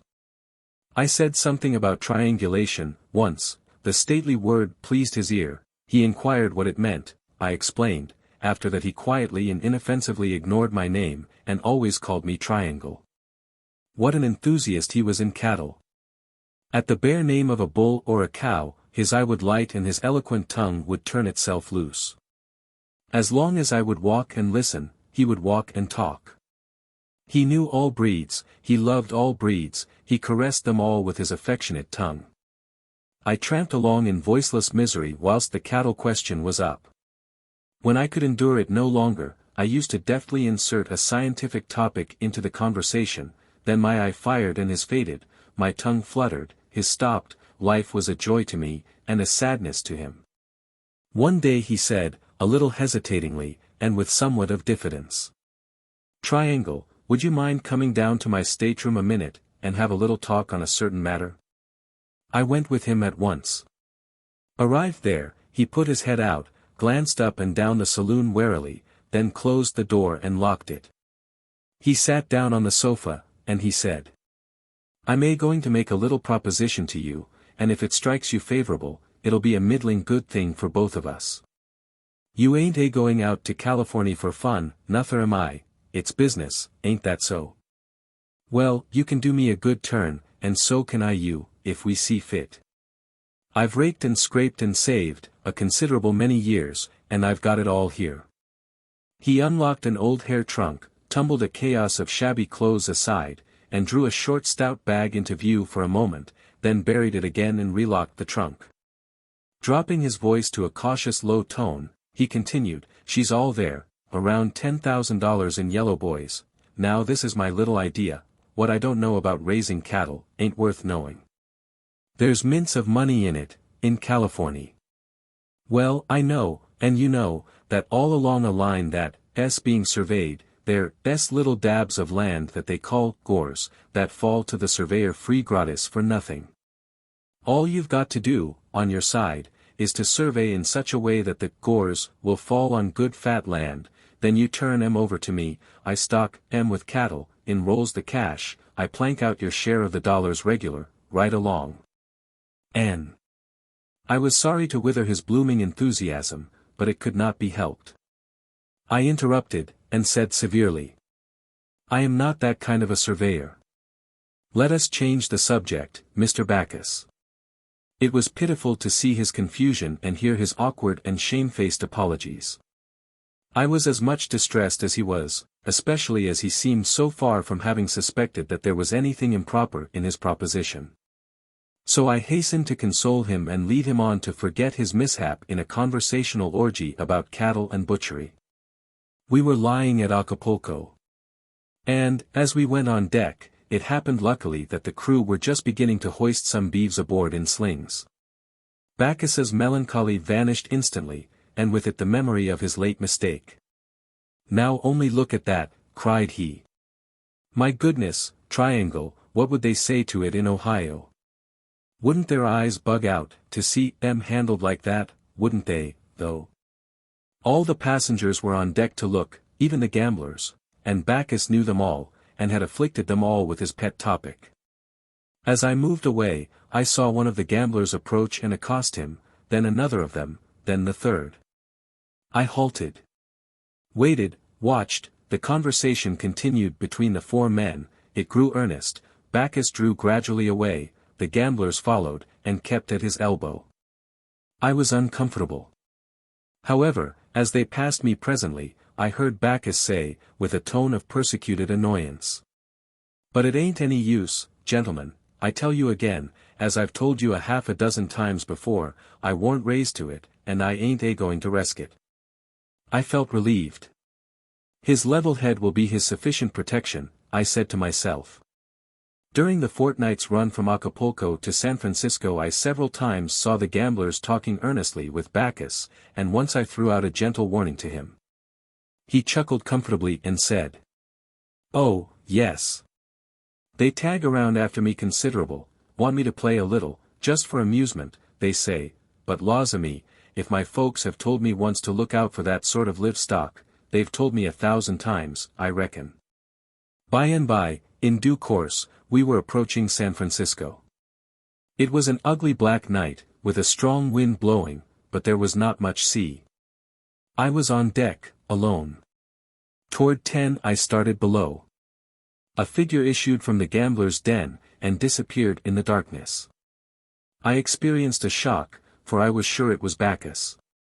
I flew down the companionway, looked about for him, could not find him, then returned to the deck just in time to catch a glimpse of him as he re-entered that confounded nest of rascality. Had he yielded at last? I feared it. What had he gone below for, his bag of coin? Possibly. I drew near the door, full of bodings. It was a crack, and I glanced in and saw a sight that made me bitterly wish I had given my attention to saving my poor cattle friend, instead of reading and dreaming my foolish time away. He was gambling. Worse still, he was being plied with champagne, and was already showing some effect from it. He praised the cider, as he called it, and said now that he had got a taste of it he almost believed he would drink it if it was spirits, it was so good and so ahead of anything he had ever run across before. Surreptitious smiles, at this, passed from one rascal to another, and they filled all the glasses, and whilst Bacchus honestly drained his to the bottom they pretended to do the same, but threw the wine over their shoulders. I could not bear the scene, so I wandered forward and tried to interest myself in the sea and the voices of the wind. But no, my uneasy spirit kept dragging me back at quarter-hour intervals. And always I saw Bacchus drinking his wine, fairly and squarely, and the others throwing theirs away. It was the painfulest night I ever spent. The only hope I had was that we might reach our anchorage with speed, that would break up the game. I helped the ship along all I could with my prayers. At last we went booming through the Golden Gate, and my pulses leaped for joy. I hurried back to that door and glanced in.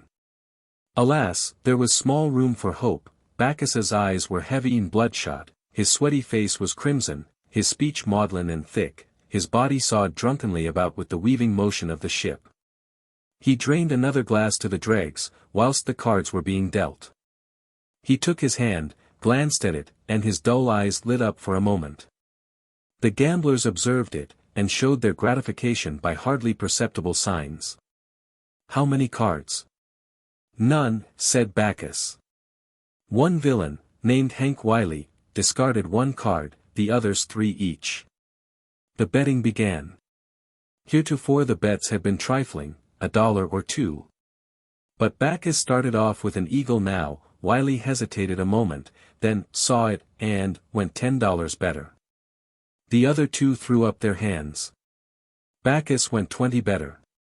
Wiley said, "I see that, and go you 100 better." Then smiled and reached for the money. "Let it alone," said Bacchus, with drunken gravity. "What? You mean to say you're going to cover it?" "Cover it? Well, I reckon I am, and lay another 100 on top of it, too." He reached down inside his overcoat and produced the required sum. "Oh, that's your little game, is it? I see your raise, and raise it 500, said Wiley. 500 better, said the foolish bull-driver, and pulled out the amount and showered it on the pile. The 3 conspirators hardly tried to conceal their exultation. All diplomacy and pretense were dropped now, and the sharp exclamations came thick and fast, and the yellow pyramid grew higher and higher. At last $10,000 lay in view. Wiley cast a bag of coin on the table, and said with mocking gentleness, $5,000 better, my friend from the rural districts, what do you say now? I call you, said Bacchus, heaving his golden shot bag on the pile. What have you got? For kings, you'd, fool, and Wiley threw down his cards and surrounded the stakes with his arms. For aces, you ass, thundered Bacchus, covering his man with a cocked revolver. I'm a professional gambler myself, and I've been laying for you duffers all this voyage. Down went the anchor, rumble-de-dum-dum. And the long trip was ended. Well, well, it is a sad world. One of the 3 gamblers was Bacchus's pal. It was he that dealt the fateful hands. According to an understanding with the 2 victims, he was to have given Bacchus 4 queens, but alas, he didn't. A week later, I stumbled upon Bacchus, arrayed in the height of fashion, in Montgomery Street. He said, cheerily, as we were parting, Ah, by the way, you needn't mind about those gores. I don't really know anything about cattle, except what I was able to pick up in a week's apprenticeship over in Jersey just before we sailed. My cattle culture and cattle enthusiasm have served their turn, I shan't need them any more. Next day we reluctantly parted from the Gold Dust and her officers, hoping to see that boat and all those officers again, some day. A thing which the fates were to render tragically impossible. Chapter 37. The end of the Gold Dust. For 3 months later, August 8th, while I was writing one of these foregoing chapters, the New York papers brought this telegram. A terrible disaster. 17 persons killed by an explosion on the steamer Gold Dust. Nashville, August 7th. A dispatch from Hickman, Kentucky, says. The steamer Gold Dust exploded her boilers at 3 o'clock today, just after leaving Hickman. 47 persons were scalded and 17 are missing. The boat was landed in the eddy just above the town, and through the exertions of the citizens the cabin passengers, officers, and part of the crew and deck passengers were taken ashore and removed to the hotels and residences. 24 of the injured were lying in Holcomb's dry goods store at one time, where they received every attention before being removed to more comfortable places. A list of the names followed, whereby it appeared that of the 17 dead, one was the barkeeper, and among the 47 wounded, were the captain, chief mate, second mate, and second and third clerks, also Mr. Lem S. Gray, pilot, and several members of the crew. In answer to a private telegram, we learned that none of these was severely hurt, except Mr. Gray. Letters received afterward confirmed this news, and said that Mr. Gray was improving and would get well. Later letters spoke less hopefully of his case, and finally came one announcing his death. A good man, a most companionable and manly man, and worthy of a kindlier fate. Chapter 38. The House Beautiful. We took passage in a Cincinnati boat for New Orleans, or on a Cincinnati boat, either is correct, the former is the eastern form of putting it, the latter the western. Mr. Dickens declined to agree that the Mississippi steamboats were magnificent, or that they were floating palaces, terms which had always been applied to them, terms which did not over-express the admiration with which the people viewed them. Mr. Dickens's position was unassailable, possibly, the people's position was certainly unassailable. If Mr. Dickens was comparing these boats with the crown jewels, or with the Taj, or with the Matterhorn, or with some other priceless or wonderful thing which he had seen, they were not magnificent, he was right. The people compared them with what they had seen. And, thus measured, thus judged, the boats were magnificent, the term was the correct one, it was not at all too strong. The people were as right as was Mr. Dickens. The steamboats were finer than anything on shore. Compared with superior dwelling houses and first-class hotels in the valley, they were indubitably magnificent, they were palaces. To a few people living in New Orleans and St. Louis, they were not magnificent, perhaps, not palaces. But to the great majority of those populations, and to the entire population spread over both banks between Baton Rouge and St. Louis, they were palaces, they tallied with the citizen's dream of what magnificence was, and satisfied it. Every town and village along that vast stretch of double river frontage had a best dwelling, finest dwelling, mansion, the home of its wealthiest and most conspicuous citizen. It is easy to describe it, large grassy yard, with paling fence painted white, in fair repair, brick walk from gate to door. Big, square, 2-story frame house, painted white and porticoed like a Grecian temple, with this difference, that the imposing fluted columns and Corinthian capitals were a pathetic sham, being made of white pine, and painted, iron knocker. Brass door knob, discolored, for lack of polishing. Within, an uncarpeted hall, of planed boards, opening out of it, a parlor, 15 feet by 15, in some instances 5 or 10 feet larger, in grain carpet, mahogany center table. Lamp on it, with green paper shade, standing on a gridiron, so to speak, made of high-colored yarns, by the young ladies of the house, and called a lamp mat. Several books, piled and disposed, with cast-iron exactness, according to an inherited and unchangeable plan, among them, Tupper, much penciled. Also, Friendship's Offering, and Affection's Wreath, with their sappy inanities illustrated in die-away mezzotints, also, Ossian. Alonzo and Melissa, maybe, Ivanhoe, also, album, full of original poetry, of the Thou hast wounded the spirit that loved thee breed, 2 or 3 goody-goody works, Shepherd of Salisbury Plain, etc. Current number of the chaste and innocuous Godey's Lady's Book. With painted fashion plate of wax figure women with mouths all alike, lips and eyelids the same size, each 5-foot woman with a 2-inch wedge sticking from under her dress and letting on to be half of her foot. Polished airtight stove, new and deadly invention, with pipe passing through a board which closes up the discarded good old fireplace.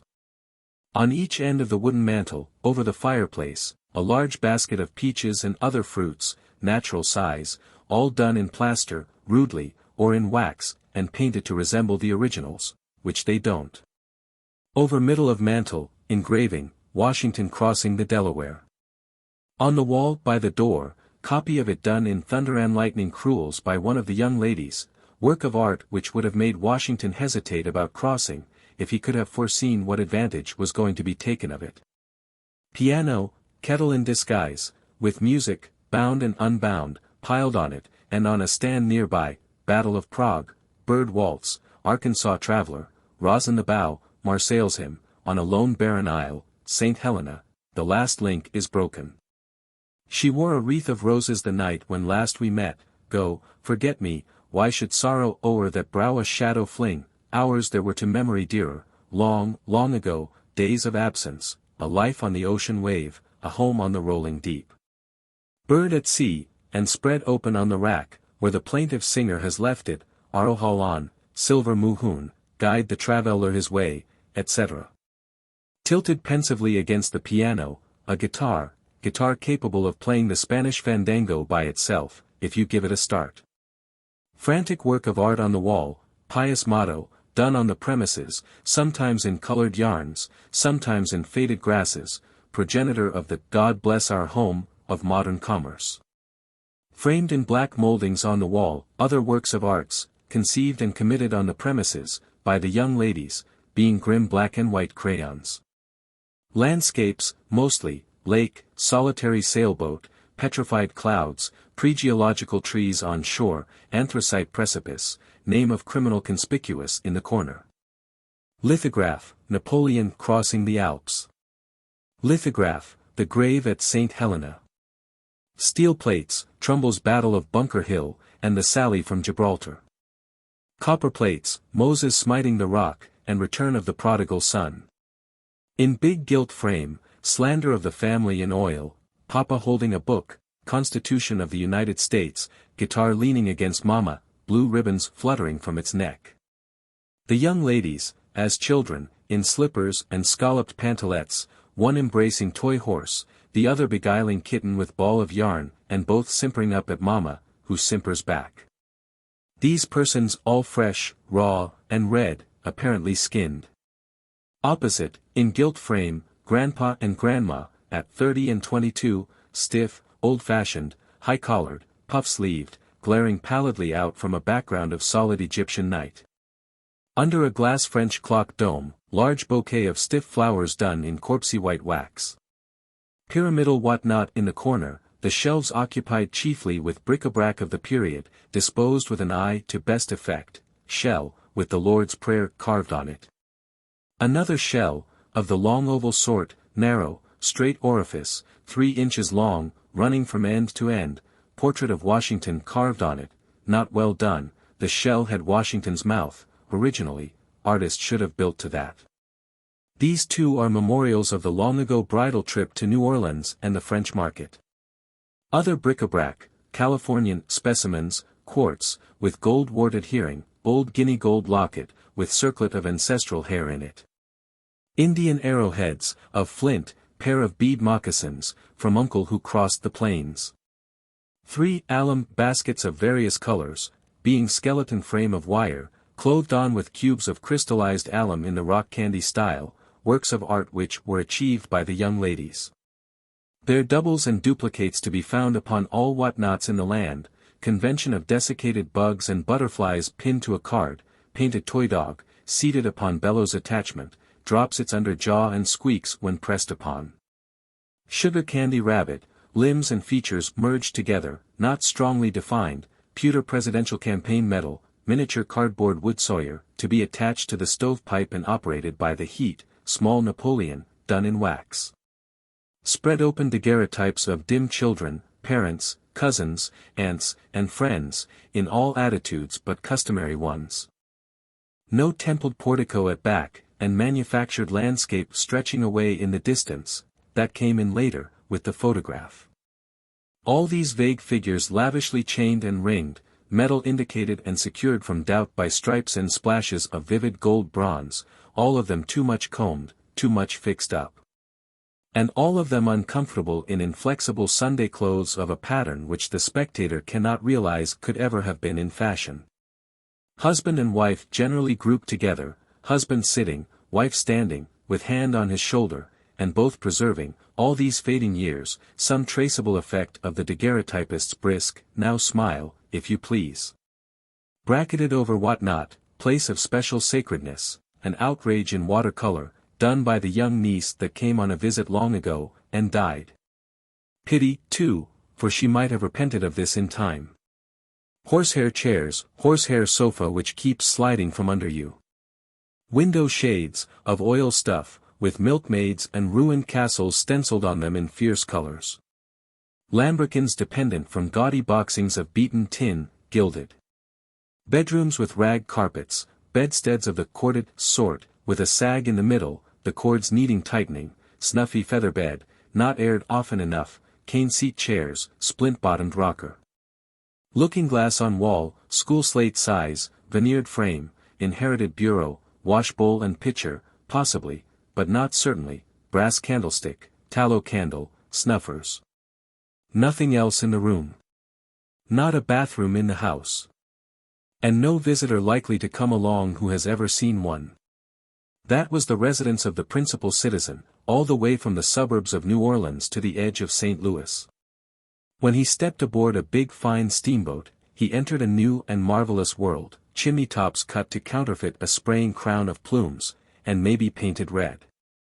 Pilot house, hurricane deck, boiler deck guards, all garnished with white wooden filigree work of fanciful patterns, gilt acorns topping the derricks, gilt deer horns over the big bell, gaudy symbolical picture on the paddle box, possibly.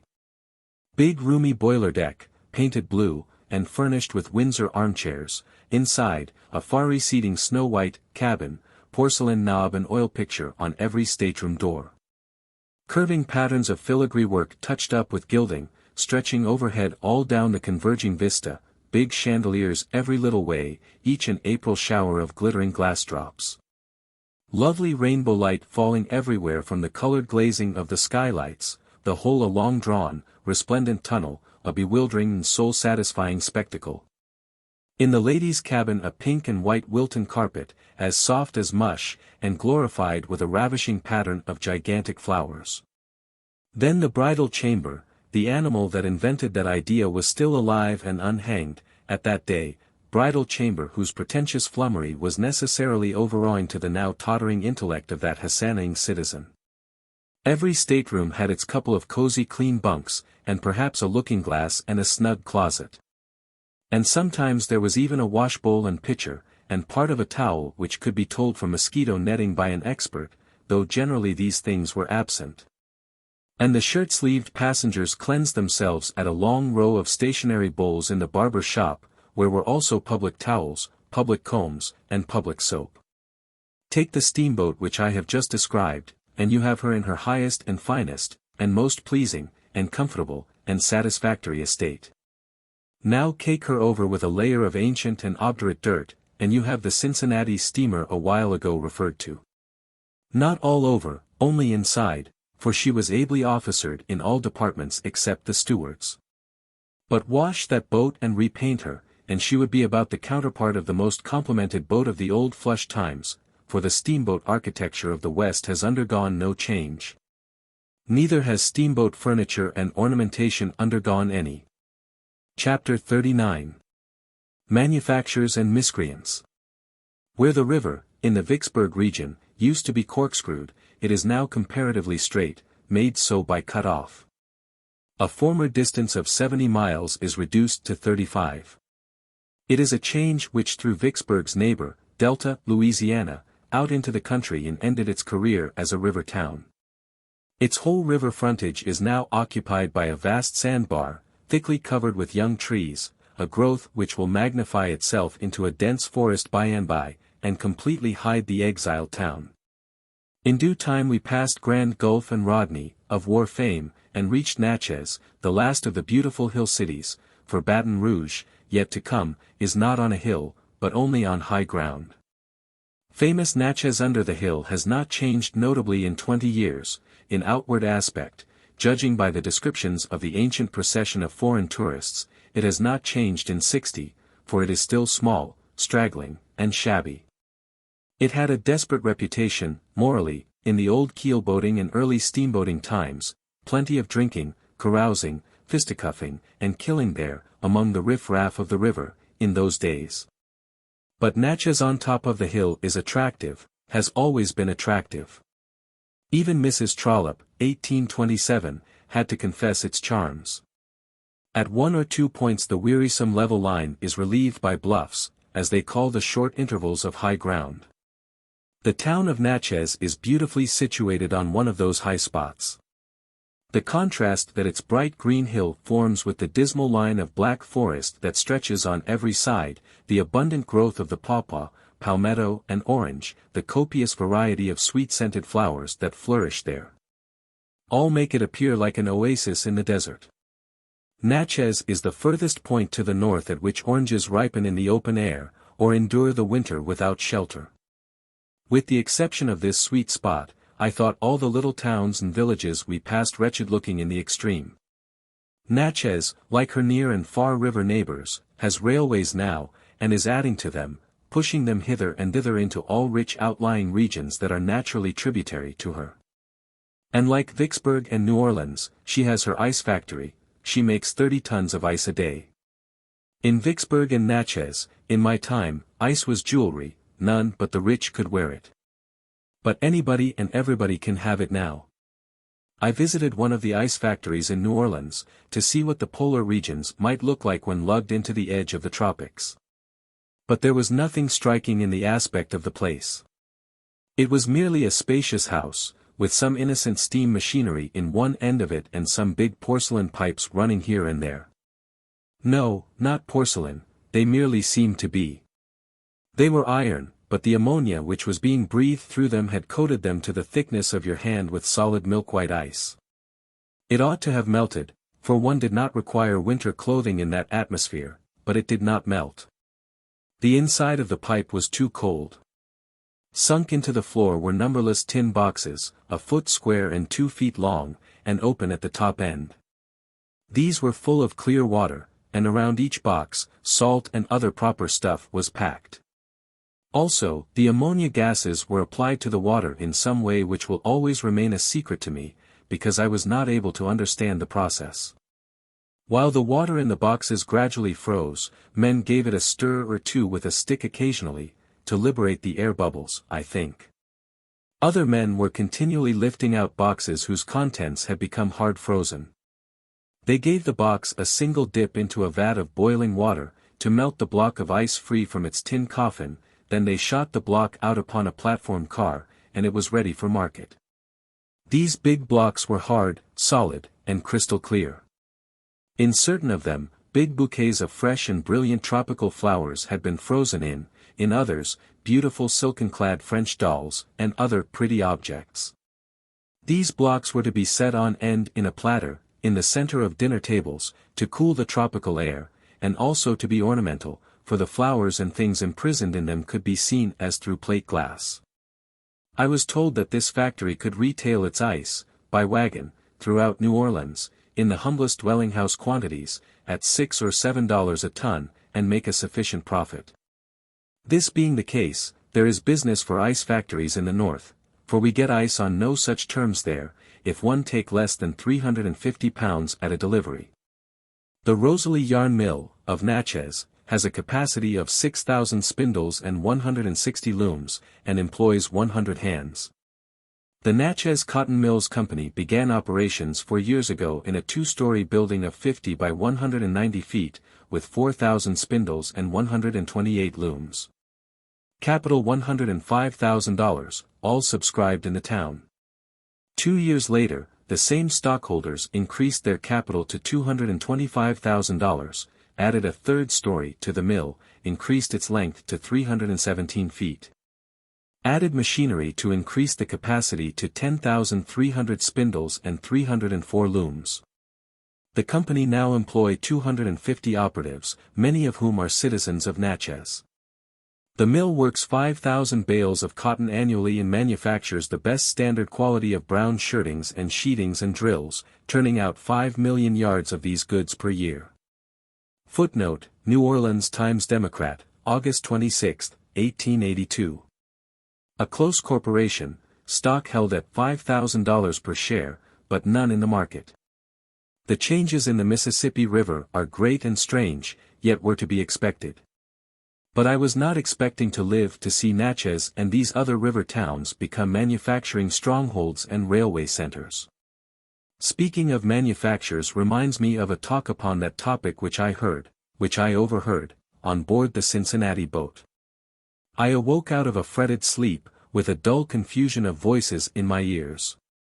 I listened. 2 men were talking. Subject, apparently, the great inundation.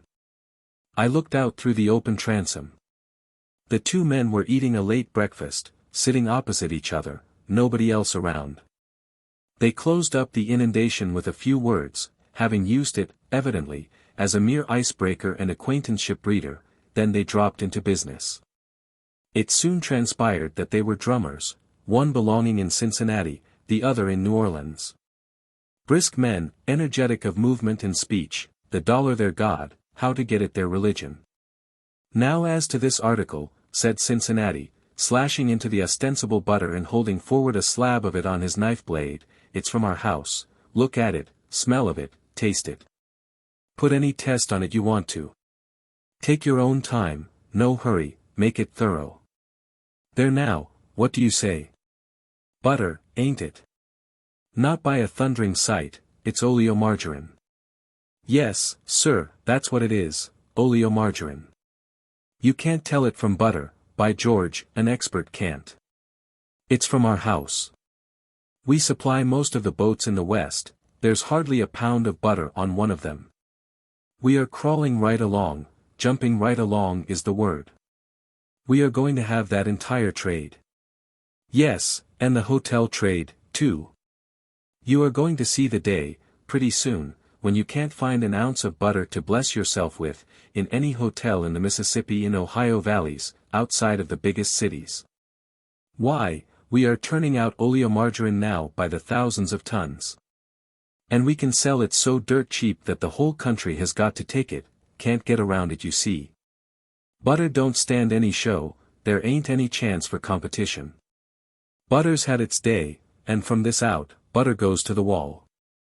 There's more money in oleomargarine than, why, you can't imagine the business we do.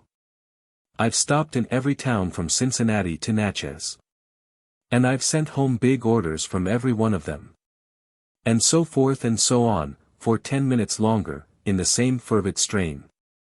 Then New Orleans piped up and said, yes, it's a first-rate imitation, that's a certainty. But it ain't the only one around that's first-rate.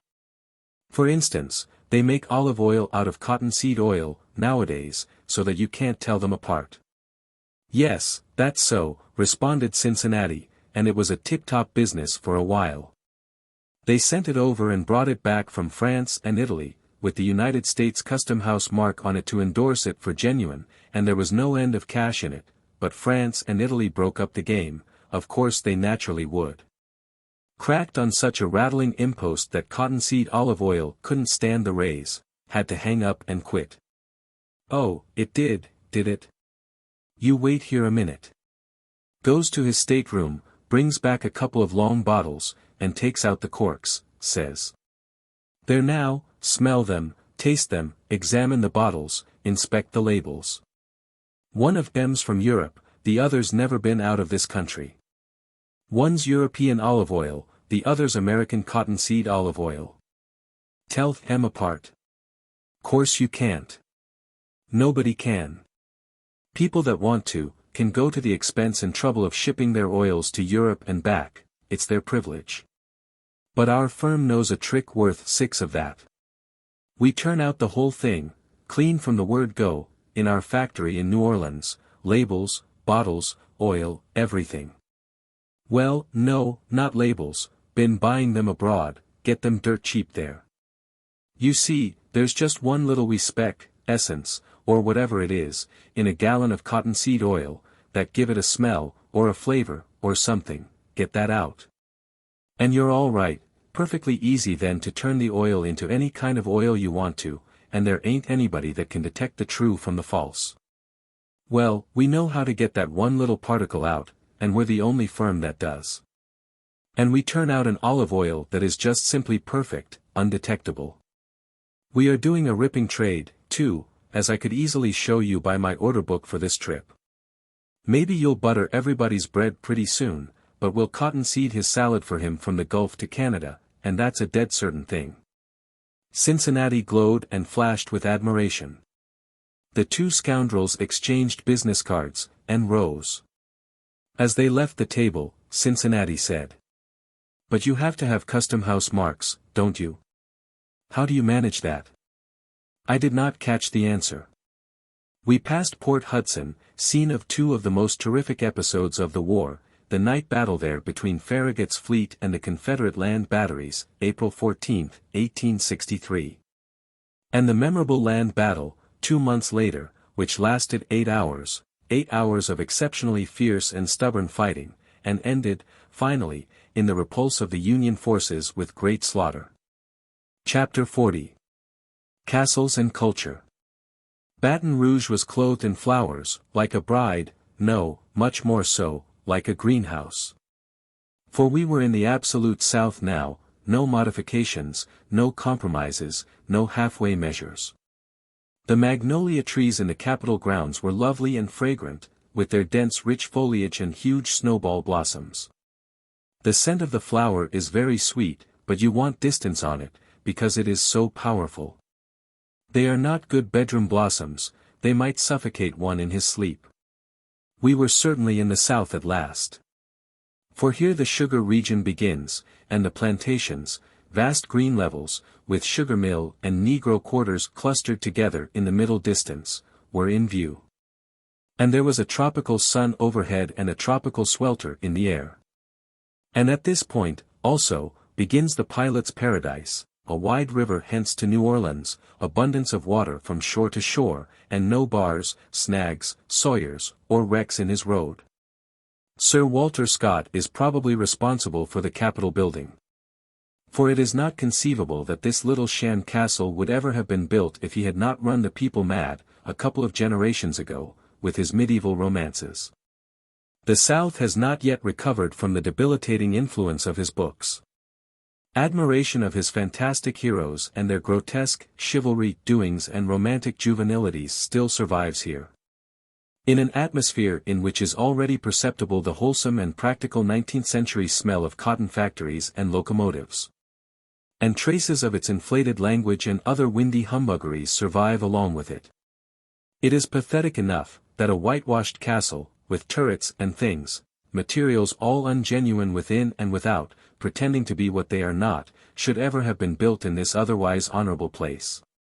But it is much more pathetic to see this architectural falsehood undergoing restoration and perpetuation in our day, when it would have been so easy to let dynamite finish what a charitable fire began. And then devote this restoration money to the building of something genuine. Baton Rouge has no patent on imitation castles, however, and no monopoly of them. Here is a picture from the advertisement of the Female Institute of Columbia, Tennessee. The following remark is from the same advertisement. The Institute building has long been famed as a model of striking and beautiful architecture. Visitors are charmed with its resemblance to the old castles of song and story, with its towers, turreted walls, and ivy-mantled porches. Keeping school in a castle is a romantic thing, as romantic as keeping hotel in a castle. By itself the imitation castle is doubtless harmless, and well enough. But as a symbol and breeder and sustainer of maudlin middle-age romanticism here in the midst of the plainest and sturdiest and infinitely greatest and worthiest of all the centuries the world has seen, it is necessarily a hurtful thing and a mistake. Here is an extract from the prospectus of a Kentucky female college. Female college sounds well enough. But since the phrasing it in that unjustifiable way was done purely in the interest of brevity, it seems to me that she college would have been still better, because shorter, and means the same thing, that is, if either phrase means anything at all. The president is Southern by birth, by rearing, by education, and by sentiment. The teachers are all Southern in sentiment, and with the exception of those born in Europe were born and raised in the South. Believing the Southern to be the highest type of civilization this continent has seen, the young ladies are trained according to the Southern ideas of delicacy, refinement, womanhood, religion, and propriety. Hence we offer a first-class female college for the South and solicit Southern patronage. Footnote, illustrations of it thoughtlessly omitted by the advertiser. Knoxville, Tennessee, October 19. This morning a few minutes after 10 o'clock, General Joseph A. Mabry, Thomas O'Connor, and Joseph A. Mabry, Jr., were killed in a shooting affray. The difficulty began yesterday afternoon by General Mabry attacking Major O'Connor and threatening to kill him. This was at the fair grounds, and O'Connor told Mabry that it was not the place to settle their difficulties. Mabry then told O'Connor he should not live. It seems that Mabry was armed and O'Connor was not. The cause of the difficulty was an old feud about the transfer of some property from Mabry to O'Connor. Later in the afternoon Mabry sent word to O'Connor that he would kill him on sight. This morning Major O'Connor was standing in the door of the Mechanics' National Bank, of which he was president. General Mabry and another gentleman walked down Gay Street on the opposite side from the bank. O'Connor stepped into the bank, got a shotgun, took deliberate aim at General Mabry and fired. Mabry fell dead, being shot in the left side. As he fell O'Connor fired again, the shot taking effect in Mabry's thigh. O'Connor then reached into the bank and got another shotgun. About this time Joseph A. Mabry, Jr., son of General Mabry, came rushing down the street, unseen by O'Connor until within 40 feet, when the young man fired a pistol, the shot taking effect in O'Connor's right breast, passing through the body near the heart. The instant Mabry shot, O'Connor turned and fired, the load taking effect in young Mabry's right breast and side. Mabry fell pierced with 20 buckshot, and almost instantly O'Connor fell dead without a struggle. Mabry tried to rise, but fell back dead. The whole tragedy occurred within 2 minutes, and neither of the three spoke after he was shot. General Mabry had about 30 buckshot in his body. A bystander was painfully wounded in the thigh with a buckshot, and another was wounded in the arm. 4 other men had their clothing pierced by buckshot. The affair caused great excitement, and Gay Street was thronged with thousands of people. General Mabry and his son Joe were acquitted only a few days ago of the murder of Moses Lusby and Don Lusby, father and son, whom they killed a few weeks ago. Will Mabry was killed by Don Lusby last Christmas. Major Thomas O'Connor was president of the Mechanics' National Bank here, and was the wealthiest man in the state. Associated Press telegram. One day last month, Professor Sharp, of the Somerville, Tennessee, Female College, a quiet and gentlemanly man, was told that his brother-in-law, a Captain Burton, had threatened to kill him. Burton, it seems, had already killed one man and driven his knife into another. The professor armed himself with a double-barreled shotgun, started out in search of his brother-in-law, found him playing billiards in a saloon, and blew his brains out. The Memphis Avalanche reports that the professor's course met with pretty general approval in the community, knowing that the law was powerless, in the actual condition of public sentiment, to protect him, he protected himself. About the same time, 2 young men in North Carolina quarreled about a girl, and hostile messages were exchanged. Friends tried to reconcile them, but had their labor for their pains. On the 24th the young men met in the public highway. One of them had a heavy club in his hand, the other an axe. The man with the club fought desperately for his life, but it was a hopeless fight from the first. A well-directed blow sent his club whirling out of his grasp, and the next moment he was a dead man. About the same time, two highly connected young Virginians, clerks in a hardware store at Charlottesville, while skylarking, came to blows. Peter Dick threw pepper in Charles Rhodes's eyes. Rhodes demanded an apology, Dick refused to give it, and it was agreed that a duel was inevitable, but a difficulty arose. The parties had no pistols, and it was too late at night to procure them. One of them suggested that butcher knives would answer the purpose, and the other accepted the suggestion. The result was that Rhodes fell to the floor with a gash in his abdomen that may or may not prove fatal. If Dick has been arrested, the news has not reached us.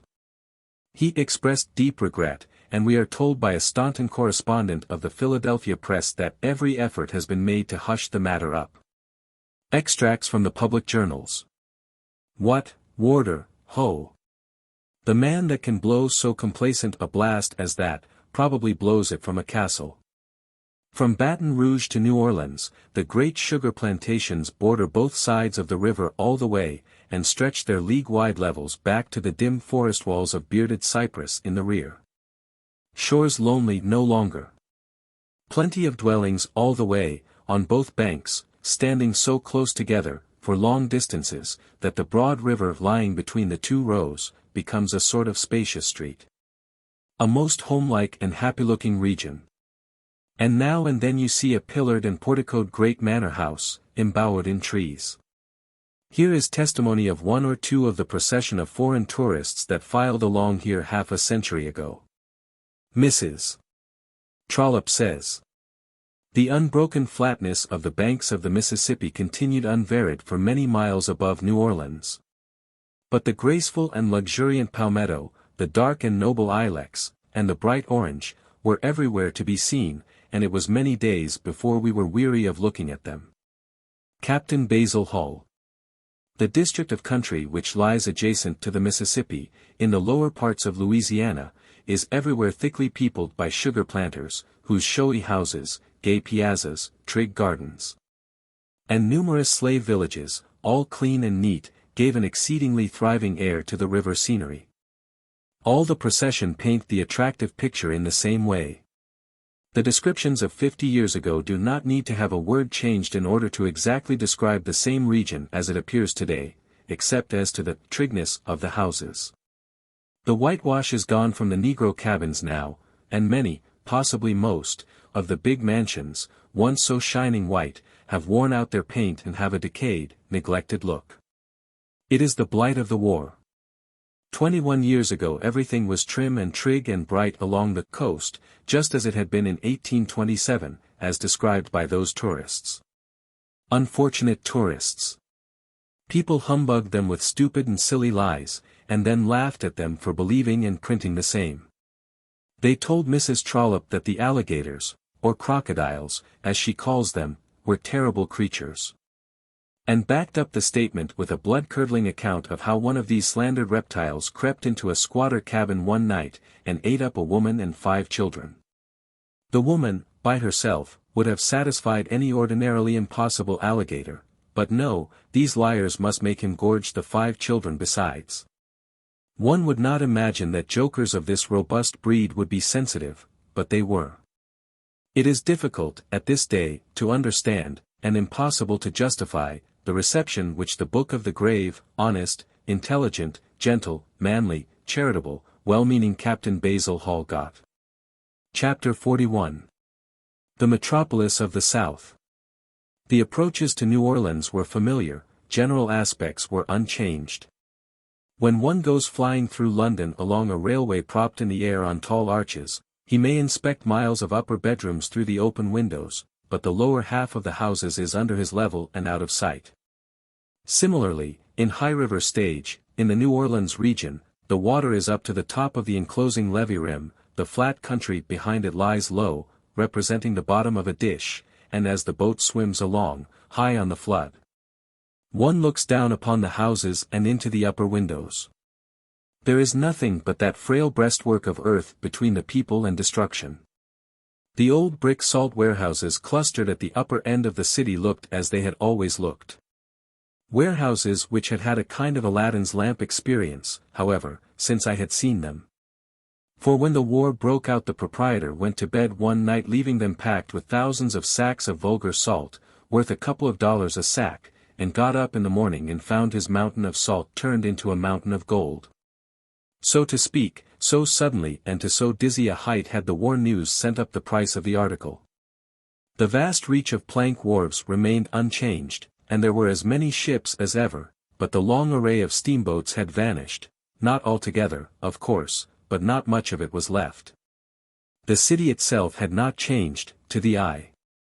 It had greatly increased in spread and population, but the look of the town was not altered.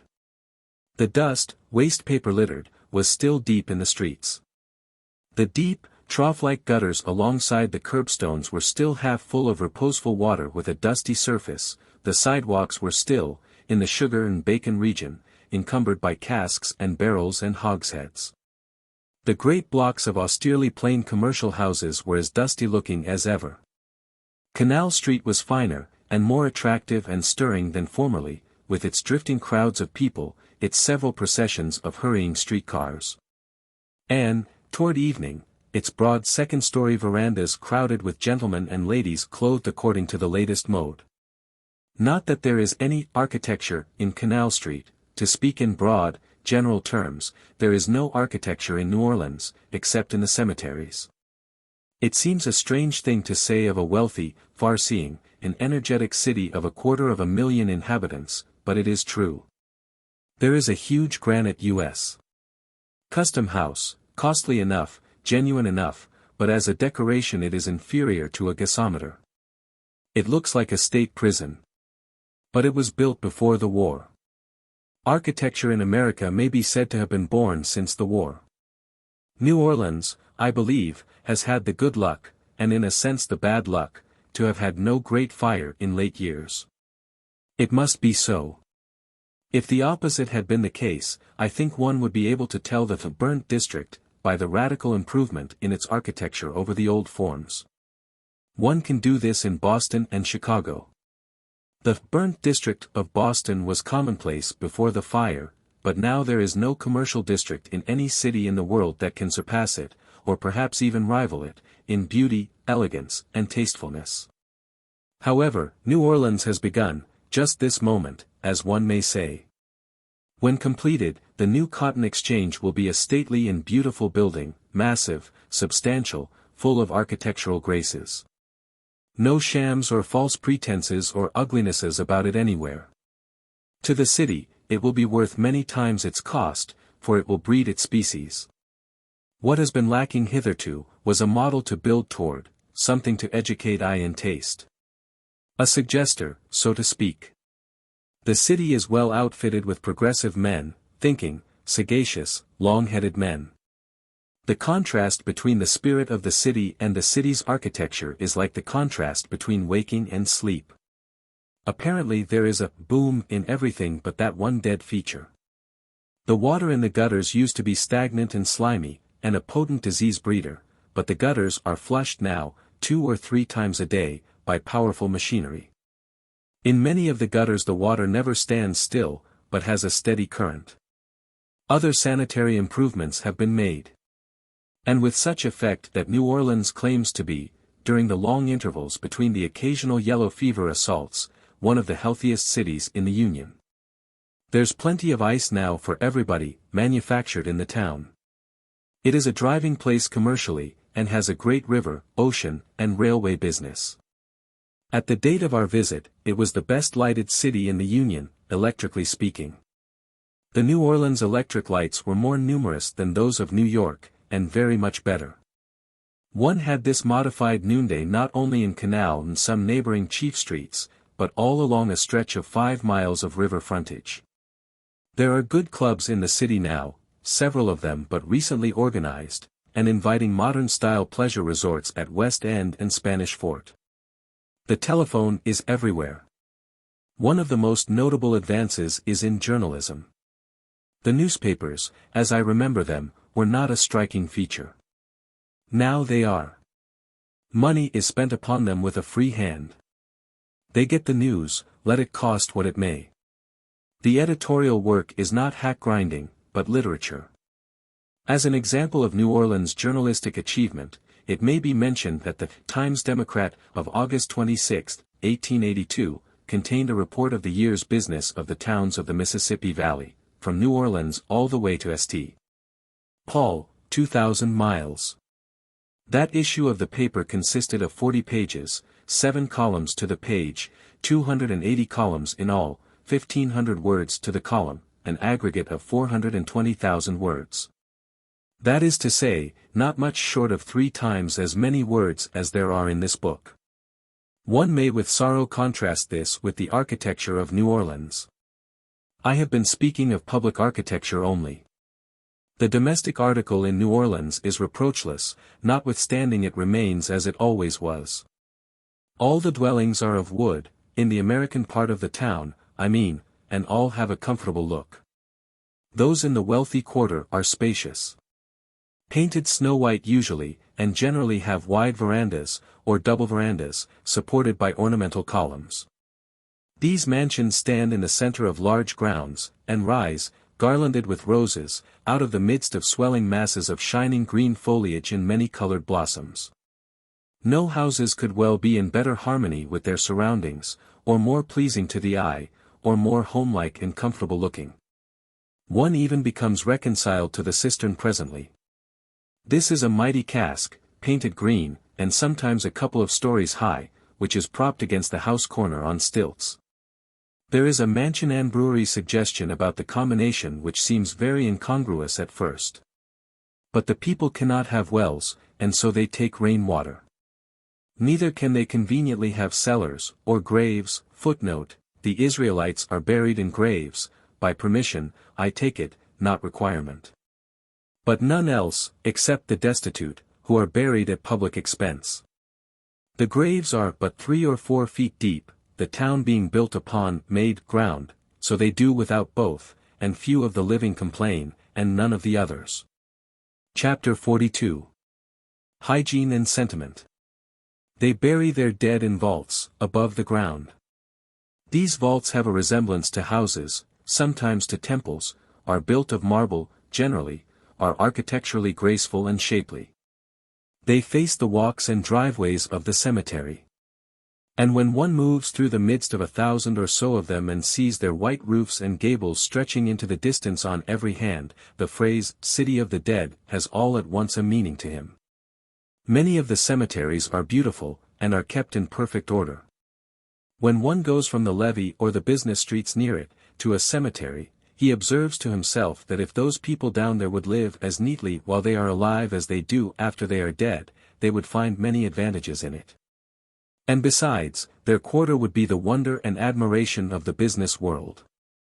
Fresh flowers, in vases of water, are to be seen at the portals of many of the vaults, placed there by the pious hands of bereaved parents and children, husbands and wives, and renewed daily.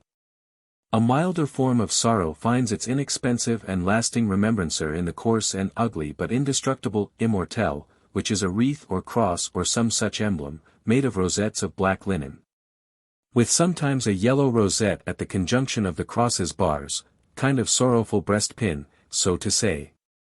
The immortelle requires no attention, you just hang it up, and there you are, just leave it alone, it will take care of your grief for you, and keep it in mind better than you can, stands weather first-rate, and lasts like boiler iron. On sunny days, pretty little chameleons, gracefulest of legged reptiles, creep along the marble fronts of the vaults, and catch flies. Their changes of color, as to variety, are not up to the creature's reputation. They change color when a person comes along and hangs up an immortelle, but that is nothing, any right-feeling reptile would do that. I will gradually drop this subject of graveyards. I have been trying all I could to get down to the sentimental part of it, but I cannot accomplish it. I think there is no genuinely sentimental part to it. It is all grotesque, ghastly, horrible. Graveyards may have been justifiable in the bygone ages, when nobody knew that for every dead body put into the ground, to glut the earth and the plant roots, and the air with disease germs, 5 or 50. Or maybe 100 persons must die before their proper time. But they are hardly justifiable now, when even the children know that a dead saint enters upon a century-long career of assassination the moment the earth closes over his corpse. It is a grim sort of a thought. The relics of St. Anne, up in Canada, have now, after 1900 years, gone to curing the sick by the dozen. But it is merest matter of course that these same relics, within a generation after St. Anne's death and burial, made several thousand people sick. Therefore these miracle performances are simply compensation, nothing more. St. Anne is somewhat slow pay, for a saint, it is true. But better a debt paid after 1900 years, and outlawed by the statute of limitations, than not paid at all, and most of the knights of the halo do not pay at all. Where you find one that pays, like St. Anne, you find 150 that take the benefit of the statute. And none of them pay any more than the principal of what they owe, they pay none of the interest either simple or compound. A saint can never quite return the principal, however. For his dead body kills people, whereas his relics heal only, they never restore the dead to life. That part of the account is always left unsettled. R.F. Julius Lemoyne, after 50 years of medical practice, wrote, "The inhumation of human bodies, dead from infectious diseases, results in constantly loading the atmosphere, and polluting the waters. With not only the germs that rise from simply putrefaction, but also with the specific germs of the diseases from which death resulted.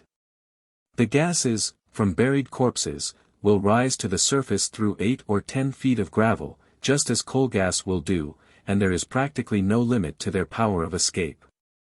During the epidemic in New Orleans in 1853, Drive E.H. Barton reported that in the 4th District the mortality was 452 per thousand, more than double that of any other. In this district were 3 large cemeteries, in which during the previous year more than 3,000 bodies had been buried. In other districts the proximity of cemeteries seemed to aggravate the disease.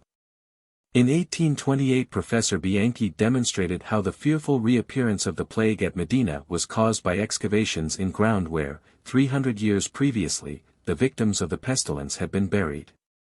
Mr. Cooper, in explaining the causes of some epidemics, remarks that the opening of the plague burial grounds at Eam resulted in an immediate outbreak of disease. North American Review, No. 3, Volume 135. In an address before the Chicago Medical Society, in advocacy of cremation, Dr. Charles W. Purdy made some striking comparisons to show what a burden is laid upon society by the burial of the dead. 1 1/4 times more money is expended annually in funerals in the United States than the government expends for public school purposes. Funerals cost this country in 1880 enough money to pay the liabilities of all the commercial failures in the United States during the same year, and give each bankrupt a capital of $8,630 with which to resume business. Funerals cost annually more money than the value of the combined gold and silver yield of the United States in the year 1880.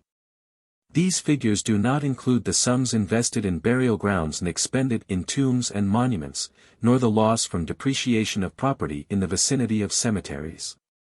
For the rich, cremation would answer as well as burial.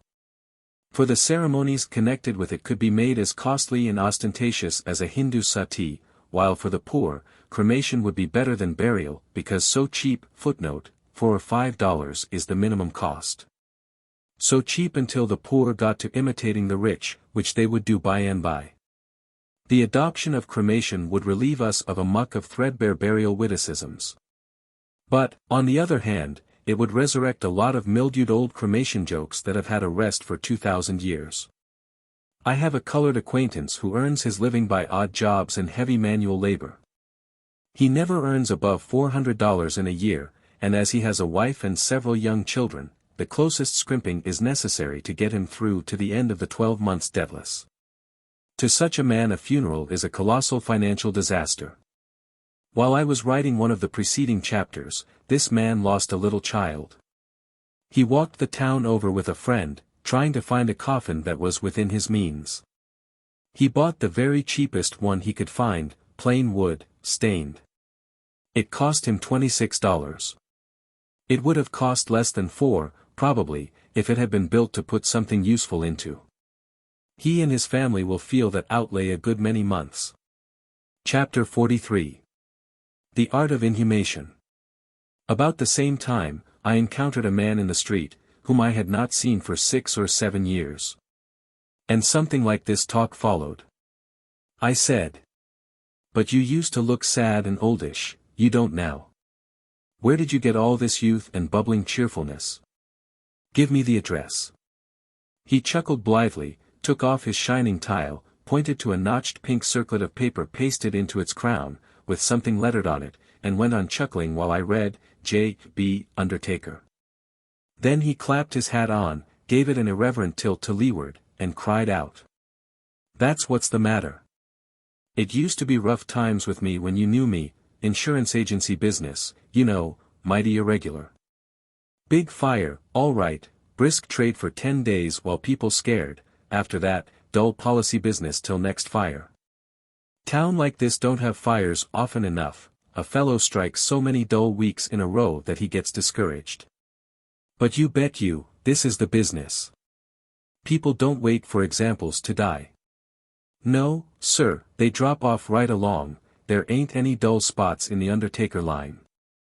I just started in with 2 or 3 little old coffins and a hired hearse, and now look at the thing. I've worked up a business here that would satisfy any man, don't care who he is. 5 years ago, lodged in an attic. Live in a swell house now, with a mansard roof, and all the modern inconveniences. Does a coffin pay so well? Is there much profit on a coffin? Go away. How you talk." Then, with a confidential wink, a dropping of the voice, and an impressive laying of his hand on my arm, "Look here, there's one thing in this world which isn't ever cheap. That's a coffin. There's one thing in this world which a person don't ever try to Jew you down on. That's a coffin. There's one thing in this world which a person don't say, 'I'll look around a little, and if I find I can't do better I'll come back and take it.' That's a coffin. There's one thing in this world which a person won't take in pine if he can go walnut, and won't take in walnut if he can go mahogany, and won't take in mahogany if he can go an iron casket with silver doorplate and bronze handles. That's a coffin. And there's one thing in this world which you don't have to worry around after a person to get him to pay for. And that's a coffin. Undertaking, why it's the dead surest business in Christendom, and the knobbiest. Why, just look at it. A rich man won't have anything but your very best, and you can just pile it on, too, pile it on and sock it to him, he won't ever holler. And you take in a poor man, and if you work him right he'll bust himself on a single layout. Or especially a woman. For instance, Mrs. O'Flaherty comes in, widow, wiping her eyes and kind of moaning. Unhandkerchiefs one eye, bats it around tearfully over the stock, says. And fat might ye ask for that one? $39, madam, says I. It's a foine big price, sure, but Pat shall be buried like a gentleman, as he was, if I have to work me fingers off for it. I'll have that one, sore. Yes, madam, says I, and it is a very good one, too. Not costly, to be sure, but in this life we must cut our garment to our clothes, as the saying is. And as she starts out, I heave in, kind of casually, this one with the white satin lining is a beauty, but I am afraid, well, $65 is a rather, but no matter, I felt obliged to say to Mrs. O'Shaughnessy. D'ye mane to soy that Bridget O'Shaughnessy bought the mate to that jewel box to ship that drunken divil to purgatory in? Yes, madam. Then Pat shall go to heaven in the twin to it, if it takes the last rap the O'Flahertys can raise, and mind you, stick on some extras, too, and I'll give ye another $1. And as I lay in with the livery stables, of course I don't forget to mention that Mrs. O'Shaughnessy hired $54 worth of hacks and flung as much style into Dennis's funeral as if he had been a duke or an assassin. And of course she sails in and goes the O'Shaughnessy about 4 hacks and an omnibus better. That used to be, but that's all played now, that is, in this particular town. The Irish got to piling up hacks so, on their funerals, that a funeral left them ragged and hungry for 2 years afterward, so the priest pitched in and broke it all up. He don't allow them to have but 2 hacks now, and sometimes only 1. Well, said I, if you are so light-hearted and jolly in ordinary times, what must you be in an epidemic? He shook his head. No, you're off, there. We don't like to see an epidemic. An epidemic don't pay. Well, of course I don't mean that, exactly, but it don't pay in proportion to the regular thing. Don't it occur to you, why? No. Think. I can't imagine. What is it? It's just 2 things. Well, what are they? One's embalming. And what's the other? Ice. How is that? Well, in ordinary times, a person dies, and we lay him up in ice, 1 day 2 days, maybe 3, to wait for friends to come. Takes a lot of it, melts fast. We charge jewelry rates for that ice, and war prices for attendance. Well, don't you know, when there's an epidemic, they rush to the cemetery the minute the breath's out. No market for ice in an epidemic. Same with embalming. You take a family that's able to embalm, and you've got a soft thing. You can mention 16 different ways to do it, though there ain't only 1 or 2 ways, when you come down to the bottom facts of it, and they'll take the highest priced way, every time. It's human nature in grief. It don't reason, you see. Time being, it don't care a damn. All it wants is physical immortality for deceased, and they're willing to pay for it. All you've got to do is to just be calm and stack it up, they'll stand the racket. Why, man, you can take a defunct that you couldn't give away, and get your embalming traps around you and go to work, and in a couple of hours he is worth a cool 600, that's what he's worth. There ain't anything equal to it but trading rats for demons in time of famine. Well, don't you see, when there's an epidemic, people don't wait to embalm. No, indeed they don't. And it hurts the business like hell th, as we say, hurts it like hell th, health, see, our little joke in the trade. Well, I must be going. Give me a call whenever you need any, I mean, when you're going by, sometime. In his joyful high spirits, he did the exaggerating himself, if any has been done. I have not enlarged on him. With the above brief references to inhumation, let us leave the subject. As for me, I hope to be cremated. I made that remark to my pastor once, who said, with what he seemed to think was an impressive manner. I wouldn't worry about that, if I had your chances. Much he knew about it, the family all so opposed to it. Chapter 44. City Sights. The old French part of New Orleans, anciently the Spanish part, bears no resemblance to the American end of the city, the American end which lies beyond the intervening brick business center. The houses are massed in blocks, are austerely plain and dignified, uniform of pattern, with here and there a departure from it with pleasant effect. All are plastered on the outside, and nearly all have long, iron-railed verandas running along the several stories. Their chief beauty is the deep, warm, varicolored stain with which time and the weather have enriched the plaster. It harmonizes with all the surroundings, and has as natural a look of belonging there as has the flush upon sunset clouds. This charming decoration cannot be successfully imitated, neither is it to be found elsewhere in America. The iron railings are a specialty, also. The pattern is often exceedingly light and dainty, and airy and graceful, with a large cipher or monogram in the center, a delicate cobweb of baffling, intricate forms, wrought in steel. The ancient railings are handmade, and are now comparatively rare and proportionately valuable. They are become bric-a-brac. The party had the privilege of idling through this ancient quarter of New Orleans with the South's finest literary genius, the author of The Grandissimes. In him the South has found a masterly delineator of its interior life and its history. In truth, I find by experience, that the untrained eye and vacant mind can inspect it, and learn of it, and judge of it, more clearly and profitably in his books than by personal contact with it. With Mr. Cable along to sea for you, and describe and explain and illuminate, a jog through that old quarter is a vivid pleasure. And you have a vivid sense as of unseen or dimly seen things, vivid, and yet fitful and darkling. You glimpse salient features, but lose the fine shades or catch them imperfectly through the vision of the imagination, a case, as it were, of ignorant nearsighted stranger traversing the rim of wide vague horizons of Alps with an inspired and enlightened long-sighted native.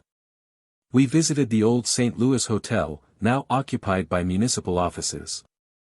There is nothing strikingly remarkable about it. But one can say of it as of the Academy of Music in New York, that if a broom or a shovel has ever been used in it there is no circumstantial evidence to back up the fact. It is curious that cabbages and hay and things do not grow in the Academy of Music, but no doubt it is on account of the interruption of the light by the benches, and the impossibility of hoeing the crop except in the aisles. The fact that the ushers grow their buttonhole bouquets on the premises shows what might be done if they had the right kind of an agricultural head to the establishment. We visited also the venerable cathedral, and the pretty square in front of it. The one dim with religious light, the other brilliant with the worldly sort, and lovely with orange trees and blossomy shrubs. Then we drove in the hot sun through the wilderness of houses and out onto the wide dead level beyond, where the villas are, and the water wheels to drain the town, and the commons populous with cows and children. Passing by an old cemetery where we were told lie the ashes of an early pirate, but we took him on trust, and did not visit him. He was a pirate with a tremendous and sanguinary history. And as long as he preserved unspotted, in retirement, the dignity of his name and the grandeur of his ancient calling, homage and reverence were his from high and low. But when at last he descended into politics and became a paltry alderman, the public shook him, and turned aside and wept. When he died, they set up a monument over him, and little by little he has come into respect again. But it is respect for the pirate, not the alderman. Today the loyal and generous remember only what he was, and charitably forget what he became. Thence, we drove a few miles across a swamp, along a raised shell road, with a canal on one hand and a dense wood on the other. And here and there, in the distance, a ragged and angular-limbed and moss-bearded cypress, top standing out, clear-cut against the sky, and as quaint of form as the apple trees in Japanese pictures, such was our course and the surroundings of it. There was an occasional alligator swimming comfortably along in the canal, and an occasional picturesque colored person on the bank, flinging his statue-rigid reflection upon the still water and watching for a bite. And by we reached the West End, a collection of hotels of the usual light summer resort pattern, with broad verandas all around, and the waves of the wide and blue Lake Pontchartrain lapping the thresholds. We had dinner on a ground veranda over the water, the chief dish the renowned fish called the pompano, delicious as the less criminal forms of sin. Thousands of people come by rail and carriage to West End and to Spanish Fort every evening, and dine, listen to the bands, take strolls in the open air under the electric lights, go sailing on the lake, and entertain themselves in various and sundry other ways. We had opportunities on other days and in other places to test the pompano. Notably, at an editorial dinner at one of the clubs in the city. He was in his last possible perfection there, and justified his fame. In his suite was a tall pyramid of scarlet crayfish, large ones, as large as one's thumb, delicate, palatable, appetizing. Also deviled whitebait, also shrimps of choice quality, and a platter of small soft-shell crabs of a most superior breed. The other dishes were what one might get at Delmonico's, or Buckingham Palace. Those I have spoken of can be had in similar perfection in New Orleans only, I suppose. In the West and South they have a new institution, the Broom Brigade. It is composed of young ladies who dress in a uniform costume, and go through the infantry drill, with broom in place of musket. It is a very pretty sight, on private view. When they perform on the stage of a theater, in the blaze of colored fires, it must be a fine and fascinating spectacle. I saw them go through their complex manual with grace, spirit, and admirable precision. I saw them do everything which a human being can possibly do with a broom, except sweep. I did not see them sweep. But I know they could learn. What they have already learned proves that. And if they ever should learn, and should go on the warpath down Tchoupitoulas or some of those other streets around there, those thoroughfares would bear a greatly improved aspect in a very few minutes. But the girls themselves wouldn't. So nothing would be really gained, after all. The drill was in the Washington Artillery Building. In this building we saw many interesting relics of the war. Also a fine oil painting representing Stonewall Jackson's last interview with General Lee. Both men are on horseback. Jackson has just ridden up, and is accosting Lee. The picture is very valuable, on account of the portraits, which are authentic. But, like many another historical picture, it means nothing without its label. And one label will fit it as well as another. First interview between Lee and Jackson. Last interview between Lee and Jackson. Jackson introducing himself to Lee. Jackson accepting Lee's invitation to dinner. Jackson declining Lee's invitation to dinner, with thanks. Jackson apologizing for a heavy defeat. Jackson reporting a great victory. Jackson asking Lee for a match. It tells one story, and a sufficient one, for it says quite plainly and satisfactorily, here are Lee and Jackson together. The artist would have made it tell that this is Lee and Jackson's last interview if he could have done it. But he couldn't, for there wasn't any way to do it. A good legible label is usually worth, for information, a ton of significant attitude and expression in a historical picture. In Rome, people with fine sympathetic natures stand up and weep in front of the celebrated Beatrice Cenci the day before her execution. It shows what a label can do. If they did not know the picture, they would inspect it unmoved, and say, young girl with hay fever, young girl with her head in a bag. I found the half-forgotten southern intonations and elisions as pleasing to my ear as they had formerly been. A southerner talks music. At least it is music to me, but then I was born in the South. The educated southerner has no use for an R, except at the beginning of a word. He says hona, and dinna, and govna, and bifo, the vav, and so on. The words may lack charm to the eye, in print, but they have it to the ear. When did the R disappear from southern speech, and how did it come to disappear? The custom of dropping it was not borrowed from the north, nor inherited from England. Many southerners, most southerners, put a Y into occasional words that begin with the K sound. For instance, they say Mr. Kyata, Carter, and speak of playing K-yads or of riding in the K-yaws. And they have the pleasant custom, long ago fallen into decay in the north, of frequently employing the respectful, sir. Instead of the curt yes, and the abrupt no, they say, yes, Sue, no, Sue. But there are some infelicities. Such as, like, for, as, and the addition of an at, where it isn't needed. I heard an educated gentleman say, like the flag officer did.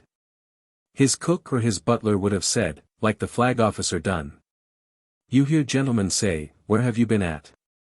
And here is the aggravated form, heard a ragged street Arab say it to a comrade, I was a asken Tom why you was a set and at. The very elect carelessly say, will, when they mean, shall. And many of them say, I didn't go to do it, meaning I didn't mean to do it. The northern word, guess, imported from England, where it used to be common, and now regarded by satirical Englishmen as a Yankee original, is but little used among southerners. They say, reckon. They haven't any, doesn't, in their language. They say, don't, instead. The unpolished often use, went, forth gone. It is nearly as bad as the northern, hadn't ought. This reminds me that a remark of a very peculiar nature was made here in my neighborhood, in the north, a few days ago, he hadn't ought to have went. How is that? Isn't that a good deal of a triumph? One knows the orders combined in this half-breed's architecture without inquiring, one parent northern, the other southern. Today I heard a schoolmistress ask, "Where is John gone?" This form is so common, so nearly universal, in fact, that if she had used whither instead of where, I think it would have sounded like an affectation. We picked up one excellent word, a word worth traveling to New Orleans to get. A nice limber, expressive, handy word, lagniappe. They pronounce it lagniappe. It is Spanish, so they said. We discovered it at the head of a column of odds and ends in the Picayune, the first day, heard 20 people use it the second. Inquired what it meant the third, adopted it and got facility in swinging it the fourth. It has a restricted meaning, but I think the people spread it out a little when they choose.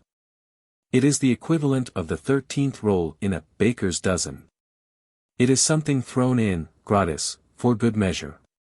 The custom originated in the Spanish quarter of the city. When a child or a servant buys something in a shop, or even the mayor or the governor, for aught I know, he finishes the operation by saying, "Give me something for lagniappe." The shopman always responds. Gives the child a bit of licorice root, gives the servant a cheap cigar or a spool of thread, gives the governor, I don't know what he gives the governor, support, likely. When you are invited to drink, and this does occur now and then in New Orleans, and you say, "What, again? No, I've had enough," the other party says, "But just this one time more, this is for lagniappe." When the beau perceives that he is stacking his compliments a trifle too high, and sees by the young lady's countenance that the edifice would have been better with the top compliment left off, he puts his, "I beg pardon, no harm intended," into the briefer form of, "Oh, that's for lagniappe." If the waiter in the restaurant stumbles and spills a gill of coffee down the back of your neck, he says, "For lagniappe, ça," and gets you another cup without extra charge. Chapter 45. Southern Sports. In the North one hears the war mentioned, in social conversation, once a month, sometimes as often as once a week, but as a distinct subject for talk, it has long ago been relieved of duty. There are sufficient reasons for this. Given a dinner company of 6 gentlemen today, it can easily happen that 4 of them, and possibly 5, were not in the field at all. So the chances are 4 to 2, or 5 to 1, that the war will at no time during the evening become the topic of conversation, and the chances are still greater that if it become the topic it will remain so but a little while. If you add 6 ladies to the company, you have added 6 people who saw so little of the dread realities of the war that they ran out of talk concerning them years ago, and now would soon weary of the war topic if you brought it up. The case is very different in the South. There, every man you meet was in the war, and every lady you meet saw the war. The war is the great chief topic of conversation. The interest in it is vivid and constant. The interest in other topics is fleeting. Mention of the war will wake up a dull company and set their tongues going, when nearly any other topic would fail. In the South, the war is what AD is elsewhere, they date from it. All day long you hear things, placed, as having happened since the VAV, or due in, the VAV, or before, the VAV, or right after the VAV, or about 2 years or 5 years or 10 years before, the VAV or after the VAV. It shows how intimately every individual was visited, in his own person, by that tremendous episode. It gives the inexperienced stranger a better idea of what a vast and comprehensive calamity invasion is than he can ever get by reading books at the fireside. At a club one evening, a gentleman turned to me and said, in an aside, "You notice, of course, that we are nearly always talking about the war. It isn't because we haven't anything else to talk about, but because nothing else has so strong an interest for us. And there is another reason. In the war, each of us, in his own person, seems to have sampled all the different varieties of human experience. As a consequence, you can't mention an outside matter of any sort but it will certainly remind some listener of something that happened during the war, and out he comes with it. Of course that brings the talk back to the war. You may try all you want to keep other subjects before the house, and we may all join in and help, but there can be but one result, the most random topic would load every man up with war reminiscences, and shut him up, too. And talk would be likely to stop presently, because you can't talk pale inconsequentialities when you've got a crimson fact or fancy in your head that you are burning to fetch out. The poet was sitting some little distance away. And presently he began to speak, about the moon. The gentleman who had been talking to me remarked in an aside, "There, the moon is far enough from the seat of war, but you will see that it will suggest something to somebody about the war. In 10 minutes from now the moon, as a topic, will be shelved." The poet was saying he had noticed something which was a surprise to him. Had the impression that down here, toward the equator, the moonlight was much stronger and brighter than up north. Had the impression that when he visited New Orleans, many years ago, the moon. Interruption from the other end of the room. Let me explain that. Reminds me of an anecdote. Everything is changed since the war, for better or for worse. But you'll find people down here born grumblers, who see no change except the change for the worse. There was an old Negro woman of this sort. A young New Yorker said in her presence, "What a wonderful moon you have down here." She sighed and said, "Ah, bless yo' heart, honey, you ought to seen dat moon befo' de vav." The new topic was dead already. But the poet resurrected it, and gave it a new start. A brief dispute followed, as to whether the difference between northern and southern moonlight really existed or was only imagined. Moonlight talk drifted easily into talk about artificial methods of dispelling darkness. Then somebody remembered that when Farragut advanced upon Port Hudson on a dark night, and did not wish to assist the aim of the Confederate gunners, he carried no battle lanterns, but painted the decks of his ships white.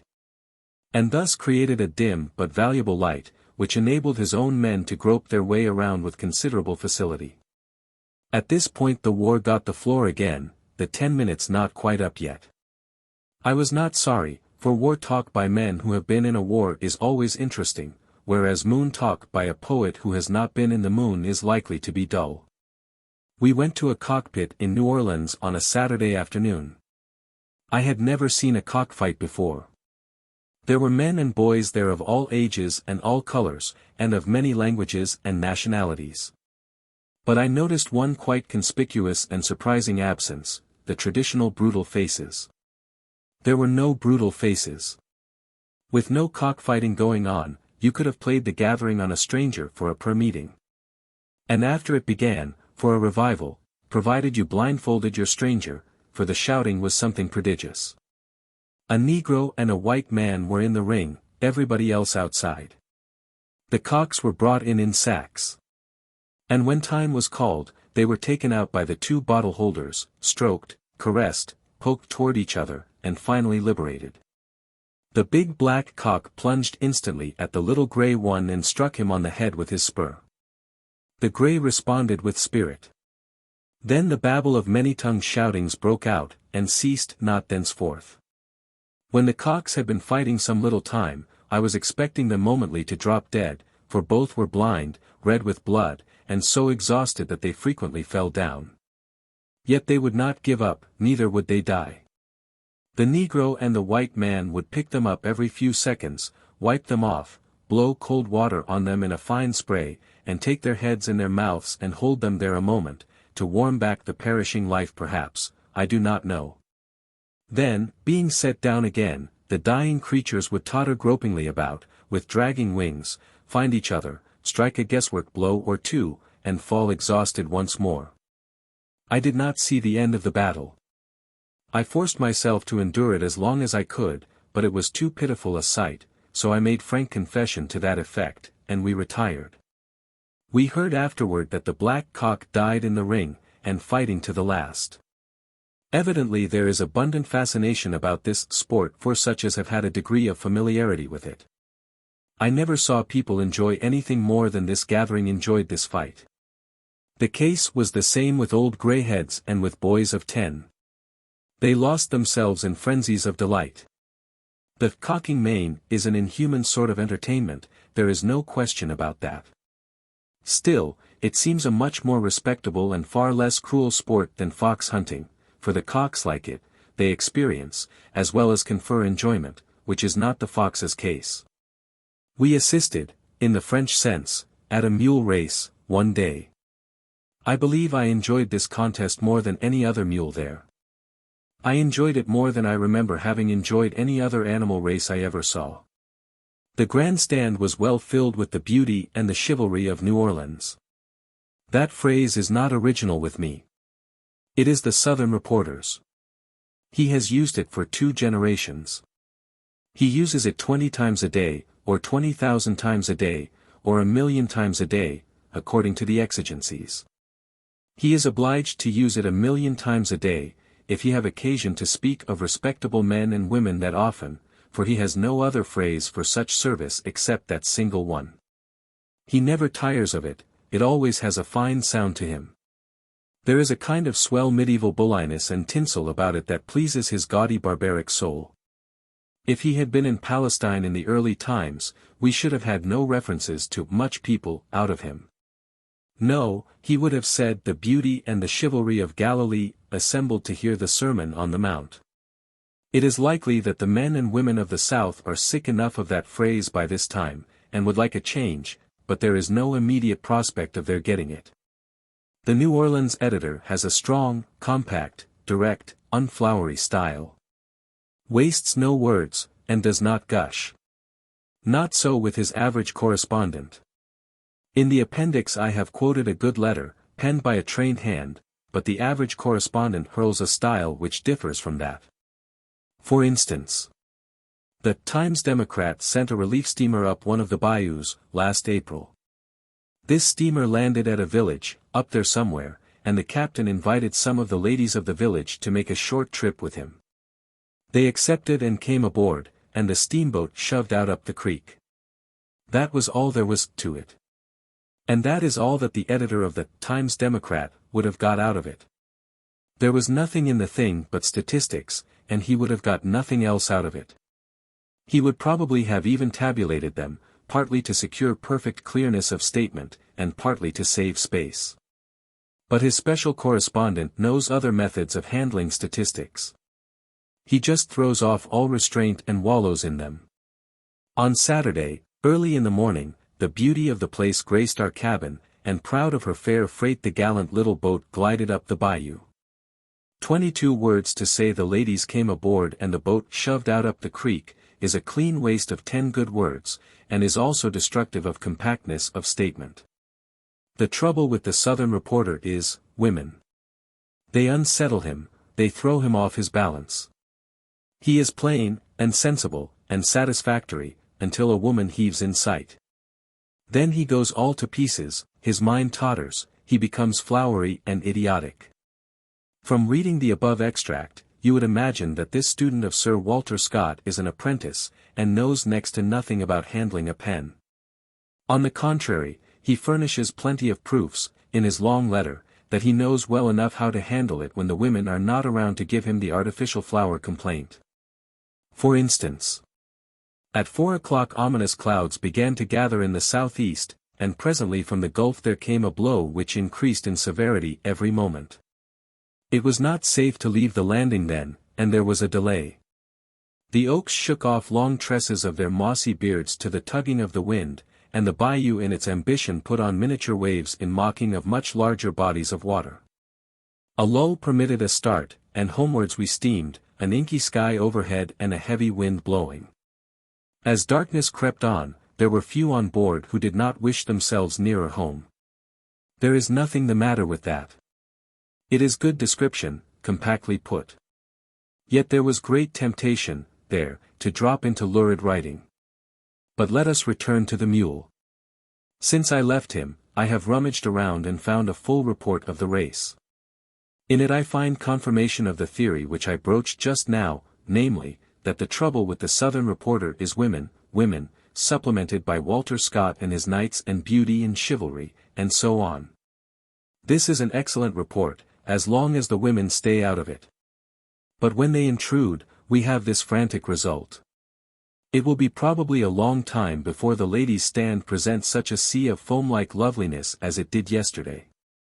The New Orleans women are always charming, but never so much so as at this time of the year, when in their dainty spring costumes they bring with them a breath of balmy freshness and an odor of sanctity unspeakable.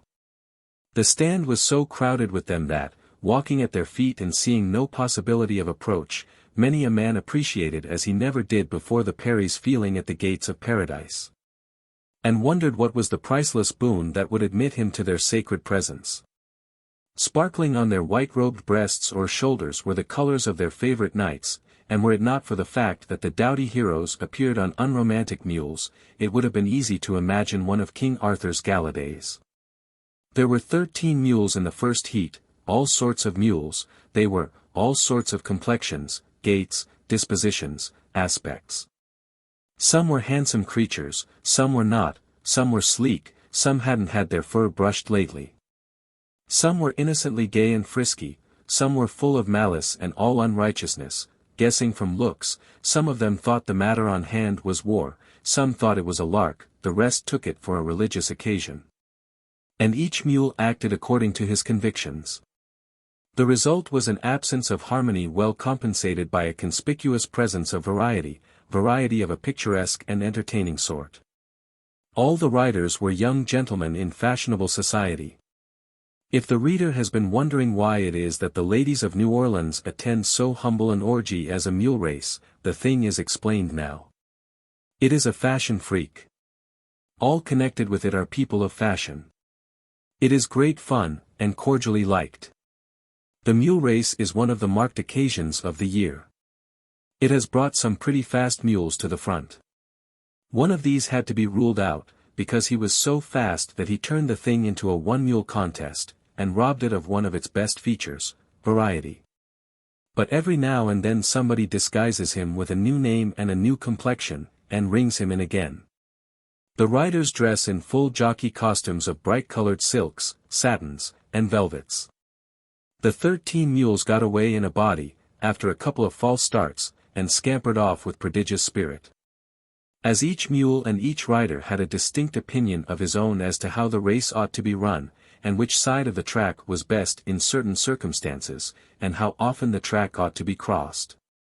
And when a collision ought to be accomplished, and when it ought to be avoided, these 26 conflicting opinions created a most fantastic and picturesque confusion, and the resulting spectacle was killingly comical. Mile heat, time 2:22. 8 of the 13 mules distanced. I had a bet on a mule which would have won if the procession had been reversed. The second heat was good fun. And so was the consolation race for beaten mules, which followed later, but the first heat was the best in that respect. I think that much the most enjoyable of all races is a steamboat race. But, next to that, I prefer the gay and joyous mule rush.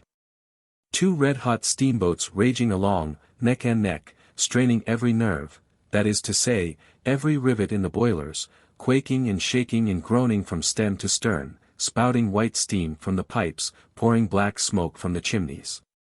Raining down sparks, parting the river into long breaks of hissing foam, this is sport that makes a body's very liver curl with enjoyment. A horse race is pretty tame and colorless in comparison. Still, a horse race might be well enough, in its way, perhaps, if it were not for the tiresome false starts. But then, nobody is ever killed. At least, nobody was ever killed when I was at a horse race. They have been crippled, it is true, but this is little to the purpose. Chapter 46. Enchantments and Enchanters. The largest annual event in New Orleans is a something which we arrived too late to sample, the Mardi Gras festivities. I saw the procession of the mystic crew of Comus there, 24 years ago, with knights and nobles and so on, clothed in silken and golden Paris-made gorgeousnesses, planned and bought for that single night's use. And in their train all manner of giants, dwarfs, monstrosities, and other diverting grotesquerie, a startling and wonderful sort of show, as it filed solemnly and silently down the street in the light of its smoking and flickering torches. But it is said that in these latter days the spectacle is mightily augmented, as to cost, splendor, and variety. There is a chief personage, Rex. And if I remember rightly, neither this king nor any of his great following of subordinates is known to any outsider. All these people are gentlemen of position and consequence, and it is a proud thing to belong to the organization. So the mystery in which they hide their personality is merely for romance's sake, and not on account of the police. Mardi Gras is of course a relic of the French and Spanish occupation. But I judge that the religious feature has been pretty well knocked out of it now. Sir Walter has got the advantage of the gentleman of the cowl and rosary, and he will stay. His medieval business, supplemented by the monsters and the oddities, and the pleasant creatures from fairyland, is finer to look at than the poor fantastic inventions and performances of the revelling rabble of the priest's day. And serves quite as well, perhaps, to emphasize the day and admonish men that the grace line between the worldly season and the holy one is reached. This Mardi Gras pageant was the exclusive possession of New Orleans until recently. But now it has spread to Memphis and St. Louis and Baltimore. It has probably reached its limit. It is a thing which could hardly exist in the practical North. Would certainly last but a very brief time, as brief a time as it would last in London. For the soul of it is the romantic, not the funny in the grotesque. Take away the romantic mysteries, the kings and knights and big-sounding titles, and Mardi Gras would die, down there in the South. The very feature that keeps it alive in the South, girly-girly romance, would kill it in the North or in London.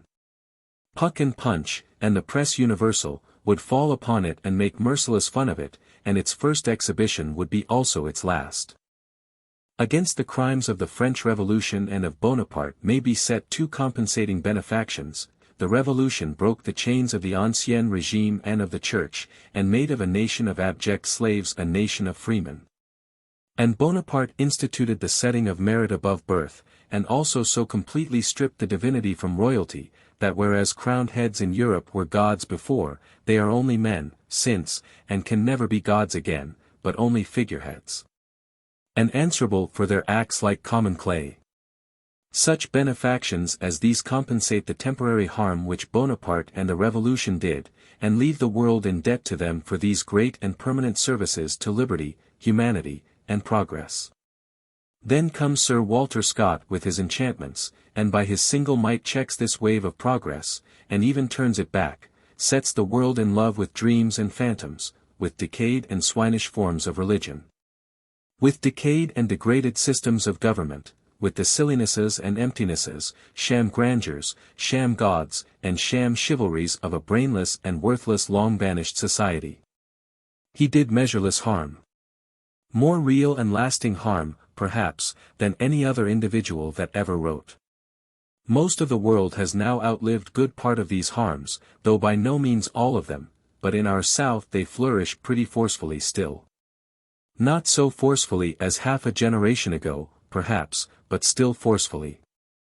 There, the genuine and wholesome civilization of the 19th century is curiously confused and commingled with the Walter Scott middle-age sham civilization. And so you have practical, common sense, progressive ideas, and progressive works, mixed up with the duel, the inflated speech, and the jejune romanticism of an absurd past that is dead, and out of charity ought to be buried. But for the Sir Walter disease, the character of the Southerner, or Southron, according to Sir Walter's starchier way of phrasing it, would be wholly modern, in place of modern and medieval mixed. And the South would be fully a generation further advanced than it is. It was Sir Walter that made every gentleman in the South a major or a colonel, or a general or a judge, before the war, and it was he, also, that made these gentlemen value these bogus decorations. For it was he that created rank and caste down there, and also reverence for rank and caste, and pride and pleasure in them. Enough is laid on slavery, without fathering upon it these creations and contributions of Sir Walter. Sir Walter had so large a hand in making Southern character, as it existed before the war, that he is in great measure responsible for the war. It seems a little harsh toward a dead man to say that we never should have had any war but for Sir Walter, and yet something of a plausible argument might, perhaps, be made in support of that wild proposition. The Southerner of the American Revolution owned slaves, so did the Southerner of the Civil War, but the former resembles the latter as an Englishman resembles a Frenchman. The change of character can be traced rather more easily to Sir Walter's influence than to that of any other thing or person. One may observe, by one or two signs, how deeply that influence penetrated, and how strongly it holds.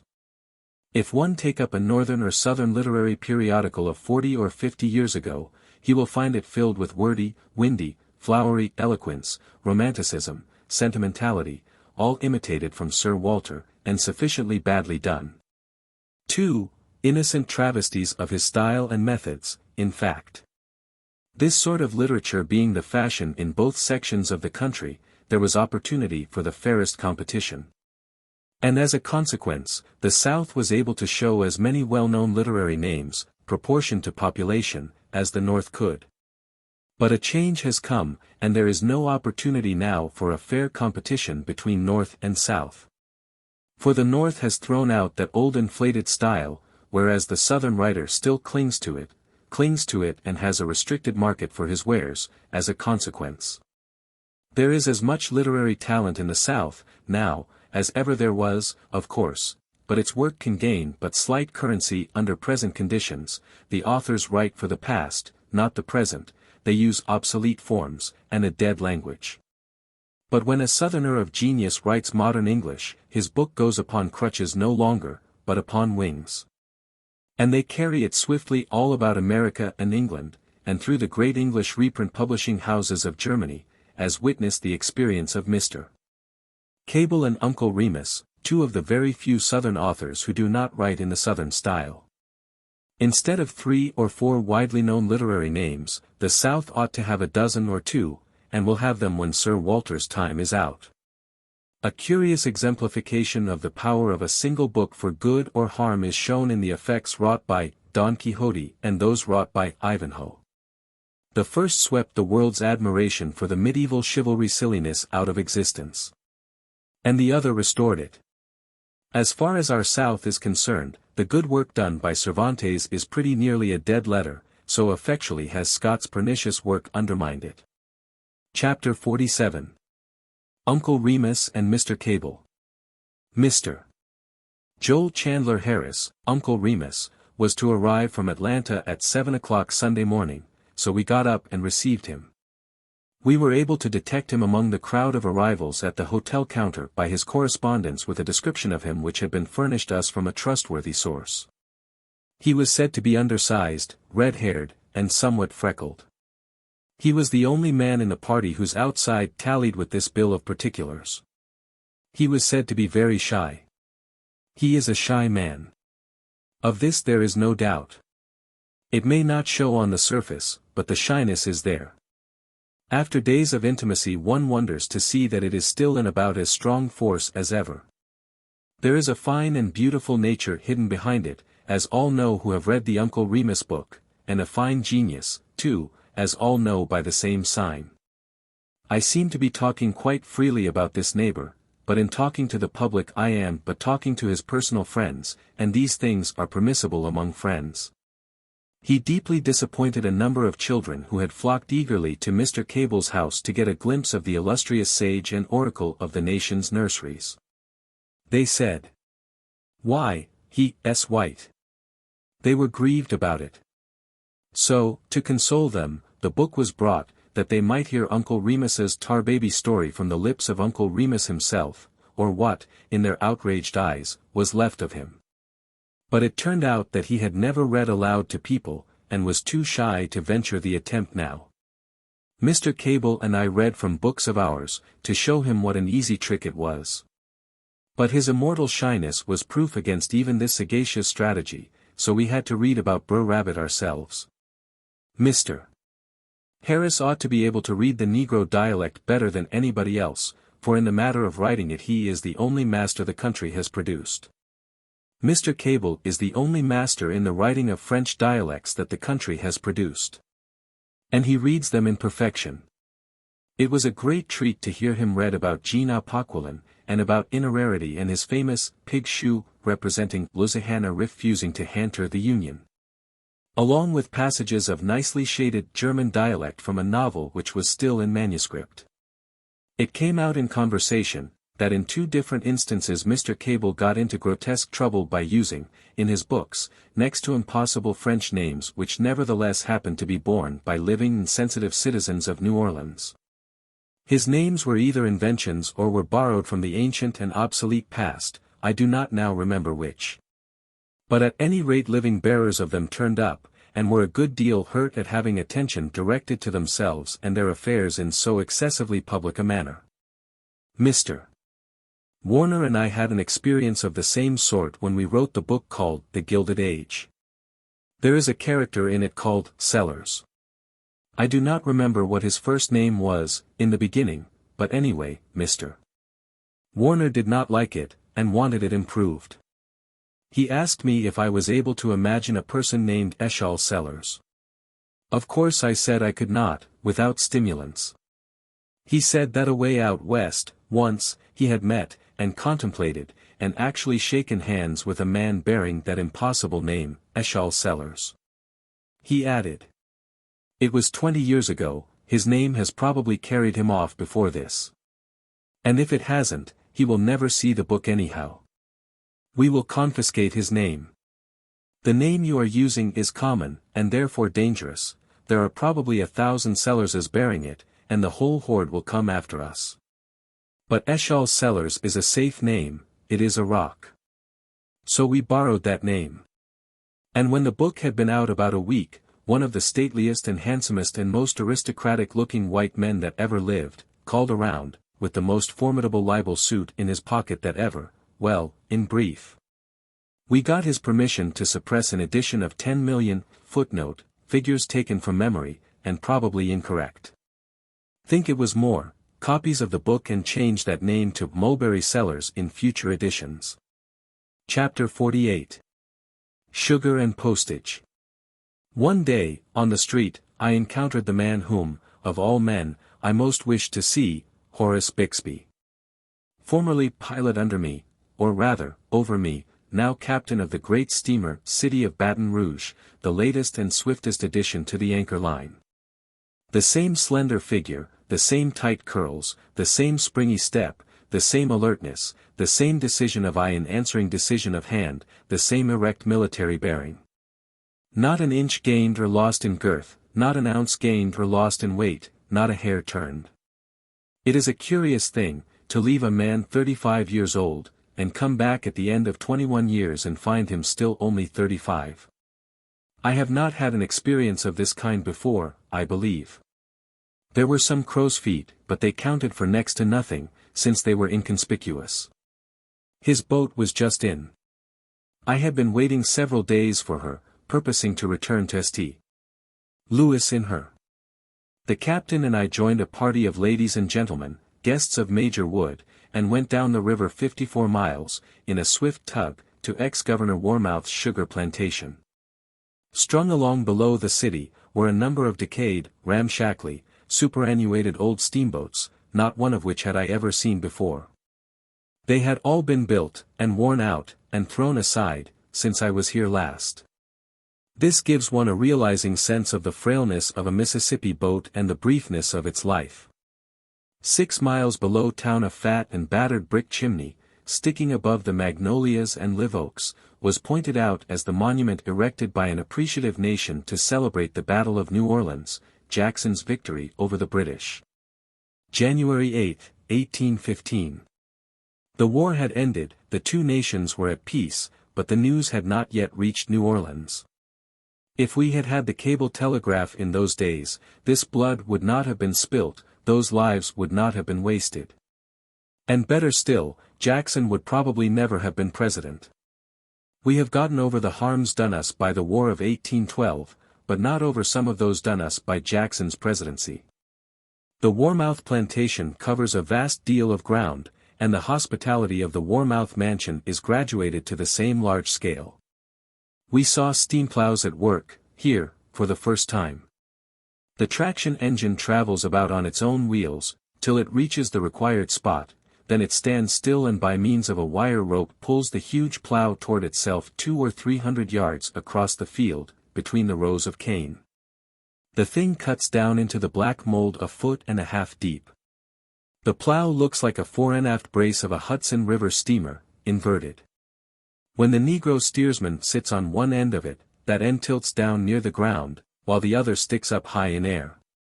This great seesaw goes rolling and pitching like a ship at sea, and it is not every circus rider that could stay on it. The plantation contains 2,600 acres, 650 are in cane, and there is a fruitful orange grove of 5,000 trees. The cane is cultivated after a modern and intricate scientific fashion, too elaborate and complex for me to attempt to describe, but it lost $40,000 last year. I forget the other details. However, this year's crop will reach 10 or 1,200 tons of sugar, consequently last year's loss will not matter. These troublesome and expensive scientific methods achieve a yield of 1.5 tons and from that to 2 tons, to the acre. Which is 3 or 4 times what the yield of an acre was in my time. The drainage ditches were everywhere alive with little crabs, fiddlers. One saw them scampering sidewise in every direction whenever they heard a disturbing noise. Expensive pests, these crabs, for they bore into the levees, and ruined them. The great sugar house was a wilderness of tubs and tanks and vats and filters, pumps, pipes, and machinery. The process of making sugar is exceedingly interesting. First, you heave your cane into the centrifugals and grind out the juice, then run it through the evaporating pan to extract the fiber, then through the bone filter to remove the alcohol, then through the clarifying tanks to discharge the molasses. Then through the granulating pipe to condense it, then through the vacuum pan to extract the vacuum. It is now ready for market. I have jotted these particulars down from memory. The thing looks simple and easy. Do not deceive yourself. To make sugar is really one of the most difficult things in the world. And to make it right, is next to impossible. If you will examine your own supply every now and then for a term of years, and tabulate the result, you will find that not 2 men in 20 can make sugar without getting sand into it. We could have gone down to the mouth of the river and visited Captain Eads' great work, the jetties, where the river has been compressed between walls, and thus deepened to 26 feet. But it was voted useless to go, since at this stage of the water everything would be covered up and invisible. We could have visited that ancient and singular burg, Pilot Town, which stands on stilts in the water, so they say. Where nearly all communication is by skiff and canoe, even to the attending of weddings and funerals, and where the littlest boys and girls are as handy with the oar as unamphibious children are with the velocipede. We could have done a number of other things, but on account of limited time, we went back home. The sail up the breezy and sparkling river was a charming experience, and would have been satisfyingly sentimental and romantic but for the interruptions of the tug's pet parrot, whose tireless comments upon the scenery and the guests were always this worldly, and often profane. He had also a superabundance of the discordant, ear-splitting, metallic laugh common to his breed, a machine-made laugh, a Frankenstein laugh, with the soul left out of it. He applied it to every sentimental remark, and to every pathetic song. He cackled it out with hideous energy after home again from a foreign shore, and said he wouldn't give a damn for a tugload of such rot. Romance and sentiment cannot long survive this sort of discouragement. So the singing and talking presently ceased, which so delighted the parrot that he cursed himself hoarse for joy. Then the male members of the party moved to the forecastle, to smoke and gossip. There were several old steamboat men along, and I learned from them a great deal of what had been happening to my former river friends during my long absence. I learned that a pilot whom I used to steer for is become a spiritualist, and for more than 15 years has been receiving a letter every week from a deceased relative. Through a New York spiritualist medium named Manchester, postage graduated by distance, from the local post office in Paradise to New York, $5. From New York to St. Louis, 3 cents. I remember Mr. Manchester very well. I called on him once, 10 years ago, with a couple of friends, one of whom wished to inquire after a deceased uncle. This uncle had lost his life in a peculiarly violent and unusual way. Half a dozen years before, a cyclone blew him some 3 miles and knocked a tree down with him which was 4 feet through at the butt and 65 feet high. He did not survive this triumph.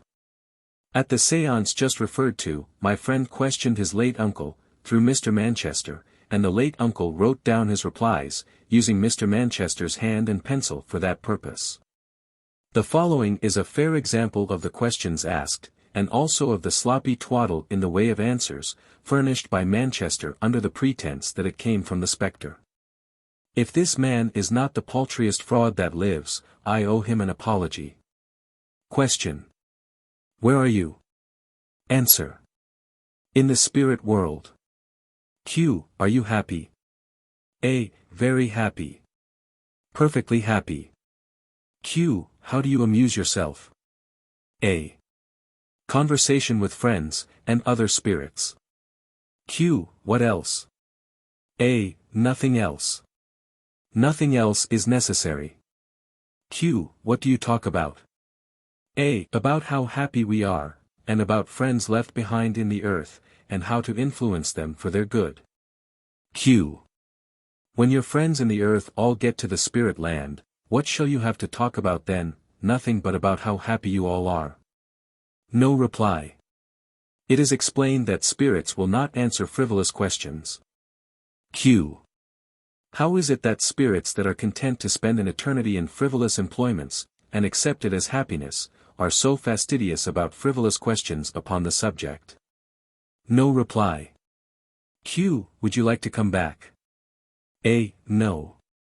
Q. Would you say that under oath? A. Yes. Q. What do you eat there? A. We do not eat.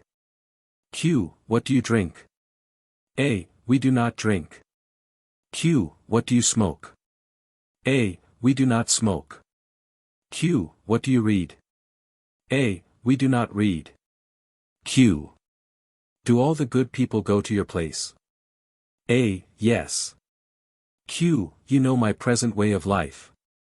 Can you suggest any additions to it, in the way of crime, that will reasonably ensure my going to some other place? A. No reply. Q. When did you die?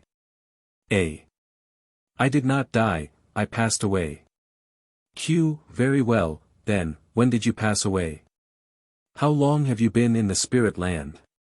A. We have no measurements of time here. Q. Though you may be indifferent and uncertain as to dates and times in your present condition and environment, this has nothing to do with your former condition. You had dates then. One of these is what I ask for. You departed on a certain day in a certain year. Is not this true? A. Yes. Q. Then name the day of the month. Much fumbling with pencil, on the part of the medium, accompanied by violent spasmodic jerkings of his head and body, for some little time. Finally, explanation to the effect that spirits often forget dates, such things being without importance to them. Q. Then this one has actually forgotten the date of its translation to the spirit land? This was granted to be the case. Q. This is very curious. Well, then, what year was it? More fumbling, jerking, idiotic spasms, on the part of the medium. Finally, explanation to the effect that the spirit has forgotten the year. Q. This is indeed stupendous. Let me put one more question, one last question, to you, before we part to meet no more. For even if I fail to avoid your asylum, a meeting there will go for nothing as a meeting, since by that time you will easily have forgotten me and my name. Did you die a natural death, or were you cut off by a catastrophe? A. After long hesitation and many throes and spasms. Natural death. This ended the interview. My friend told the medium that when his relative was in this poor world, he was endowed with an extraordinary intellect and an absolutely defectless memory. And it seemed a great pity that he had not been allowed to keep some shred of these for his amusement in the realms of everlasting contentment, and for the amazement and admiration of the rest of the population there.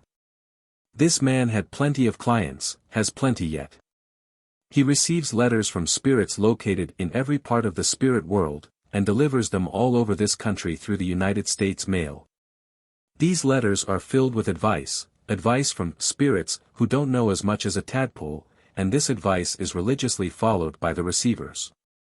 One of these clients was a man whom the spirits, if one may thus plurally describe the ingenious Manchester, were teaching how to contrive an improved railway car wheel. It is coarse employment for a spirit, but it is higher and wholesomer activity than talking for ever about how happy we are. Chapter 49. Episodes in Pilot Life. In the course of the tugboat gossip, it came out that out of every 5 of my former friends who had quitted the river, 4 had chosen farming as an occupation. Of course this was not because they were peculiarly gifted, agriculturally, and thus more likely to succeed as farmers than in other industries. The reason for their choice must be traced to some other source. Doubtless they chose farming because that life is private and secluded from eruptions of undesirable strangers, like the pilot house hermitage. And doubtless they also chose it because on 1,000 nights of black storm and danger they had noted the twinkling lights of solitary farmhouses, as the boat swung by, and pictured to themselves the serenity and security and coziness of such refuges at such times, and so had by and by come to dream of that retired and peaceful life as the one desirable thing to long for, anticipate, earn, and at last enjoy. But I did not learn that any of these pilot farmers had astonished anybody with their successes. Their farms do not support them, they support their farms. The pilot farmer disappears from the river annually, about the breaking of spring, and is seen no more till next frost. Then he appears again, in damaged homespun, combs the hayseed out of his hair, and takes a pilot house berth for the winter. In this way he pays the debts which his farming has achieved during the agricultural season. So his river bondage is but half broken, he is still the river's slave the hardest half of the year. One of these men bought a farm, but did not retire to it. He knew a trick worth 2 of that. He did not propose to pauperize his farm by applying his personal ignorance to working it. No, he put the farm into the hands of an agricultural expert to be worked on shares, out of every 3 loads of corn the expert to have 2 and the pilot the 3rd. But at the end of the season the pilot received no corn. The expert explained that his share was not reached. The farm produced only 2 loads. Some of the pilots whom I had known had had adventures, the outcome fortunate, sometimes, but not in all cases. Captain Montgomery, whom I had steered for when he was a pilot, commanded the Confederate fleet in the great battle before Memphis. When his vessel went down, he swam ashore, fought his way through a squad of soldiers, and made a gallant and narrow escape. He was always a cool man, nothing could disturb his serenity. Once when he was captain of the Crescent City, I was bringing the boat into port at New Orleans, and momently expecting orders from the hurricane deck, but received none. I had stopped the wheels, and there my authority and responsibility ceased. It was evening, dim twilight, the captain's hat was perched upon the big bell, and I supposed the intellectual end of the captain was in it, but such was not the case. The captain was very strict. Therefore I knew better than to touch a bell without orders. My duty was to hold the boat steadily on her calamitous course, and leave the consequences to take care of themselves, which I did. So we went plowing past the sterns of steamboats and getting closer and closer. The crash was bound to come very soon, and still that hat never budged, for alas, the captain was napping in the Texas. Things were becoming exceedingly nervous and uncomfortable. It seemed to me that the captain was not going to appear in time to see the entertainment. But he did. Just as we were walking into the stern of a steamboat, he stepped out on deck, and said, with heavenly serenity, "Set her back on both," which I did. But a trifle late, however, for the next moment we went smashing through that other boat's flimsy outer works with a most prodigious racket. The captain never said a word to me about the matter afterwards, except to remark that I had done right, and that he hoped I would not hesitate to act in the same way again in like circumstances. One of the pilots whom I had known when I was on the river had died a very honorable death. His boat caught fire, and he remained at the wheel until he got her safe to land. Then he went out over the breastboard with his clothing in flames, and was the last person to get ashore. He died from his injuries in the course of 2 or 3 hours, and his was the only life lost. The history of Mississippi piloting affords 6 or 7 instances of this sort of martyrdom, and half a hundred instances of escapes from a like fate which came within a second or two of being fatally too late. But there is no instance of a pilot deserting his post to save his life while by remaining and sacrificing it he might secure other lives from destruction. It is well worth while to set down this noble fact, and well worth while to put it in italics, too. The cub pilot is early admonished to despise all perils connected with a pilot's calling, and to prefer any sort of death to the deep dishonor of deserting his post while there is any possibility of his being useful in it.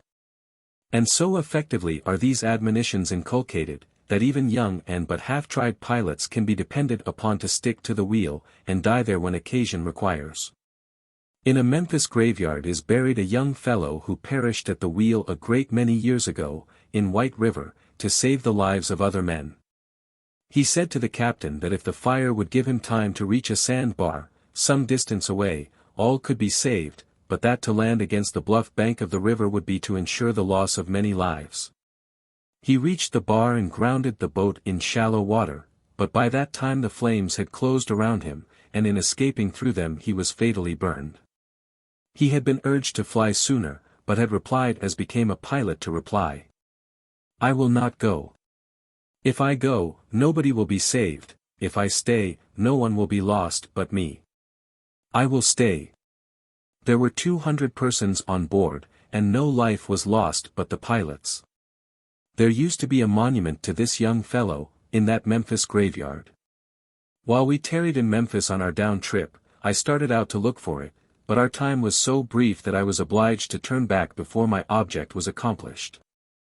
The tugboat gossip informed me that Dick Kennett was dead, blown up, near Memphis, and killed, that several others whom I had known had fallen in the war, 1 or 2 of them shot down at the wheel. That another and very particular friend, whom I had steered many trips for, had stepped out of his house in New Orleans, one night years ago, to collect some money in a remote part of the city. And had never been seen again, was murdered and thrown into the river, it was thought. That Ben Thornburg was dead long ago, also his wild cub whom I used to quarrel with, all through every daylight watch. A heedless, reckless creature he was, and always in hot water, always in mischief. An Arkansas passenger brought an enormous bear aboard, one day, and chained him to a lifeboat on the hurricane deck. Thornburg's cub could not rest till he had gone there and unchained the bear, to see what he would do. He was promptly gratified. The bear chased him around and around the deck, for miles and miles, with 200 eager faces grinning through the railings for audience, and finally snatched off the lad's coat tail and went into the Texas to chew it. The off-watch turned out with alacrity, and left the bear in sole possession. He presently grew lonesome, and started out for recreation. He ranged the whole boat, visited every part of it, with an advance guard of fleeing people in front of him and a voiceless vacancy behind him, and when his owner captured him at last, those two were the only visible beings anywhere. Everybody else was in hiding, and the boat was a solitude. I was told that one of my pilot friends fell dead at the wheel, from heart disease, in 1869. The captain was on the roof at the time. He saw the boat breaking for the shore. Shouted, and got no answer, ran up, and found the pilot lying dead on the floor. Mr. Bixby had been blown up, in Madrid Bend, was not injured, but the other pilot was lost. George Ritchie had been blown up near Memphis, blown into the river from the wheel, and disabled. The water was very cold.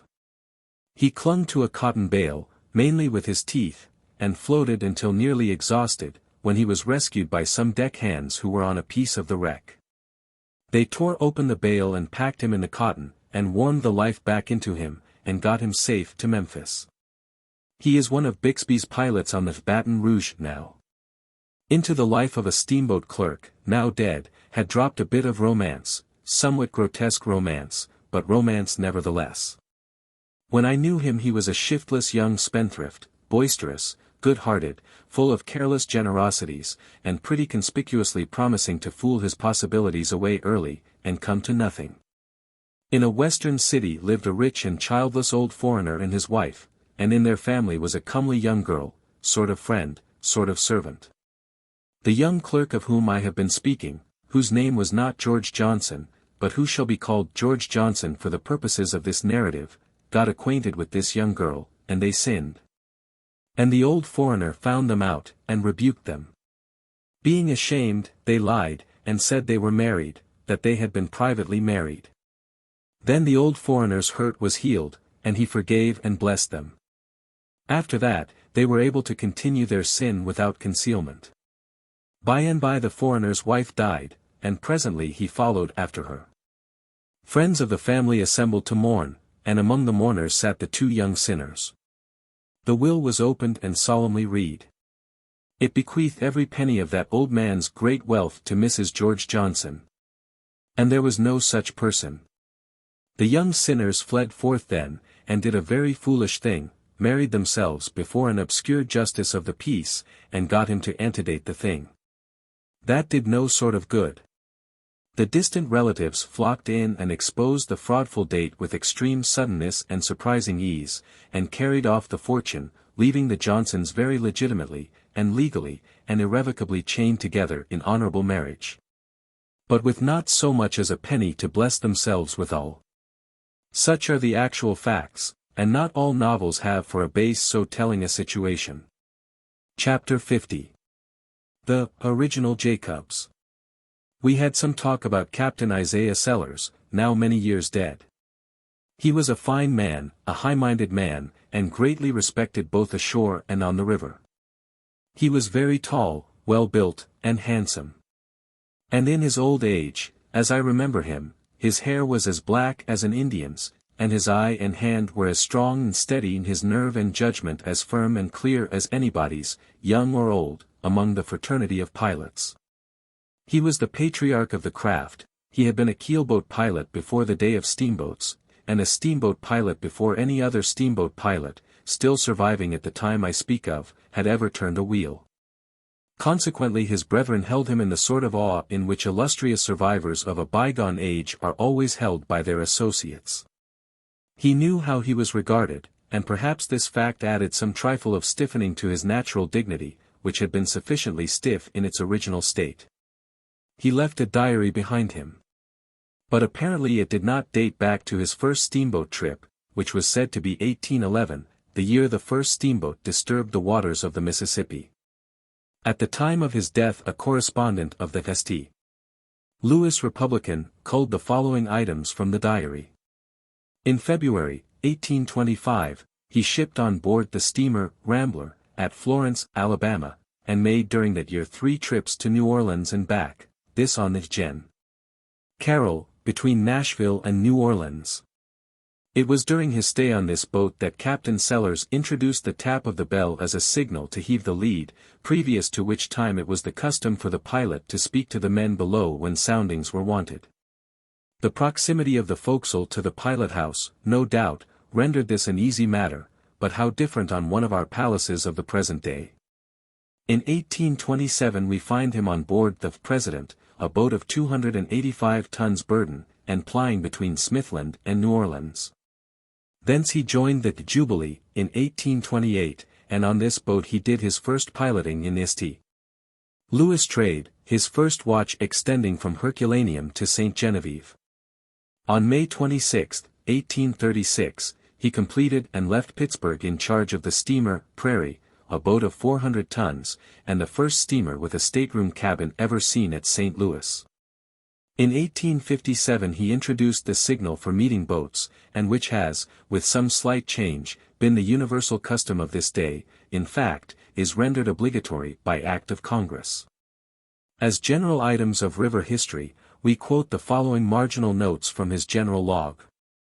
In March, 1825, General Lafayette left New Orleans for St. Louis on the low-pressure steamer Natchez. In January, 1828, 21 steamers left the New Orleans wharf to celebrate the occasion of General Jackson's visit to that city. In 1830 the North American made the run from New Orleans to Memphis in 6 days, best time on record to that date. It has since been made in 2 days and 10 hours. In 1831 the Red River Cutoff formed. In 1832 steamer, Hudson, made the run from White River to Helena, a distance of 75 miles, in 12 hours. This was the source of much talk and speculation among parties directly interested. In 1839 Great Horseshoe Cut-off formed.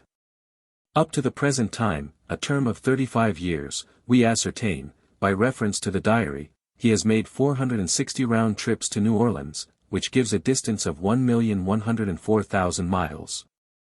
Or an average of 86 miles a day.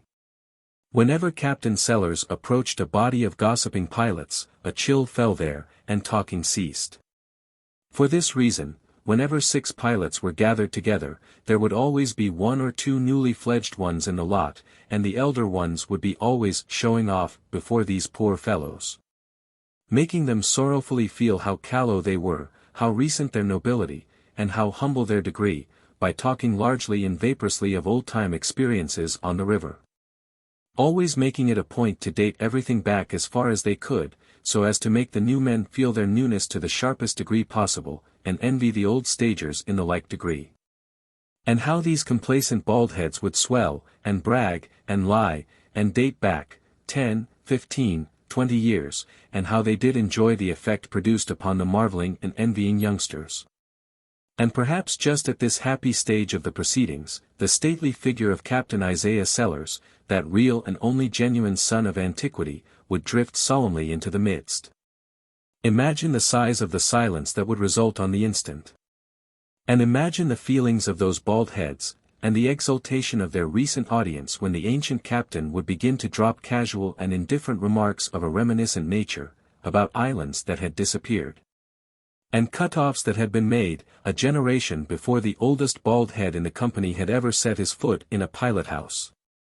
Many and many a time did this ancient mariner appear on the scene in the above fashion, and spread disaster and humiliation around him. If one might believe the pilots, he always dated his islands back to the misty dawn of river history. And he never used the same island twice, and never did he employ an island that still existed, or give one a name which anybody present was old enough to have heard of before. If you might believe the pilots, he was always conscientiously particular about little details. Never spoke of the state of Mississippi, for instance. No, he would say, when the state of Mississippi was where Arkansas now is, and would never speak of Louisiana or Missouri in a general way, and leave an incorrect impression on your mind. No. He would say, when Louisiana was up the river farther, or when Missouri was on the Illinois side. The old gentleman was not of literary turn or capacity, but he used to jot down brief paragraphs of plain practical information about the river, and sign them Mark Twain, and give them to the New Orleans Picayune. They related to the stage and condition of the river, and were accurate and valuable, and thus far, they contained no poison.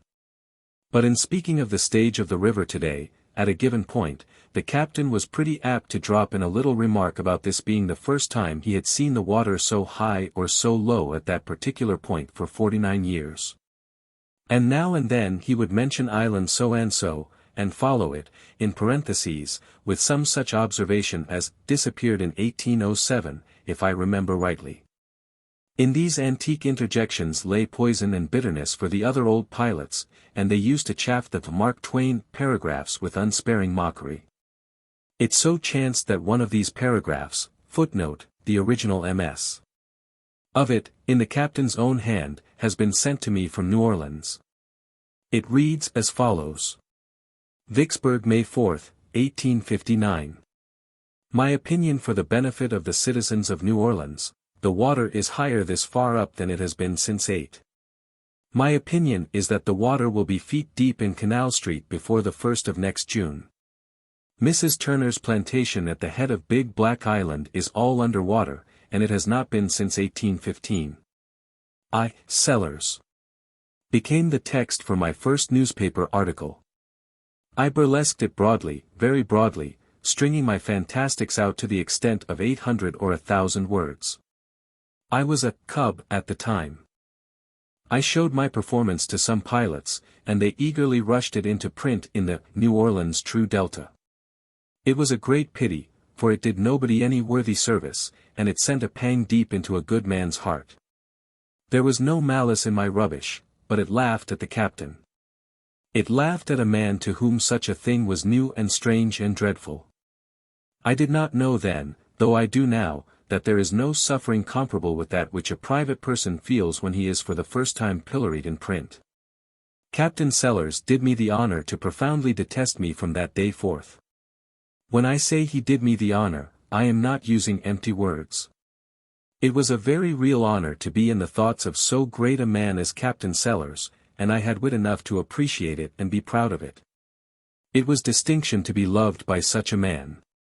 But it was a much greater distinction to be hated by him, because he loved scores of people, but he didn't sit up nights to hate anybody but me. He never printed another paragraph while he lived, and he never again signed Mark Twain to anything. At the time that the telegraph brought the news of his death, I was on the Pacific coast. I was a fresh new journalist, and needed a nom de guerre. So I confiscated the ancient mariner's discarded one, and have done my best to make it remain what it was in his hands, a sign and symbol and warrant that whatever is found in its company may be gambled on as being the petrified truth. How I have succeeded, it would not be modest in me to say. The captain had an honorable pride in his profession and an abiding love for it. He ordered his monument before he died, and kept it near him until he did die. It stands over his grave now, in Bellefontaine Cemetery, St. Louis. It is his image, in marble, standing on duty at the pilot wheel. And worthy to stand and confront criticism, for it represents a man who in life would have stayed there till he burned to a cinder, if duty required it. The finest thing we saw on our whole Mississippi trip, we saw as we approached New Orleans in the steam tug. This was the curving frontage of the Crescent City lit up with the white glare of 5 miles of electric lights. It was a wonderful sight, and very beautiful. Chapter 51. Reminiscences. We left for St. Louis in the city of Baton Rouge, on a delightfully hot day, but with the main purpose of my visit but lamely accomplished. I had hoped to hunt up and talk with 100 steamboat men, but got so pleasantly involved in the social life of the town that I got nothing more than mere 5-minute talks with a couple of dozen of the craft. I was on the bench of the pilot house when we backed out and straightened up for the start, the boat pausing for a good ready, in the old-fashioned way, and the black smoke piling out of the chimneys equally in the old-fashioned way. Then we began to gather momentum, and presently were fairly under way and booming along. It was all as natural and familiar, and so were the shoreward sights, as if there had been no break in my river life. There was a cub, and I judged that he would take the wheel now, and he did. Captain Bixby stepped into the pilot house. Presently the cub closed up on the rank of steamships. He made me nervous, for he allowed too much water to show between our boat and the ships. I knew quite well what was going to happen, because I could date back in my own life and inspect the record. The captain looked on, during a silent half-minute, then took the wheel himself, and crowded the boat in, till she went scraping along within a handbreadth of the ships. It was exactly the favor which he had done me, about a quarter of a century before, in that same spot, the first time I ever steamed out of the port of New Orleans. It was a very great and sincere pleasure to me to see the thing repeated, with somebody else as victim. We made Natchez, 300 miles, in 22 hours and a half, much the swiftest passage I have ever made over that piece of water. The next morning I came on with the 4 o'clock watch, and saw Ritchie successfully run half a dozen crossings in a fog, using for his guidance the marked chart devised and patented by Bixby and himself. This sufficiently evidenced the great value of the chart. By and by, when the fog began to clear off, I noticed that the reflection of a tree in the smooth water of an overflowed bank, 600 yards away, was stronger and blacker than the ghostly tree itself. The faint spectral trees, dimly glimpsed through the shredding fog, were very pretty things to see. We had a heavy thunderstorm at Natchez, another at Vicksburg, and still another about 50 miles below Memphis. They had an old-fashioned energy which had long been unfamiliar to me. This third storm was accompanied by a raging wind. We tied up to the bank when we saw the tempest coming, and everybody left the pilot house but me. The wind bent the young trees down, exposing the pale underside of the leaves. And gust after gust followed, in quick succession, thrashing the branches violently up and down, and to this side and that, and creating swift waves of alternating green and white according to the side of the leaf that was exposed. And these waves raced after each other as do their kind over a wind-tossed field of oats. No color that was visible anywhere was quite natural, all tints were charged with a leaden tinge from the solid cloud bank overhead. The river was leaden, all distances the same. And even the far-reaching ranks of combing whitecaps were dully shaded by the dark, rich atmosphere through which their swarming legions marched. The thunder peals were constant and deafening. Explosion followed explosion with but inconsequential intervals between, and the reports grew steadily sharper and higher keyed, and more trying to the ear. The lightning was as diligent as the thunder, and produced effects which enchanted the eye and sent electric ecstasies of mixed delight and apprehension shivering along every nerve in the body in unintermittent procession. The rain poured down in amazing volume, the ear-splitting thunder peals broke nearer and nearer, the wind increased in fury and began to wrench off boughs and treetops and send them sailing away through space. The pilot-house fell to rocking and straining and cracking and surging, and I went down in the hold to see what time it was. People boast a good deal about alpine thunderstorms. But the storms which I have had the luck to see in the Alps were not the equals of some which I have seen in the Mississippi Valley. I may not have seen the Alps do their best, of course, and if they can beat the Mississippi, I don't wish to. On this up trip I saw a little towhead, Infant Island, half a mile long, which had been formed during the past 19 years. Since there was so much time to spare that 19 years of it could be devoted to the construction of a mere towhead, where was the use, originally, in rushing this whole globe through in 6 days? It is likely that if more time had been taken, in the first place, the world would have been made right, and this ceaseless improving and repairing would not be necessary now. But if you hurry a world or a house, you are nearly sure to find out by and by that you have left out a towhead, or a broom closet, or some other little convenience, here and there, which has got to be supplied. No matter how much expense and vexation it may cost. We had a succession of black nights, going up the river, and it was observable that whenever we landed, and suddenly inundated the trees with the intense sunburst of the electric light, a certain curious effect was always produced. Hundreds of birds flocked instantly out from the masses of shining green foliage, and went careering hither and thither through the white rays, and often a song-bird tuned up and fell to singing. We judged that they mistook this superb artificial day for the genuine article. We had a delightful trip in that thoroughly well-ordered steamer, and regretted that it was accomplished so speedily. By means of diligence and activity, we managed to hunt out nearly all the old friends.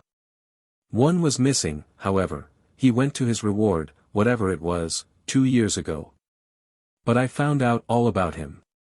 His case helped me to realize how lasting can be the effect of a very trifling occurrence.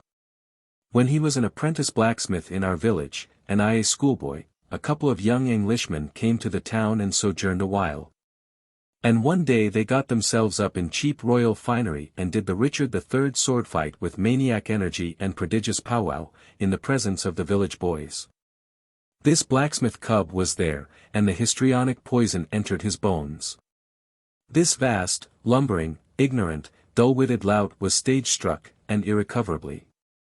He disappeared, and presently turned up in St. Louis. I ran across him there, by and by. He was standing musing on a street corner, with his left hand on his hip, the thumb of his right supporting his chin, face bowed and frowning, slouch hat pulled down over his forehead, imagining himself to be Othello or some such character. And imagining that the passing crowd marked his tragic bearing and were awestruck. I joined him, and tried to get him down out of the clouds, but did not succeed. However, he casually informed me, presently, that he was a member of the Walnut Street Theatre Company, and he tried to say it with indifference, but the indifference was thin, and a mighty exultation showed through it. He said he was cast for a part in Julius Caesar, for that night, and if I should come I would see him. If I should come. I said I wouldn't miss it if I were dead. I went away stupefied with astonishment, and saying to myself, how strange it is. We always thought this fellow a fool, yet the moment he comes to a great city, where intelligence and appreciation abound, the talent concealed in this shabby napkin is at once discovered, and promptly welcomed and honored. But I came away from the theater that night disappointed and offended, for I had had no glimpse of my hero, and his name was not in the bills. I met him on the street the next morning, and before I could speak, he asked, "Did you see me?" "No, you weren't there." He looked surprised and disappointed. He said, "Yes, I was. Indeed I was. I was a Roman soldier." "Which one?" "Why didn't you see them Roman soldiers that stood back there in a rank, and sometimes marched in procession around the stage?" "Do you mean the Roman army? Those 6 sandaled roustabouts in nightshirts, with tin shields and helmets, that marched around treading on each other's heels, in charge of a spider-legged consumptive dressed like themselves?" "That's it. That's it. I was one of them Roman soldiers. I was the next to the last one. Half a year ago I used to always be the last one, but I've been promoted." "Well, they told me that that poor fellow remained a Roman soldier to the last, a matter of 34 years. Sometimes they cast him for a speaking part, but not an elaborate one. He could be trusted to go and say, 'My lord, the carriage waits,' but if they ventured to add a sentence or two to this, his memory felt the strain and he was likely to miss fire. Yet, poor devil, he had been patiently studying the part of Hamlet for more than 30 years, and he lived and died in the belief that some day he would be invited to play it. And this is what came of that fleeting visit of those young Englishmen to our village such ages and ages ago. What noble horseshoes this man might have made, but for those Englishmen, and what an inadequate Roman soldier he did make. A day or two after we reached St. Louis, I was walking along 4th Street when a grizzly-headed man gave a sort of start as he passed me, then stopped, came back, inspected me narrowly, with a clouding brow, and finally said with deep asperity, "Look here. Have you got that drink yet?" A maniac, I judged, at first.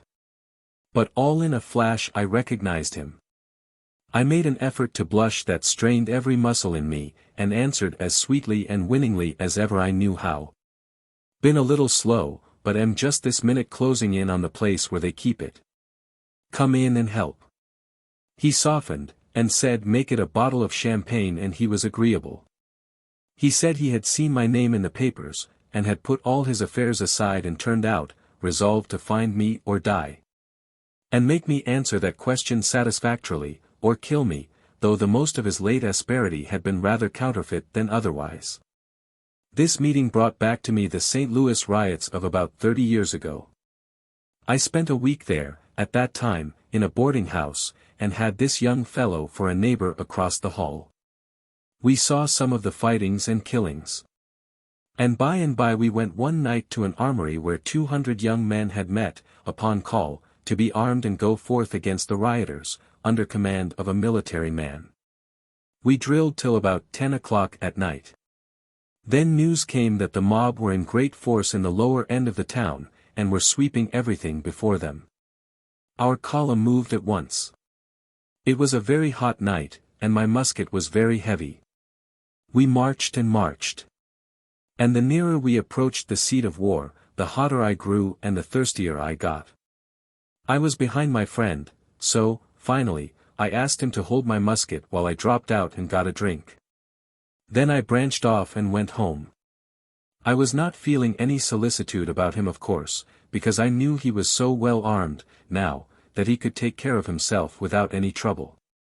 If I had had any doubts about that, I would have borrowed another musket for him. I left the city pretty early the next morning, and if this grizzled man had not happened to encounter my name in the papers the other day in St.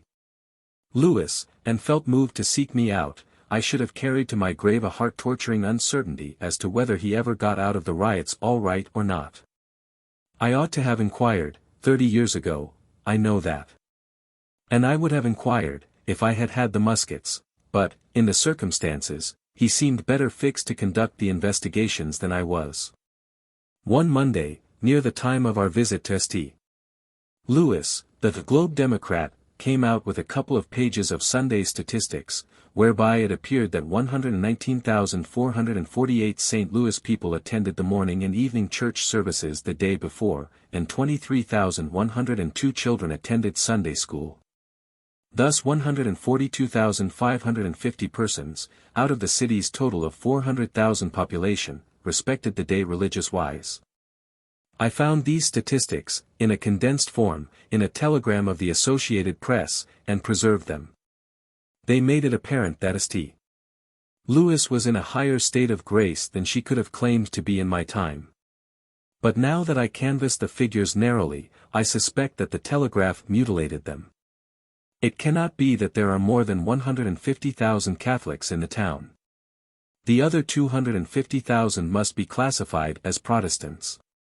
Out of these 250,000, according to this questionable telegram, only 26,362 attended church and Sunday school, while out of the 150,000 Catholics, 116,188 went to church and Sunday school. Chapter 52. A Burning Brand.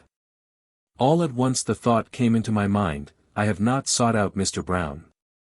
Upon that text I desire to depart from the direct line of my subject, and make a little excursion. I wish to reveal a secret which I have carried with me 9 years, and which has become burdensome. Upon a certain occasion, 9 years ago, I had said, with strong feeling, if ever I see St. Louis again, I will seek out Mr. Brown, the great grain merchant, and ask of him the privilege of shaking him by the hand.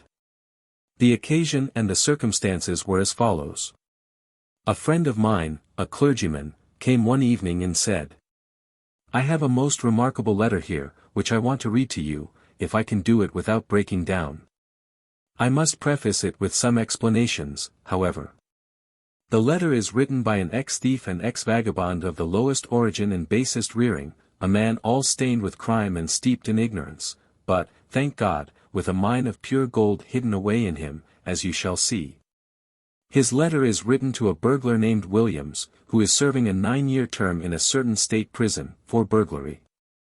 Williams was a particularly daring burglar, and plied that trade during a number of years. But he was caught at last and jailed, to await trial in a town where he had broken into a house at night, pistol in hand, and forced the owner to hand over to him $8,000 in government bonds. Williams was not a common sort of person, by any means. He was a graduate of Harvard College, and came of good New England stock. His father was a clergyman. While lying in jail, his health began to fail, and he was threatened with consumption. This fact, together with the opportunity for reflection afforded by solitary confinement, had its effect, its natural effect. He fell into serious thought. His early training asserted itself with power, and wrought with strong influence upon his mind and heart. He put his old life behind him, and became an earnest Christian. Some ladies in the town heard of this, visited him, and by their encouraging words supported him in his good resolutions and strengthened him to continue in his new life. The trial ended in his conviction and sentence to the state prison for the term of 9 years, as I have before said. In the prison he became acquainted with the poor wretch referred to in the beginning of my talk, Jack Hunt, the writer of the letter which I am going to read. You will see that the acquaintanceship bore fruit for Hunt. When Hunt's time was out, he wandered to St. Louis, and from that place he wrote his letter to Williams. The letter got no further than the office of the prison warden. Of course, prisoners are not often allowed to receive letters from outside. The prison authorities read this letter, but did not destroy it. They had not the heart to do it. They read it to several persons, and eventually it fell into the hands of those ladies of whom I spoke a while ago. The other day I came across an old friend of mine, a clergyman, who had seen this letter, and was full of it. The mere remembrance of it so moved him that he could not talk of it without his voice breaking. He promised to get a copy of it for me. And here it is, an exact copy, with all the imperfections of the original preserved. It has many slang expressions in it, thieves' argot, but their meaning has been interlined, in parentheses, by the prison authorities. St. Louis, June 9, 1872. Mr. W., friend Charlie if I may call you so, I know you are surprised to get a letter from me, but I hope you won't be mad at my writing to you. I want to tell you my thanks for the way you talked to me when I was in prison. It has led me to try and be a better man. I guess you thought I did not care for what you said, and at the first go off I didn't, but I knowed you was a man who had done big work with good men and want no succor, nor want gassing, and all the boys nodded. I used to think at night what you said, and for it I knocked off swearing months before my time was up, for I saw it want no good, nohow. The day my time was up you told me if I would shake the cross, quit stealing, and live on the square for months, it would be the best job I ever done in my life. The state agent give me a ticket to here, and on the car I thought more of what you said to me, but didn't make up my mind. When we got to Chicago on the cars from there to here, I pulled off an old woman's leather. Robbed her of her pocketbook. I hadn't no more than got it off when I wished I hadn't done it. For a while before that I made up my mind to be a square bloke, for months on your word. But forgot it when I saw the leather was a grip, easy to get, but I kept close to her, and when she got out of the cars at a way place I said, "Marm, have you lost anything?" And she tumbled, discovered, her leather was off, gone. "Is this it?" says I, giving it to her. "Well, if you ain't honest," says she, but I hadn't got cheek enough to stand that sort of talk, so I left her in a hurry. When I got here I had $1.25 left, and I didn't get no work for 3 days, as I ain't strong enough for roustabout on a steamboat, for a deck hand. The afternoon of the third day I spent my last 10 CTS for moons, large round sea biscuit, and cheese, and I felt pretty rough and was thinking I would have to go on the dipe, picking pockets, again, when I thought of what you once said about a fellow's calling on the Lord when he was in hard luck.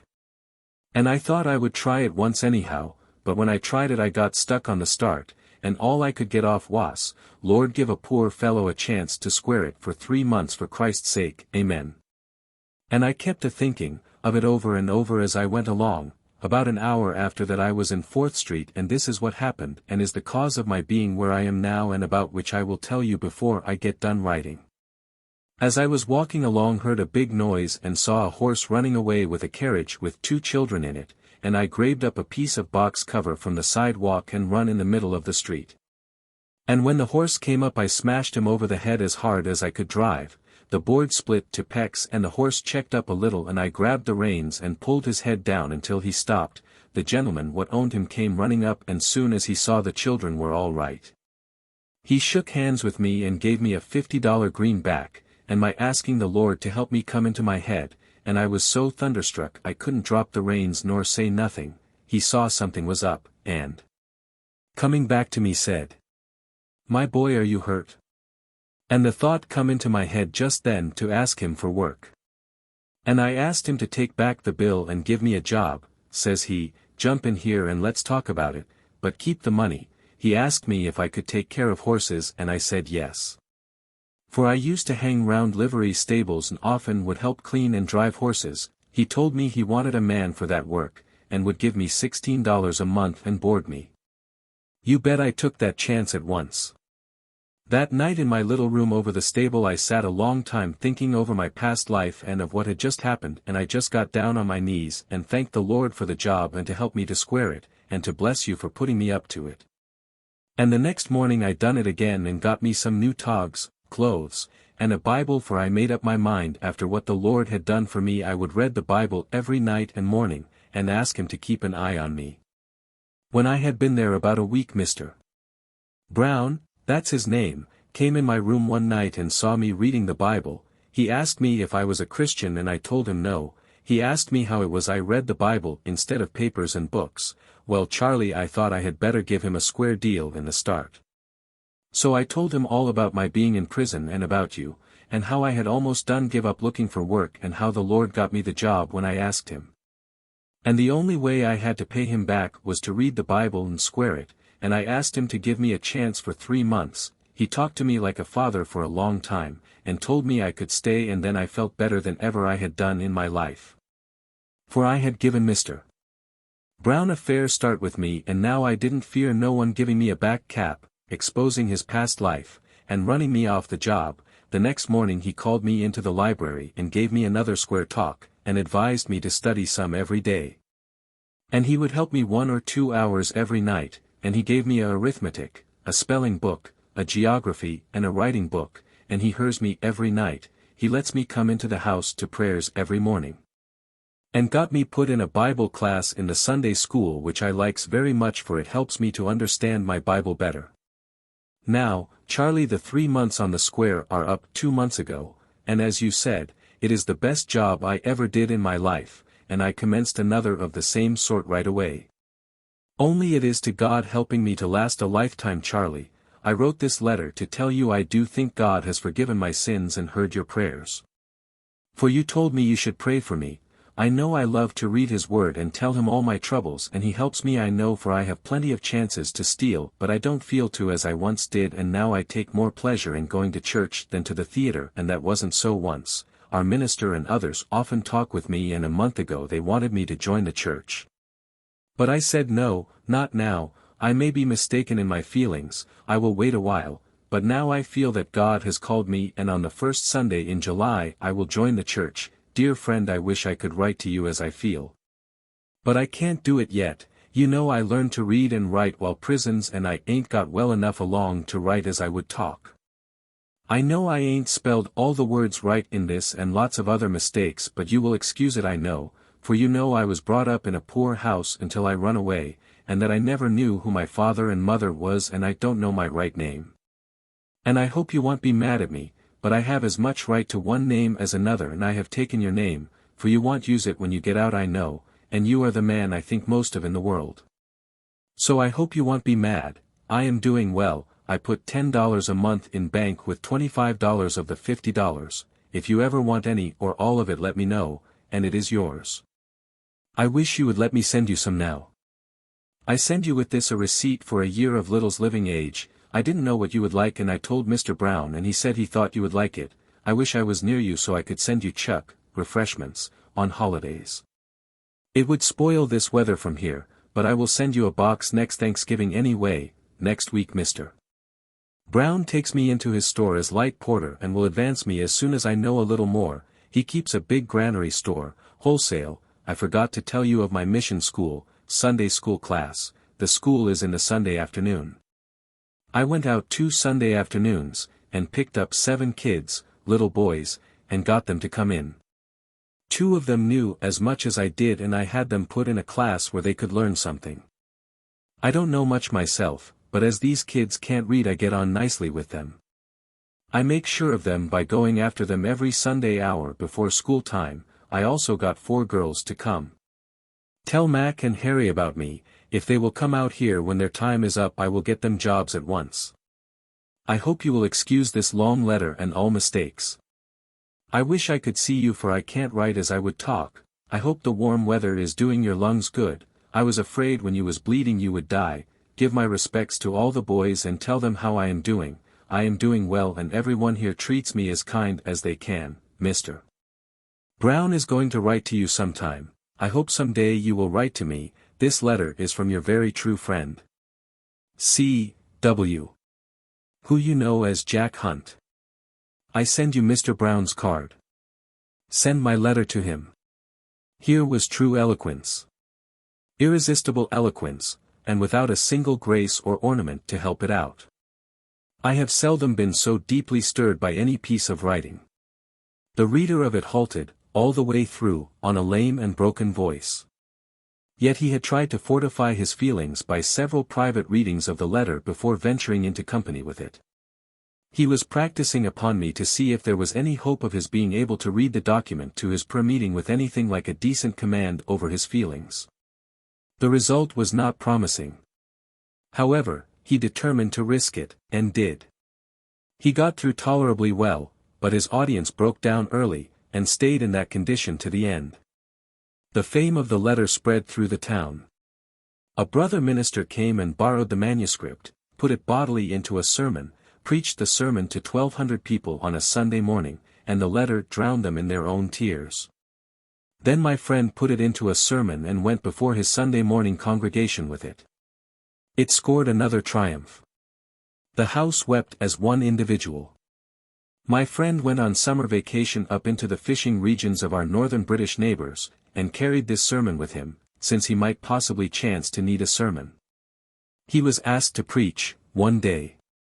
The little church was full. Among the people present were the late Dr. J. G. Holland, the late Mr. Seymour of the New York Times, Mr. Page, the philanthropist and temperance advocate, and, I think, Senator Fry, of Maine. The marvelous letter did its wonted work. All the people were moved, all the people wept, the tears flowed in a steady stream down Dr. Holland's cheeks, and nearly the same can be said with regard to all who were there. Mr. Page was so full of enthusiasm over the letter that he said he would not rest until he made pilgrimage to that prison, and had speech with the man who had been able to inspire a fellow unfortunate to write so priceless a tract. Ah, that unlucky Page, and another man. If they had only been in Jericho, that letter would have rung through the world and stirred all the hearts of all the nations for 1,000 years to come, and nobody might ever have found out that it was the confoundedest, brazenest, ingeniousest piece of fraud and humbuggery that was ever concocted to fool poor confiding mortals with. The letter was a pure swindle, and that is the truth. And take it by and large, it was without a compeer among swindles. It was perfect, it was rounded, symmetrical, complete, colossal. The reader learns it at this point. But we didn't learn it till some miles and weeks beyond this stage of the affair. My friend came back from the woods, and he and other clergymen and lay missionaries began once more to inundate audiences with their tears and the tears of said audiences. I begged hard for permission to print the letter in a magazine and tell the watery story of its triumphs. Numbers of people got copies of the letter, with permission to circulate them in writing, but not in print. Copies were sent to the Sandwich Islands and other far regions. Charles Dudley Warner was at church, one day, when the worn letter was read and wept over. At the church door, afterward, he dropped a peculiarly cold iceberg down the clergyman's back with the question, "Do you know that letter to be genuine?" It was the first suspicion that had ever been voiced. But it had that sickening effect which first uttered suspicions against one's idol always have. Some talk followed. "Why, what should make you suspect that it isn't genuine?" "Nothing that I know of, except that it is too neat, and compact, and fluent, and nicely put together for an ignorant person, an unpracticed hand. I think it was done by an educated man." The literary artist had detected the literary machinery. If you will look at the letter now, you will detect it yourself, it is observable in every line. Straightway the clergyman went off, with this seed of suspicion sprouting in him, and wrote to a minister residing in that town where Williams had been jailed and converted, asked for light. And also asked if a person in the literary line, meaning me, might be allowed to print the letter and tell its history. He presently received this answer. Rev. My dear friend, in regard to that convict's letter, there can be no doubt as to its genuineness. Williams, to whom it was written, lay in our jail and professed to have been converted, and Reverend Mr. the chaplain, had great faith in the genuineness of the change, as much as one can have in any such case. The letter was sent to one of our ladies, who is a Sunday school teacher, sent either by Williams himself, or the chaplain of the state's prison, probably. She has been greatly annoyed in having so much publicity, lest it might seem a breach of confidence, or be an injury to Williams. In regard to its publication, I can give no permission. Though if the names and places were omitted, and especially if sent out of the country, I think you might take the responsibility and do it. It is a wonderful letter, which no Christian genius, much less one unsanctified, could ever have written. As showing the work of grace in a human heart, and in a very degraded and wicked one, it proves its own origin and reproves our weak faith in its power to cope with any form of wickedness. Mr. Brown of St. Louis, someone said, was a Hartford man. Do all whom you send from Hartford serve their master as well? P.S. Williams is still in the state's prison, serving out a long sentence, of 9 years, I think. He has been sick and threatened with consumption, but I have not inquired after him lately. This lady that I speak of corresponds with him, I presume, and will be quite sure to look after him. This letter arrived a few days after it was written, and up went Mr. Williams's stock again. Mr. Warner's low-down suspicion was laid in the cold, cold grave, where it apparently belonged. It was a suspicion based upon mere internal evidence, anyway. And when you come to internal evidence, it's a big field and a game that two can play at, as witness this other internal evidence, discovered by the writer of the note above quoted, that it is a wonderful letter, which no Christian genius, much less one unsanctified, could ever have written. I had permission now to print, provided I suppressed names and places and sent my narrative out of the country. So I chose an Australian magazine for vehicle, as being far enough out of the country, and set myself to work on my article. And the ministers set the pumps going again, with the letter to work the handles. But meantime Brother Page had been agitating. He had not visited the penitentiary, but he had sent a copy of the illustrious letter to the chaplain of that institution, and accompanied it with, apparently inquiries.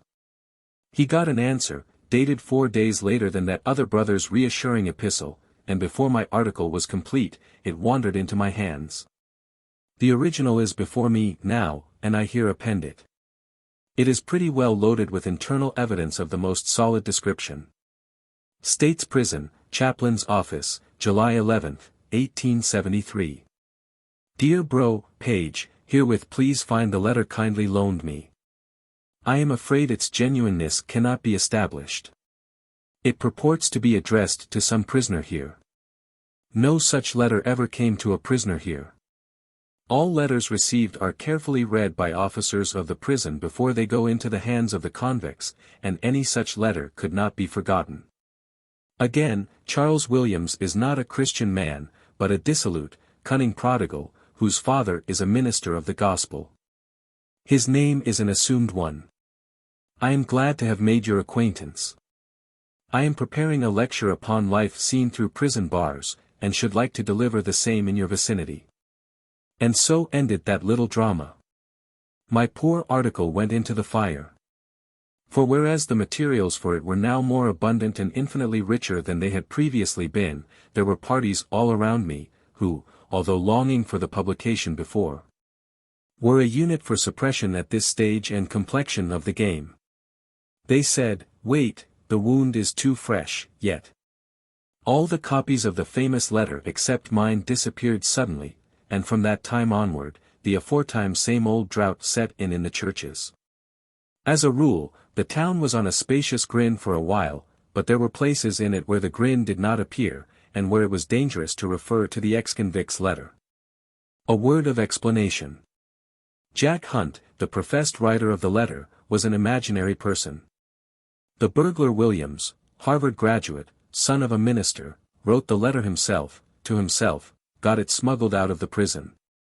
Got it conveyed to persons who had supported and encouraged him in his conversion, where he knew two things would happen: the genuineness of the letter would not be doubted or inquired into, and the nub of it would be noticed, and would have valuable effect, the effect, indeed, of starting a movement to get Mr. Williams pardoned out of prison.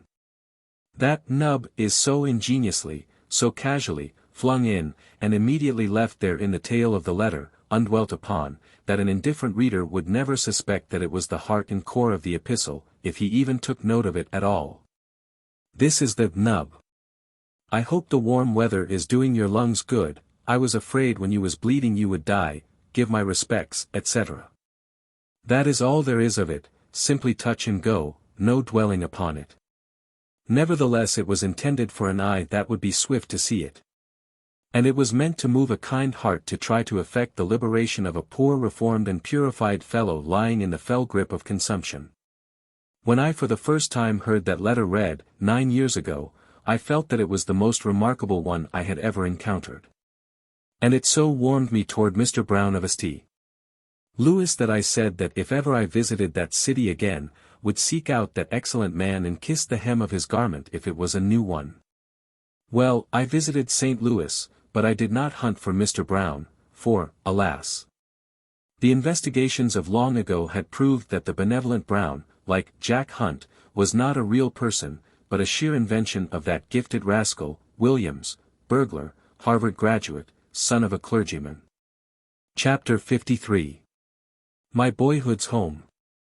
We took passage in one of the fast boats of the St. Louis and St. Paul Packet Company, and started up the river.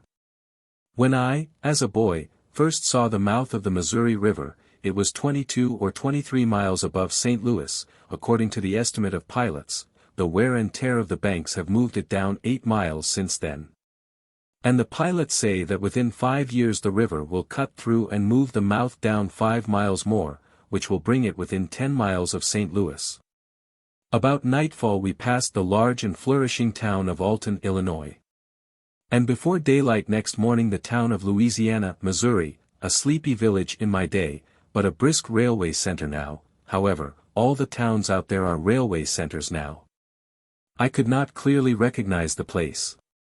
This seemed odd to me, for when I retired from the rebel army in '61 I retired upon Louisiana in good order.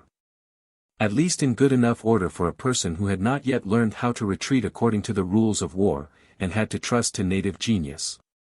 It seemed to me that for a first attempt at a retreat it was not badly done. I had done no advancing in all that campaign that was at all equal to it. There was a railway bridge across the river here well sprinkled with glowing lights, and a very beautiful sight it was. At 7 in the morning we reached Hannibal, Missouri, where my boyhood was spent. I had had a glimpse of it 15 years ago, and another glimpse 6 years earlier, but both were so brief that they hardly counted. The only notion of the town that remained in my mind was the memory of it as I had known it when I first quitted it 29 years ago. That picture of it was still as clear and vivid to me as a photograph. I stepped ashore with the feeling of one who returns out of a dead and gone generation. I had a sort of realizing sense of what the Bastille prisoners must have felt when they used to come out and look upon Paris after years of captivity, and note how curiously the familiar and the strange were mixed together before them. I saw the new houses, saw them plainly enough, but they did not affect the older picture in my mind, for through their solid bricks and mortar I saw the vanished houses, which had formerly stood there, with perfect distinctness. It was Sunday morning, and everybody was abed yet. So I passed through the vacant streets, still seeing the town as it was, and not as it is, and recognizing and metaphorically shaking hands with 100 familiar objects which no longer exist. And finally climbed Holliday's Hill to get a comprehensive view. The whole town lay spread out below me then, and I could mark and fix every locality, every detail. Naturally, I was a good deal moved. I said, many of the people I once knew in this tranquil refuge of my childhood are now in heaven, some, I trust, are in the other place. The things about me and before me made me feel like a boy again, convinced me that I was a boy again, and that I had simply been dreaming an unusually long dream, but my reflections spoiled all that.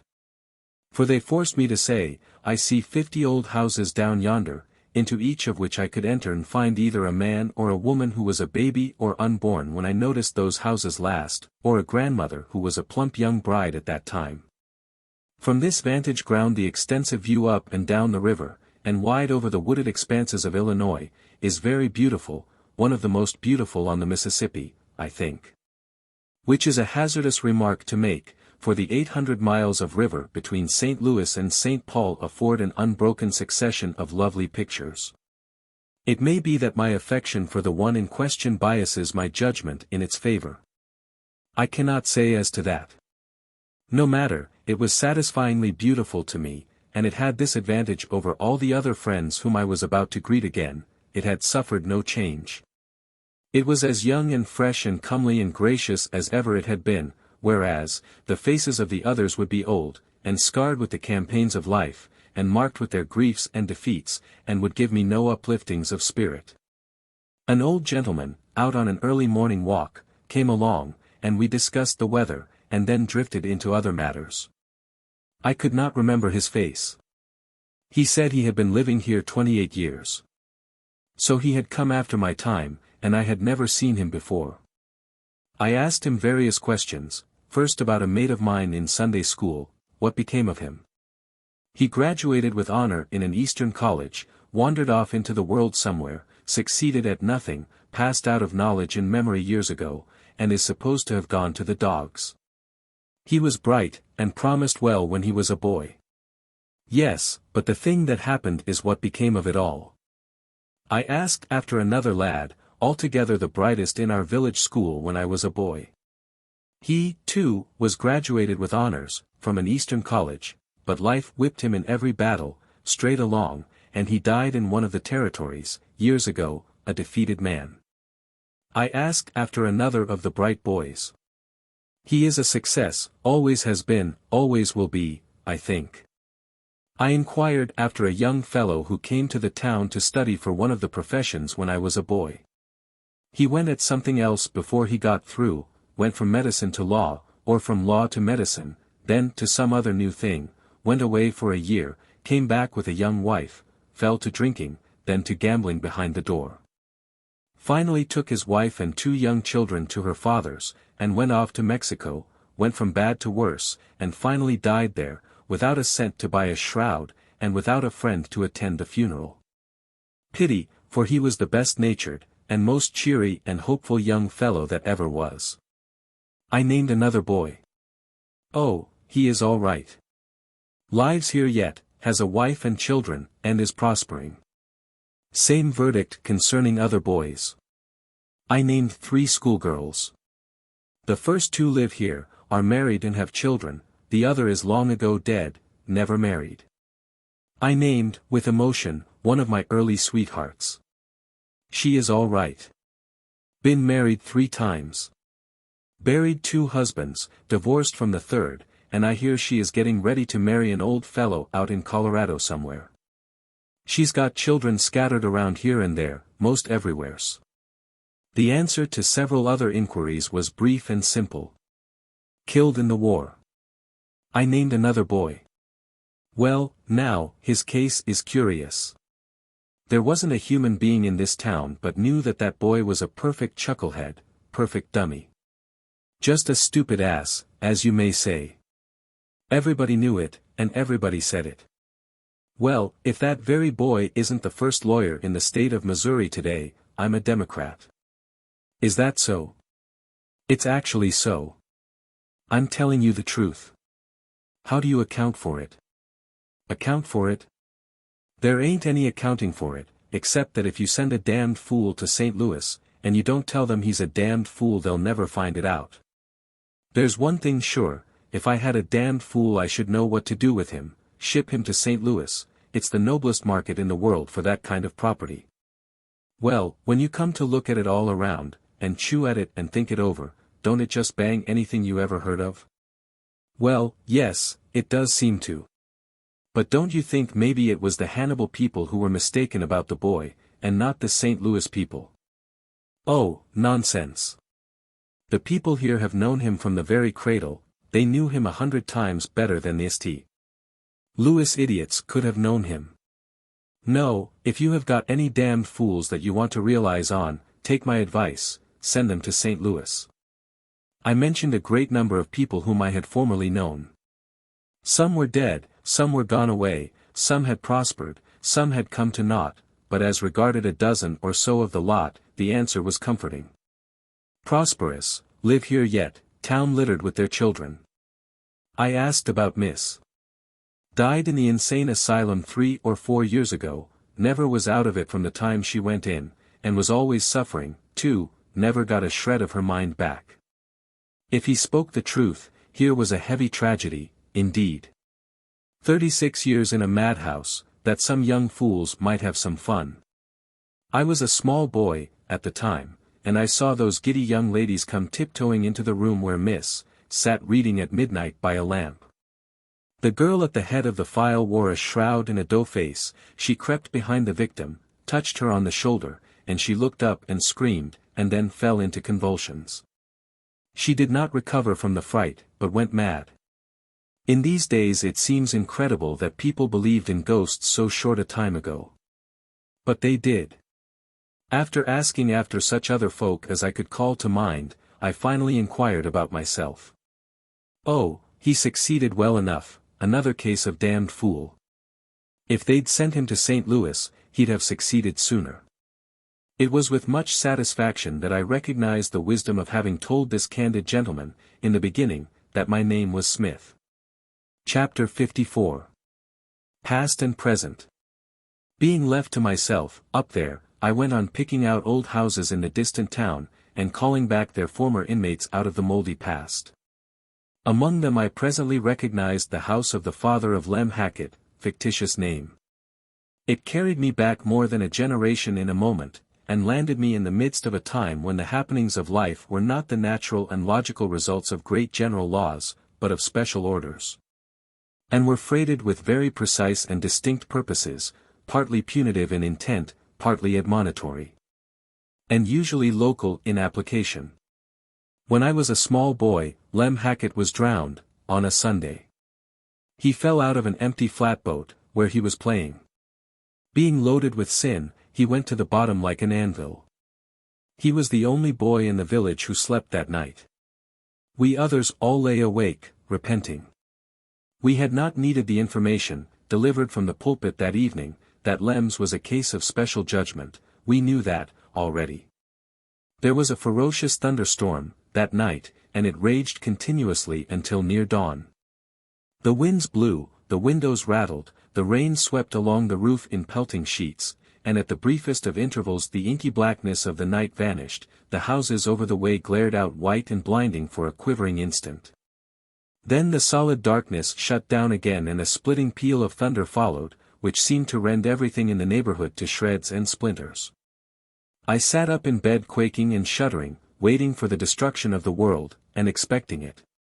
To me there was nothing strange or incongruous in heaven's making such an uproar about Lem Hackett. Apparently it was the right and proper thing to do. Not a doubt entered my mind that all the angels were grouped together, discussing this boy's case and observing the awful bombardment of our beggarly little village with satisfaction and approval. There was one thing which disturbed me in the most serious way.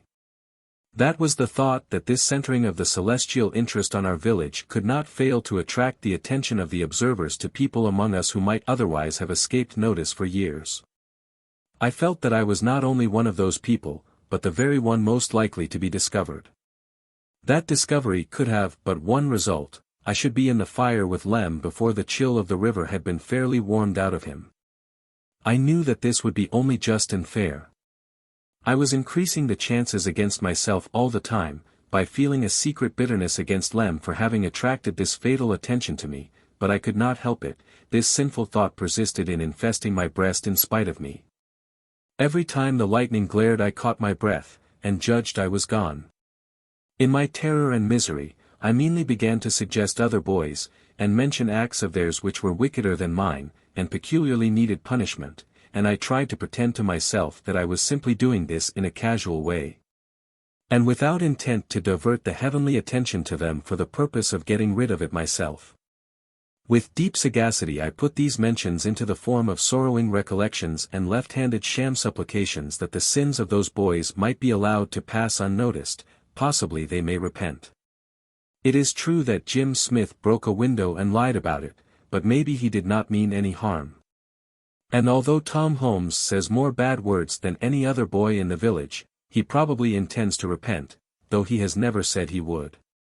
And whilst it is a fact that John Jones did fish a little on Sunday, once, he didn't really catch anything but only just one small useless mudcat, and maybe that wouldn't have been so awful if he had thrown it back, as he says he did, but he didn't. Pity, but they would repent of these dreadful things, and maybe they will yet. But while I was shamefully trying to draw attention to these poor chaps, who were doubtless directing the celestial attention to me at the same moment, though I never once suspected that, I had heedlessly left my candle burning. It was not a time to neglect even trifling precautions. There was no occasion to add anything to the facilities for attracting notice to me, so I put the light out. It was a long night to me, and perhaps the most distressful one I ever spent. I endured agonies of remorse for sins which I knew I had committed, and for others which I was not certain about. Yet was sure that they had been set down against me in a book by an angel who was wiser than I and did not trust such important matters to memory. It struck me, by and by, that I had been making a most foolish and calamitous mistake. In one respect, doubtless I had not only made my own destruction sure by directing attention to those other boys, but had already accomplished theirs. Doubtless the lightning had stretched them all dead in their beds by this time. The anguish and the fright which this thought gave me made my previous sufferings seem trifling by comparison. Things had become truly serious. I resolved to turn over a new leaf instantly. I also resolved to connect myself with the church the next day, if I survived to see its sun appear. I resolved to cease from sin in all its forms, and to lead a high and blameless life forever after. I would be punctual at church and Sunday school, visit the sick, carry baskets of victuals to the poor, simply to fulfill the regulation conditions, although I knew we had none among us so poor but they would smash the basket over my head for my pains. I would instruct other boys in right ways, and take the resulting trouncings meekly. I would subsist entirely on tracts. I would invade the rum shop and warn the drunkard, and finally, if I escaped the fate of those who early become too good to live, I would go for a missionary. The storm subsided toward daybreak, and I dozed gradually to sleep with a sense of obligation to Lem Hackett for going to eternal suffering in that abrupt way, and thus preventing a far more dreadful disaster, my own loss. But when I rose refreshed, by and by, and found that those other boys were still alive, I had a dim sense that perhaps the whole thing was a false alarm, that the entire turmoil had been on Lem's account and nobody's else. The world looked so bright and safe that there did not seem to be any real occasion to turn over a new leaf. I was a little subdued, during that day, and perhaps the next. After that, my purpose of reforming slowly dropped out of my mind, and I had a peaceful, comfortable time again, until the next storm. That storm came about 3 weeks later. And it was the most unaccountable one, to me, that I had ever experienced, for on the afternoon of that day, Dutchy was drowned. Dutchy belonged to our Sunday school. He was a German lad who did not know enough to come in out of the rain. But he was exasperatingly good, and had a prodigious memory. One Sunday he made himself the envy of all the youth and the talk of all the admiring village, by reciting 3,000 verses of Scripture without missing a word. Then he went off the very next day and got drowned. Circumstances gave to his death a peculiar impressiveness. We were all bathing in a muddy creek which had a deep hole in it, and in this hole the coopers had sunk a pile of green hickory hoop poles to soak, some 12 feet under water. We were diving and seeing who could stay under longest. We managed to remain down by holding on to the hoop poles. Dutchy made such a poor success of it that he was hailed with laughter and derision every time his head appeared above water. At last he seemed hurt with the taunts, and begged us to stand still on the bank and be fair with him and give him an honest count, be friendly and kind just this once, and not miscount for the sake of having the fun of laughing at him. Treacherous winks were exchanged, and all said, "All right, Dutchy, go ahead, we'll play fair." Dutchy plunged in, but the boys, instead of beginning to count, followed the lead of one of their number and scampered to a range of blackberry bushes close by and hid behind it. They imagined Dutchy's humiliation, when he should rise after a superhuman effort and find the place silent and vacant, nobody there to applaud. They were so full of laugh with the idea, that they were continually exploding into muffled cackles. Time swept on, and presently one who was peeping through the briars, said, with surprise, "Why, he hasn't come up, yet." The laughing stopped. "Boys, it's a splendid dive," said one. "Never mind that," said another, "the joke on him is all the better for it." There was a remark or two more, and then a pause. Talking ceased, and all began to peer through the vines. Before long, the boys' faces began to look uneasy, then anxious, then terrified. Still there was no movement of the placid water. Hearts began to beat fast, and faces to turn pale. We all glided out, silently, and stood on the bank, our horrified eyes wandering back and forth from each other's countenances to the water. Somebody must go down and see. Yes, that was plain, but nobody wanted that grisly task. Draw straws. So we did, with hands which shook so, that we hardly knew what we were about. The lot fell to me, and I went down. The water was so muddy I could not see anything, but I felt around among the hoop poles, and presently grasped a limp wrist which gave me no response, and if it had I should not have known it, I let it go with such a frightened suddenness. The boy had been caught among the hoop poles and entangled there, helplessly. I fled to the surface and told the awful news. Some of us knew that if the boy were dragged out at once he might possibly be resuscitated, but we never thought of that. We did not think of anything. We did not know what to do, so we did nothing, except that the smaller lads cried, piteously, and we all struggled frantically into our clothes, putting on anybody's that came handy, and getting them wrong side out and upside down, as a rule. Then we scurried away and gave the alarm, but none of us went back to see the end of the tragedy. We had a more important thing to attend to. We all flew home, and lost not a moment in getting ready to lead a better life. The night presently closed down. Then came on that tremendous and utterly unaccountable storm. I was perfectly dazed, I could not understand it. It seemed to me that there must be some mistake. The elements were turned loose, and they rattled and banged and blazed away in the most blind and frantic manner. All heart and hope went out of me, and the dismal thought kept floating through my brain, if a boy who knows 3,000 verses by heart is not satisfactory, what chance is there for anybody else? Of course I never questioned for a moment that the storm was on Dutchy's account, or that he or any other inconsequential animal was worthy of such a majestic demonstration from on high. The lesson of it was the only thing that troubled me. For it convinced me that if Dutchy, with all his perfections, was not a delight, it would be vain for me to turn over a new leaf, for I must infallibly fall hopelessly short of that boy, no matter how hard I might try. Nevertheless I did turn it over, a highly educated fear compelled me to do that, but succeeding days of cheerfulness and sunshine came bothering around, and within a month I had so drifted backward that again I was as lost and comfortable as ever. Breakfast time approached while I mused these musings and called these ancient happenings back to mind, so I got me back into the present and went down the hill. On my way through town to the hotel, I saw the house which was my home when I was a boy. At present rates, the people who now occupy it are of no more value than I am. But in my time they would have been worth not less than $500 apiece. They are colored folk. After breakfast, I went out alone again, intending to hunt up some of the Sunday schools and see how this generation of pupils might compare with their progenitors who had sat with me in those places and had probably taken me as a model, though I do not remember as to that now. By the public square there had been in my day a shabby little brick church called the Old Ship of Zion, which I had attended as a Sunday school scholar, and I found the locality easily enough, but not the old church. It was gone, and a trig and rather hilarious new edifice was in its place. The pupils were better dressed and better looking than were those of my time, consequently they did not resemble their ancestors. And consequently there was nothing familiar to me in their faces. Still, I contemplated them with a deep interest and a yearning wistfulness, and if I had been a girl I would have cried.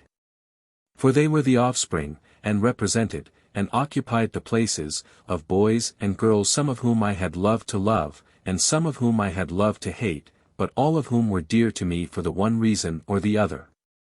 So many years gone by, and, Lord, where be they now? I was mightily stirred, and would have been grateful to be allowed to remain unmolested and look my fill. But a bald summit superintendent who had been a tow-headed Sunday school mate of mine on that spot in the early ages, recognized me, and I talked a flutter of wild nonsense to those children to hide the thoughts which were in me, and which could not have been spoken without a betrayal of feeling that would have been recognized as out of character with me. Making speeches without preparation is no gift of mine, and I was resolved to shirk any new opportunity, but in the next and larger Sunday school I found myself in the rear of the assemblage. So I was very willing to go on the platform a moment for the sake of getting a good look at the scholars. On the spur of the moment I could not recall any of the old idiotic talks which visitors used to insult me with when I was a pupil there. And I was sorry for this, since it would have given me time and excuse to dawdle there and take a long and satisfying look at what I feel at liberty to say was an array of fresh young comeliness not matchable in another Sunday school of the same size. As I talked merely to get a chance to inspect, and as I strung out the random rubbish solely to prolong the inspection, I judged it but decent to confess these low motives, and I did so. If the model boy was in either of these Sunday schools, I did not see him. The model boy of my time, we never had but the one, was perfect, perfect in manners, perfect in dress, perfect in conduct, perfect in filial piety, perfect in exterior godliness, but at bottom he was a prig.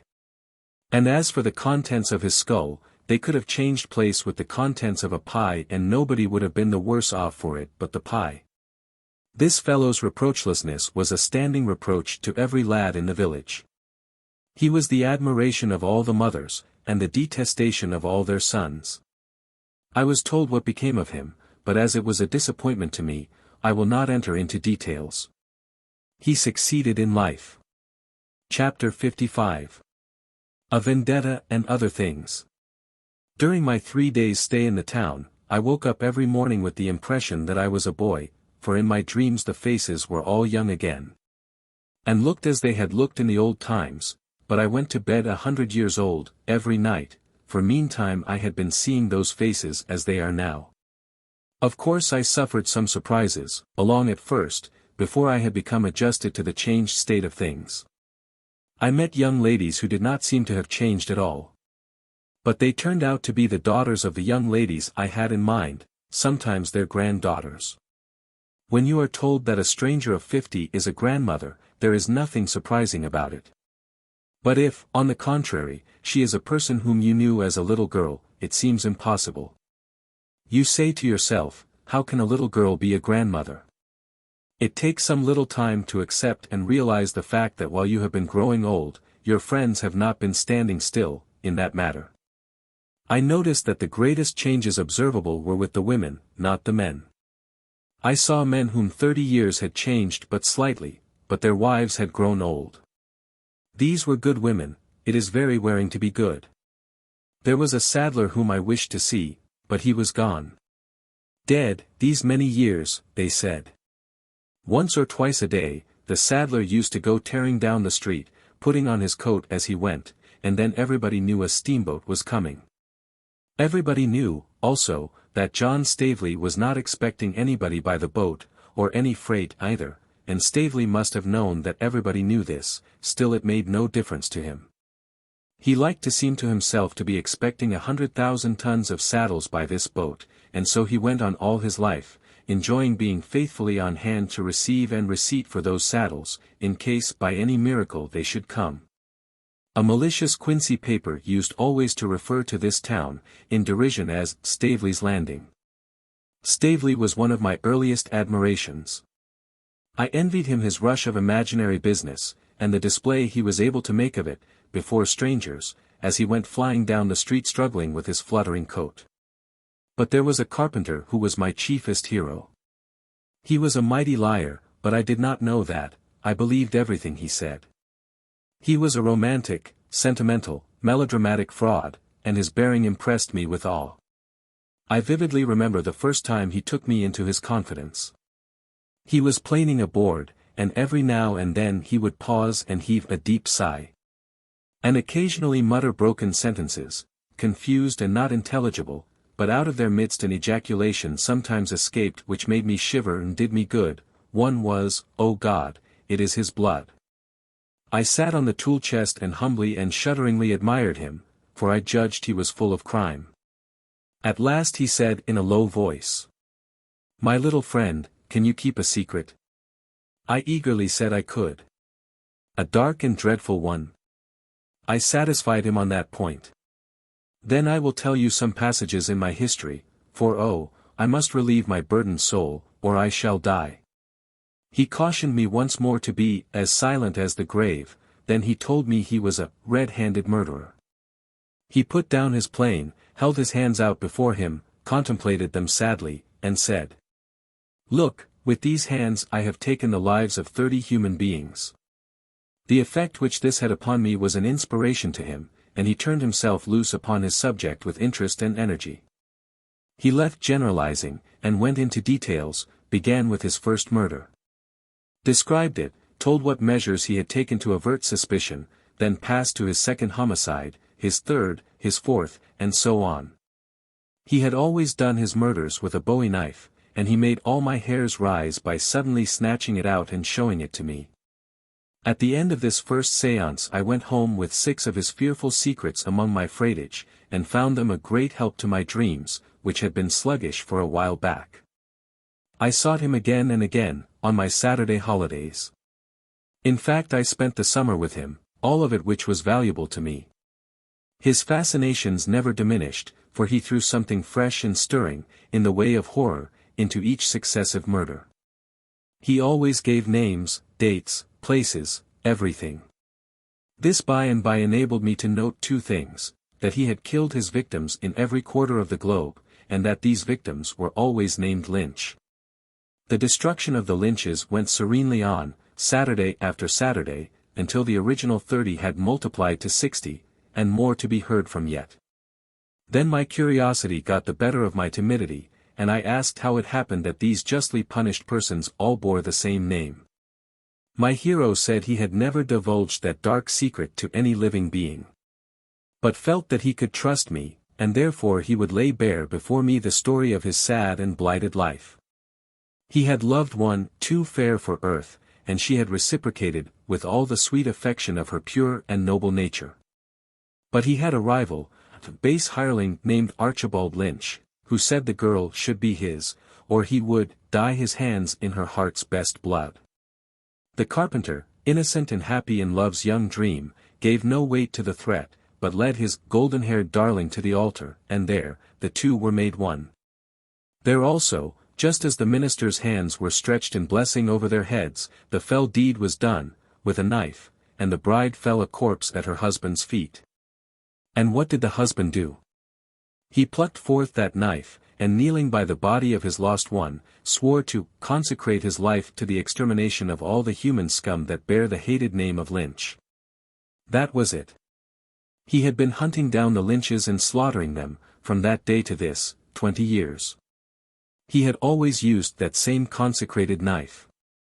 With it he had murdered his long array of Lynches, and with it he had left upon the forehead of each victim a peculiar mark, a cross, deeply incised. Said he. The cross of the mysterious avenger is known in Europe, in America, in China, in Siam, in the tropics, in the polar seas, in the deserts of Asia, in all the earth. Wherever in the uttermost parts of the globe, a Lynch has penetrated, there has the mysterious cross been seen, and those who have seen it have shuddered and said, "It is his mark, he has been here." You have heard of the mysterious avenger, look upon him, for before you stands no less a person.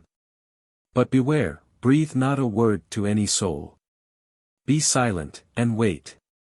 Some morning this town will flock aghast to view a gory corpse. On its brow will be seen the awful sign, and men will tremble and whisper, "He has been here, it is the mysterious avenger's mark." You will come here, but I shall have vanished, you will see me no more. This ass had been reading the Gibonense, no doubt, and had had his poor romantic head turned by it, but as I had not yet seen the book then, I took his inventions for truth, and did not suspect that he was a plagiarist. However, we had a Lynch living in the town, and the more I reflected upon his impending doom, the more I could not sleep. It seemed my plain duty to save him, and a still plainer and more important duty to get some sleep for myself, so at last I ventured to go to Mr. Lynch and tell him what was about to happen to him, under strict secrecy. I advised him to fly, and certainly expected him to do it. But he laughed at me, and he did not stop there. He led me down to the carpenter's shop, gave the carpenter a jeering and scornful lecture upon his silly pretensions, slapped his face, made him get down on his knees and beg, then went off and left me to contemplate the cheap and pitiful ruin of what, in my eyes, had so lately been a majestic and incomparable hero. The carpenter blustered, flourished his knife, and doomed this Lynch in his usual volcanic style, the size of his fateful words undiminished, but it was all wasted upon me. He was a hero to me no longer, but only a poor, foolish, exposed humbug. I was ashamed of him, and ashamed of myself. I took no further interest in him, and never went to his shop any more. He was a heavy loss to me, for he was the greatest hero I had ever known. The fellow must have had some talent, for some of his imaginary murders were so vividly and dramatically described that I remember all their details yet. The people of Hannibal are not more changed than is the town. It is no longer a village, it is a city, with a mayor, and a council, and waterworks, and probably a debt. It has 15,000 people, is a thriving and energetic place, and is paved like the rest of the West and South, where a well-paved street and a good sidewalk are things so seldom seen, that one doubts them when he does see them. The customary half-dozen railways center in Hannibal now, and there is a new depot which cost $100,000. In my time the town had no specialty, and no commercial grandeur. The daily packet usually landed a passenger and bought a catfish, and took away another passenger and a hatful of freight, but now a huge commerce in lumber has grown up and a large miscellaneous commerce is one of the results. A deal of money changes hands there now. Bear Creek, so called, perhaps, because it was always so particularly bare of bears, is hidden out of sight now, under islands and continents of piled lumber, and nobody but an expert can find it. I used to get drowned in it every summer regularly, and be drained out, and inflated and set going again by some chance enemy, but not enough of it is unoccupied now to drown a person in. It was a famous breeder of chills and fever in its day. I remember one summer when everybody in town had this disease at once. Many chimneys were shaken down, and all the houses were so racked that the town had to be rebuilt. The chasm or gorge between Lover's Leap and the hill west of it is supposed by scientists to have been caused by glacial action. This is a mistake. There is an interesting cave a mile or two below Hannibal, among the bluffs. I would have liked to revisit it, but had not time. In my time the person who then owned it turned it into a mausoleum for his daughter, aged 14. The body of this poor child was put into a copper cylinder filled with alcohol, and this was suspended in one of the dismal avenues of the cave. The top of the cylinder was removable. And it was said to be a common thing for the baser order of tourists to drag the dead face into view and examine it and comment upon it. Chapter 56. A Question of Law. The slaughterhouse is gone from the mouth of Bear Creek, and so is the small jail, or calaboose, which once stood in its neighborhood.